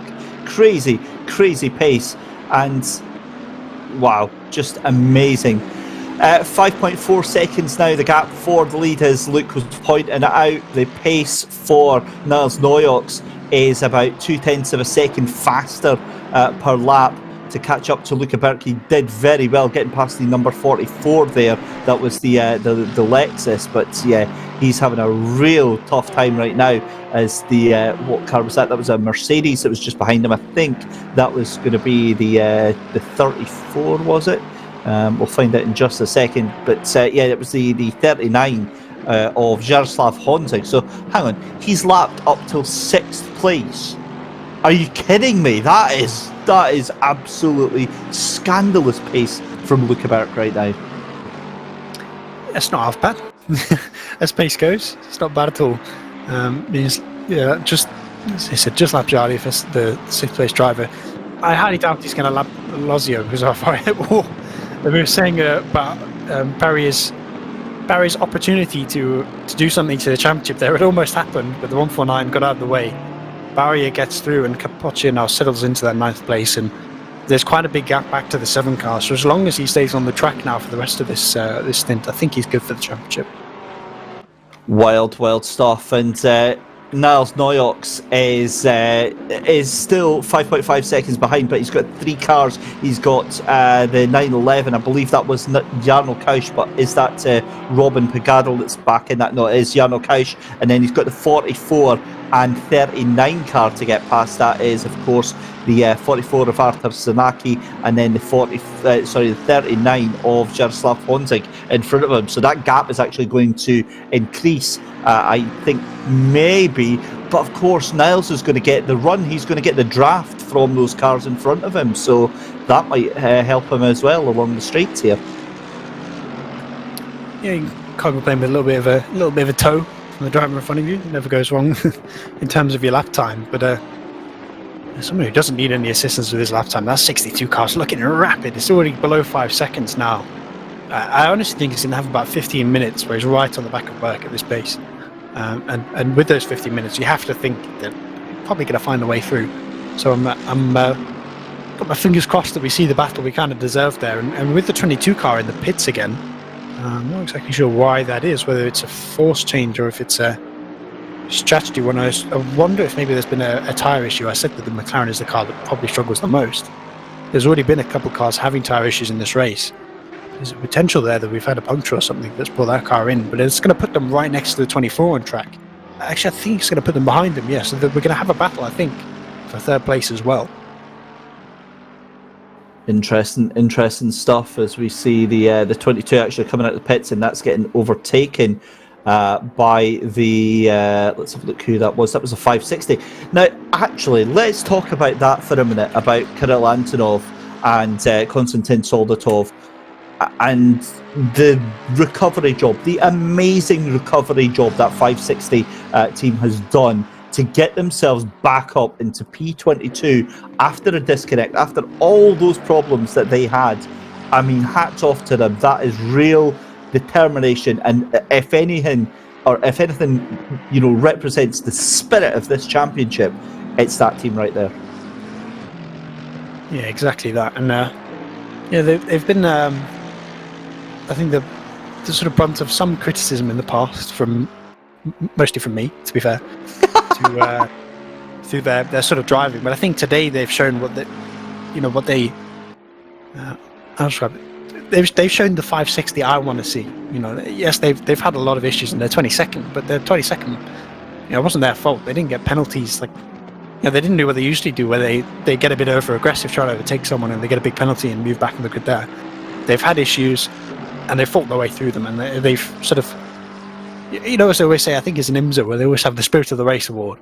I think it would be going the way of the 560s, and I like what I see. I want to see more of it. They're fast, staying clean. They're fighting through, you know, issues that they have, and not getting overly aggressive. So it's good to see from them, and I hope it's a sign of things to come for the World Cup. Right, what has happened to Niles Noyox, because he did get past Jarno Kausch in the 911, and he's fallen back behind. So that gap was 4.3 seconds. It's now 10.6 seconds. So something has happened to Niles Noyox, and that almost certainly 28 minutes left to go, Luke. That surely hands things on a silver platter then to Luca Berg. And I think that was all of his own making as well. I expect maybe he's hit the curb a bit too hard on the inside of turn 1, because I think that's where it's happened, because it looked like it was a spin of his own doing, and he looked pretty annoyed with himself. So I think that probably confirms it. Hopefully we get a replay soon. But it was the 6 seconds that he's lost. And they've had an issue with that corner in the past. I've seen the charity race last weekend, as Mike was putting out of my ear. It looks like it struck again, and that might have taken away a potential fight for the lead. I mean, the pace that he was setting across half an hour, this genuinely potentially could bring back that gap. But if the car has a bit of damage, you know, a real hard curb hit will take a lot of pressure out of your tyre. So there's a potential that he's going to have an unpressured front right, or something of that sort of ilk that may really harm his race here. And obviously that extended gap is going to mean he's going to have to do a perfect stint from here on out. Yeah, for sure, and it's difficult to watch because, I mean, pace-wise, he is dropping back quite considerably behind Jarno Kausch in the 911 Porsche. That's what I'm using as a reference marker, and yeah, I just don't think he's got it in right now. You see the last lap time going through there as a 2:04.503. But I mean, the pace that he's got, he's really struggling. Here we go then, replay of inside, right? Yeah, Niles Noyox then into Cups corner. Yep, there we go. That's exactly how you don't want to take the corner. Thankfully avoids the barrier, straight onto the run-off road pit exit, and recovered. I mean, 5 seconds, that is like the least worst outcome that you could have out of that. It was a pretty good save, to be honest. Yeah, kept it out of the way of the car coming behind. And didn't go around all the way. You know, it was only a half spin in the end, so it could have got a lot worse. But he's lost a fair bit of time there now. It's still 26 minutes to go. It's still definitely possible. But you know, you're looking at that and thinking, you're looking at about 14 laps we're going to have with a 10-second gap. You're looking at maybe 7/10 a lap faster to even catch up to him. And obviously, you need a lot of time to sort of set up that move. So really, he needs to be setting low 57s for the rest of the stint to even have a chance, and that's like quali pace. You know, that's Lozio on perfectly new tyres. And as Mike is asking in our ears, I would assume he has some tyre issues now. I don't know. I'm going to check his pressures. I assume he's street. Let's have a look at I'm going to have a look at his tyre pressures quick on his stream. They actually look okay, so it doesn't look like he's had any issues with tyre pressure loss. His front right's still balanced with the rest of them. And he crosses back on the line. He's going to do a 57.6 this time round, but still, 57.6s won't be enough to bring that gap back. Yeah, it's too little, too late, and look, out of everything, I mean, that's been an amazing run from Niles Noyox and that BMW 62 team, the G2 Esports, has been a fantastic effort. Nothing's going to take that away from them, and you know, nothing would be said that they're for settling down. However, knowing Niles, it's not going to happen. He's going to be firing in those 157s until the cows come home. And who knows, something could happen. In fact, what is going on with your race leader and Jardier? Jardier starting to come right back to Luca Bert here. He obviously put the lap down several laps ago, but Jardier has been inching and creeping himself back towards the back of that car ever so slightly. I don't know if maybe it was just through the couple of corners there, but Honzig was looking very, very racy there. Yeah, he's, I don't know whether that's Burke slowing down because of the size of the gap or whether that's Honzig speeding up, but yeah, it's unexpected to see. You know, usually when you put a car a lap down, you tend to pull away from it, but that doesn't quite seem to be the case. Maybe whether Jardy got out of the way, but I would expect he's just going to slot in behind. I don't think he'll fight the 23, just because he knows, you know, the 23 is racing for the win. He's miles ahead of the car miles behind the car in front, sort of in his own race right now. I doubt he's going to do much. But there's still an opportunity. Niels is closing the gap. It's down to 10.2, so he's gained about half a second that time round. But I think he genuinely has to put in back qualifying pace to make that gap up now. And I'm just not sure that's possible. Well, I'll tell you, a man whose thoughts I would give a penny to hear right now, Cam Royal, and luckily we've got him here just now. Cam, penny for your thoughts right now with 24 minutes left to go. This is madness. I mean, we got spun, and then we had to jump into the pits quick. But luckily, I mean, we've managed to pull it back, and I mean, we're having that Bentley right up on our bum as well, and then we basically just let him through, but we almost got hit as well as we did that. So there's a lot of drama right now. The team's ecstatic. We're being composed as well, but really looking forward to closing this out. Are you on voice chat with the drivers just now, or are they just doing their own thing? No, I don't like being in voice chat with them, just in case you know, stuff starts to get a bit hairy. You know, I don't want to say the wrong thing. So you know, I'm watching all the streams and everything, keeping up with everything, and messaging all the drivers who aren't driving. But yeah, I mean, they're all very happy right now. It's really gone as well as I guess could be expected right now from the drivers, from the team, and surely now the last 20 minutes it's just a case of keeping things steady. Yeah, I mean, all of the drivers have been putting in, you know, mega stints throughout the whole race. So yeah, I think it's just Andrea just needs to close it out, and then we can see if Barrier is able to sneak up on Simone and put some pressure on him. I mean, it was quite daunting having him just right up on your bumper. So glad we were able to kind of set him loose and tell him to go for the car in front of us instead. Well, but yeah. Cam, I can break the news to you that that's not going to be happening for Barry because he's just got a drive-through for himself. So it now sets things between Simonini and yourself. It's fine. We got it. We'll sneak up on them hopefully and just close out the race. I think. I mean, there's only 20 minutes left, so hopefully we can just stay composed and the boys can bring it home. Excellent stuff. Cam Royal, team manager then of Yassi, thank you very much for joining us tonight. No doubt Thanks, we'll be speaking to you very, very soon there. So there you go, Cam Royal. Thank you very much for that. But Capoccia then, that's going to be a weight off his shoulders, isn't it? Luke, the jump back up into that 8th position, 9 points clear. It's it's looking good. But there you go. There's Jardy. He's looking very, very happy.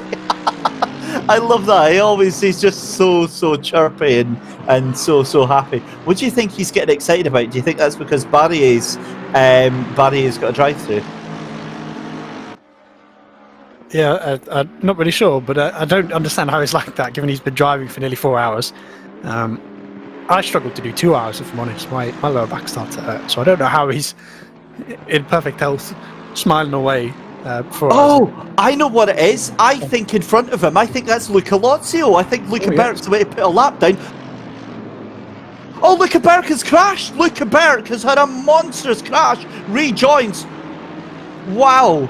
Oh, there we go. So that's exactly what's happened. And the McLaren gets nudged out. So there we go. And that was with Lozio. Yeah. Oh my God. I don't even know what can happen. It's 5 seconds again. 20 minutes to go, 5 seconds. Can Niels do it? You have to think the 23 is going to have a bit of damage to the tyres, to the car aero. It's on again. It is on. Niels is after his little spin. He's been given a bit of karma back after his pace. I think he's deserved it, to be fair, given the pace he's put in. And now he has an opportunity again. 5 seconds. Man. He's closing the gap. He's closing the gap. Huge. Oh, look, wow. I tell you what, right, we wanted drama, we wanted excitement. We never exactly imagined this. This is just craziness to steal, potentially, the win away from the McLaren. So they've looked absolutely dominant through this race. They've been in the top 5 all through the race. But for Niels Noyox to just come in and absolutely poach it at the end, game on, my friends, game on. And of all the cars, of all the manufacturers in ACC to get beaten by, it feels especially annoying to get beaten by a BMW because it is always the car that everyone says is underpowered and it's not strong enough. So if a BMW wins a race, you know that team is fast. You know what I mean? You know they've done something special, and you can see he's pushing now. He said a 58 last time around, but now he's right on his best lap through the first sector there. I think he's recognised the gap, and it's down to exactly 5 seconds now. So he is closing the gap. His tyres are fresher. Luca has a little bit of damage on his car. I think it's on. I was giggling. The Eagle Eye viewers will have noticed what our very own Mike Yao on the production team has done. That is beautiful. I love that. I love that. Very much proof of that. However, 18 minutes left to go. Oh my goodness, giddy aunt. Who knew what to expect when we had an 8-hour race here? And Niles on his final track cut warning there. You can see that at the bottom of the screen. He's on 3. He's on a knife edge. That gap now down to 4.9 seconds onto the leader. He's got the 44 in front of him. And this is going to be touch and go whether or not he gets past safely. That is, of course, Arthur Sanaki that he needs to get past. But imagine getting taken out by Luca Lozio. You've got to feel like that is going to be a penalty for sure for Luca Lozio. However, remember, we just saw the on-board stream. We didn't actually get a chance to catch it on the replay, so we'll keep an eye out for that for sure. But that gap is coming down from Niels Noyox. You can see on his stream on board with him, and you can also see him in the picture-in-picture here as well. That again, that is the 44 that is in front of him. Arthur Sanaki, who will be getting past, I would imagine, on this straight here, Luke. I mean, if I'm honest, it kind of looked like Burke centred up the inside of Lozio coming into Village, and perhaps Lozio wasn't expecting it. I'm not 100% sure exactly how much you can blame Lozio for it. I would have to see another replay, but honestly, it kind of looked like it might have been Burke's fault. Or not necessarily fault, but Burke being a bit over-optimistic with his move, potentially. But yeah, I think we'll get another replay up soon and be able to actually probably look at the instant. But Neil's now stuck behind this 44 in front. He has to be hoping this car gets out of the way soon. He's flashing him, letting him know he's there. Is the car going to let him go through? Not yet. It's going to go up the inside. Yeah, there we go. The Lexus lets him through. So now there's no one between them. It's purely this drive. And he doesn't gain any time that lap, partly because he was stuck behind the 44 car. But it's open air to the leader. And I think with the pace he's setting, he should be able to catch him. Guess who's in front of the leader? It's Jardier and Lozio, who are in their own little dogfight just now. So this is going to be crazy. And to be honest with you, Burke isn't catching up on Jardier. The gap is actually increasing. And remember, the McLaren, it struggles at the end of the stint anyway. God knows how it's going to manage at the end of this stint when it's had that moment. So the next 15 minutes are going to be absolutely nail-biting stuff. Yeah, there we go. Here's the replay of the moment. Yeah, you can see there. That's that's no fault. Entirely Burke. Honestly, Burke might get a penalty for that. I mean, if I'm a steward, I honestly think that's a penalty. I mean, I don't get what he's trying to do. Yeah, so far he hasn't been reported, so maybe Lozio being a bit kind to him, potentially. That 27 car, they haven't reported it yet. Whether they will or not, depend on who they want to win the race, I suppose. But I mean, really, for me, I don't get why is Berg trying to do that with a 10-second gap, 20 minutes to go. Why?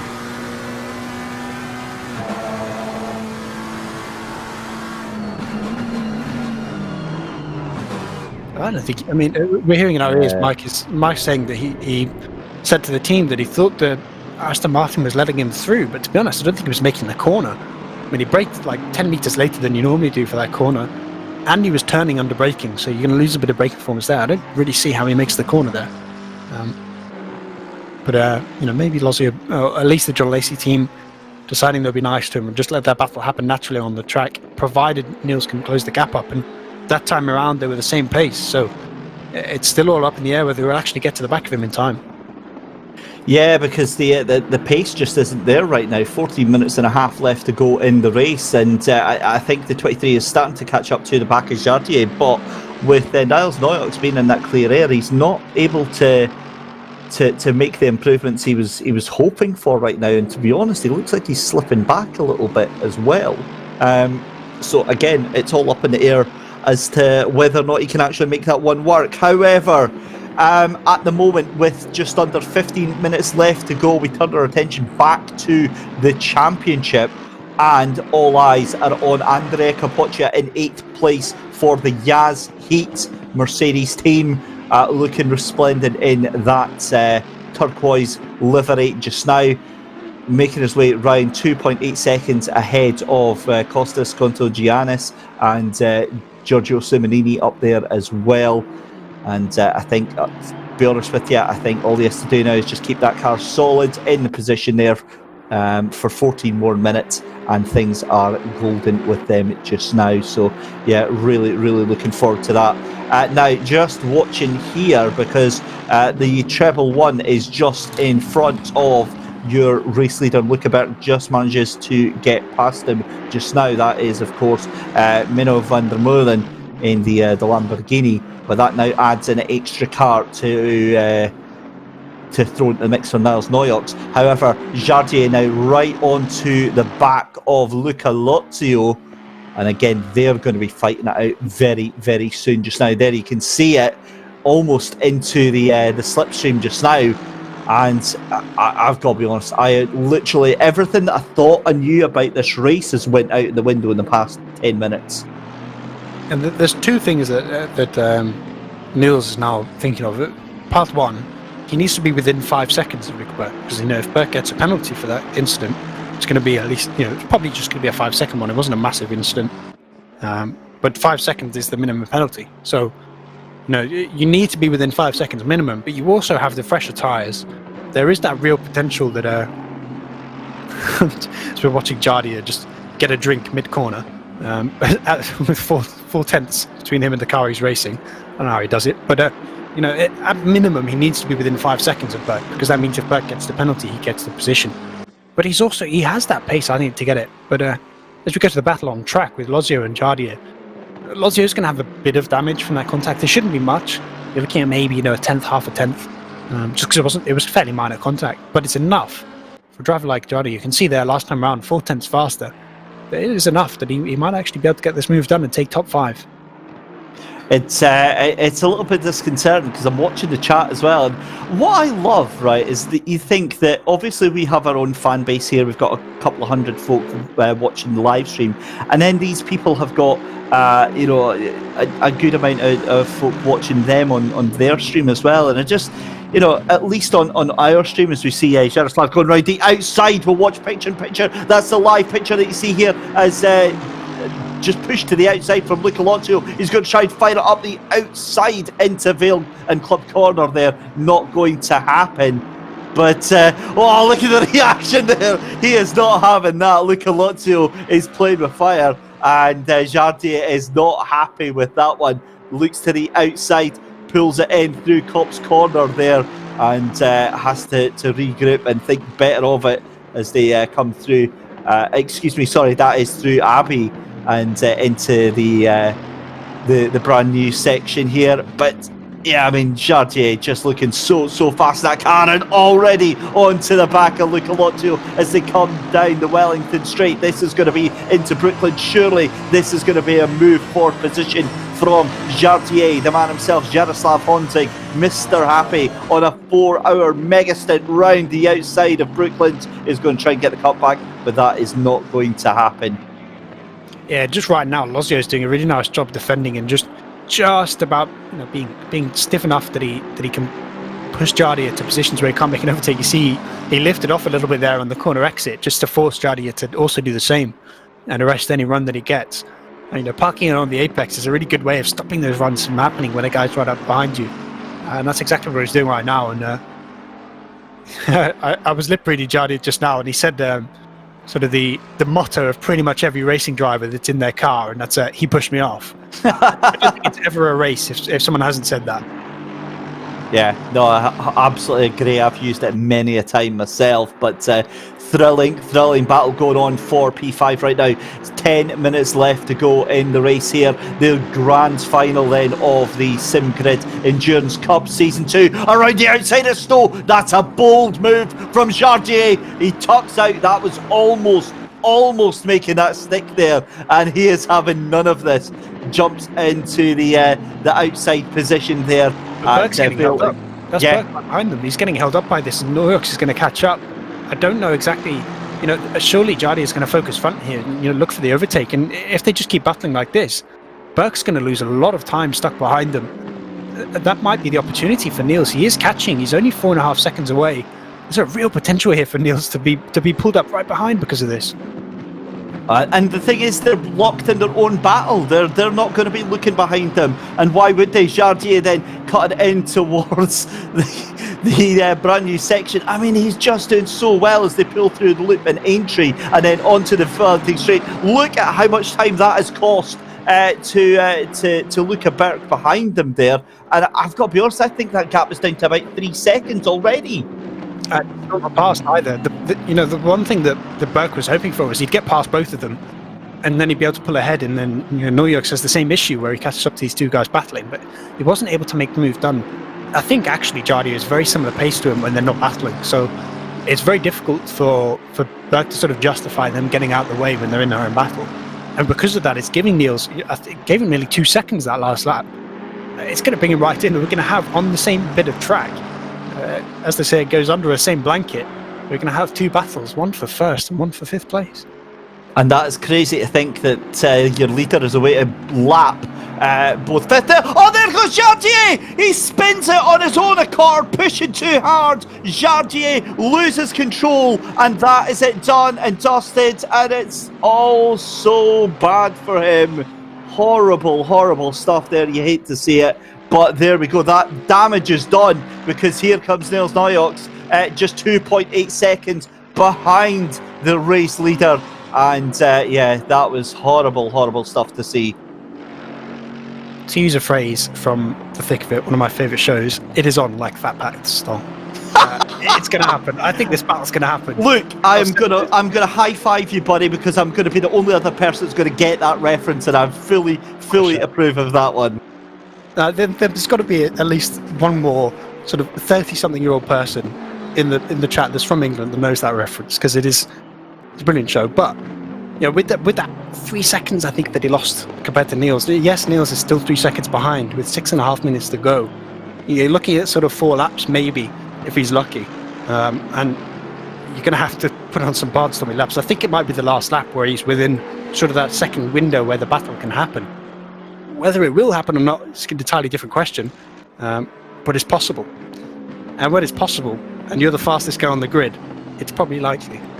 Well, remember, on top of that, just because Jardier is gone, he's now got Luca Lotto to. In fact, he's already done. He's already passed Luca Lotto, so we'll just not use that as a talking point at all, because it doesn't exist. However, the gap still coming down. 2.6 seconds now is the gap. 2.4 seconds. Oh my goodness me! Look at the speed in which Niels Noriox is closing into this battle right now. This is epic stuff, and I don't think that that it's going to be much of an issue to get past Luca Lozio. This is a barnstorming finish. 5 minutes left to go, ladies and gentlemen. Do not go anywhere. The championship looks like it is sealed, signed and delivered for Andrea Capoccia and the Gas Heat team, 149, but we will not be crossing the T's and dotting the I's on anything until these final 5 minutes are in the book. You can absolutely rest assured on that one. Oh my goodness me. Do you know what annoys me, right? Is Jardier's reaction to that spin, right? I'm really not impressed with how well-rounded a human being he is. He's almost perfect, right? Because he's always happy, always laughing, right? Did you see that reaction as he spun the car? He's like, oh well, that's a shame, right? At which point, I'm throwing the blooming wheel out the window. It was like when Neil spun, he was shouting at himself for the next half a lap. He lost about 3 seconds because of it. Jardy just gets back on with it. It's a very different mindset, but it's obviously not phased Niels too much because he's rapid right now, and you'd have to hope that Lozio is going to get out the way here because obviously he's now not battling Jardy for position, and you'd expect he's probably going to pull over and let him go. Which I think the 23 is going to be quite annoyed by, but given the fact that the 23 ran into him earlier on and caused him a bit of damage that almost lost him a position, I don't think they have much to complain about. Yeah, for sure. I don't think there's anything really.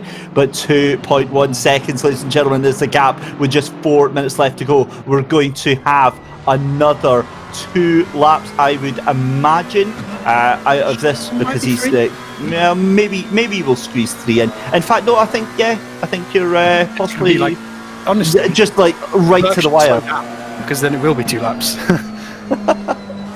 It depends when Burke. Yeah, it depends when Burke crosses the line. Obviously, I think it's 1 more lap to go as soon as you hit 0, right? Or is it the next time you cross the line?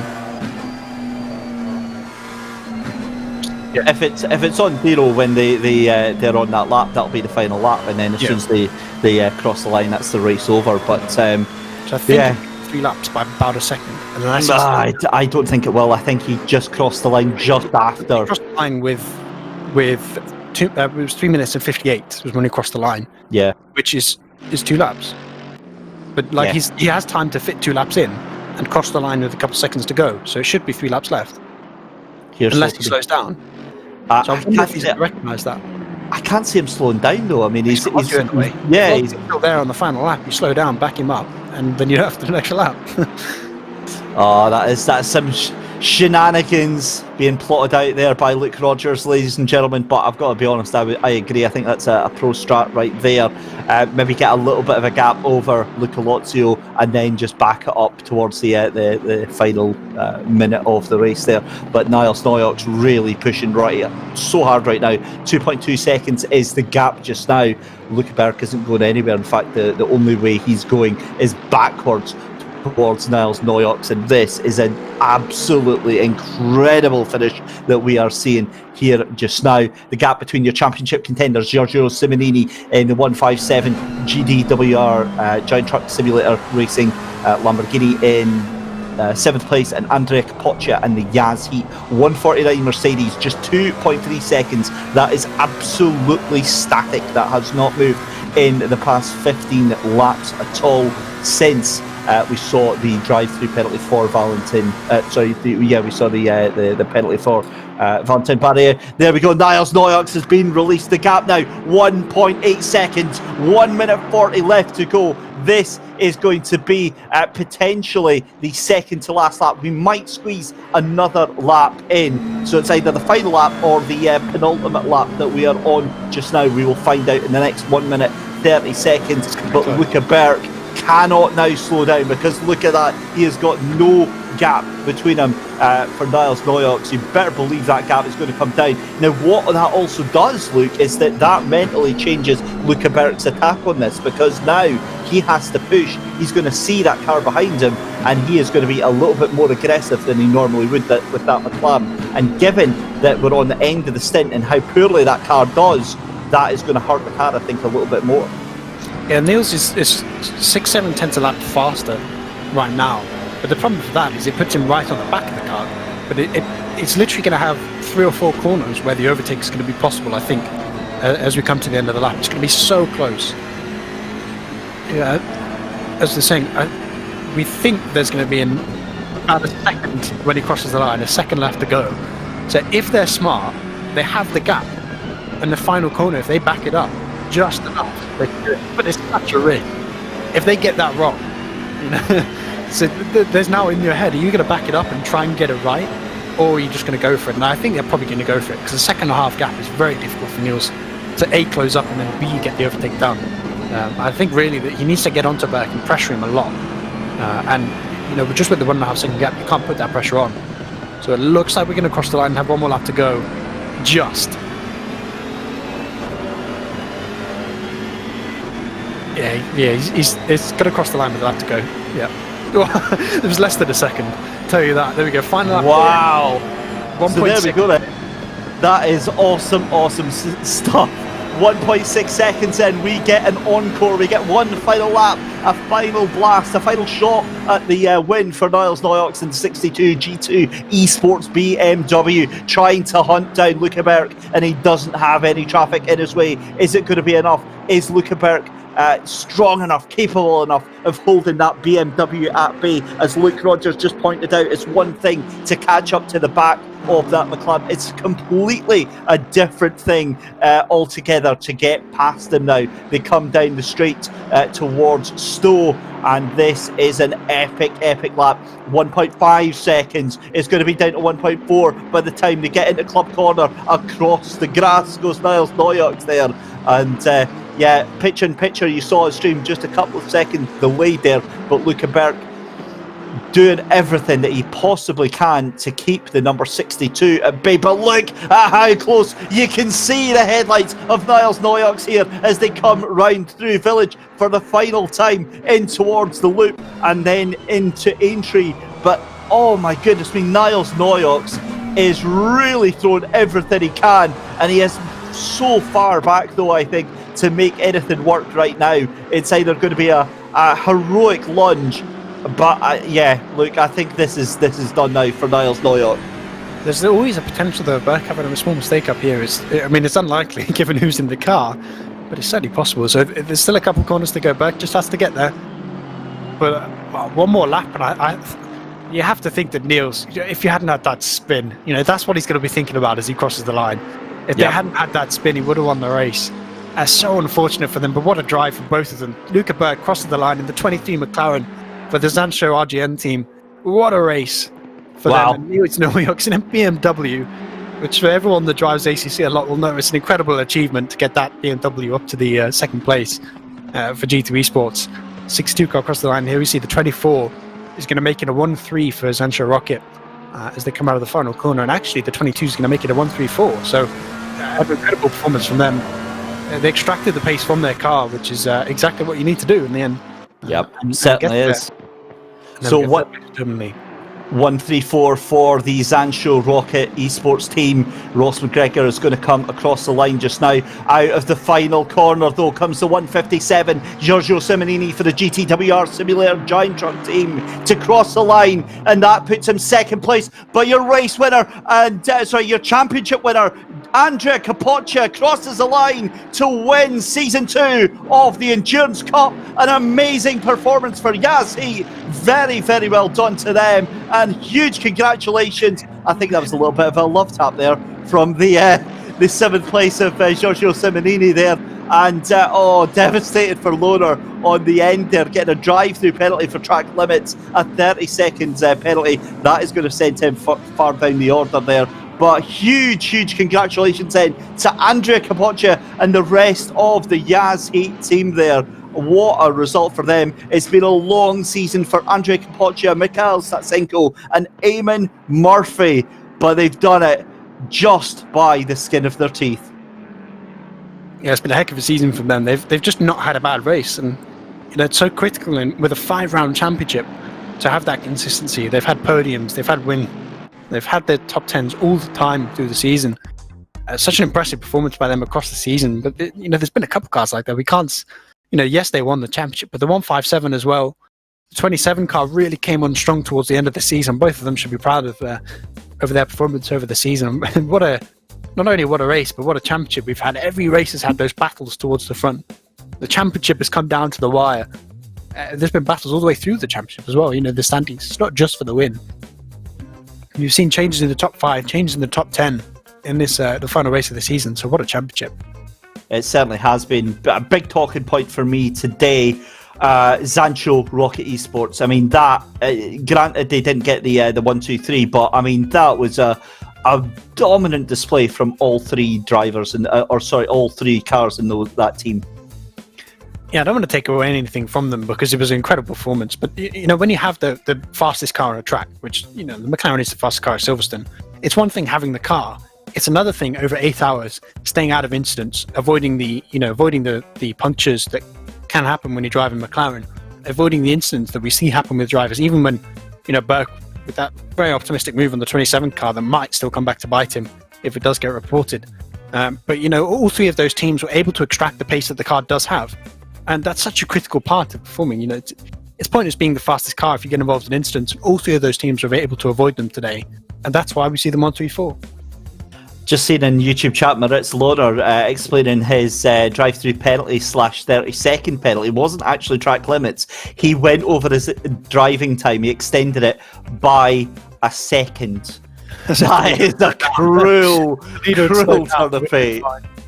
That's unfortunate. Oh, that is very, very unfortunate. Confirmation then, it is Luca Berg and Jack McIntyre taking the win from Niles Noyot and Arthur Kammerer in the G2 Esports BMW. Tobin Lee and Michael O'Brien for Sancho Rocket Esports takes 3rd place. Ross McGregor, John Monroe in 4th place again for Zancho Rocket Esports. Luca Lotto, Danilo Santoro and Leonardo Delcamo in 5th place. Yaroslav Honzik and Darren King in 6th. Giorgio Simonini, Tobias Pfeffer and Jordan Sherritt in the 157 GTWR Simulator Giant Truck Racing team in 7th place. But your championship winners finishing in 8th position: Andrea Capoccia, Mikhail Statsenko and Eamon Murphy in 8th position. Kostas Kontogiannis, Giannis Shadakis and Kostas Buazianis in the 9th position in the 7 Audi. And then Valentin Barrier, Jean-Willem Van Omen in 10th place for the ACR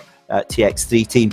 It's then Albadeo, Cummins, Cecilia, Martinez, Amir and Garcia in 11th place. Marek Shintz and Samuel Ratz having a quiet race in the Ferrari, the sole Ferrari in the top 20 in 12th place there.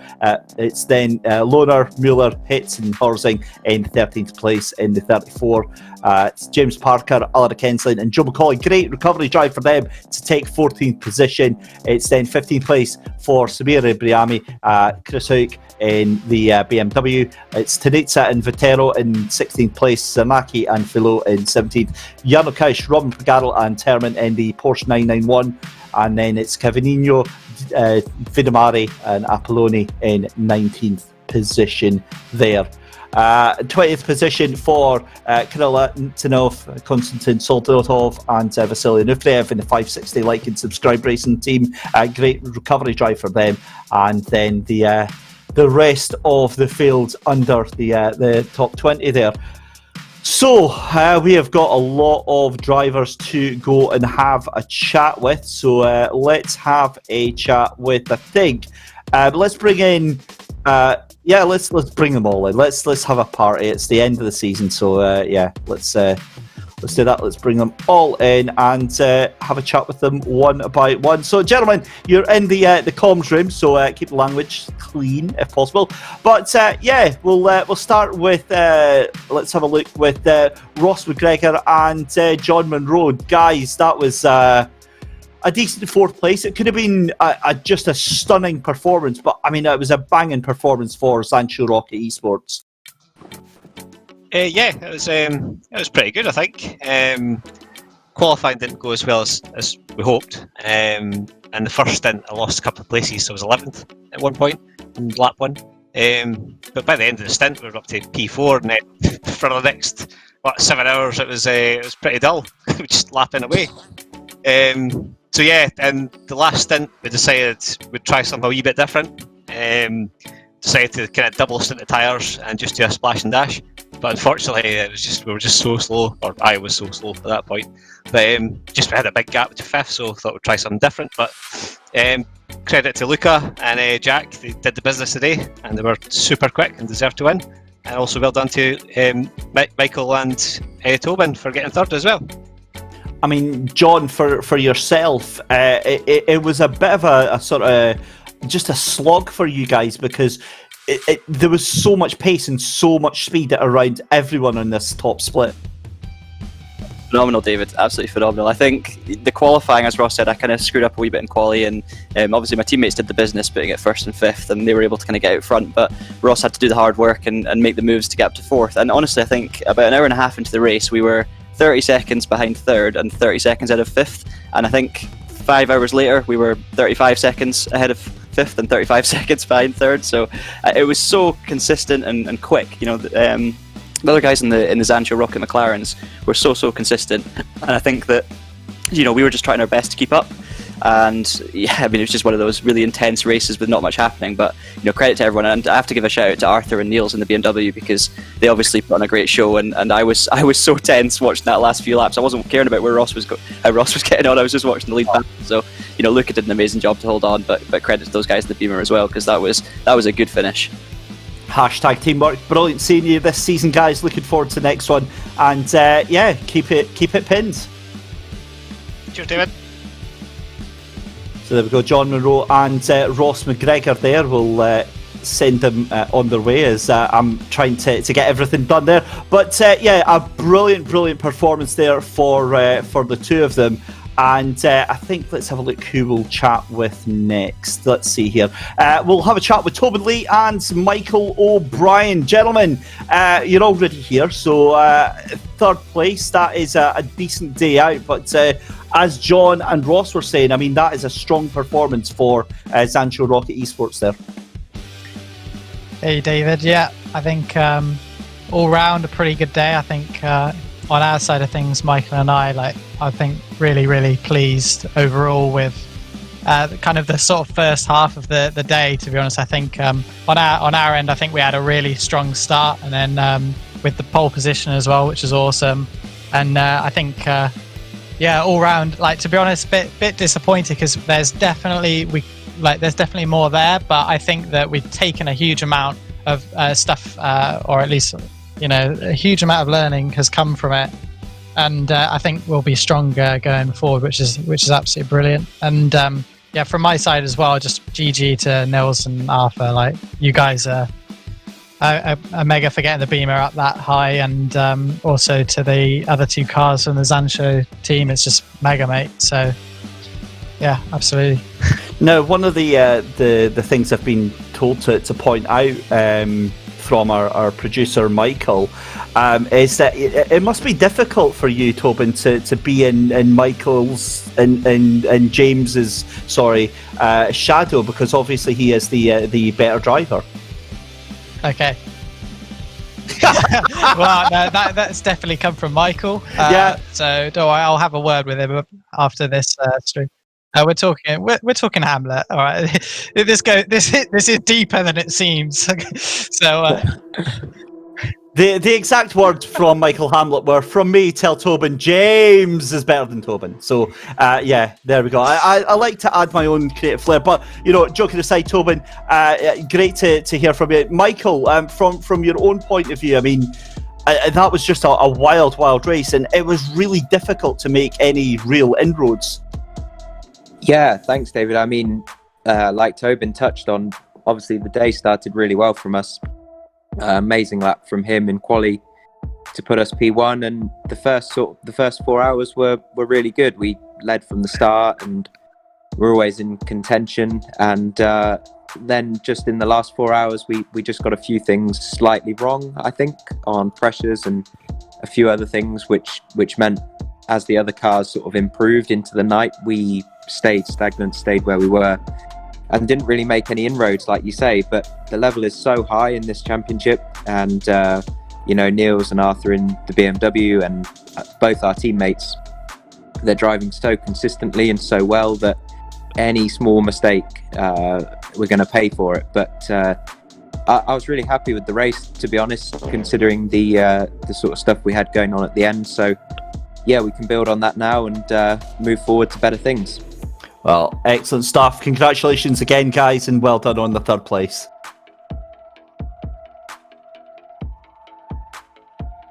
So there we go. That is Toby Lee and Michael O'Brien, Niles Noyox and Arthur Kammerer in the number 62. Guys, you were the underdog in this race. Obviously, not so much in the championship, but yeah, that was a wild finish, and that could have been so different. Yeah, it's very true. I have to say, I think both Niels and I, we gave it absolutely everything we got. There's nothing left, and yeah, I think everything we got, and even a bit more, a bit too much more in the end. But yeah, Arthur, tell us what voice chat was like with you and Niles on that final hour there, especially in the final 15 minutes when it went from 10 seconds down to about 4 to 5 seconds. At first, it started being it was very. There wasn't much talking because we let each other concentrate and drive. After Niels' mistake, it got a bit louder again because we were sure it was over. And then I switched and watched the McLaren go.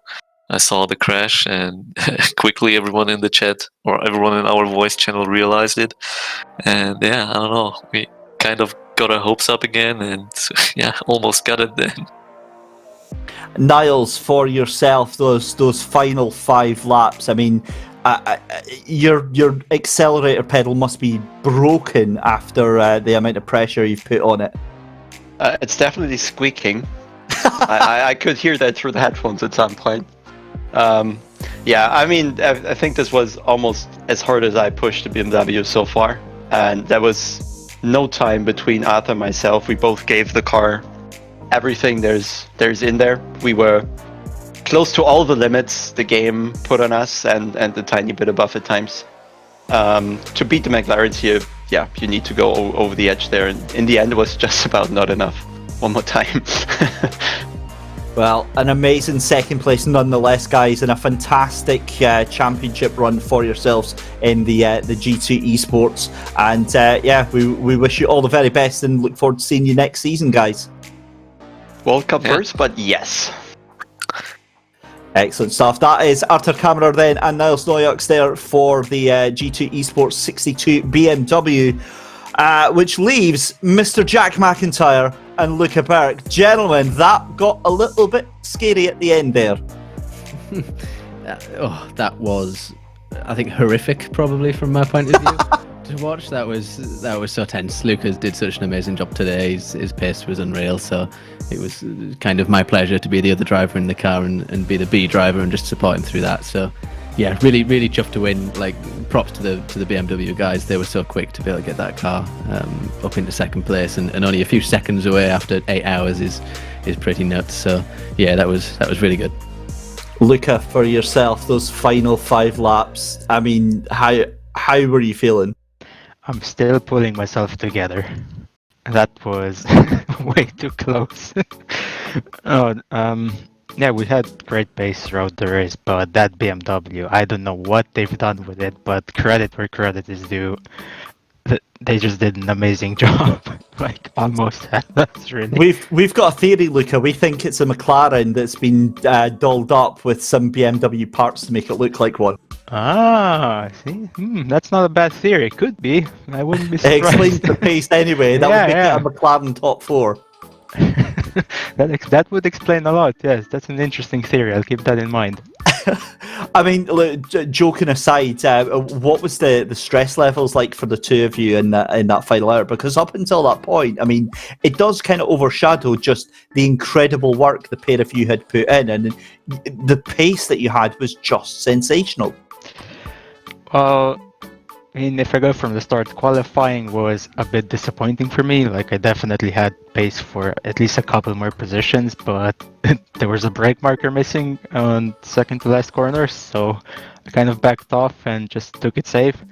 And then, well, I was so annoyed that basically every stint I just went all out on it as if it was a sprint race, like hour after hour.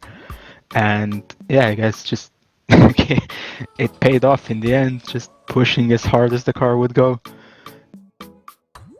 Well, a brilliant race win. You made it thoroughly entertaining for all of us at home, and yeah, a great way to end the season. Congratulations, Jack McIntyre and Luca Berg. Thank you. Cheers, mate. But now, ladies and gentlemen, there's just one thing left to do, and all that is having a chat with Andrea Kapoccia, Mikhail Statsenko, and of course, Eamon Murphy, your championship winners. So let's bring them in without further ado. And there we go, Mikhail Statsenko in here as well. Gentlemen, a huge congratulations then for Yazheat taking Season 2 of the Endurance Cup. Talk us through that. Andrea, we'll come to you first. I mean, firstly, has it sunk in yet? I would say, can I get a cheer up for this team? It was a great championship. So, applause. Well, I'm on push to talk, so I'll give you a one-handed applause, buddy. But I mean, that was an incredible performance this season. That towards the end of the race, you were obviously in a very comfortable position behind the 157. At the end, Andrea, were you just managing that gap? Actually, I was trying to, at the start of the stint, I was trying to push to get Giorgio, but 20 minutes on the tires, I had a puncture on the rear right, and the tire was going down way too fast, so I just started driving a little bit slower, and at the end it was I had 2 psi less on my rear right than on all around the other tires, so I decided to take it easy and just let it go. I mean, we didn't need that position anyway, so I wouldn't have attacked him. But it would have been good to do some photos on the straight line on the straight start line. But yeah, that's it. And Eamon, for yourself, obviously you made it clear in YouTube chat after you finished your stint that it was a slightly less than enjoyable stint for yourself. I mean, talk us through that one for you. Yeah, it doesn't bother me when I'm driving. I don't think, as soon as I start driving, I don't think. It's just, next corner, this corner, that corner. But you see watching other people driving, and you can see the car squirming in places and kicks of oversteer here and there. Man, I'm not a good passenger in real life, and I'm not a good passenger in virtual either. So I want to know exactly what the words that left your mouth is as Valentin Barry sent it up the inside. I don't think that's... is that not broadcastable? NSFW, so it is. I don't think it could be. I don't think it can repeat. I mean, we're joking about it, but obviously it must be, as an endurance event, as a team event, you put so much work into this together, the three of you, Andrea, yourself, and Mikhail. I mean, the emotions must be running really high. I mean, for yourself, has it sunk in yet that you've won the entire thing? Not yet. My legs are still bouncing, so they are. It's just shaking, but I'm sure after a couple of beers it'll soon sink in. What about yourself, Mikhail? Has it? Does it sink in? Does it register that you're the Endurance Cup champion? I mean, this season was quite intense. We had a few very bad races actually, but mostly we had a pole positions and wins. I would say we prepared for each race very seriously and we got the results. And to finish things off, guys, obviously World Cup coming up very, very soon, but you guys have earned a little bit of airtime. Do you have any friends, family, sponsors that you need to thank for the season? Absolutely, yeah. We have to thank our team. Our team manager first he's great and he's watching us, so I need to thank him because he would tell me I wouldn't do that. But anyways, we need to thank our sponsors, our fantastic sponsors, because we have Pirelli, Microsoft. I don't know how to pronounce Richard Mille because I've never had one, but actually I like it.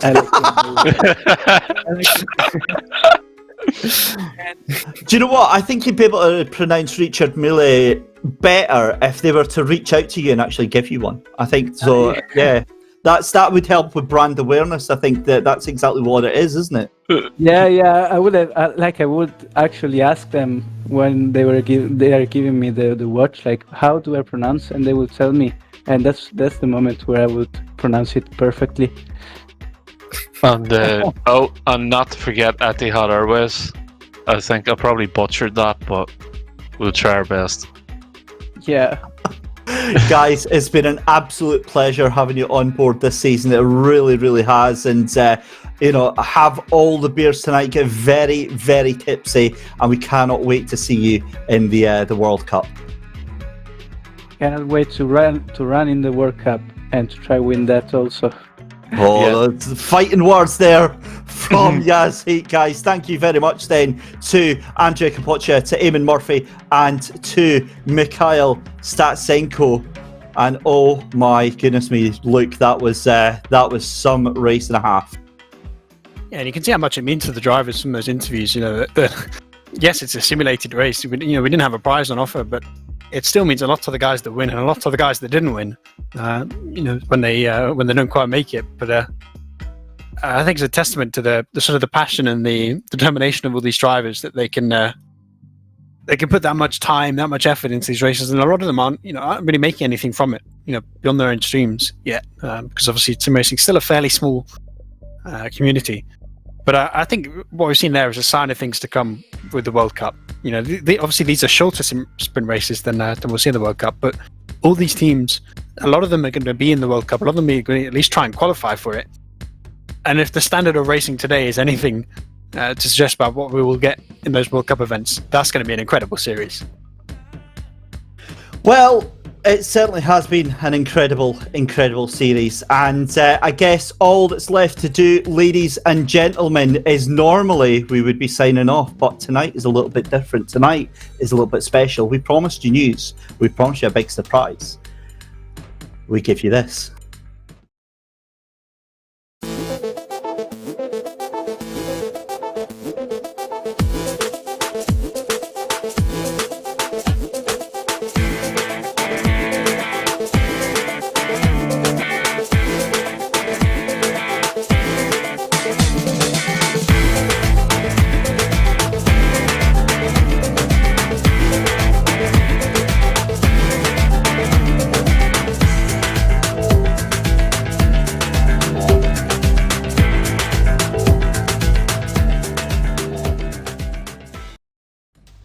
So the green flag drops then on registrations for Season 2 of the World Cup, and for your chance to get a cool cut of the prize pot, $20,000, get yourself over to the simgrid.com. 5 rounds, 2 splits, and there you go. You will find all the details over on the simgrid.com. We have to say a huge, huge monumental thank you to our title sponsor, title partner, VCO, coming on board and making that one of the biggest events that we have run so far to date here at the Sim Grid. We also have to say a huge thank you to our long-time commercial partner, Coach Dave Academy, providing you with some of the best developed esport ready setups for your sim racing needs. Get over there to get some pre-made setups or for some unique one-to-one coaching from some of the best drivers, real-life drivers in the world, the likes of David Perel and Jordan Pepper. We also have to say a huge thank you to our long-time partner, Thrustmaster, with their wide selection of sim racing products. Your boys just got an upgrade, by the way. Your boy was on a T150. Your boys just went and got a T300, and I am absolutely loving it. And if you're getting that, get the TLCM pedals, the load bearing pedals, the load cell pedals. Oh my God, the difference in my pace is absolutely absurd. Huge thank you to Thrustmaster and a huge thank you to everyone behind the scenes. Check out thesimgrid.com for more community races and our daily races as well. We have a huge thank you to say to Mike Yao and Michael Hammett behind the scenes at the production team. But very quickly, a huge thank you also to Chaz Draycott and to Courtney and to you, Luke Rogers. What a race we've had. Made better by being next to you. It was a great fun. Always fun with you. We apart from the start, I'm still annoyed. But it was a great race. As I said, a sign of things to come for the World Cup, and also, I mean, there are so many championships going on the Sim Grid now. You know, we've got the Super Saturday events that are starting to kick in. We've got so many. The Super Trofeo, Ginetta Cup, which, by the way, that car is incredibly fun to drive. You know, we've got a Zolder race, which I don't know why anyone would willingly sign up to that, but that's on as well. And obviously, there's a couple of championships coming up as well before the World Cup. We've got the Best of British, got the Sprint Cup. There's all sorts going on. So I want to see more people getting involved in them. Even if you're not racing in the broadcasting split, there's a bunch of splits below of any standard of racing. You might find David and me in one split if we're not commentating the championship. Although I think we're working on one of them, and I can't remember whether it's the Best of British or the Sprint Cup. But one of them will be commentating, and the other one I'm considering racing. So I hope to see everyone in the chats for those ones, or on the track if you're not watching the broadcast. But yeah, what a season, and I'm just looking forward to all these new series now. Well, that's it, ladies and gentlemen. We are done and dusted. Hit like, subscribe on the YouTube channel for more of the awesome content here at the SimGrid. I've been David Christie, and I think you'll find he's talking to me, Luke Rogers, in the corner there. Thank you very much for watching. Take care, and we'll see you next time.